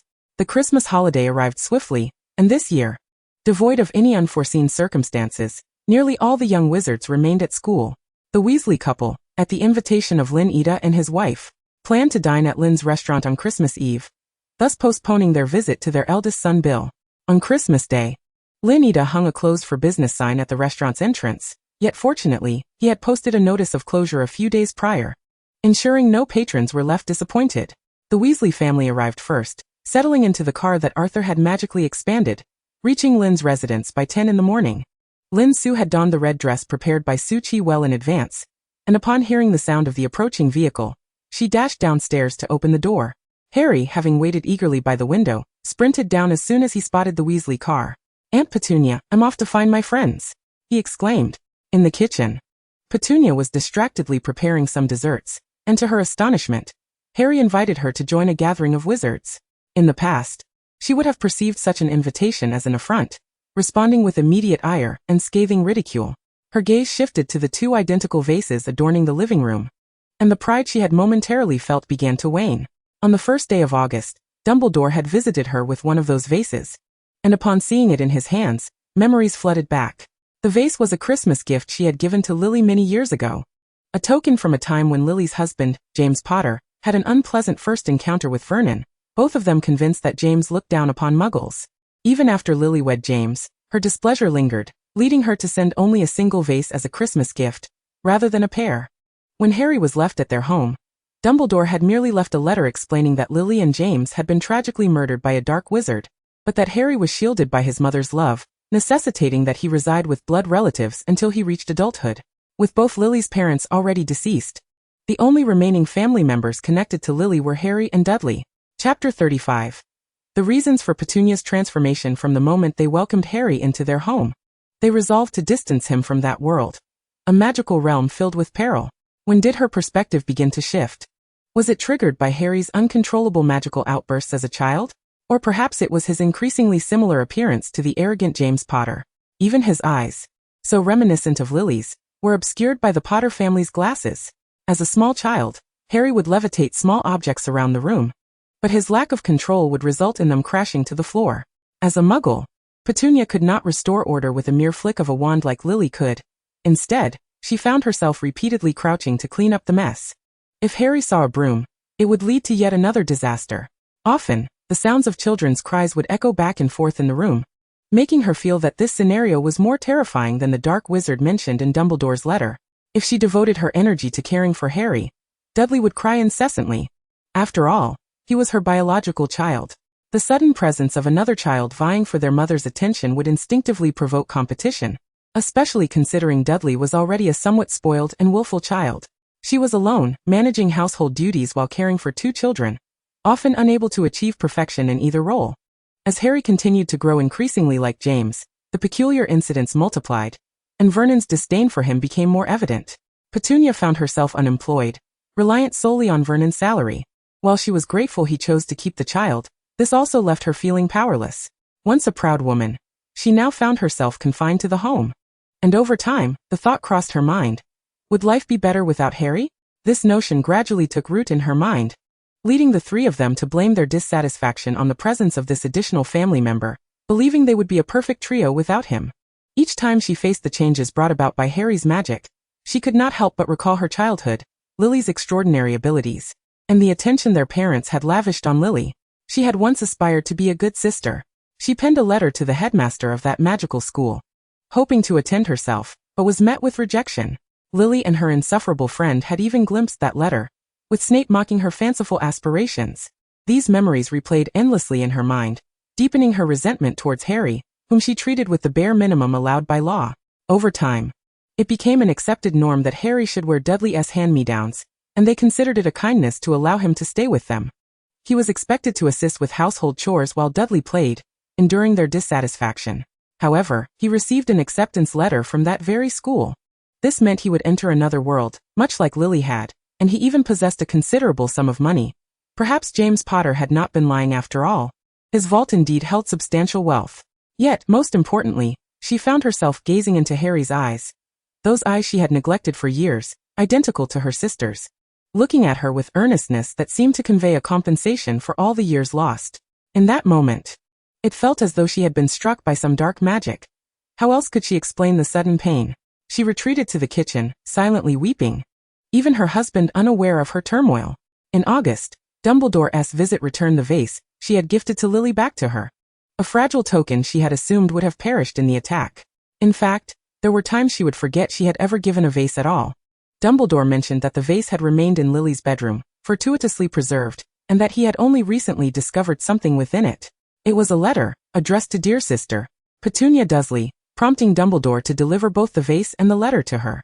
Petunia dared to open the letter only after Vernon had fallen asleep that night. But upon reading the first line, she instinctively closed it. The letter began with an apology for having read Petunia's letter all those years ago. Calming herself, she unfolded the entire message, in which Lily acknowledged her past transgressions. As a child, she had failed to comprehend why her sister was upset. She had yearned to share her experiences at Hogwarts upon returning home, to bring back photographs of the castle to alleviate her sister's regrets, unaware that this would only deepen Petunia's embarrassment. Over time, as Lily witnessed the treatment Muggles, especially those of her own kind, received from dark wizards and their followers, she began to understand how her actions had come off as arrogant in Petunia's eyes. Regrettably, by that time, Lily had joined the Order of the Phoenix, and the busy life she led, coupled with Petunia's misunderstandings, made it difficult for them to engage in meaningful communication. This apology, in Lily's view, was one that should have been delivered in person. Later, before Harry's birth, Dumbledore informed them of Trelawney's prophecy, and their home was placed under the Fidelius charm. To avoid causing trouble for Petunia's family, it was best not to appear until the crisis had passed. Thus, she wrote a letter to express her feelings. hoping to one day convey her apologies in person. Little did she realize that there would be no future to come. The bread on the gas stove emitted a distinct burnt aroma, jolting Penny back to reality as she hastily removed the pot from the flame. She resumed her preparations for the dessert she would bring later. Life always seems to leave little room for sentimentality, propelling individuals forward. The Weasley family's vibrant red hair appeared to cast a crimson hue over the Lin household, the lively atmosphere infecting Mr. and Mrs. Lin, who remarked that it felt like a festive celebration. Su-Chi's belly had grown quite large, and Molly, with her wealth of experience in pregnancy, urged Su-Chi to rest, assuring her that with so many helping hands, they could easily assist Mr. Lin. Lin Su took Ginny to her room, where she had prepared toys reminiscent of those played with by Muggle girls, much to Ginny's delight. Percy sat awkwardly on the Lin family's sofa as Mr. Lin poured him a cup of hot cocoa. The twins and Ron, having been cooped up in the car for so long, could no longer sit still. As soon as Harry arrived, the four of them called for Lin Su and Ginny to join them at the nearby dilapidated amusement park, with Percy being shooed out by his parents as well. "Do you need our help?" Ginny whispered, concerned that preparing meals for so many without magic might be quite a task. Lin Su waved her hand dismissively. "It's perfectly fine, Ginny. We're dining at the restaurant later. They will pass by here soon, and we will prepare the food there." With that assurance, Ginny felt at ease and ventured out to explore the Muggle amusement facilities with her brothers, which bore a striking resemblance to their little wizarding toys, albeit with a heightened level of danger due to magical enhancements. Chapter 36. Let Us Dance. Young wizards were prohibited from using magic outside of school, yet they engaged with Muggle toys with great enthusiasm. Lin Su brought forth a variety of ball games for everyone to choose from, although they did not strictly adhere to the rules while playing. Once the Granger couple and Sirius arrived, the adults began to migrate towards the restaurant, calling for the group of little wizards who were perspiring from their exertions. Molly and Mr. Lin were both excellent cooks. Molly demonstrated the magic of having knives chop vegetables on their own, eliciting gasps of surprise from the Muggle parents. Sirius appeared to be in even better spirits than the last time they met, incessantly questioning Mr. Lin about the dishes on the restaurant menu, whether they were sweet or savory, and expressing his intent to frequent the establishment, until Molly, exasperated, banished him from the kitchen with strict orders to keep his distance. As night fell, the Lin family's dining room, adorned with festive Christmas decorations, illuminated with lights. Arthur waved his wand, merging several tables into one grand dining table, while neatly stacking the remaining ones to create space. The Dursleys arrived fashionably late, largely due to the parents' struggle to adjust to their evolving perceptions of wizards, yet the vibrant Lin family was evidently different. Arthur, inherently curious about Muggles, seated himself between Vernon and Mr. Granger during dinner, inquiring about various aspects of Muggle life. Vernon, feeling emboldened, began to articulate his views on the world, reminiscent of his conversations with Penny years ago. Arthur nodded along, his understanding of the Muggle world limited, prompting Lin Su to share a knowing glance with Harry, silently deciding to later suggest that Arthur pose the same questions to multiple Muggles to draw more informed conclusions, such as Mr. Granger and Mr. Lin, who were both present. The twins and Ron lavished praise upon Mr. Lin's culinary prowess, delighting the Lin couple, while Percy, though silent, visibly enjoyed the meal, even allowing his brothers to chatter during dinner. Sirius frequently cast admiring glances at his godson, as the Black family held a reputation for being insular, with their dietary preferences being quite rigid. Although he had lived with the Potters for a period and ventured into the Muggle world as an adult, he had never encountered Chinese cuisine, especially considering he had just emerged from Azkaban months prior, making it all the more remarkable that he was relishing such delightful food. The meal concluded with merriment. Even Penny found herself exchanging parenting tips with Su-Chi and Molly. It must be said that Penny, having set aside her biases against wizards, was not as unpleasant as before. She no longer craned her neck to eavesdrop on neighbors discussing the peculiar happenings within their household, which visibly eased her demeanor. During dinner, she occasionally cast Molly a look of admiration, marveling at how one child, Dudley, had already proven to be quite the handful, while Molly managed 6 sons. Reflecting on Dudley, Penny glanced at her plump son, who had always relished the dishes from the Lin family restaurant. Today he was in a state of bliss, unable to stop eating. Once everyone was satiated, Molly waved her wand, causing the dishes to leap into the sink for cleaning, a spectacle that left any observing Muggle in awe. Arthur rearranged the tables, clearing a central space. What a delightful evening. Why don't we host a small dance party, allowing us to enjoy some of your Muggle music? Following the casual conversations during dinner, the Dursleys and the Grangers grasped Arthur's curiosity about the Muggle world, and did not feel offended. Mr. Lin activated the record player, clearly having anticipated this moment. As soft music filled the air, several couples began to dance in the center of the dining room. Mr.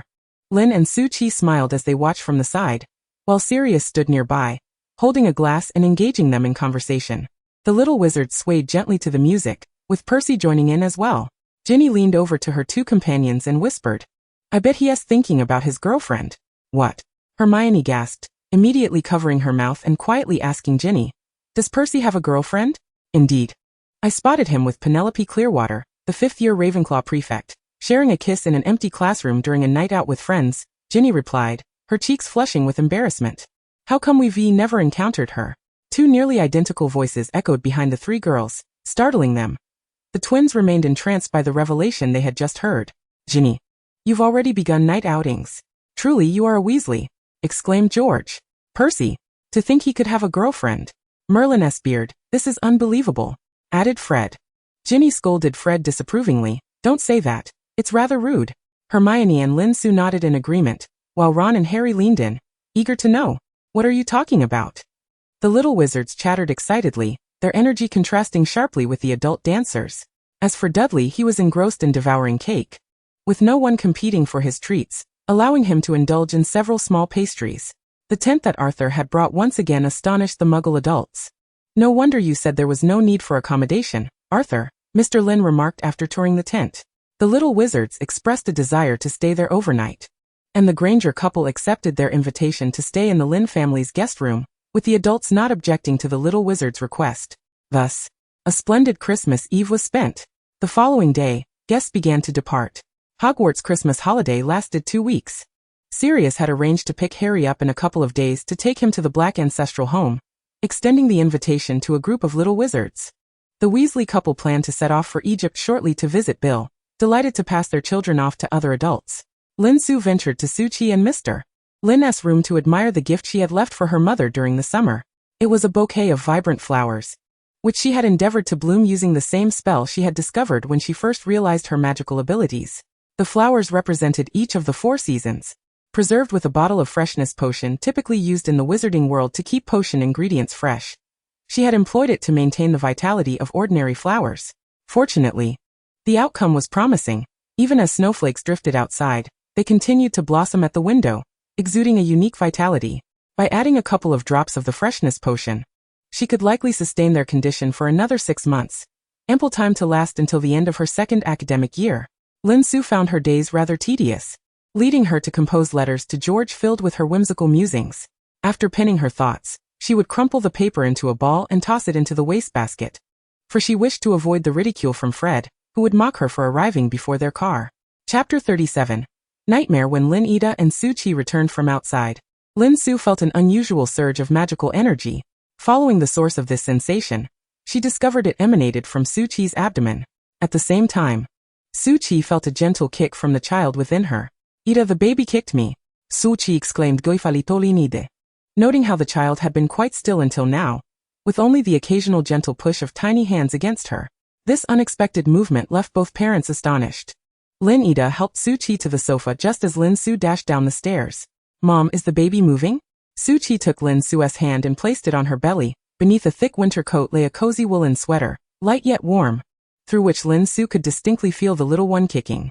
A glimmer of wonder sparkled in Lin Su's eyes. It was a marvelous sensation, akin to an innate awareness whispering to her, as if the child was directly conveying a message. He was happy. "Dad, Mom, there's something I wish to share with you," Lin Su said, her gaze capturing the attention of her parents. The baby might be a little wizard, just like me. This was the first time her parents had heard such a notion. "Sweetheart, how do you know?" they inquired, intrigued. "Lin Su fa in profundité, strokin her non existant goti." "The baby told me just now." Rather than dismissing her as jesting, her parents regarded her with earnest amusement. Su-Chi patted her belly. "Our little Su-Su is remarkable. If the baby is a wizard, he can accompany you on your adventures." Lin Ida concurred. "Indeed, the world of wizards is truly enchanting.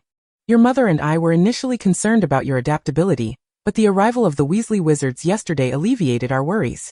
Lin Su's expression remained unchanged, yet internally, tumultuous waves surged within her. Enveloped in the narrative she knew so well, she believed everything was under her control. However, She overlooked the fact that her family would soon become a Muggle household birthing little wizards. If she failed to address the lurking dangers within 3 years, her family would be among the first to suffer. The entire day, her heart was restless. Perhaps it was due to her overthinking during the day that she found herself plagued by dreams that night. In her dream, a terrifying green curse struck her parents, while a small boy lay on the ground, unconscious, appearing only 4 or 5 years old. The dreamscape was chaotic and disordered, yet she could distinctly recognize the familiar background of her home, where she had lived for over a decade. The furniture, once sturdy, now seemed fragile under the onslaught of dark-cloaked figures' curses. Lin Su jolted upright in bed, drenched in cold sweat. She realized it was imperative to hasten her efforts. Fortunately, the following day, while assisting Lin Ida at the family restaurant, she encountered an unexpected visitor. Indeed, when one is drowsy, a pillow arrives. Lin Su temporarily handed over her cashier duties to a hired helper and approached the man with long platinum hair. "Mr. Malfoy, good day. How may I assist you?" She set a glass of warm water on the table, embodying the demeanor of an ordinary waitress. Lucius lifted his gaze from the menu to Lin Su. "Perhaps you would be inclined to sit and converse, Miss Lin." "It would be my honor, sir." Lin Su readily took a seat across from him. Her perceptive abilities informed her that a Muggle-repelling charm had been cast here. No one would notice their conversation, confirming her decision was astute. "Let us be forthright, Miss Lin. What has Dumbledore shared with you?" Lucius inquired, exuding an air of confidence, convinced that Lin Su had only managed to communicate within his mind with Dumbledore's aid. Yet Lin Su was aware that if he were as confident as he pretended, he would not be present at this moment. Raising an eyebrow, she lowered her gaze and allowed a smile to grace her lips. The next moment her voice resonated within Lucius's mind. "In truth, sir, I possess knowledge that surpasses even Dumbledore's." Lucius tightened his grip on his side cane, which also served as his wand. "You mean to say that a second-year wizard can accomplish feats unattainable to adult wizards and claims to know more than Dumbledore?" His elongated, mocking tone contrasted sharply with Draco's sweet nature. "If you were devoid of any doubt, you would not be here today but rather seeking out Dumbledore." The voice echoed in his mind. Lin Su watched him with a poised demeanor, a bearing that belied her age. Compared to her, Draco was merely a child. "You should be aware that some wizards are born with talents that others lack." Lin Su refrained from further proving her abilities, recognizing the exhaustion of continually breaching the defenses of others' minds. For instance, some wizards possess the ability to hear the thoughts of others. Lin Su's unspoken words were met with a furrowed brow from Lucius. "Relax, Mr. Malfoy, I cannot read minds." Lucius's brow softened, only to be tugged by Lin Su's subsequent words. The calmness on her face, even accompanied by a smile, was unsettling. "However, I seem to have visions of events yet to unfold, many of which pertain to the Malfoy family. Would you be interested in hearing about them, Mr. Malfoy?" Though framed as a question, it was delivered with the certainty of a statement. Lucius, unwilling to be manipulated by her, hesitated. However, with the stakes concerning his family, he found himself acquiescing after a 2-minute standoff. Lucius released his grip on the cane, donning an affable smile. "Of course, Miss Lin." Lin Su paid no heed to his rudeness, for her forthcoming words were far from polite. "In the visions I witnessed, you failed to execute the tasks assigned by the Dark Lord, resulting in your exposure to the Ministry of Magic and subsequent imprisonment in Azkaban." Lucius appeared ready to refute her, but as he recalled his earlier contemplations, the scenario seemed increasingly plausible. Should the Dark Lord cease to trust him, it was conceivable he might act without his hidden identity cloak. "Continue," Lucius commanded, a vein throbbing at his temple, urging Lin Su to proceed. "Soon after, your father succumbs to dragon pox. Whether there is a connection, I cannot say. Your wife, Narcissa, assumes responsibility for the estate. It must be said, she loves you dearly, as well as Draco." Upon hearing this, Lucius's expression tightened further. Despite the incredulity of it all, he keenly sensed the crux of the matter. "Draco? What does this have to do with him? He is but a child." Chapter 38. For family. Lin Su locked eyes with Lucius. "Your master, the Dark Lord, has transformed him into a Death Eater, marking his arm with a symbol identical to yours." Lin Su noted with satisfaction the pallor that washed over Lucius's already pale visage. She pressed on. "I also witnessed the Dark Lord assigning him a task. Perhaps you would be interested in the details?" Lucius raised the water cup to his lips, only to find his hand trembling. He set it down, barely whispering, "What?" Lin Su's smile faded, her brown eyes now swirling with darkness as she coldly uttered 2 words. "Kill Dumbledore." Lucius's fists clenched tightly, grappling with disbelief. How could the Dark Lord entrust such a task to a child? Yet within him, a voice whispered the undeniable truth. All of this was indeed real. The Dark Lord would never believe that Draco could accomplish the task. He merely sought an excuse to discard the ineffectual pawn that was Malfoy. Ultimately, I could only see Draco lying in a pool of blood, teetering on the brink of life and death. Lin Su was not entirely untruthful. Had circumstances remained unchanged, Draco would indeed have suffered a grievous wound from Harry's curse. As for the subsequent healing administered by Snape, there was no need to disclose this to Lucius. Suddenly, Lucius sprang to his feet, grasping his wand, ready to depart, but Lin Su restored her businesslike smile. "Relax, Mr. Malfoy. Are you not curious why I am confiding all this to you?" Lucius turned his gaze towards her, and Lin Su continued, "Even discussing such grave matters in my Muggle father's restaurant. I believe my sincerity is evident." Lucius appeared tense still. Yet he turned to face Lin Su. "What is it that you desire?" Though seated, Lin Su did not falter in her demeanor. "I believe you have already surmised my intention, to eliminate Voldemort. I require the assistance of the Malfoy family. Before you hastily decline, may I inquire if you have sought the answers from your father regarding my previous suggestion?" Lucius resumed his seat. "Miss Lin, you should be aware that even if the Dark Lord is of mixed blood, his ascent to power was not solely due to lineage, but rather his prowess. How am I to trust that you possess the capability to vanquish him?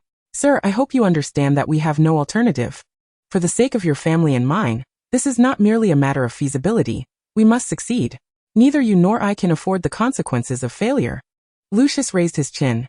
"No, Miss Lin, I possess another option, to expose your actions to the Dark Lord, to offer you to him. Perhaps he might pardon my transgressions." Lin Su scoffed, her expression vibrant. "I had thought Mr. Malfoy to be beyond such naivete. You are the most astute businessman, having endured the events of a decade past. Do you truly believe the Dark Lord is a merciful master? Even if you evade his wrath once, how can you ensure that you will escape unscathed each time? How can you guarantee that one day he will not take offense at the color of your hair and punish the entire Malfoy family?" Lucius's expression stiffened once more. Lin Su clasped her hands atop the table.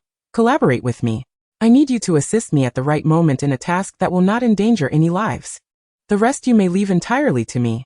If I fail, you may easily pretend that you never allied with me. I believe Mr. Malfoy is quite aware of how to make the most advantageous choice in this transaction." Lucius pondered, and Lin Su continued to raise the stakes. "As I previously mentioned, the notebook you lost contained a part of him. That part has already been resolved by me. Might this not instill a measure of confidence in Mr. Malfoy?" Lucius regarded her with skepticism. Yet Lin Su's composure compelled him to contemplate the veracity of her claims. He did not provide an immediate response, nor did Lin Su expect one right away. However, as Lucius prepared to leave, Lin Su called out, "Please wait a moment, Mr. Malfoy." Lucius watched as the young girl left her seat and hurried to the kitchen, utterly incongruous with the adult negotiating a deal just moments prior. Soon Lin Su returned, accompanied by a man clad in a chef's uniform, who gazed at her with gentle affection, presumably her father. Lucius typically dismissed ordinary Muggles who brought him no profit. Yet on this day, he inexplicably noted the concern the Muggle father displayed for his child, which seemed no different from his own feelings for Narcissa. Lin Su placed a neatly wrapped box upon the table, and to reassure Lucius of its safety, she opened it for his inspection, revealing an assortment of exquisite Chinese pastries, made by Lin Ida for Su Chi, who had recently developed a fondness for sweets. "Mr. Malfoy, please take these home. I believe Mrs. Malfoy and Draco will enjoy them," Lin Su said with a charming smile, evoking a profound sense of dissonance within Lucius. This feeling lingered with him until he returned to the manor, compelling him not to discard the box of Muggle confections. "Luke, where have you been today? You've been missing all day." Narcissa approached, adorned in the latest wizarding fashion. Draco rushed over to proudly showcase his accomplishments from the day, having magically transformed a vibrant green beetle into an intricate badge, the Malfoy family crest. "Father, I practiced all afternoon for this. It's for you." Lucius accepted the creation without remarking on its frivolity, instead tousling his son's platinum hair. Since last year, Draco had eschewed hair oil, but this made him appear even more endearing. Some trivial matters need not be scrutinized too harshly. As Lucius gazed at his son, he found it impossible to reconcile the child before him with the one Lin Su had described, lying in a pool of blood, teetering between life and death. He extended the box in his hands. "I attended to some matters in the Muggle world and brought you some pastries. Do give them a try." Narcissa, perceptive as ever, sensed her husband's unease, but rather than confronting him directly, she opened the box with their son, marveling at the beautiful confections within, deepening her suspicions. Lucius regarded his wife and child and silently made a decision. Soon, the day arrived that Sirius had arranged with Harry, and he appeared on a sleek Muggle motorcycle to collect them, having shrunk their luggage and stored it in a side bag. Lin Su decided to remain at home with Su Chi, as her dreams had profoundly unsettled her, a sentiment respected by both Sirius and Harry. Sirius extended an invitation for her to visit during the summer, to which Lin Su gladly acquiesced. After all, the Black family possessed the Slytherin locket, and she would inevitably need to pay a visit. Chapter 39. Sweet dreams. 3 consecutive nights of nightmares left Lin Su apprehensive about sleep, as she sat by the window gazing at the moon. In the distance, a gray owl flitted towards her, growing increasingly familiar. It was Ron's pig. The little owl now flew with remarkable steadiness, but upon noticing Lin Su's awareness of its presence, Pigwidgeon became visibly excited, performing aerial acrobatics before swooping directly towards her window. Lin Su dutifully opened the window, allowing Pig to enter smoothly, unlike its predecessor, Errol, who had collided with the glass. The owl perched on Lin Su's desk, raising its head as if anticipating praise. Lin Su readily indulged it, showering compliments on the little owl for its excellent flight and dedication at such a late hour, prompting Pigwidgeon to puff up with pride. Then, it dropped the note it had been clutching in its beak. Lin Su opened it to find Hermione's handwriting. Expressing concern after hearing from Harry about her troubling dreams, and hoping she would soon be free from their torment. The note then transitioned to Harry's handwriting, mentioning a rather foul-mouthed house elf named Creature at the Black household, who even scolded Sirius. At this point it was signed by Fred, who expressed eagerness for Lin Su to devise a clever plan to deal with the elf. A multitude of messages filled the 2 pages, all attempting to lift her spirits. And Lin Su couldn't help but chuckle, concluding with George's remark, "Let Pig deliver something to you." Only then did Lin Su notice that Pig was still clutching something in its claws, a lullaby. The little owl appeared quite pleased that Lin Su had initially overlooked its hidden treasure, flapping its wings jubilantly on the desk, its eyes squinting with delight. Lin Su selected a few snacks from her room to share with it, and Pig soon found a cozy corner to settle down and prepare for sleep. Lin Su lay on her bed, pondering the lyrics of the lullaby George had sent her. After approximately 10 minutes, the lullaby began to take effect, revealing itself as a soothing melody from the wizarding world, reminiscent of the tune she had once heard Mrs. Weasley hum. Lin Su mused to herself that the lullaby had indeed transformed into a true lullaby. Accompanied by the gentle song, she closed her eyes, unaware that after the melody had played thrice, George's voice emerged, wishing her good night and sweet dreams. That night, Lin Su was finally free from nightmares, awakening rejuvenated and eager to assist in the dining hall.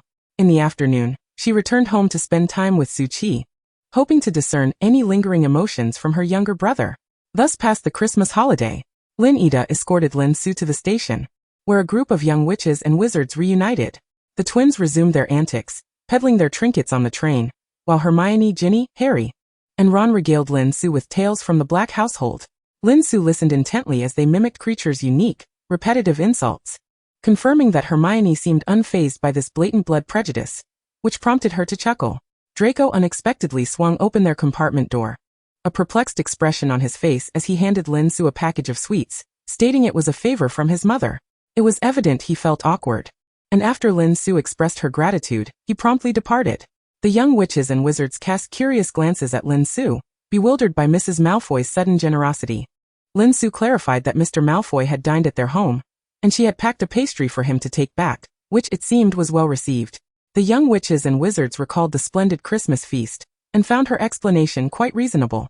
After a moment of contemplation, Hermione suddenly exclaimed, "Su, I finally understand why your potion brewing technique seems so peculiar. My uncle stirs his soups in the same manner." Lin Su could only smile as the other young witches and wizards erupted into laughter. As they chatted and laughed, they soon arrived at Hogwarts and boarded the carriages. To Lin Su's astonishment, she caught sight of a thestral this time, a creature she had been unable to see during her second year.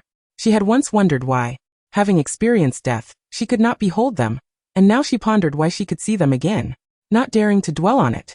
She reached out to stroke the thestral's skull-like head, its skeletal form enveloped in a layer of pitch-black skin, with a dragon's head and horse's body, vast wings, and a unique appearance that momentarily lifted her spirits before they sank again.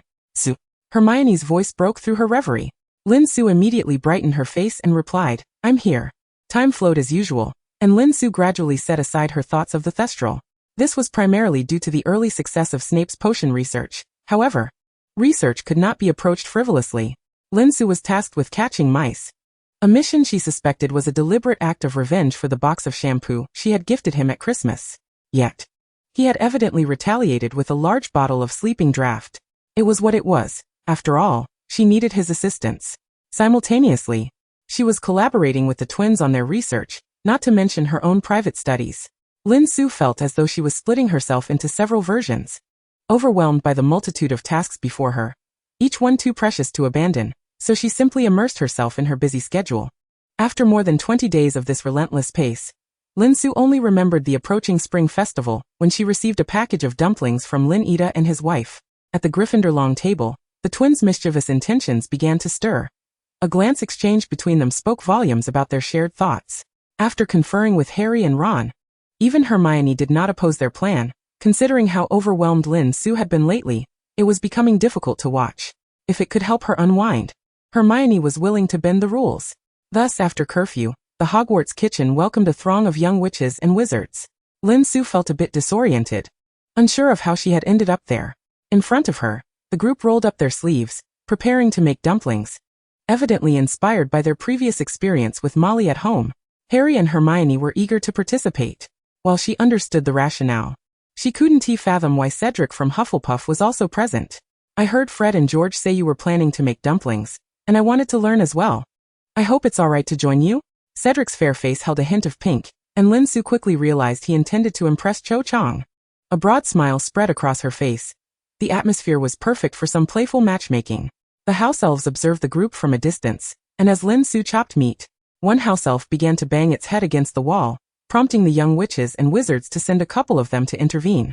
Hermione took the lead, attempting to reason with the house elves, but they proved difficult to persuade. Thus, she and Ron resorted to a combination of minor spells and sheer strength to prevent further headbanging. Chapter 40. Valentine's Day. Lin Su meticulously chopped the ingredients they had prepared, the knife clattering against the wooden board in a rhythmic pattern. George and Fred stood nearby, their heads bobbing in time with Lin Su's movements. Fred swallowed hard and remarked, "We truly came to help Sue unwind, right? Why does it feel like she's becoming even more intense?" At that moment, Lin Su sheathed her knife, exhaling deeply. "Actually, I feel fantastic.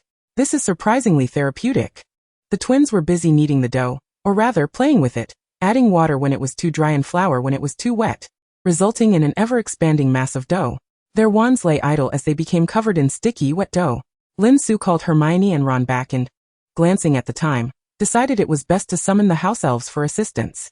Upon hearing there was work to be done, the house elves promptly ceased their self-punishment and approached, sporting bumps on their heads. The house elves' kitchen magic was unparalleled. They quickly found their respective tasks, expertly kneading and rolling the dough. A flurry of young witches and wizards struggled to keep pace with the elves' speed, and Lin Su, noting the quantity of dumpling wrappers, instructed the elves to pause. What ensued was sheer chaos. Aside from the twins, who were adept at crafting small items, even Hermione struggled to master the dumpling skins. Lin Su conjured a rolling pin that transformed into a child-friendly dumpling-making tool. Handing it to Hermione, she laid the wrapper on top, added the filling, and with a firm press of the handle, a plump dumpling emerged. Ron marveled at the contraption, exclaiming he wanted one too, and Lin Su chuckled as she distributed one to each of them. Of course, not everyone wished to use tools, resulting in a variety of uniquely shaped dumplings. Lin Su could only employ a minor charm, as taught by Molly, to prevent them from falling apart during cooking. Just as she was casting the spell, someone snuck up and smeared flour across her face.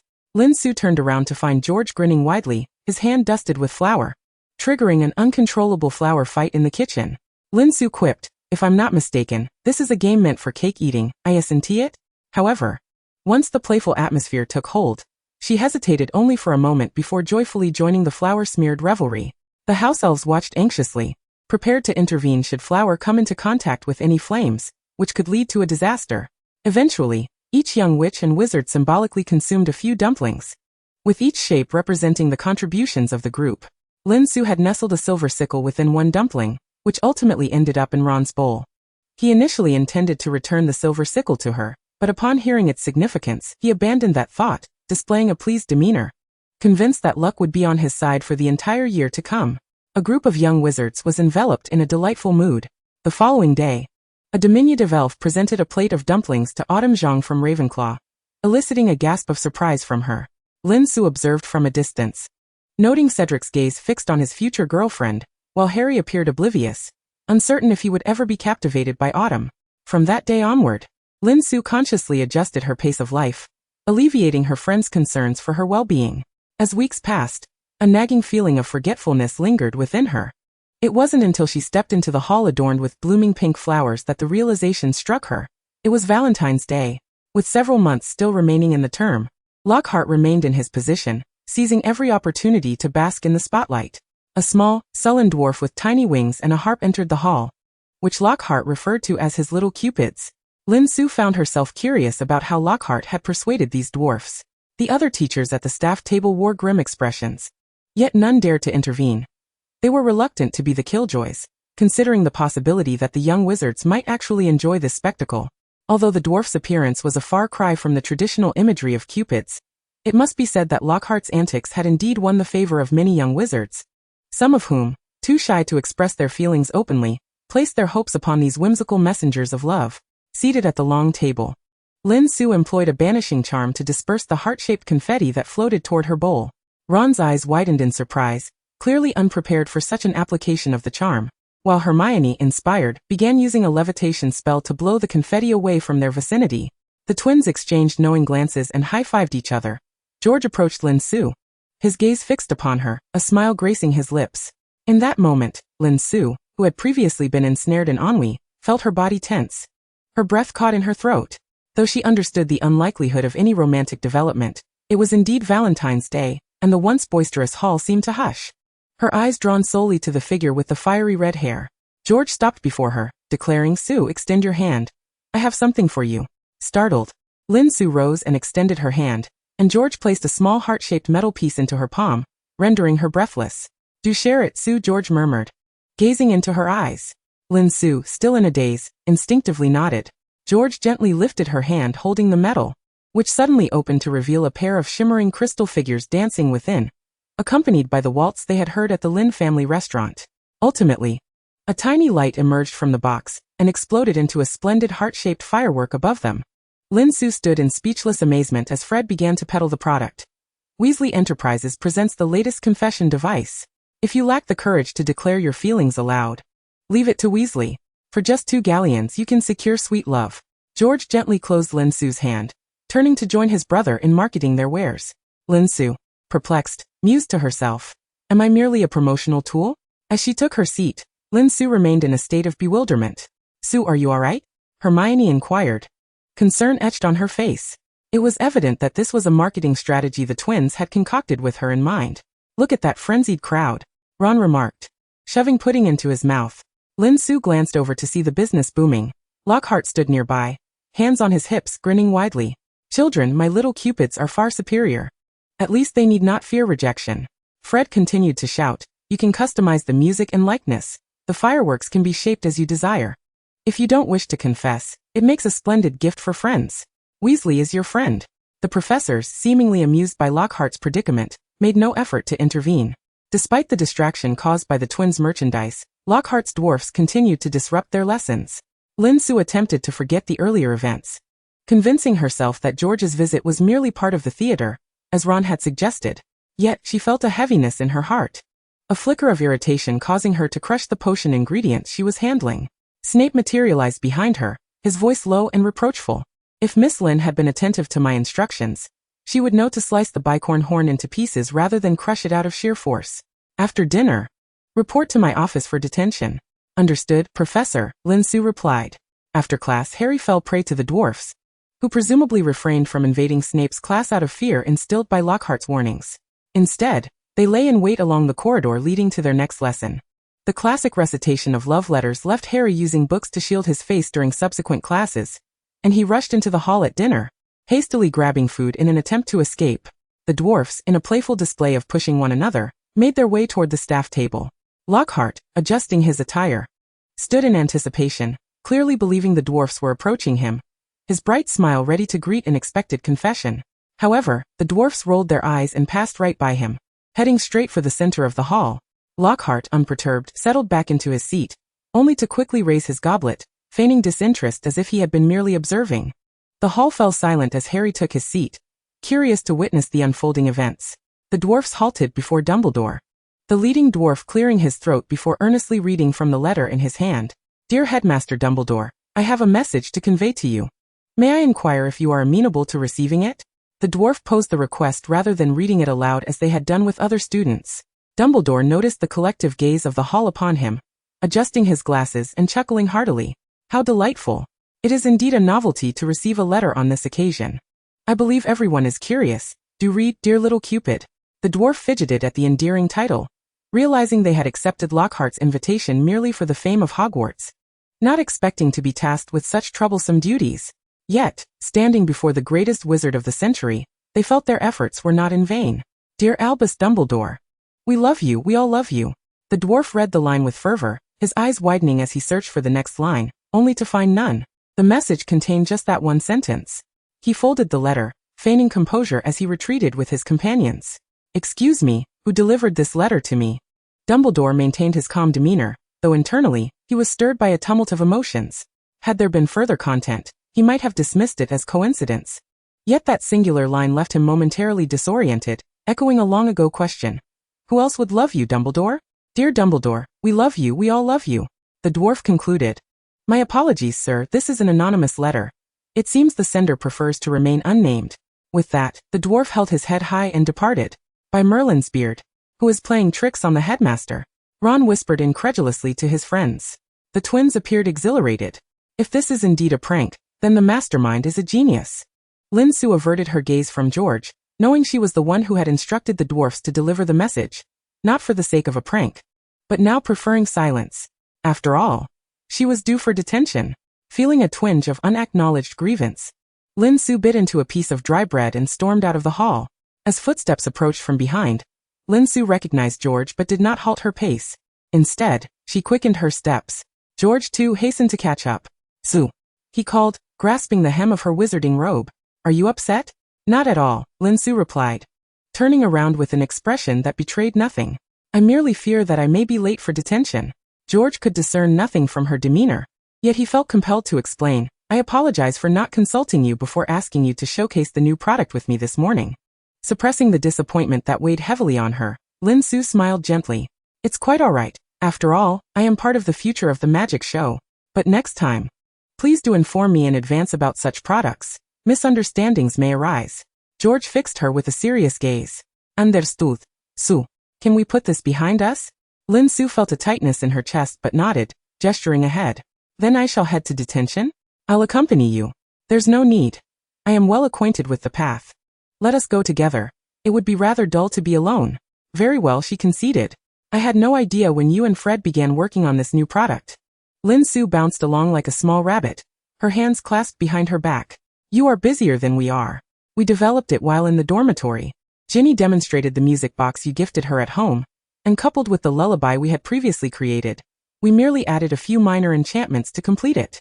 George explained, lowering his gaze to her. The outcome is rather satisfactory, wouldn't you agree? Indeed, it is quite impressive. However, had you included me in the process, the aesthetics could have been refined further. Do remember to invite me next time. Lin Su picked at the details, primarily to avoid a repeat of the awkwardness from this morning, as Hermione and Ginny would certainly have noticed something amiss.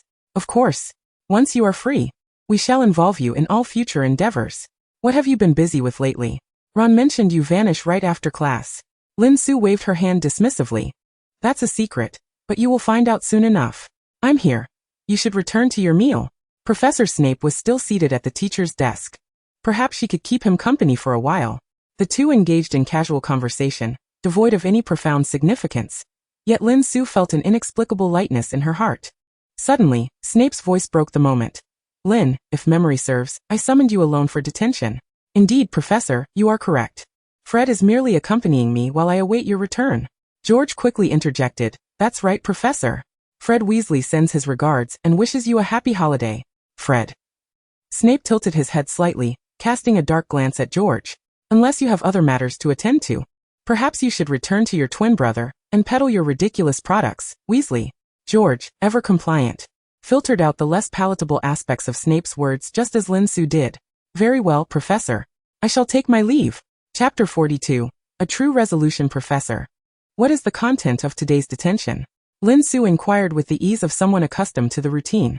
Snape did not respond immediately. Instead, he crossed his arms, scrutinizing the girl before him. Lin, perhaps you could enlighten your professor about a few uncertainties? Snape drawled. Lin Su inocense.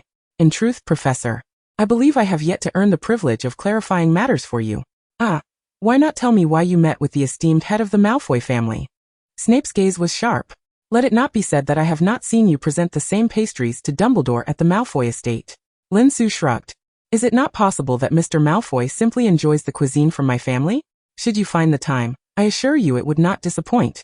A subtle twitch appeared at the corner of Snape's mouth. Malfoy is not one to frequent Muggle establishments. My family's restaurant is an exception.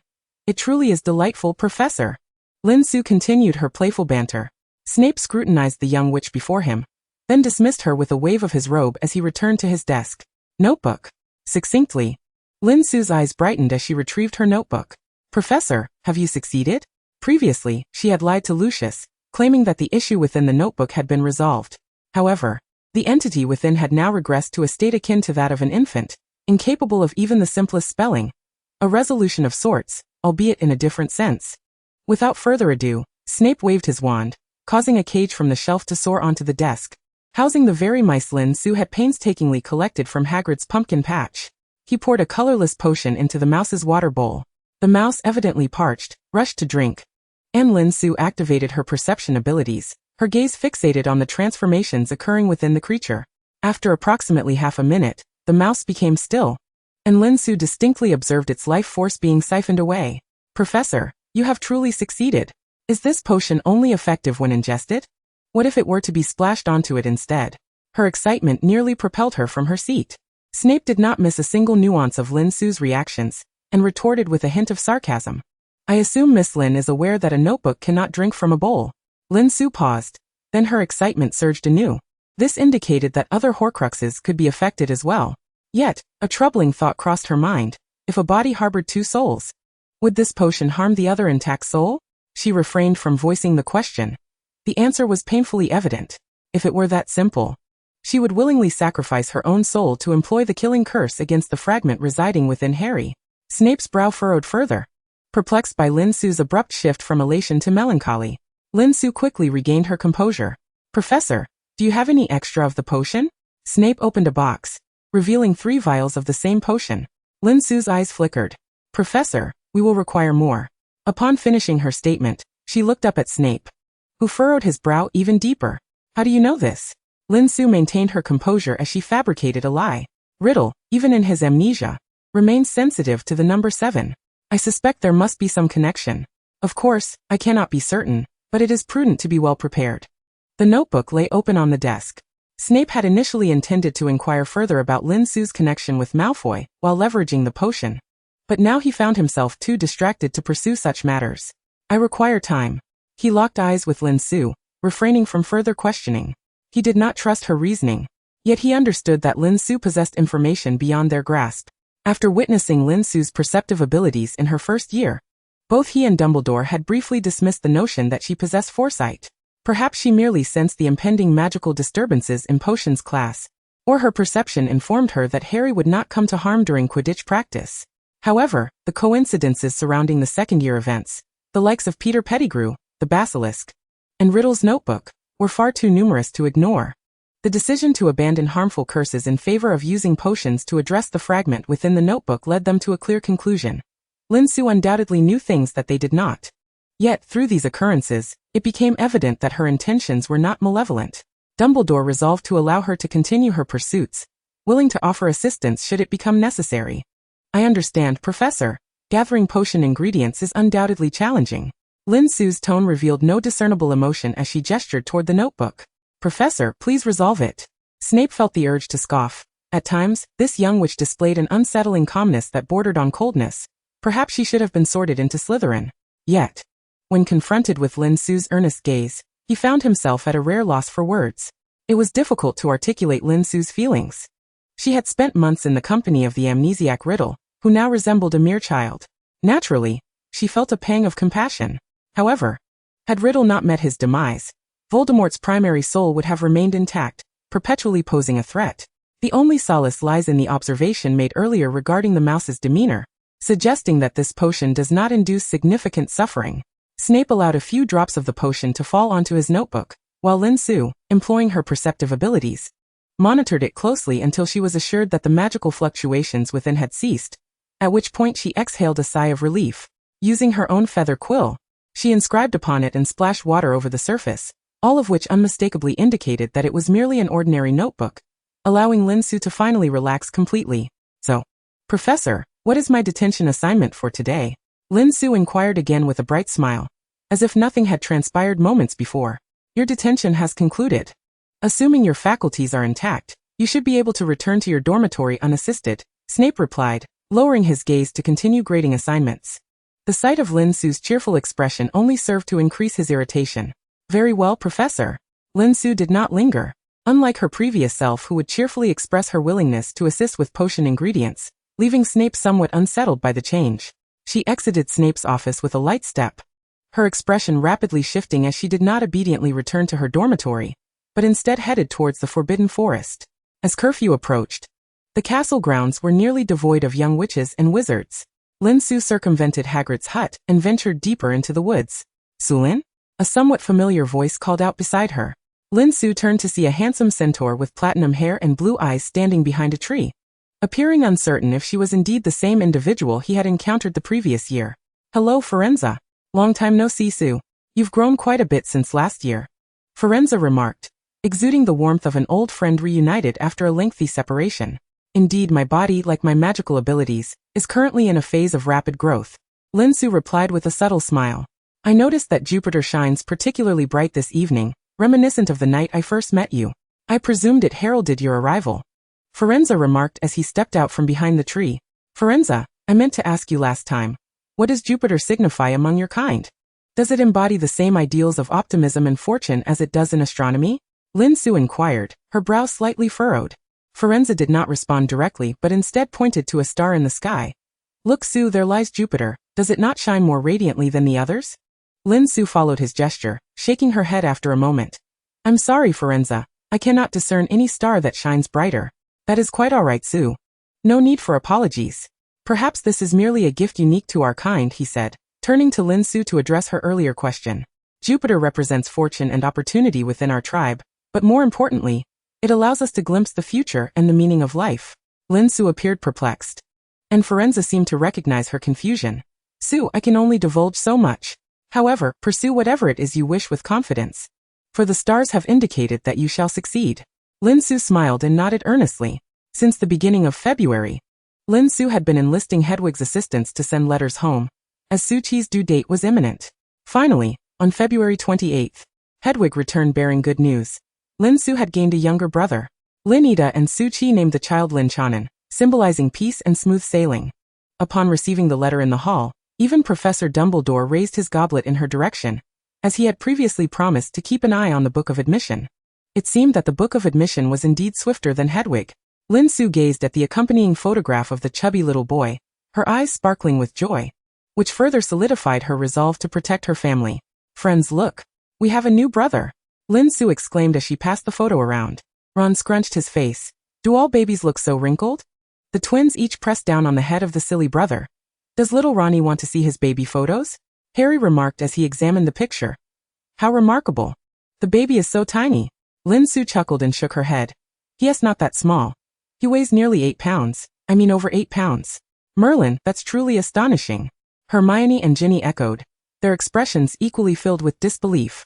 This little guy is so plump. Thankfully, the birth went smoothly, sparing Mom any undue distress, Lin Su mused, her finger tracing the image of the chubby infant, resolved to bring her magical camera home. Lin Su informed her friends that her brother was a young wizard, prompting an excited flurry of toy offerings from her companions. Fred even insisted on gifting him a firework puller, only to be met with a playful punch from Ginny. Since Lin Su mentioned that she had never experienced a magical surge, and that her parents might struggle to manage it, Ginny wrote to Molly, hoping she could advise Su-Chi with some precautions. Lin Su clung to Ginny, exclaiming her to be a little angel. Little Chanan received a plethora of gifts upon his birth, and Molly took the opportunity to visit a Muggle hospital while the children were away, leaving Lin Ida and Su-Chi deeply touched. The next day was Ron's birthday, and Lin Su mysteriously summoned him to the Quidditch training grounds. Retrieving a broom from her undetectable expansion bag, to present to Ron. Ron, would you help me test this broom? Ron pointed at himself. Me? Su. Why would you want me to help? Fred, George, and Harry could do it. Lin Su placed her hands on her hips. Just try it already, don't dawdle. All right. Ron relented, albeit reluctantly mounting the broom. Upon his ascent, he immediately sensed a difference. Hey, this broom doesn't feel so uncomfortable. After flying a couple of laps, Ron's face lit up with excitement. Su, where did you acquire this broom? It seems to fly smoother than the ones at the school. Realizing his mistake, he added, but didn't Professor McGonagall gift you a Nimbus 2001? Why would you buy a new broom? Lin Su smiled mysteriously. I didn't spend a penny, Ron. This is a birthday gift for you. Do you like it? Ron immediately dismounted the broom. No way, Su. This can't have cost nothing. It's too expensive. I want to be able to reciprocate with a gift. Lin Su waved her hand dismissively. Take a closer look. Ron scrutinized the broom in his hands, noting that while it appeared brand new, there was something rather haphazard about it. Lin Su patted Ron's shoulder. I assure you, Ron, no money was spent. The wood was cut from the Forbidden Forest with Hagrid's help. I've been experimenting with that Nimbus 2001 lately, purely out of curiosity, and it seems to have turned out quite well. Feel free to keep it. Ron stood dumbfounded, unable to fathom what he had just heard. How could someone produce a flying broom out of mere curiosity? He pinched his cheek, feeling the pain, then touched the broom in his hands, realizing it was real, ultimately conceding that Lin Su had indeed created a flying broom. However, Ron, could you keep this a secret for the month? You know, Fred and George's birthdays are approaching as well, and I can't just give you a broom, right? Ron was completely dazed. Even if asked to fly around on a mouse resembling Scabbers, he would only nod in agreement. Taking the broom from Ron, Lin Su pointed to a small cover hidden on one side of the broom's head. Lifting it revealed a button. Pressing it would shrink the broom to pendant size. Ron hung it inside his robes, careful to shield that spot as he walked. Upon entering the classroom, he encountered Hermione and Harry, who were puzzled by his strange posture, but more curious about where their friend had just been, prompting them to sit down. Harry pointed to the location Ron was guarding. Ron, does your stomach hurt? Ron finally snapped back to reality, shaking his head vigorously. I'm fine, Merlin's flying broom. I was about to say I received the best birthday gift, but he remembered his promise to Lin Su to keep it a secret. My stomach doesn't hurt, he stated awkwardly, redirecting the conversation. Harry, make sure to pay attention in class. Harry raised an eyebrow. Ron seems a bit off today. As lunchtime arrived, the twins once again appeared before Ron. Little Ronnie, happy birthday. Guess what we have prepared for your birthday gift? Ron grimaced, just don't tease me today. In Chapter 44, April Fool's Birthday, the twins feigned sorrow at his disbelief. Little Ronnie doesn't trust us. Fred then handed Ron a wooden box, which bore a striking resemblance to a wand box from Ollivander's. Ron gasped, his eyes wide with disbelief as he stared at the box, though a hint of skepticism lingered. After all, his brothers were notorious for their pranks. Upon opening the box, a wand lay quietly inside. Ron eagerly pulled it out, only for his expression to freeze. Something felt amiss. Ha ha ha, little Ronnie, why not taste your wand? Does it taste good? The twins burst into uproarious laughter, reveling in their mischief. For tormenting Ron was their greatest source of amusement. Irritated, Ron set down the wand-shaped candy, yet he was not truly angry. After all, he wondered how many boxes of sweets the twins had melted down to create such a lifelike replica. Make sure to savor it, little Ronnie, George remarked as he and Fred departed. Lin Su raised an eyebrow, sensing that there was more to this than met the eye. The secret remained hidden until April 1st, the twins' birthday, when Ron finally discovered it. Nestled within the candy was a tiny note that read, "This token can be exchanged with the proprietor of the trick shop." The Weasley twins, for 7 galleons, exactly the price of a young wizard's first wand after subsidy. Lin Su stood with the twins, watching Ron's ecstatic reaction. What made you suddenly decide to gift Ron a wand? George turned to her. Perhaps little Ronnie should thank you. Fred chimed in, indeed, Su. Your care for your brother inspired us to occasionally show him some affection. Lin Su smiled and shook her head. The two were clearly attentive and loving towards every family member, yet they sought to use her as an excuse. Here, your gift, happy birthday. Lin Su presented each of them with a small broomstick charm. While this is exquisitely crafted, is it meant to complement the figurines you previously gifted us? Lin Su nodded. Precisely, the size is just right, isn't it? The twins nodded in agreement, but then began searching for the button on the charm, only to find nothing after a lengthy search. Fred looked astonished. Su, where did you hide the button? Lin Su feigned shock. What button? It's merely a charm. Fred, incredulous. Replied, impossible. We saw Ron with it. He thought we hadn't noticed. Ah, you caught me, Lin Su shrugged, widening her innocent eyes, but truly, what you hold is simply a charm. Come on, let's not delay today's practice. Wood won't ease his demands for your birthday, she urged. Fred remained skeptical, yet he hoisted his broomstick and made his way to the Quidditch pitch, while George wore a knowing expression, but chose not to divulge his suspicions to Fred. From this semester onward, Slytherin had ceased their deliberate attempts to claim the training grounds from Gryffindor. Draco, as the heir of the Malfoy family, possessed certain cunning. Today's training ground was particularly spacious. Lin Su turned to the twins and let off a small firecracker. The second surprise, Happy April Fool's Day. The twins were momentarily bewildered. If mischief was afoot, Lin Su had no need to join them, nor had Ron and Harry shown up. However, just as they thought this trip was in vain, the training ground plunged into darkness, as if someone had extinguished all the lights. But how could this be? It was an open-air venue. Su. George's puzzled voice broke the silence. Lin Su did not respond. The twins stood together, and in the distance, candlelight flickered. Ron and Ginny emerged, each pushing a small cart adorned with a cake, each topped with neatly arranged candles. Behind them stood the members of the Quidditch team, Hermione, along with a number of the twins' close friends. One must admit the twins had friends scattered across every house and year, including a few Slytherins. At the back was first-year Colin Creevey, camera in hand, ready to document the occasion. Before the twins could comprehend the unfolding scene, Lin Su and Angelina rode in on their broomsticks, placing birthday hats atop their heads. Everyone began singing Happy Birthday as Muggle-style fireworks erupted in the venue, occasionally accompanied by their own carefully crafted firecrackers. As the song concluded, the venue remained dimly lit, save for a circle of candles illuminating a small area, where laughter and dancing ensued, accompanied by the sound of rock music from the wizarding world. The twins quickly snapped out of their stupor, and true to their nature as life of the party, they seized the rhythm and became the center of attention. Lin Su retreated into the shadows, smiling at the scene, her eyes glistening with emotion. This was the moment she had envisioned while reading. Forever should the Weasley twins be vibrant and full of laughter. Even as she hid in the shadows, a familiar red-haired figure approached her. Su, come have some cake. Lin Su discreetly wiped her eyes, stepping forward into the candlelit area. Happy birthday, George. A distant click of a camera shutter was muffled by the chorus of song and laughter. I'm so happy, Su, thank you, George said, offering her a piece of cake. Lin Su accepted it. In truth, everyone contributed a great deal. You have many friends, all eager to partake, including the house elves, who seemed to enjoy the work immensely. George stood beside Lin Su, watching the jubilant young wizards singing and dancing.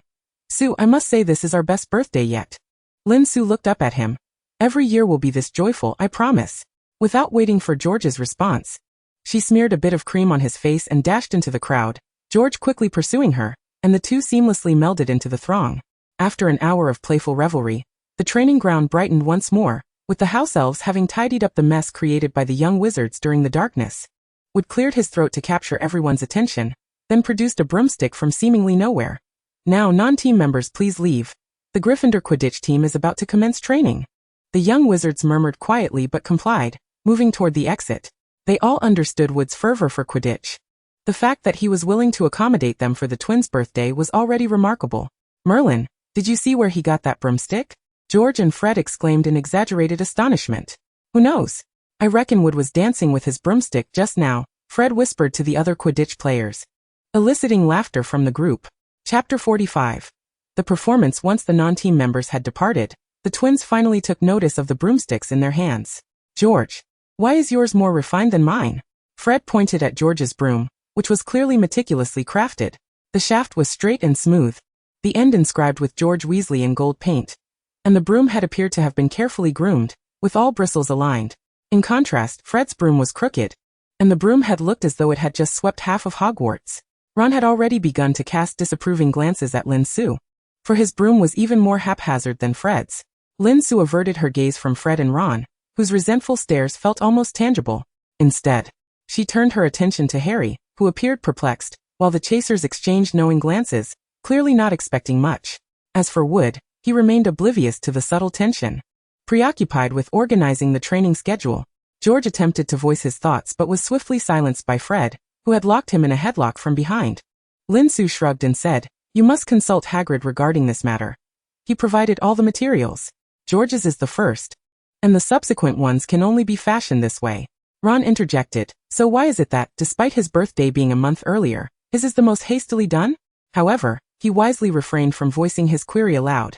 At least compared to the school's old brooms, this one flew remarkably smoothly. Afterward, Lin Su found herself with a bit more free time, much of her earlier busyness having been devoted to the study of broomsticks. The basilisk still lurked in the depths of Hogwarts, and Lin Su endeavored to learn Parseltongue from Harry, yet regrettably, she lacked any particular aptitude for it.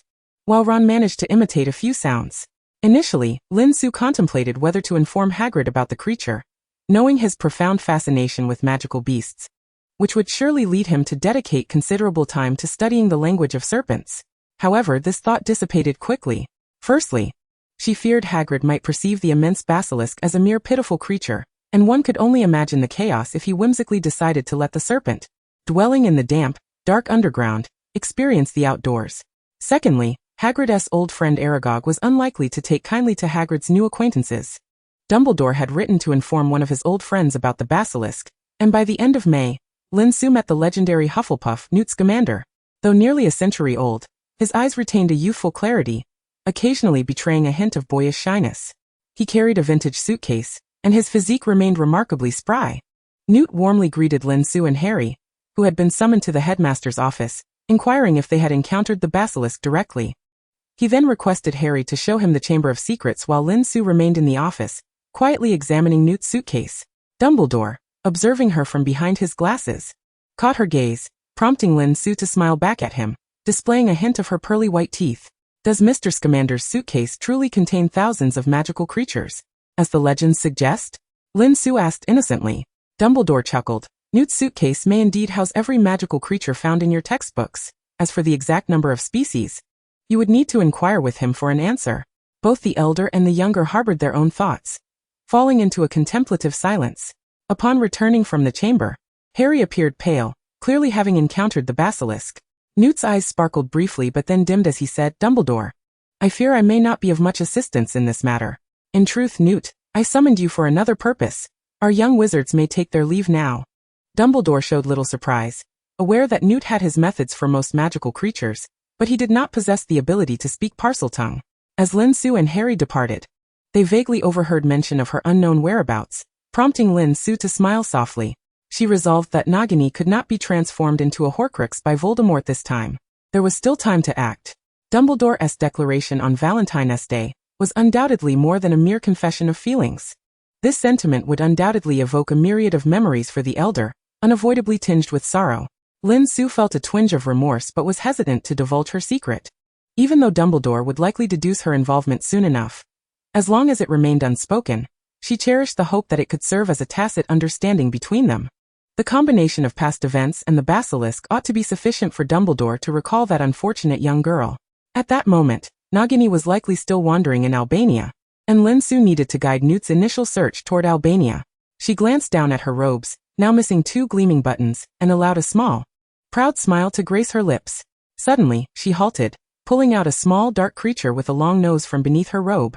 Lin Su locked eyes with the Niffler, whose bright eyes sparkled with delight as it clutched a collection of shiny trinkets. Her earlier efforts to gather a handful of glimmering buttons during Professor McGonagall's transfiguration class had indeed paid off, successfully enticing the little creature. Su, what is this? Harry also came to a stop, having never encountered a Niffler before. The creature was rather endearing. Newt soon noticed the escaped Niffler and hurried over. Mr. Scamander, is this your pet? Lin Su inquired, extending the Niffler towards him. It is my companion. This is a Niffler, known for its affinity for shiny objects. Wizards often enlist their help in treasure hunting, simply needing to offer them some glittering rewards, Newt explained as he seized the Niffler's paws, shaking it gently and causing a cascade of sparkling buttons to fall out. Harry stared in astonishment. Su, why did you gather so many buttons? Lin Su chuckled bashfully. With final exams approaching, I suspected Professor McGonagall might have us transform beetles into buttons, so I wanted to practice a few more times. Harry exclaimed, a few more times? These buttons could keep Madame Malkin's robe shop in business for a year. Midway through, Newt unearthed a necklace from the Niffler's hoard, which Harry found vaguely familiar. He picked it up and handed it to Lin Su. Isn't this the necklace Professor Quirrell gifted you? During the first-year feast, Professor Quirrell had presented 2 necklaces with protective charms to the 2 of them as a token of gratitude, but Harry distinctly remembered that his was not nearly as dazzling. Lin Su accepted it. Indeed, I wonder how Professor Quirrell is faring now. Harry speculated that Quirrell must have long since been discharged from the hospital, and might have gone somewhere to study abroad. Lin Su teasingly remarked. I wager he'll never wish to visit the Dark Forest in Albania again. Harry nodded in agreement. Lin Su felt somewhat like a performer, with Harry playing the emotionless straight man, but that was of little consequence. The goal had been achieved. Chapter 46. Wood's wish eventually. Newt finished shaking out the Niffler's stash of buttons, while Lin Su levitated the buttons into her bag. Newt graciously apologized. I'm sorry for the trouble caused by my Niffler. Not at all, sir. I shall certainly remember not to carry so many shiny objects next time, she replied, handing the disgruntled Niffler 3 of the shiniest buttons, which instantly brightened its mood. After the two young wizards departed, Newt turned to Dumbledore, who had appeared from the office, saying, I think I shall make a trip to Albania first. Dumbledore regarded the direction Lin Su had taken. Clearly, she has conveyed this to you, has she not, Newt? Newt replied, Indeed, Dumbledore, why not? The two elderly gentlemen exchanged knowing smiles. Lin Su recognized that they were aware of her intentions, and seemed willing to cooperate, allowing her to temporarily shift her focus to other matters, such as Quidditch training, and the transformation of the team's brooms. Otherwise, Wood would never agree to allocate training time for the twins' birthday celebrations. In the books, the events surrounding the basilisk had prevented Quidditch from being held in the second year, leading Wood to become even more fervent in his pursuit during the third year. It remained uncertain whether Wood could fulfill his wish to secure the Quidditch Cup before graduation this time. Following the conclusion of the final exams, Hogwarts hosted the Quidditch final, where Lin Su took the field in place of Aliana. Aliana, clad in the team's uniform, cheered her on. Su, show them our prowess. Lin Su bumped fists with Aliana. Rest assured, Aliana, I shall not disappoint you. Their opponents were Hufflepuff, and this year, their seeker was not Cedric but a seasoned 7th-year student, who posed a significant challenge for Harry. However, Wood had been training the Hufflepuff team for quite some time. Thus the Gryffindor Lions displayed a semblance of confidence upon taking to the field. Moreover, the brooms provided by Lin Su had undergone some modifications, resulting in a significant increase in speed. As both teams of young wizards mounted their brooms, poised for action, Madame Hooch released the quaffle, signaling the commencement of the match. With Lee Jordan serving as the enthusiastic commentator, the first to seize the quaffle was Gryffindor's Angelina Johnson. Oh, her agility was unmatched. In every match, the initial 10 points were invariably claimed by Angelina, and this occasion was no exception. How splendid, Gryffindor scores! With her initial success, the Gryffindor Lions erupted into jubilant cheers. Lin Su keenly heard Lee exclaim, fascinating, only to be promptly reprimanded by Professor McGonagall. Katie tossed the quaffle toward Lin Su, who, responding with remarkable swiftness, accelerated to catch it, soaring upward to evade the troublesome bludgers. George swiftly darted to her previous position, sending one of the bludgers hurtling toward the opposing team. The Hufflepuff chasers gave chase, but Lin Su deftly dove and evaded one of them, passing the quaffle to the waiting Angelina, who scored once again. Splendid! Gryffindor's chaser. Su Lin, a second-year newcomer, displayed a level of skill and synergy with her teammates that belied her novice status, earning Gryffindor yet another 10 points. Lee Jordan, with fervor, commented, while the cheers of the young Lions reignited. Despite Hufflepuff's players being, on average, a year older than Gryffindor's, the initial setback did not dampen their spirits. The players from both houses flew vigorously across the pitch, with the score remaining tightly contested. Lin Su reveled in the exhilarating sensation of flight, feeling utterly liberated. Her blood racing. Amidst the fierce competition among the chasers, she noticed Harry and the Hufflepuff chaser senior watching the match side by side. Lin Su mused. What intriguing sights we have uncovered. It appeared that neither the Gryffindor nor the Hufflepuff seekers were focused on the elusive golden snitch, as the match was simply too captivating. Such camaraderie was a rarity in competitions against other houses. Friends with cameras should seize the moment to document this. Lee Jordan also noted this scene and began to make light of it, only to be silenced by Professor McGonagall's admonition, which led him to temper his remarks. As the score reached 140 to 120, both seekers finally sprang into action, the golden snitch darting about the field with even greater agility than the bludgers, creating a disturbance far more chaotic than that caused by the bludgers themselves. Lin Su narrowly avoided Harry's broomstick. Just as she glanced upward, she was nearly struck by a bludger, but reacted swiftly, sidestepping it. The rapid bludger collided with a Hufflepuff chaser trailing closely behind her, sending him tumbling from his broom. At this considerable height, Lin Su passed the quaffle to Katie and dove down to assist the Hufflepuff chaser, guiding him downward.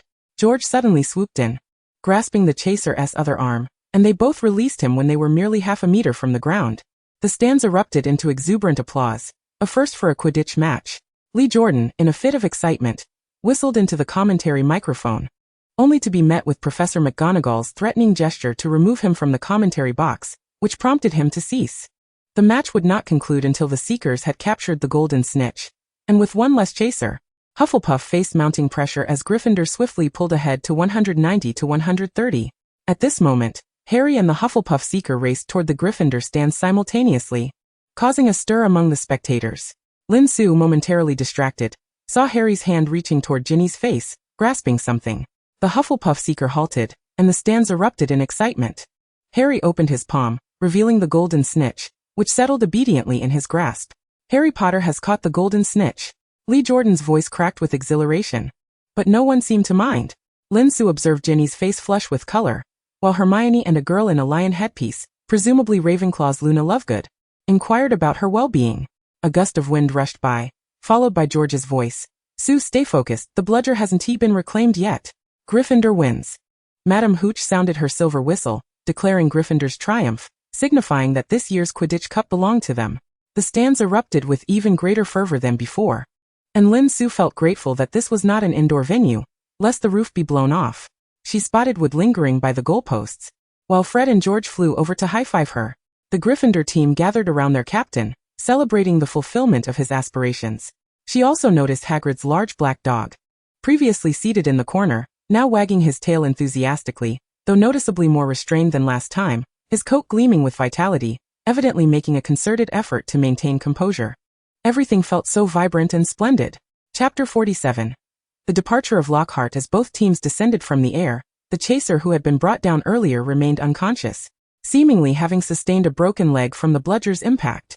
It must be said, Quidditch can be perilous for those who are even slightly slow to react.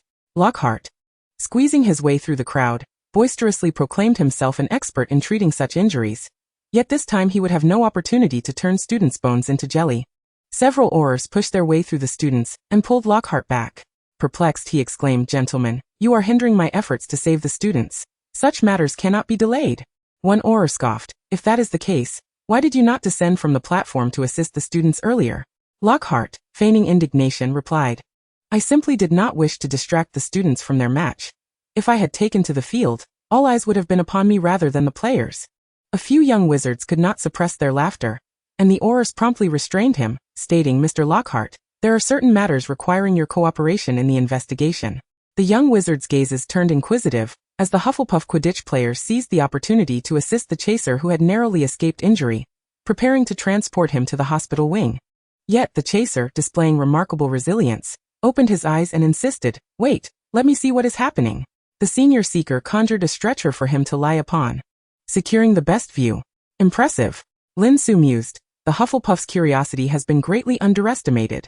Lockhart, clearly feeling a twinge of guilt, attempted to maintain his composure, saying, "Please, allow me to go. As a recipient of the third-class Order of Merlin, I will cooperate with your investigation if I can be of assistance."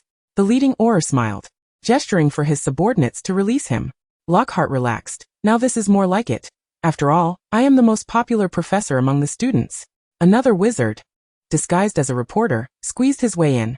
"Then please, Professor Lockhart, enlighten us on how you have appropriated others' experiences and penned them into books for your own gain." This statement caused a stir among the young wizards.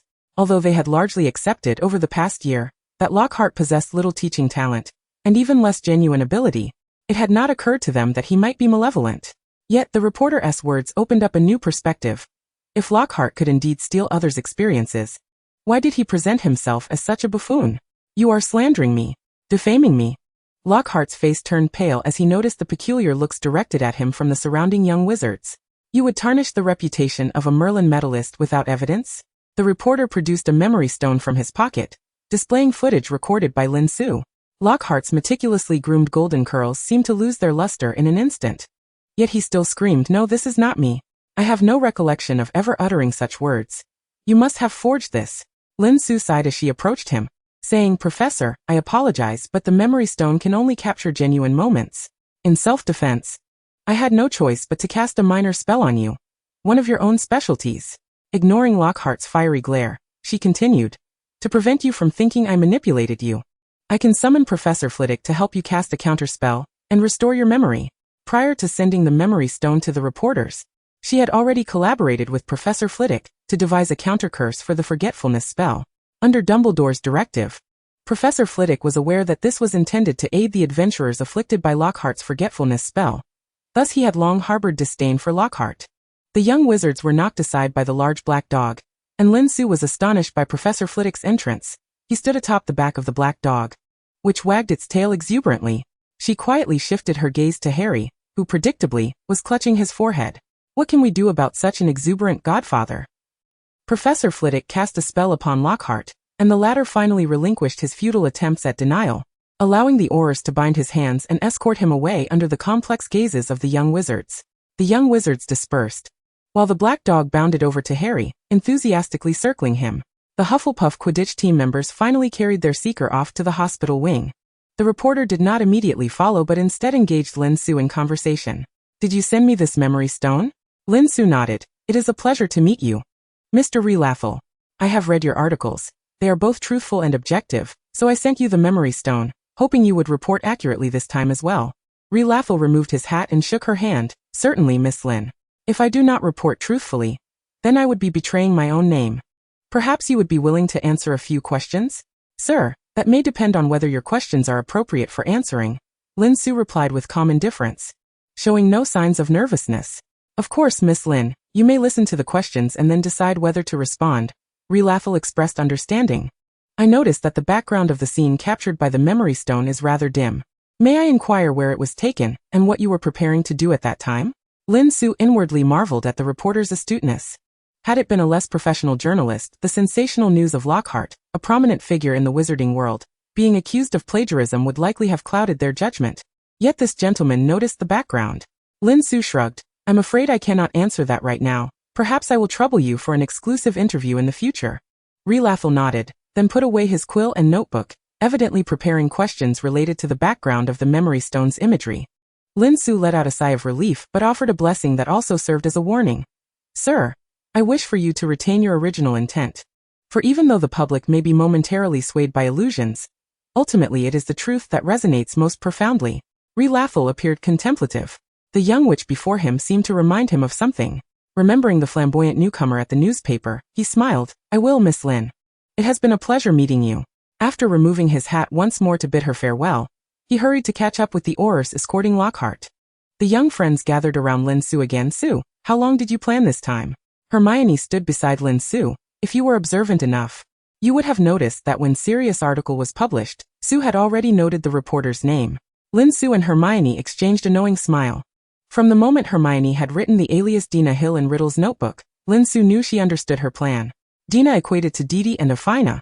And if the surname was a coincidence, then adding the first names indicated an unspoken agreement between the two.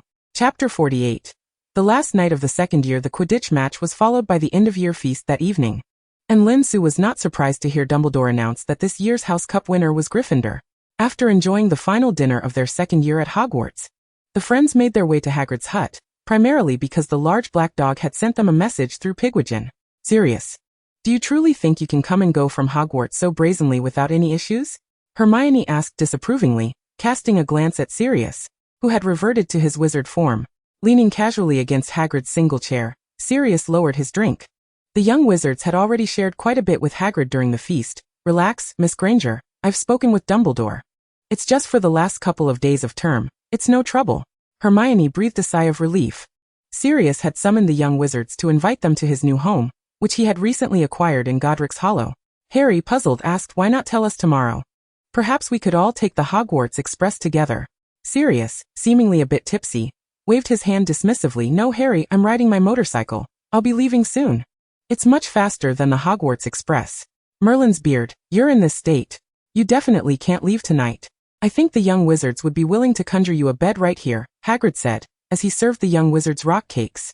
Yaya nestled closely beside Ron, while Pigwidgeon perched atop Yaya's head, and Ron's face displayed panic at the sight of the rock cakes Hagrid offered.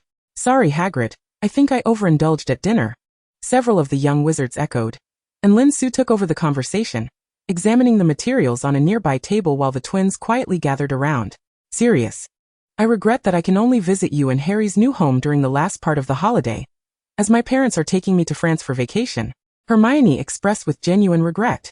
Sirius understood, as Harry would also need to stay with the Dursleys for a full month due to Lily's protective magic. Ron, still unaware of Arthur and Molly's plans for the holiday, did not immediately respond. No worries. Whenever you're able to come, just notify me via owl, alright? Sirius raised his glass. The trio began recounting the events of the past 2 years at school to Sirius. Just as they were discussing Hagrid's blast-ended scroots, an unusual aroma wafted through Hagrid's hut, capturing everyone's attention. Lin Su was still adding ingredients to the pot she had conjured, as Hagrid's hut was indeed surrounded by a variety of vegetables. Her small bag contained some seasonings prepared by Lindy, which she had given to the house elves, along with a few ingredients she occasionally added to their English meals to vary the flavor. Additionally, she had gathered some edible materials during her explorations of the Forbidden Forest. Currently, she was brewing a Chinese-style hot and sour soup, substituting some ingredients not found here with alternatives she had previously experimented with. The air was filled with a tangy and spicy scent, which the trio and the twins found somewhat unpalatable, yet they noted it was far more pleasant than the smell of potions. Lin Su poured a bowl and offered it to Sirius. It's a hangover soup. Perhaps you might like to try it? Sirius, already somewhat sobered by the pungent aroma, hesitated but ultimately accepted it upon meeting Lin Su's expectant gaze. Bringing it to his lips, he took a sip, and his furrowed brow relaxed slightly. I must say, this flavor isn't bad. Hagrid had already served himself a bowl, and was drinking it. Su, I simply must visit your restaurant to see if it is truly as delicious as Sirius claims. Lin Su expressed her warm welcome as the twins quietly filled 2 small bowls, mimicking the adults by clinking their cups together before tilting their heads back to gulp down the contents. They grimaced in unison but after a moment of savoring, found it rather agreeable, prompting them to discreetly pour themselves a second bowl. Lin Su silently swallowed her urge to intervene. In truth, she had contemplated soaking the crunchy rock cakes in the drink, or perhaps concocting a sweet hangover remedy instead. Redirecting her attention to Sirius, she inquired, Sirius, may I visit the house at Grimmauld Place sometime? I am quite curious about Creature. Of course, Su, you are always welcome, Sirius replied, though at times, you must feign ignorance to his chatter. To be frank, Creature's speech is exceedingly grating. His expression conveyed a mixture of exasperation and amusement. After all these years, he often felt that without the authority of a master to subdue Creature, he would be utterly overwhelmed. The trio of young wizards edged closer to sample the hot and sour soup, for at their age, curiosity knew no bounds. Ron, sipping his drink, exclaimed Harry, Hermione. Did you notice? Lin Su's stirring technique was identical to how one brews potions. Lin Su maintained a stoic demeanor, retorting, Ron, assuming you haven't had too much to drink. You should realize I can hear you. Fred patted Ron's shoulder, attempting to curtail his ramblings. Little Ronnie, I advise you to cease your commentary. Yet Ron had already blurted, Merlin's potions, that sounded just like Snape. Su. George swiftly covered Ron's mouth, but it was too late. Lin Su suddenly smiled at Fred. Fred, I just remembered that your broom could use some enhancements. Hagrid just gifted me several small twigs perfect for broom bristles. Ron was momentarily frozen, pulling out his miniature broom from his robe with a sorrowful expression.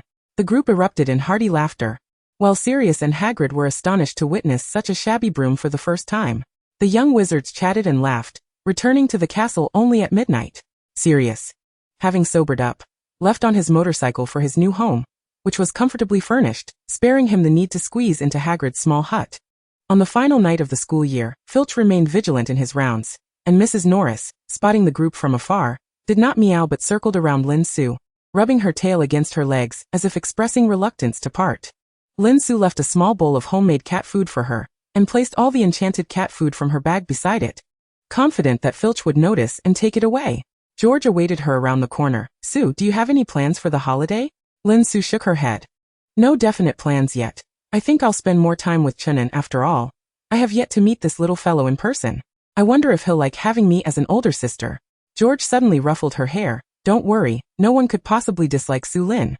Lin Su looked up at him. George, often a mischievous troublemaker alongside Fred, sometimes appeared unexpectedly mature, especially in her company. Although she had long recognized George's gentle nature, his behavior led her to ponder whether he viewed her as a friend or a sister. With such confusion weighing on her mind, Lin Su successfully spent her last night of second year in sleeplessness. Chapter 1. Nightmares resurfaced the following day. Lin Su awoke with dark circles under her eyes, and as soon as she boarded the car, she leaned against the window to catch up on sleep. Hermione conjured a small pillow to make her more comfortable, but the others were unaware of the true cause of Lin Su's insomnia. merely speculating that her inability to sleep was due to excitement about returning home. Throughout the journey, conversations were kept to a whisper until the train arrived at its destination. Hermione roused Lin Su from her slumber, and as Lin Su opened her eyes, she became fully alert, ready to face Mr. and Mrs. Lin, determined to assuage their concerns. After bidding farewell to her friends, Lin Su awkwardly greeted the twins. Rather than parting as they had previously done, Mr. Lin guided Lin Su and Harry to the car, where Su Chi awaited with little Chunin, who was still too young to venture out. Lin Su opened the back door and settled beside Su Chi, who held Chunin, whose round, curious eyes were fixed on her. Suddenly, he pouted and blew a bubble. As Harry glanced back from the front seat, the little one had already begun reaching for Lin Su's fingers. Lin Su let out a quiet sigh of relief and inched her fingers closer, allowing her brother to grasp them. Once again, she felt that marvelous connection. Was Chunin truly happy? This delightful sensation filled her with joy, yet that night, she found herself plagued by nightmares once more. The visions mirrored those from the Christmas holiday, but were clearer this time. Lin Su could even see the terror in Su Chi's eyes. Oddly, she felt as though she were an observer, detached from the events unfolding, which only heightened her anxiety. After enduring the same dream for 5 consecutive nights, Lin Su's complexion visibly paled. Yet, driven by a desire to uncover the truth, she refrained from using the lullaby George had gifted her, which contained a sleep-enhancing charm she had learned about the day after receiving it. Su Chi and Mr. Lin did not diminish their attention towards Lin Su despite the arrival of a new child. They were acutely aware of her changes and worried for her well-being. Lin Su explained that her recent surge in magical power was to blame, assuring them it would pass in a few days. Unfamiliar with the intricacies of magic, they discreetly wrote to Molly for advice. That evening, Arthur appeared at the Lin residence via apparition. While he was not skilled in healing magic and could discern no apparent issues, he suggested Lin Su pay a visit to St. Mungo's for an examination. Furthermore, he brought a letter from the Weasley children, extending their greetings to her. After Arthur's departure, Lin Su reassured Mr. and Mrs. Lin of her well-being before retreating to her room to read the letter. Ginny, recalling Lin Su's restless night before the holiday, suggested that her current pallor might also stem from lack of sleep, recommending she try some essence of Dittany. It was undeniable that Ginny had hit the mark. Fred quipped that perhaps the noise from the new baby was overwhelming, only to have his comment crossed out in a different colored ink, presumably Ginny's. Next came Ron's handwriting, encircling Fred's remark with a small note of agreement, which was also crossed out by Ginny. Lin Su chuckled at their antics. Percy also penned a message wishing her a swift recovery. Yet Lin Su noticed George's absence from the correspondence. She wondered if he was upset, especially since she had not properly said goodbye at the station. That night, burdened by her thoughts, she surprisingly did not experience any nightmares. The next morning, upon seeing the familiar red-haired figure at her family's dining table, Lin Su was taken aback. She rubbed her eyes in disbelief. George, seated at the table, waved at her. "Good morning, Su." Lin Su rushed down the stairs, exclaiming, "George? How did you get here? No, how did you come? He couldn't possibly have apparat. Did he sneakily drive Mr. Weasley's car again?" George pointed to the Muggle broom in the house and winked at Lin Su. She was uncertain of her own expression, but it likely resembled someone on the verge of tears. George seemed to panic, standing up from his chair. Just then Su Chi's voice, having not heard George's exchange, chimed in to answer Lin Su's questions. Su, George has been here for a while. Your father only saw him when he left. He said Mr. Weasley brought him over. Molly was concerned that we might not know how to get to St. Mungo's, so she specifically sent George to guide us. How thoughtful. Don't just stand there, hurry and eat breakfast. After that, we can go together. Indeed, let us partake in some nourishment, George observed, his gaze resting upon Lin Su, whose complexion had decidedly lost its luster. You appear unwell. Have you not been sleeping well these past few days? The little witch, typically blessed with a radiant fair skin, now bore a pallor, with dark circles accentuating her eyes.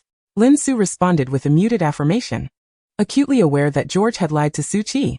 When Arthur had visited the previous night, he had meticulously outlined the journey to St. Mungo's, and Molly, concerned that Arthur might falter in his explanation, had even taken the time to document the process in detail. George had clearly arrived on his enchanted broomstick, constrained to nighttime flights to avoid detection by Muggles.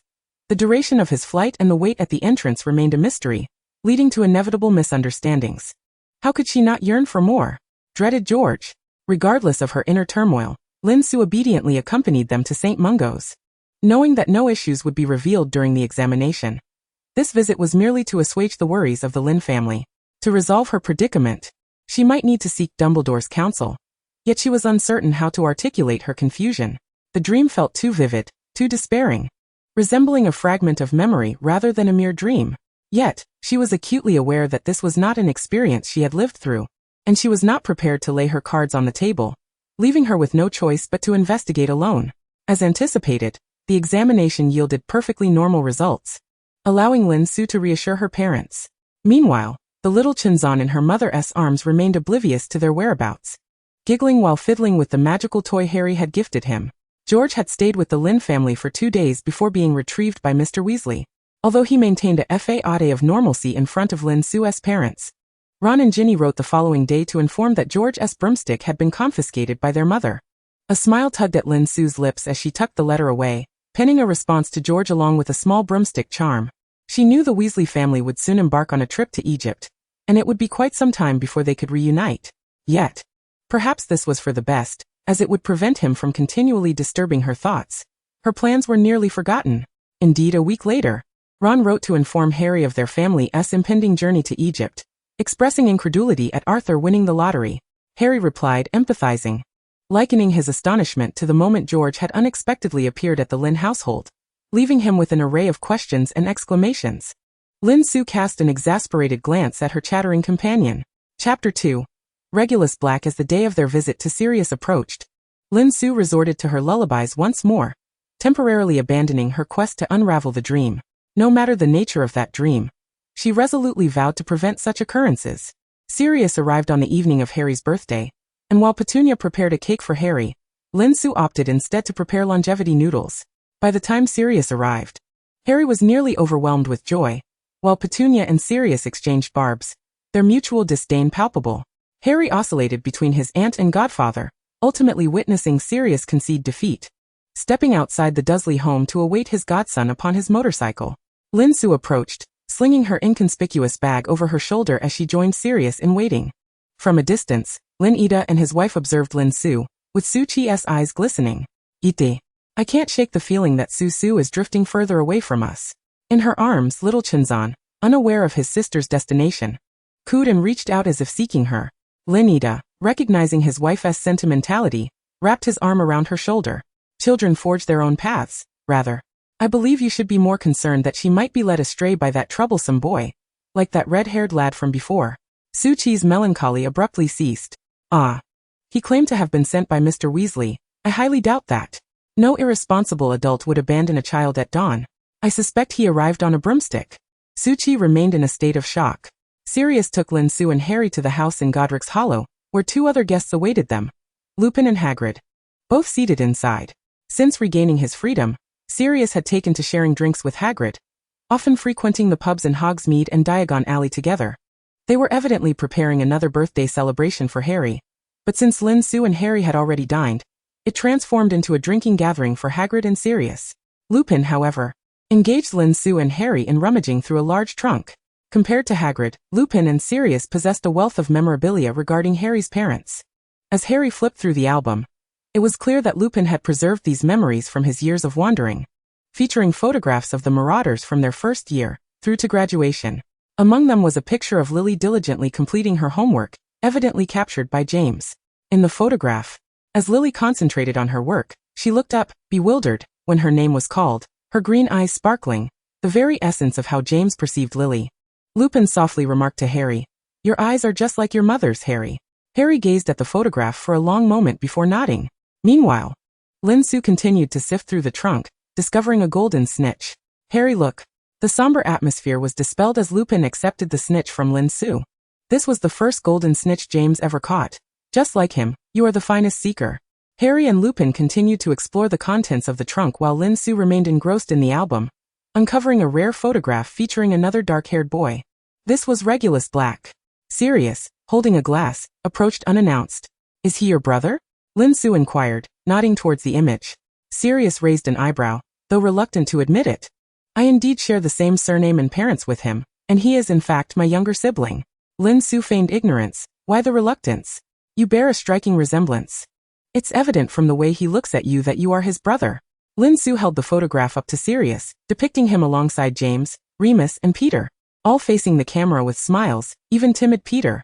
In the corner of the frame, the dark-haired boy, clad in Slytherin robes, gazed longingly at Sirius before ultimately turning away. It seemed as though Sirius was seeing Regulus for the first time, scrutinizing the image closely before taking a swig from his glass. Our beliefs diverged. From the moment I entered Gryffindor and he entered Slytherin, it was clear that our paths would no longer align as they once did in childhood. Lin Su remained silent, her gaze fixed on the figures in the photograph, forever recalling the words, "I would willingly risk my life for you," only to find that when encountering a fated adversary, I am but a mere mortal. In the books, Sirius died unaware that his brother was a hero. This time he would know. "Sirius, might you take me to Grimmauld Place tomorrow?" Lin Su redirected the conversation. Of course, Sirius replied, somewhat inebriated. "Though I must say, there's nothing particularly remarkable there. Just remember not to mention Regulus in front of Creature. He will drown the entire room in tears." The following day, they all rose quite late. While Hagrid had already returned to Hogwarts early that morning. He had come not only for Harry's birthday celebration, but also to announce to his dear friends the news of his appointment as the Professor of Care of Magical Creatures. A secret he intended to keep from Harry and the rest for the time being.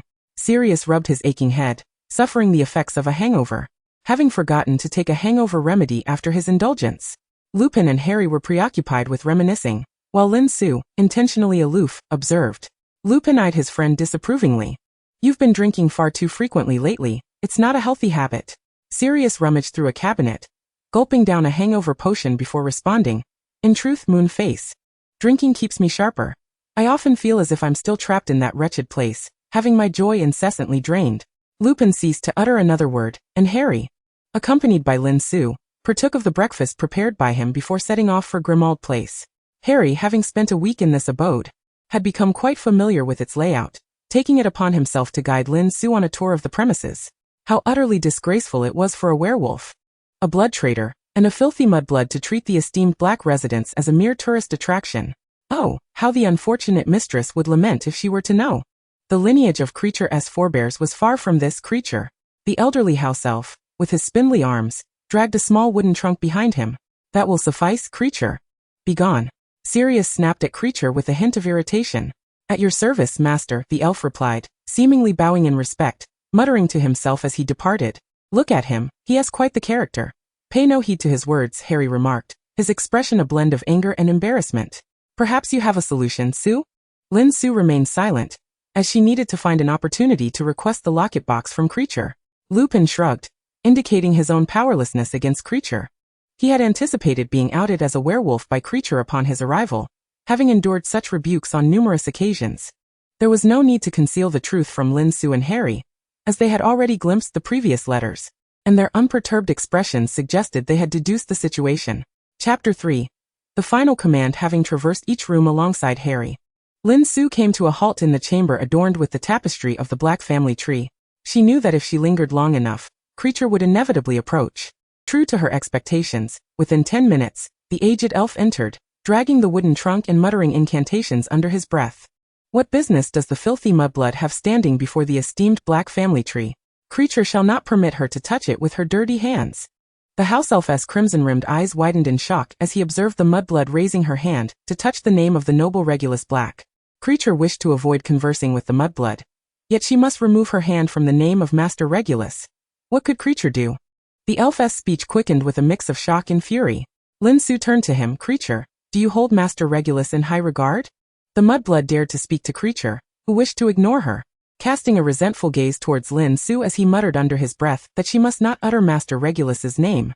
"If you do not converse with me properly, I shall not withdraw my hand," Lin Su insisted, her fingers remaining on the tapestry, eyebrow raised as she locked eyes with Creature. "Filthy and shameless mudblood," Creature mumbled, evidently believing no one could hear his mutterings. He then feigned a bow towards Lin Su. "What commands does the esteemed guest have?" "Creature did not see you." Creature was busy with cleaning. Lin Su regarded the house elf, who had once been forced by Voldemort to drink poison, a witness to Regulus's death and the decline of the Black family, and sighed softly. "Creature, would you be willing to share with me the tale of Regulus?" Creature was reluctant to let Master Regulus's name escape the mudblood's lips. The elf fixed his gaze upon Lin Su, muttering softly, attempting to feign ignorance, believing himself to be silent. Lin Su sighed again. She had not intended for it to unfold this way. Adjusting her perception, she realized her attempt to disrupt Lucius last summer had failed. Yet now she confirmed that she had successfully disoriented Creature, for he bowed deeply to the empty air beside him, exhibiting more respect than ever before. At your service, master.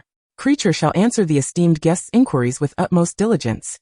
Lin Su encouraged him to believe he was addressing Narcissa Malfoy. Although she had married into the Malfoy family, Creature still recognized her as his mistress. Upon concluding that statement, she made Creature believe Narcissa had exited the room, as Regulus had once commanded him never to speak of the events of the cave to any family member. Creature began recounting Lin Su's earlier question, detailing amusing anecdotes from Regulus's childhood to his later allegiance to the Dark Lord, recounting with pride, his eyes finally devoid of hatred and loathing. Lin Su conjured a small stool for both herself and Creature, as the floors of the black residence were rather filthy. Otherwise, she would have sat cross-legged on the ground. She did not interrupt Creature's lengthy reminiscence, even as it occasionally included complaints about the eldest son. She surmised that old Creature must yearn for someone to remember Master Regulus, having likely revisited those memories countless times. When he reached the point of Regulus seeking Creature's assistance for the Dark Lord after joining the Death Eaters, fear flickered in the elf's eyes, as if he wished to skip that part. Lin Su timely interjected, requesting Creature to elaborate on what the Dark Lord had commanded him to do. She was already aware of the events that had transpired, and if it were possible, she wished Creature would not have to relive the pain of those memories. Yet, glancing at the memory stone in her hand, she understood that Regulus's legacy must be known. Even if the world were unaware, at the very least, Sirius ought to know what kind of hero his brother had been. Creature's eyes glistened with tears as he recounted the events that transpired in the cave, how Regulus had agonizingly consumed the poison, and how he was dragged into the lake by the inferi, forever to remain at its bottom. After inquiring about the cave's location, Lin Su posed her final question. Where is Regulus's box? Creature, in a fit of despair, lamented. Master Regulus's box has always been in Creature's cupboard. Creature could not leave a trace upon it. Creature has failed in fulfilling his master's task. I am an unworthy elf. As he spoke, he flung himself to the ground, attempting to bash his forehead against the floor. Lin Su cast a cushioning charm beneath him, and utilized her perception once more. This time, Creature beheld his beloved Master Regulus, the dark-haired, dark-eyed youth gently addressing him. Creature, you have done well. Your task is complete. I rescind the command to destroy the box. Lin Su had not intended to conjure a false image of Regulus through her perception. She had only seen photographs of him from his school days, while Narcissa had only been seen at King's Cross, allowing her to create a more realistic illusion. Yet evidently, Creature did not care whether his young master had changed over the years. His large, tear-filled eyes were brimming with emotion. Master Regulus, you have returned. Master Sirius has brought the filthy mudblood, the werewolf, and the blood traitor into the esteemed black residence. Please, Master Regulus, help us drive them away. Regulus paused momentarily and commanded Creature. I shall, Creature. Now hand the box I entrusted to you to this young lady. She will destroy it. I must take my leave. Creature, I issue you one final command. Take care of yourself. Creature wiped his nose with his soiled rags, which Lin Su found utterly inappropriate. With a transfiguration spell, she transformed the rag into something akin to the house elves' tea towels at Hogwarts, ensuring Creature was not left in a state of undress, nor humiliated by the perceived insult of receiving clothing. As Lin Su followed Creature out of the room, she was unsurprised to find Lupin and Harry at the door, their expressions a complex blend of emotions. As for Sirius, perhaps he lacked the inclination to listen to Creature recount those long-ago tales, opting to absent himself from the final moments. Creature's demeanor shifted back to his usual ramblings. Werewolf, blood traitor, Creature feels shame for you. Creature's forebears were not like this. For the first time, Harry and Lupin remained silent, unaffected by Creature's words, merely observing the house elf's retreating figure. Lin Su stood alongside them and spoke before they could pose their questions. Do not inquire how I accomplished this. It is a secret, and in due time, you shall come to know. Chapter 4. The perceptive Lupin Creature presented the locket box to Lin Su, and his demeanor towards her exhibited a slight improvement. Although he found it perplexing why the esteemed Mistress Narcissa and Master Regulus would extend such courtesy to a mudblood, he was nonetheless inclined to be a tad more polite. At the very least, he no longer referred to her as the filthy mudblood. The four of them returned to Godric's Hollow, and Sirius was puzzled by the odd expressions cast upon him by the trio, who were uncertain how to disclose the matters concerning Regulus. Sirius intended to take Harry to visit his parents, while Lupin remained behind, calling out to Lin Su. The two sat across from one another in the living room, and Lupin cast a privacy charm. Su, let us converse. A rare seriousness adorned Lupin's face. Lin Su understood that, among the marauders, it was Lupin who possessed the keenest insight, though his lycanthropy hampered his abilities. Otherwise he would undoubtedly be one of the most exceptional aurors. Lin Su relayed Hashoulders. Very well, Professor Lupin. Lupin appeared somewhat taken aback. You are aware? Lin Su nodded. Indeed, I know you are going to Hogwarts to teach defense against the dark arts. Does this pertain to your secret, or rather your ability, in persuading creature to speak the truth? Lin Su shook her head with a smile. In truth, if you had not been engrossed in reminiscing with Harry last night, you would have noticed that Hagrid's voice is quite loud. She gestured towards her ears, implying that it was nearly impossible to miss. Lupin's serious expression softened, evidently amused by the girl before him. He clasped his hands together in a more relaxed manner. Very well, Su. Perhaps you would be willing to share how you managed to elicit creature's revelation regarding Regulus. Lin Su pondered for a moment before breaking into a smile. All right, Professor Lupin, you must first allow yourself to unwind. I believe this is not a particularly comfortable experience. Lupin wore a look of confusion but complied, while Lin Su gazed into his eyes, using her perception to project the images she had witnessed the previous evening. The four marauders appeared before him, each facing him with smiles upon their faces. Within mere seconds, Lin Su's complexion paled as she withdrew her perception. She had exerted herself rather frequently that day, and had yet to fully master the skill. Creature, being elderly and a house elf, posed little threat despite his incessant cursing, making him comparatively easier to manipulate. However, Lupin was different. His identity as a werewolf endowed him with a heightened sense of alertness, and even in his cooperation, he remained a formidable challenge. If her previous attempt to communicate through perception in Lucius's mind was a difficulty rated B, what she attempted now was an S-level challenge, akin to the distinction between a radio and a color television. Lupin quickly regained his composure.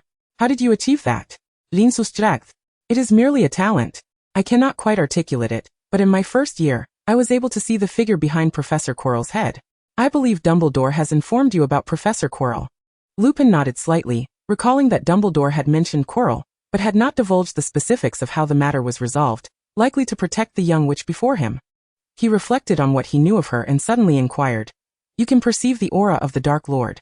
And the notebook bears a resemblance to what is behind Quirrell's head. Is that why you insisted on keeping the notebook in your possession? And why you are collaborating with Severus to create a potion to eliminate it? Lin Su's mouth fell slightly agape, clearly astonished. How did you know about the notebook? Then a flash of memory struck her, recalling the cup of tea someone had consumed on Dumbledore's desk. Were you present in Professor Dumbledore's office that day? Lupin clapped his hands in appreciation of Lin Su's astuteness. Indeed, both Sirius and I were there. Lin Su still seemed puzzled. But that day in the office, I mentioned that the notebook contained something akin to what is behind Professor Quirrell's head. Lupin waved his hand dismissively. Dumbledore had placed a privacy charm over the space you occupied. I believe he did so to safeguard you. However, later that day, when he summoned Severus to discuss potion research, it was your displayed abilities that connected the dots for me. Lin Su offered a relaxed smile. Indeed, Headmaster Dumbledore was diligently looking out for everyone. However, Su, I find it perplexing why you insist on eliminating the entity within the notebook without harming the notebook itself. Lupin regarded the young witch earnestly, believing that equal respect should be afforded to her. Lin Su met his gaze in silence, prompting Lupin to ponder. Aside from the notebook, are there other items bearing the same aura that you are reluctant to destroy? Lin Su's eyelashes fluttered as she averted her gaze. Lupin stood up. Is it a living being? A person? He did not immediately associate this with Harry, perhaps unwilling to acknowledge that it could be Harry. Lin Su nodded gently, and Lupin's typically pale complexion grew even graver. He sank back into his seat, and after a moment his voice trembled as he asked, what progress has been made with Severus's potion research?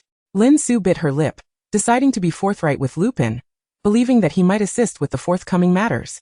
Professor Snape's potion research has been quite successful, but Professor Lupin, I must be honest with you, it cannot be used on living beings, as it will also drain their inherent vitality.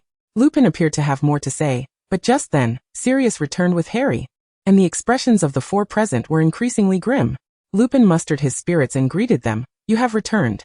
What would you like for dinner? Harry shook his head gently. Anything is fine. Lin Su exhaled, clapping her hands to draw their attention. She feigned a light-hearted tone. How about we try our Chinese hot pot? Having already tasted hot pot at Lin's home, Harry, despite his lack of enthusiasm, felt compelled to not disappoint his friend's kindness. Sure, I'll help you with that. Sirius, still unaware of the matters concerning Regulus, was eager to assist in mentoring his godson. Lupin glanced at the bright eyes of the young witch and chose not to refuse. It was prudent to keep the two matters from Sirius for now, lest his already precarious mental state be further destabilized. Thus, the four of them proceeded, seemingly nonchalant, to the Muggle market to procure ingredients. When evening arrived and they gathered for hot pot, Lin Su produced a magical camera, positioning it to capture the four of them and a table laden with food, claiming she would send the photos to her friends. Harry finally smiled, and both Sirius and Lupin joined in the mirth. However, once the camera was stowed away, their smiles faded once more. Lin Su remarked that it was the most excruciating hot pot meal she had ever endured. Chapter 5.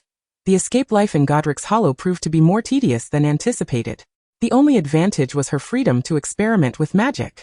Lupin had vacated an entire room for her, and Sirius was willing to provide certain materials that she could not acquire in Diagon Alley. Upon receiving the Slytherin locket box, Lin Su refrained from immediately attempting to destroy it with potions. Firstly, Professor Snape had not entrusted such a perilous potion to her care, and she surmised he would not favor delivering it to Sirius's home. Secondly, her instincts advised her to retain it for the time being, to prevent the Horcrux within from emanating its beguiling aura. Lin Su had recently been researching a box that could shield against it. Consequently, she wrote to Professor Dumbledore, hoping to obtain the bracelet from her first year. The day after receiving her letter, Dumbledore arrived, bearing not only the bracelet, but also a vial of potion that could stabilize emotions. After viewing creatures' accounts through the pensive, Dumbledore remained silent for a considerable duration. Lin Su handed the memory stone to Dumbledore, who deftly tapped it with his wand, producing a duplicate. Lin Su took the replica and expressed her gratitude to Dumbledore. He, however, refrained from inquiring why Lin Su had suddenly questioned Creature about Regulus. It was evident that the young witch was not yet ready to divulge her thoughts, intending to share them when she felt the time was right. Any questions posed now would only yield the information gleaned from the photograph the previous day, which indicated that he had passed away at a young age, thus piquing her curiosity. Dumbledore was in a hurry and did not take the locket box with him, but left Lin Su with some notes from the time he crafted the bracelet, which would aid her in swiftly creating a protective box. Before departing, he pointed to the potion on the table, instructing her to ensure Sirius consumed it before revealing this matter to him. He had other responsibilities to attend to, as the Daily Prophet had reported on Bellatrix Lestrange's escape from Azkaban, leaving many to ponder how she had managed such a feat, particularly after having murdered Peter Pettigrew prior to her escape. This incident had incited panic within the wizarding community, as the deranged lady had been responsible for numerous tragedies in years past. Furthermore, her notorious allegiance to the Dark Lord had led many to swiftly associate her escape with her terrifying master. Surprisingly, she had not liberated the remaining Death Eaters imprisoned in Azkaban, opting instead to flee alone. Nevertheless, Minister Cornelius Fudge had slightly tempered his increasingly arrogant demeanor over recent years, frequently summoning Dumbledore to the ministry for meetings. Lin Su, aware that her lullaby had likely contributed to Fudge's current disposition, had never imagined that she could instill such fear in him, and thus refrained from broaching the topic. Upon learning of Wormtail's demise, both Lupin and Sirius were momentarily struck dumb. The highwaymen of their youth had dwindled to just the two of them. In this somber atmosphere, Lupin welcomed the full moon night. Sirius prepared the wolfsbane potion for him, yet Lupin still insisted that he cast strong confinement and silencing charms outside the room. Sirius transformed into his large black dog form, and entered to keep him company, while Harry and Lin Su heard nothing amiss. The following day, as they emerged, they found Harry waiting outside the room. He wore his Gryffindor robes, his hair concealing the scar on his forehead, and aside from his eyes, he bore an uncanny resemblance to James from years past, quietly trailing behind the two elder wizards. After 2 days of this attire, when Harry approached Lin Su to ask if there was anything that could change the color of his eyes, both Lupin and Sirius forced themselves to muster their spirits, tousling Harry's hair and reassuring him that he need not change. Harry was Harry, not a mere substitute for anyone, not even for James. Lin Su observed all this quietly, minimizing her presence as she hastened to create the protective box, into which she placed the locket.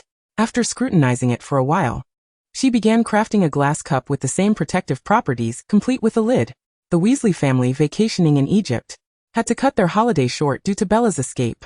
Even Arthur, who worked in the misuse of Muggle artifacts office, was summoned back to join the emergency search efforts.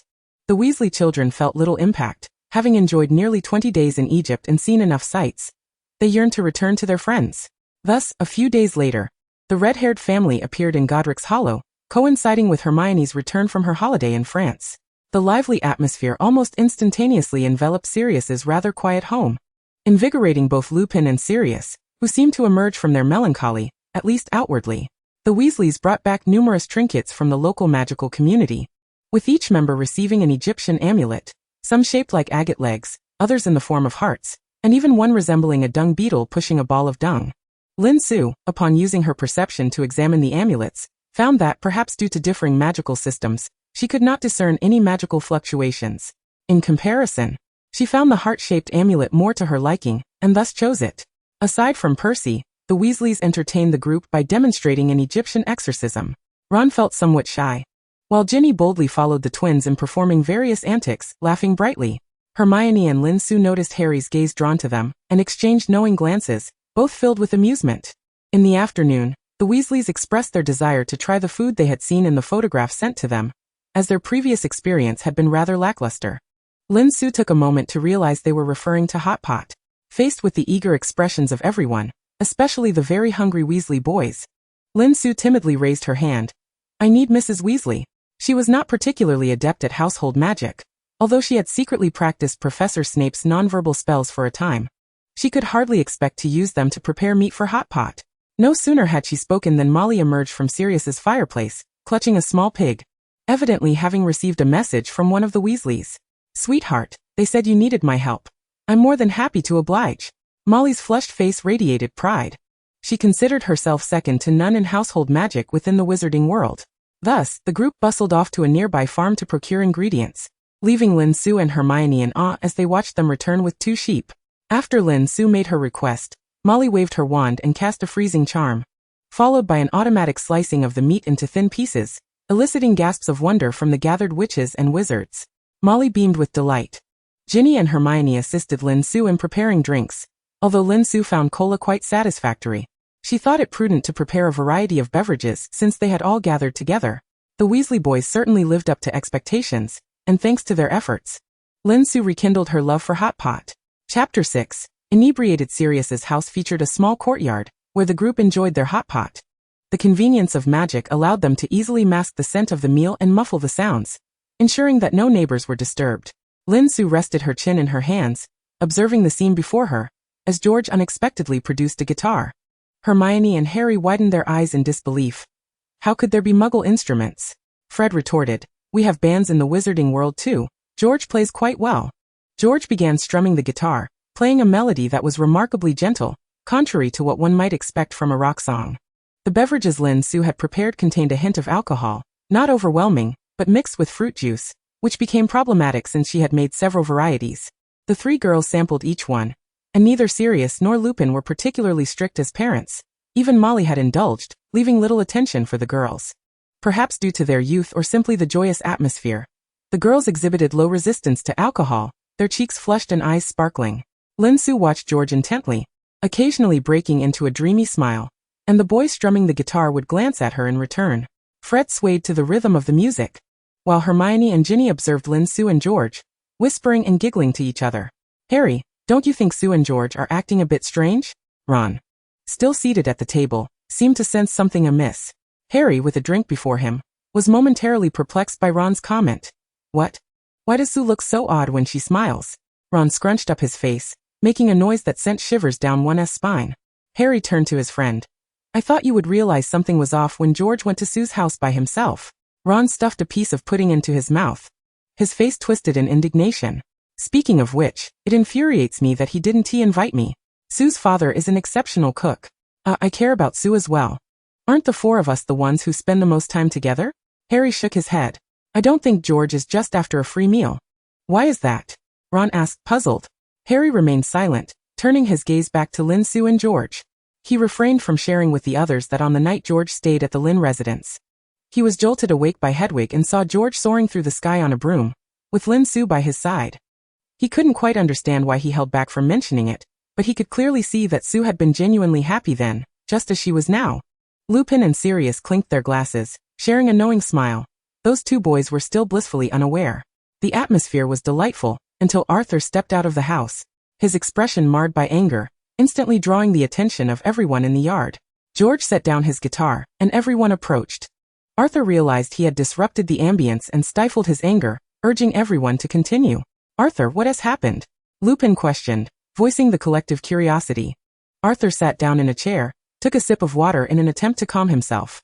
Fudge has truly lost his mind. He wants to station Dementors outside Hogwarts.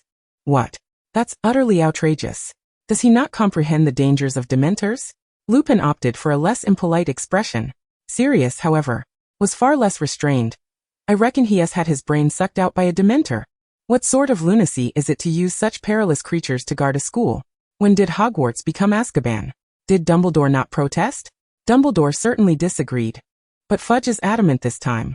He believes that madwoman killed Pettigrew to avenge her master. Many Death Eaters think it was Pettigrew who informed James and Lily, leading to their demise. Otherwise, one cannot explain why she suddenly escaped after all these years. Fudge insists that her next target is. Arthur did not finish his sentence, but everyone present understood whom he was referring to. Harry's smile had vanished. He raised his hand. It's me. Lin Su shook her head, trying to regain her clarity. How had the story taken such a turn? Although she didn't believe Bella's target was Harry, she found herself at a loss for words. Her mind felt foggy, and it seemed wise to remain silent. The atmosphere instantly froze, the earlier joy shattering like a fragile bubble. Molly had regained her composure. She stepped forward to comfort her husband. Dear, you must not have had dinner. Have a bite. The hot pot is delicious, and you will surely enjoy it. Arthur looked at his wife, her gaze gentle yet resolute, soothing his agitated heart. All right. Lupin and Sirius settled down beside Arthur. While Molly waved her wand to replace the pot of broth, a flame quickly igniting beneath the copper pot, bringing the soup to a boil. The young wizards attempted to revive the mood, but their efforts fell flat, prompting Molly to send them back to their rooms. The four adults remained in the yard, while the young wizards retreated indoors. Percy had been silent since earlier. He had always aspired to work at the Ministry of Magic, yet his father's demeanor had left him feeling bewildered. Ignoring the others, he headed straight for the guest room. Hermione looked at Harry with concern. Are you all right, Harry? Harry forced a smile. I'm fine. There's no need to worry. Lin Su pressed her head in confusion. She hadn't anticipated being so intoxicated that she could hardly think straight. She picked up a glass of clear liquid from the table and gulped it down. Fred and George draped their arms around Harry's shoulders from behind. It's all right, Harry. Dumbledore is at Hogwarts. That fugitive wouldn't dare show up there. After all, you dealt with her master, so she is certainly no match for you. Harry glanced back at the twins, finding little comfort in their words. Ron suddenly recalled something. Harry, remember to take the mirror I gave you. It can warn you of danger. Ginny added, and the talisman we brought back from Egypt. The wizards there said it can protect people from misfortune. Harry nodded, retrieving the mirror and talisman from his pocket. I will, in fact. They've been in my pocket all along. Turning to face everyone, he continued, though you might not believe it, I truly am fine. You really don't need to worry about me. Now all of you should head back and get some rest. Lin Su, still dazed, stared at the cup in her hand. Unsure which words had triggered her outburst, she suddenly stepped forward and patted Harry's shoulder emphatically. Harry, I'm not worried. You can rest easy. If Dementors come, I'll chase them away, not letting a single one escape. All the young wizards turned to look at Lin Su, who had just been quite normal. Harry hesitated. Su, are you drunk? Ha. Lin Su uttered a puzzled syllable, swaying slightly as Hermione and Ginny rushed to support her. George touched Lin Su's cheek with the back of his hand. So warm. Have you been drinking again, Su? Lin Su raised her hand to her face. No. I'm perfectly sober. Wait, why are there two George? Chapter 7. Don't take the medicine. Fred peeked out from behind George. How about now, Su? Lin Su blinked rapidly at him. Don't joke around, Fred. I would never mistake you two. But how did you both turn into two? She extended 2 fingers in front of her face, increasingly astonished. Hey, my fingers have multiplied. George steadied Lin Su, sending Ginny to find Molly. Mum. Ron and Ginny dashed outside calling for Molly. Several adults entered the scene. Merlin, how did Su get this drunk? Molly quickly stepped in to take over, supporting Lin Su from Hermione. Sirius noticed the cup on the table, picking it up with a hint of surprise. This is the Huangjiu Su's father gave me last time. Has she finished it? Harry shrugged. Clearly, we didn't drink any. Fred chimed in. It seems that way. Su indeed has some skills. Ron looked puzzled. Wasn't that something Fred and George said before? Hermione and Ginny each gave Ron a firm smack on the arm. Lin Su was still in a daze, muttering in a language everyone struggled to comprehend. I really can fly on a broom. It's not a dream. So many people love me. I'm not a neglected child. My parents and little brother must not get hurt. Sirius retrieved a potion for inebriation from the cabinet. I reckon she might need half a bottle to recover. The adults administered the potion to Lin Su, her face scrunching up, her eyes reddening. I'm fine. My heart is racing with vigor. I don't want to take the medicine. Though they couldn't understand her words, they could see her resistance, and ultimately, it took both Hermione and George to coax her into drinking it. No sooner had she finished the potion than Lin Su sprang up from the sofa, walking steadily toward her room, leaving the rest of the group exchanging bewildered glances, uncertain if she was truly sober. Ginny and Hermione, sharing a room with Lin Su, followed her and discovered she had neatly tucked herself into bed. Everyone breathed a sigh of relief. Lin Su was typically very assertive and often behaved more like an adult than a child. They hadn't expected her to act this way after drinking. Lin Su herself had not anticipated such a reaction to alcohol. Upon waking the next day, she recalled the events of the previous night, never having thought her past experiences would influence her so profoundly, especially when she hadn't thought about them in ages. Remembering how she had stubbornly resisted taking the medicine, and had even cried, she felt a wave of embarrassment wash over her, not wanting to step out of her room. Fortunately, everyone tacitly avoided mentioning the previous night's events, allowing Lin Su to exhale and pretend she had forgotten. After enjoying the breakfast that Molly had prepared, the group gathered to converse. Lin Su asked Lupin what methods could be employed against Dementors, as she sought the opportunity to learn the Patronus charm openly. Surely, if we accidentally encounter a Dementor, there must be a way to confront it, right? Lin Su remarked, and a chorus of young witches and wizards echoed in agreement. The adults, particularly dissatisfied with Fudge's decisions, shared similar concerns. Thus, despite understanding that the likelihood of success for the young wizards was slim, Lupin still took it upon himself to explain that Dementors are creatures that thrive on consuming human joy, and the only way to fend them off is through the Patronus charm. However, it merely serves to repel them. The means to eradicate them remains unknown. The young witches and wizards expressed their eagerness to learn, prompting Lupin to issue a cautionary note. This is one of the oldest and most powerful defensive spells, demanding a great deal from the caster, and many wizards fail to successfully wield it. They must prepare for the possibility of failure. The young wizards acknowledged this, and only then did Lupin begin his instruction. It must be said, Lupin was the most adept teacher of defense against the dark arts they had encountered. His theoretical knowledge was robust, and his teaching was systematic and patient. Even in the absence of a real Dementor to serve as a teaching aid, the young wizards managed to make their wands emit a silvery light before the term began. As usual, they visited Diagon Alley days before the start of term to procure their supplies. In addition to textbooks and tools, Lin Su also purchased a male brown owl with 2 tufts of fluff atop its head from the pet shop, naming it Winston, which signifies wisdom. Athena was expecting a baby, and Dee Dee should spend most of her time accompanying her. Lin Su commented while carrying her owl cage alongside Hermione, who was cradling Crookshanks. On the way back, the group pressed their hands against their magical creature's compendium to prevent it from devouring other textbooks. Hermione, unaccustomed to the days without prior study, spent the remaining nights poring over her textbooks, thus delaying her progress on the Patronus charm. On the afternoon before the start of term, Lin Su approached Lupin, hoping he would accompany her to the cave where the locket was kept, believing there might be further discoveries. Initially Lupin refused, saying, "Su, you are still a child. You shouldn't." However, Lin Su's gaze was resolute. "Professor, if you are unwilling to take me, believe me, I will sneak there myself." Lupin found himself conceding, "Su, sometimes you really do not act like a child." Lin Su shrugged. "No, Professor, if it were the bandits of yore, they would surely do the same, wouldn't they?" Lupin had to concede her point. After reiterating the address previously provided by Creature, Lupin used apparition to transport Lin Su to the seaside, as it was their first visit. They still encountered a considerable distance discrepancy. The two walked in silence, dwarfed by towering cliffs, immense boulders, and the surging sea, which evoked a profound sense of human insignificance. Lin Su retrieved a gillyweed from her seemingly bottomless bag, and offered it to Lupin. "Professor, will you join me, or will you wait here?" Lupin thought she was jesting. How could he, an adult, allow a child to go alone? Lin Su stepped into the water, her perceptive abilities enabling her to distinctly sense the presence of inferi in certain areas, and thus she led the way while Lupin followed behind. It must be noted that without Lin Su's perceptive abilities, locating that place would not have been a trivial endeavor. Following the crevice in the cliff, they swam until they encountered a set of steps, at which point Lin Su stood up from the water, prompting Lupin to do the same. The water here was not particularly deep, and the gillyweed served as a precautionary measure.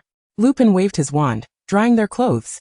Lin Su expressed her gratitude, but the gills on their faces had yet to vanish, making her feel as though air was seeping in as she spoke, reminiscent of a pillow stifling her nose. It was a most peculiar sensation. Thus, she fell silent, closing her eyes to sense the location of the magical energy emanating from the rock wall. She pointed to a specific spot, and Lupin stepped forward, using the revealing charm to manifest the shape of an archway, which, however, faded almost instantaneously.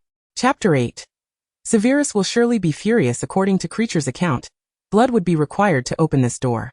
Lupin had already drawn a dagger from his pocket, prepared to draw blood, when he saw the young witch produce a bucket from her bag, filled with dark red liquid. The gills beneath her ears finally vanished, and both took a deep breath simultaneously. "What is this?" Lupin asked hesitantly, suspecting she had secretly bled herself at home. His gaze was filled with reproach. Lin Su noticed his expression and the dagger in his hand, her own face mirroring disbelief. "Are you planning to draw blood yourself, Professor? What is in that bucket?" Lupin pointed to the bucket Lin Su had produced. Lin Su tapped the glass container with her wand, her face beaming with pride. "We consume so much meat each day. I had Madame Malkin help me collect some pig's blood. It couldn't be more convenient. I've even placed a preservation charm on this bucket." Additionally, she had cast a life-preserving spell, one that had previously deceived Riddle. Lupin silently gave Lin Su a thumbs up. She poured a small portion of blood onto the rock wall, and the outline of the archway reappeared, a white light flickering incessantly as if recognizing the blood. Lupin instinctively held his breath until the stone ultimately vanished from view. Their wands illuminated with a soft glow, casting light into the dim cave, and it felt as though they had stepped into another world, where a vast black lake lay before them, its surface shimmering ominously with a green glow.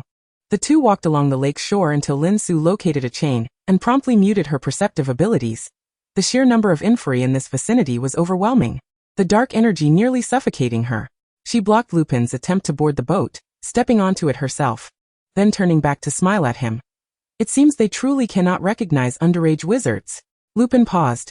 At times, the young witch indeed had an air of unintentional honesty, her demeanor suggesting she had known this all along.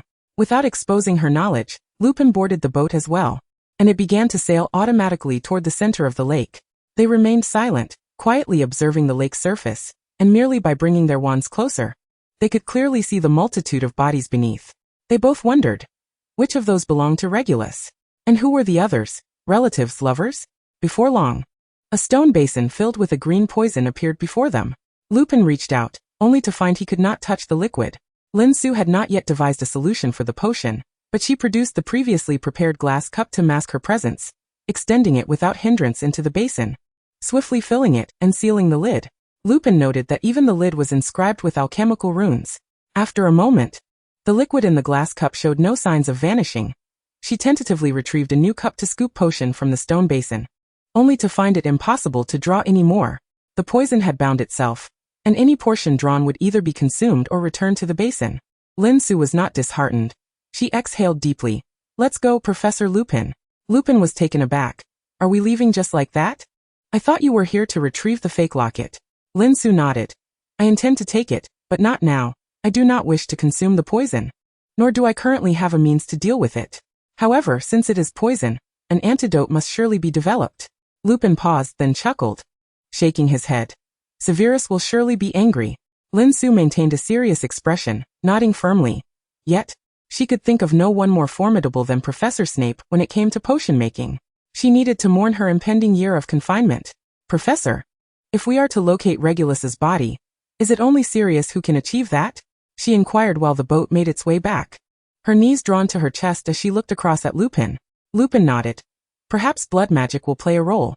Regardless of whether Regulus has transformed into an Inferius, he can still be found." The two individuals fell silent once more, the sheer number of shadows in this place perhaps accumulating since Voldemort first began to amass his power. All the innocent victims and the malevolent perpetrators ultimately found themselves ensnared here, serving as guardians of his Horcruxes. After spilling a portion of pig's blood, the archway opened, allowing them to depart from the unsettling waters of the lake. Emerging from the crevice of the cliff, dusk was fast approaching, and the pair, avoiding the use of gills, swam back to the shore. Once there, they recast the charm to dry their hair and garments. Remus, accompanied by Lin Su, used a disillusionment charm to return to Godric's Hollow. Upon reaching their destination, Remus suddenly inquired, Why did the memory stone you previously showed Dumbledore not record the cave address that creature divulged? Lin Su merely smiled enigmatically, leaving Remus to understand that once again, there was a secret at hand. He nodded in acknowledgement and proceeded to depart. Lin Su walked towards the center of Godric's Hollow, where stood the statues of James, Lily and their infant son Harry. The day was remarkably fine, with the warm glow of the setting sun casting a gentle light upon the statues. Lin Su was not surprised to find her friends gathered there. Hermione had also emerged from her books to join them, the only absent wizard being Percy. The twins were the first to spot her, with Fred leaping up to wave. "Sue, come over here."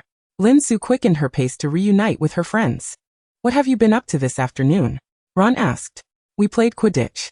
Lin Su replied with a mischievous grin. "I had Professor Lupin tutor me on the Patronus charm."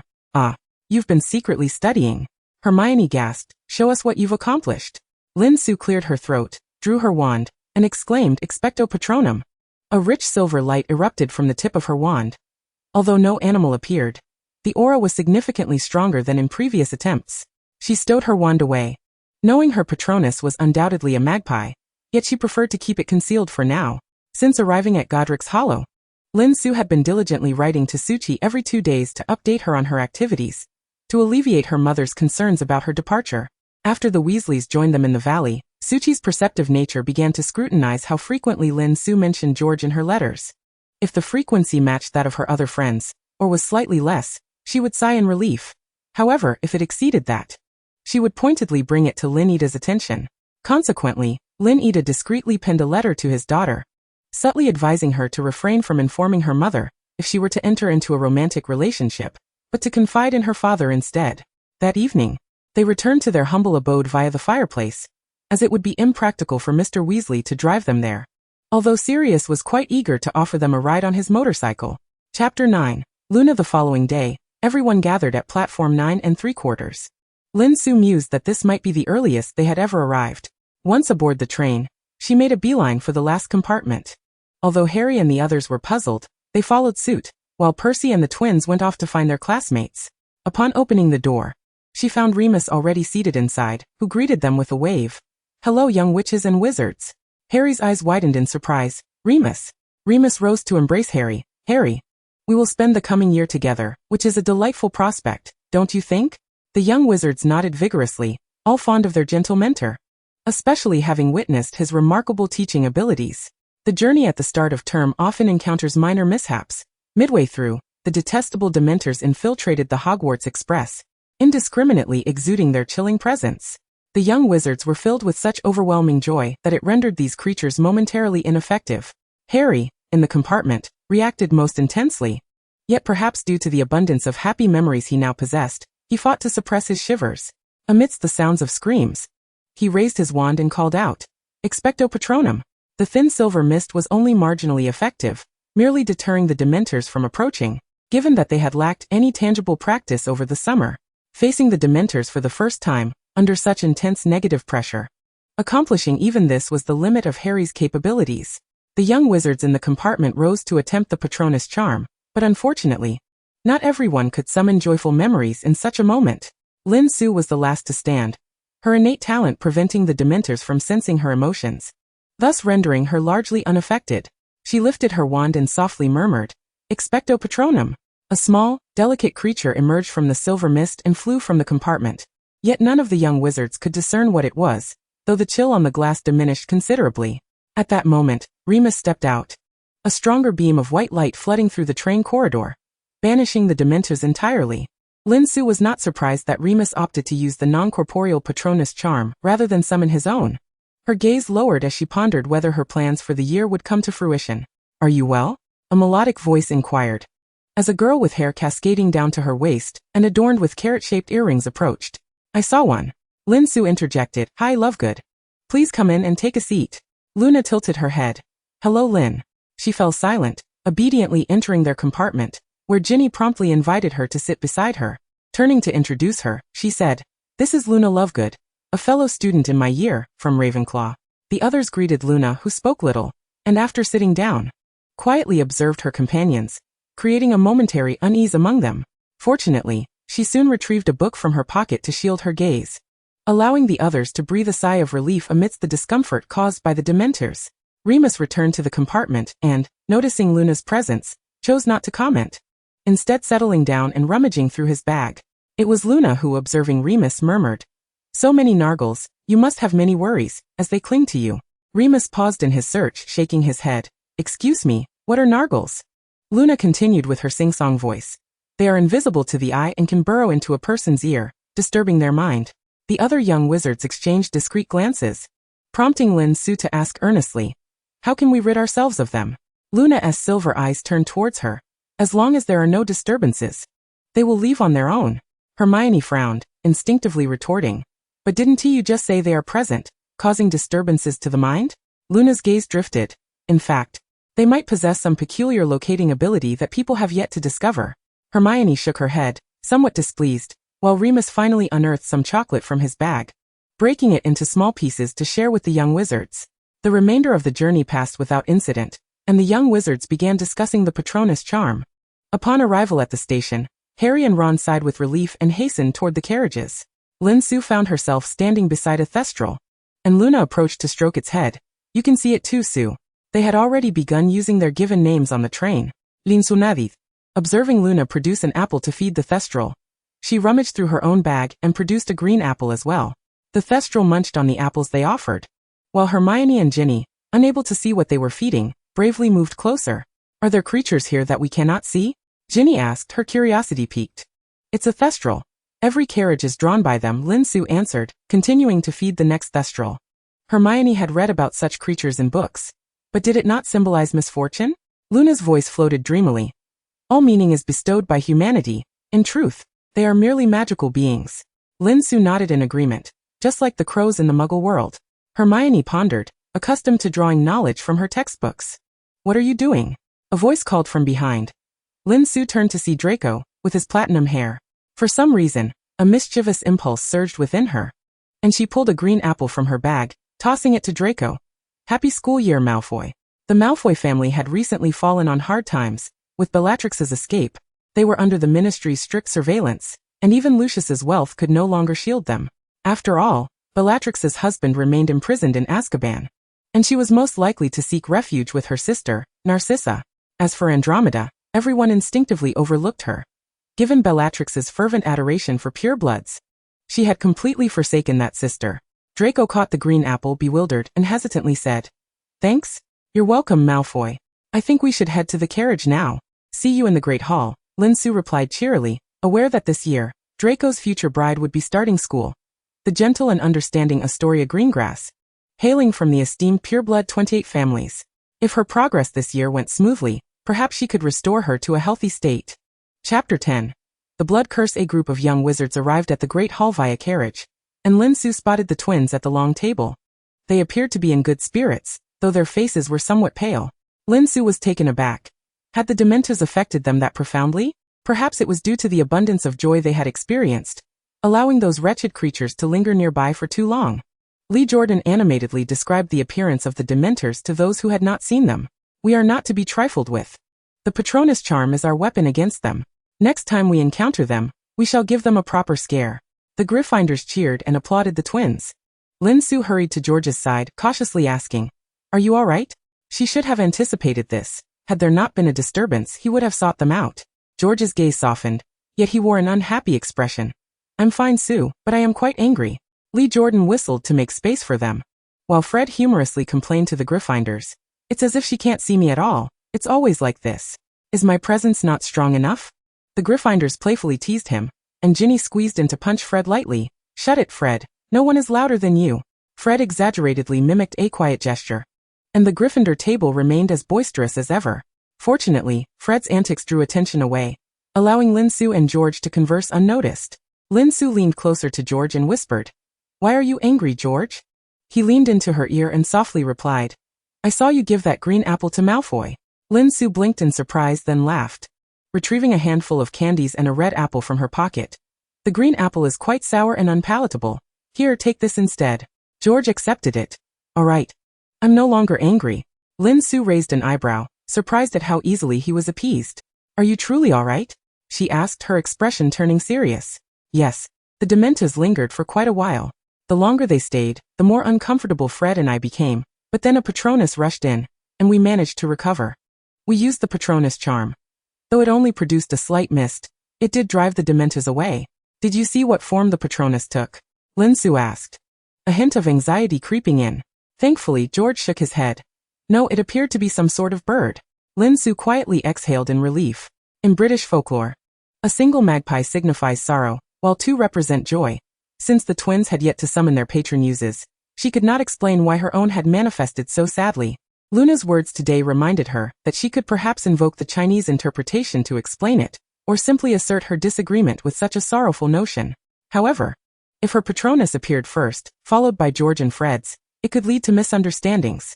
With these thoughts swirling in her mind, Lin Su ultimately decided it was best to keep her secret for now. Dumbledore called for silence as Professor McGonagall led the new students into the hall. Lin Su returned to her seat, feeling somewhat embarrassed under Hermione's and Ginny's knowing gazes. The next day, Lin Su first visited Dumbledore to present the despair potion she had retrieved from the cave. As anticipated, he summoned Snape. Snape glared at Lin Su with a piercing gaze. She averted her eyes to the ceiling, the floor, and even Fawkes, but could not bear to meet Snape's steely stare. Though she had prepared herself for a year of confinement, she simply could not withstand the weight of his gaze.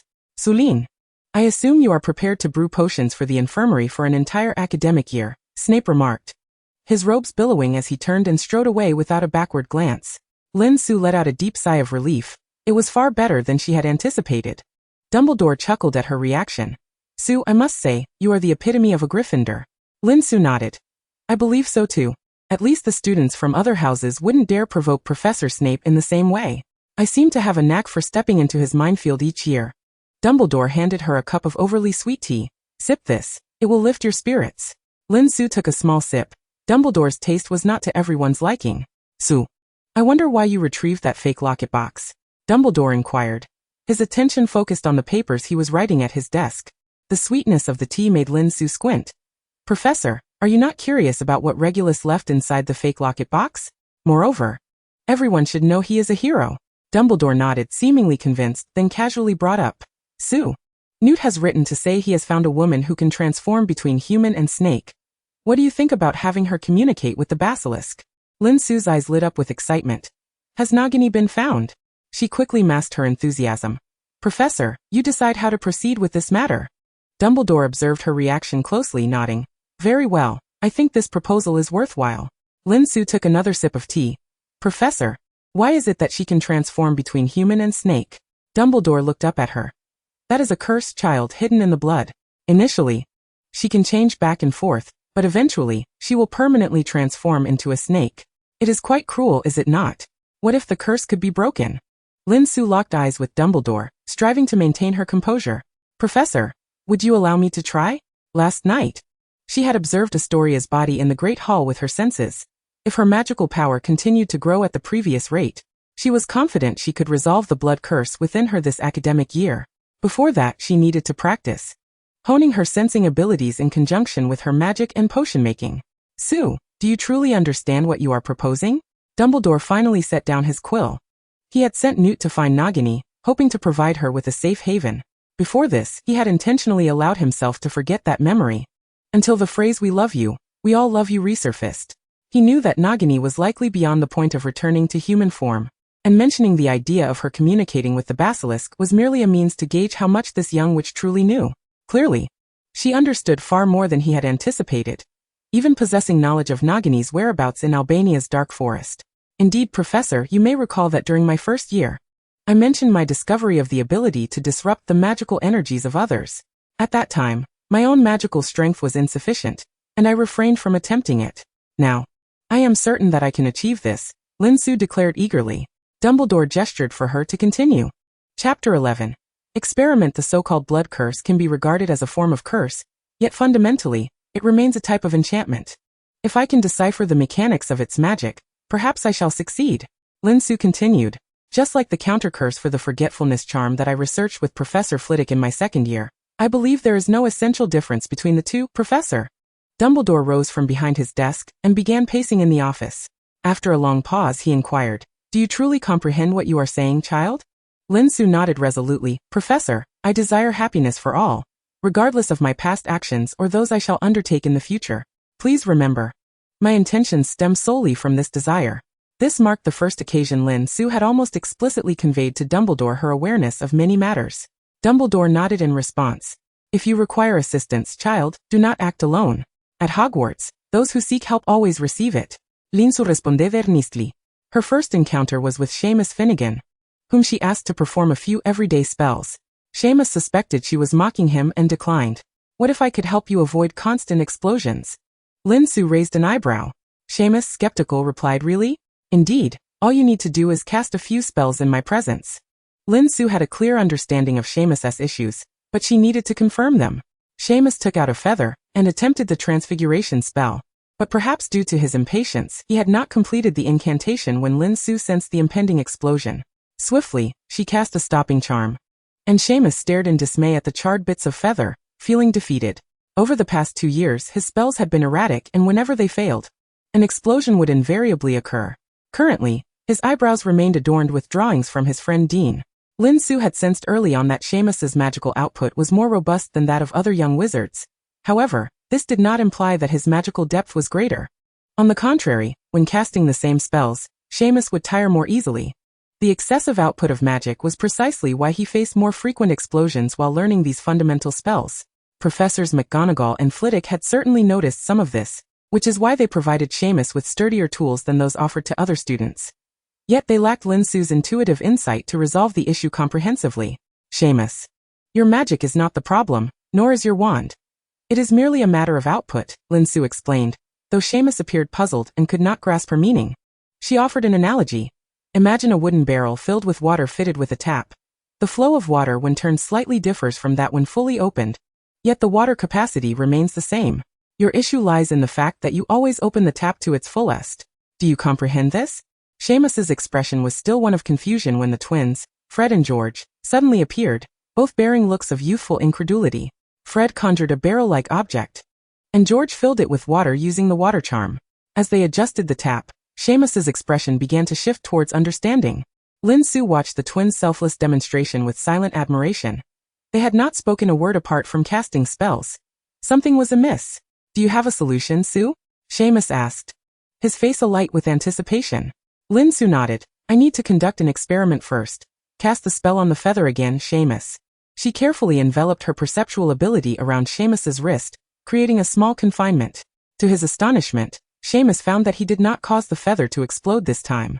Lin Su encouraged him to repeat the process, urging him to remember that sensation.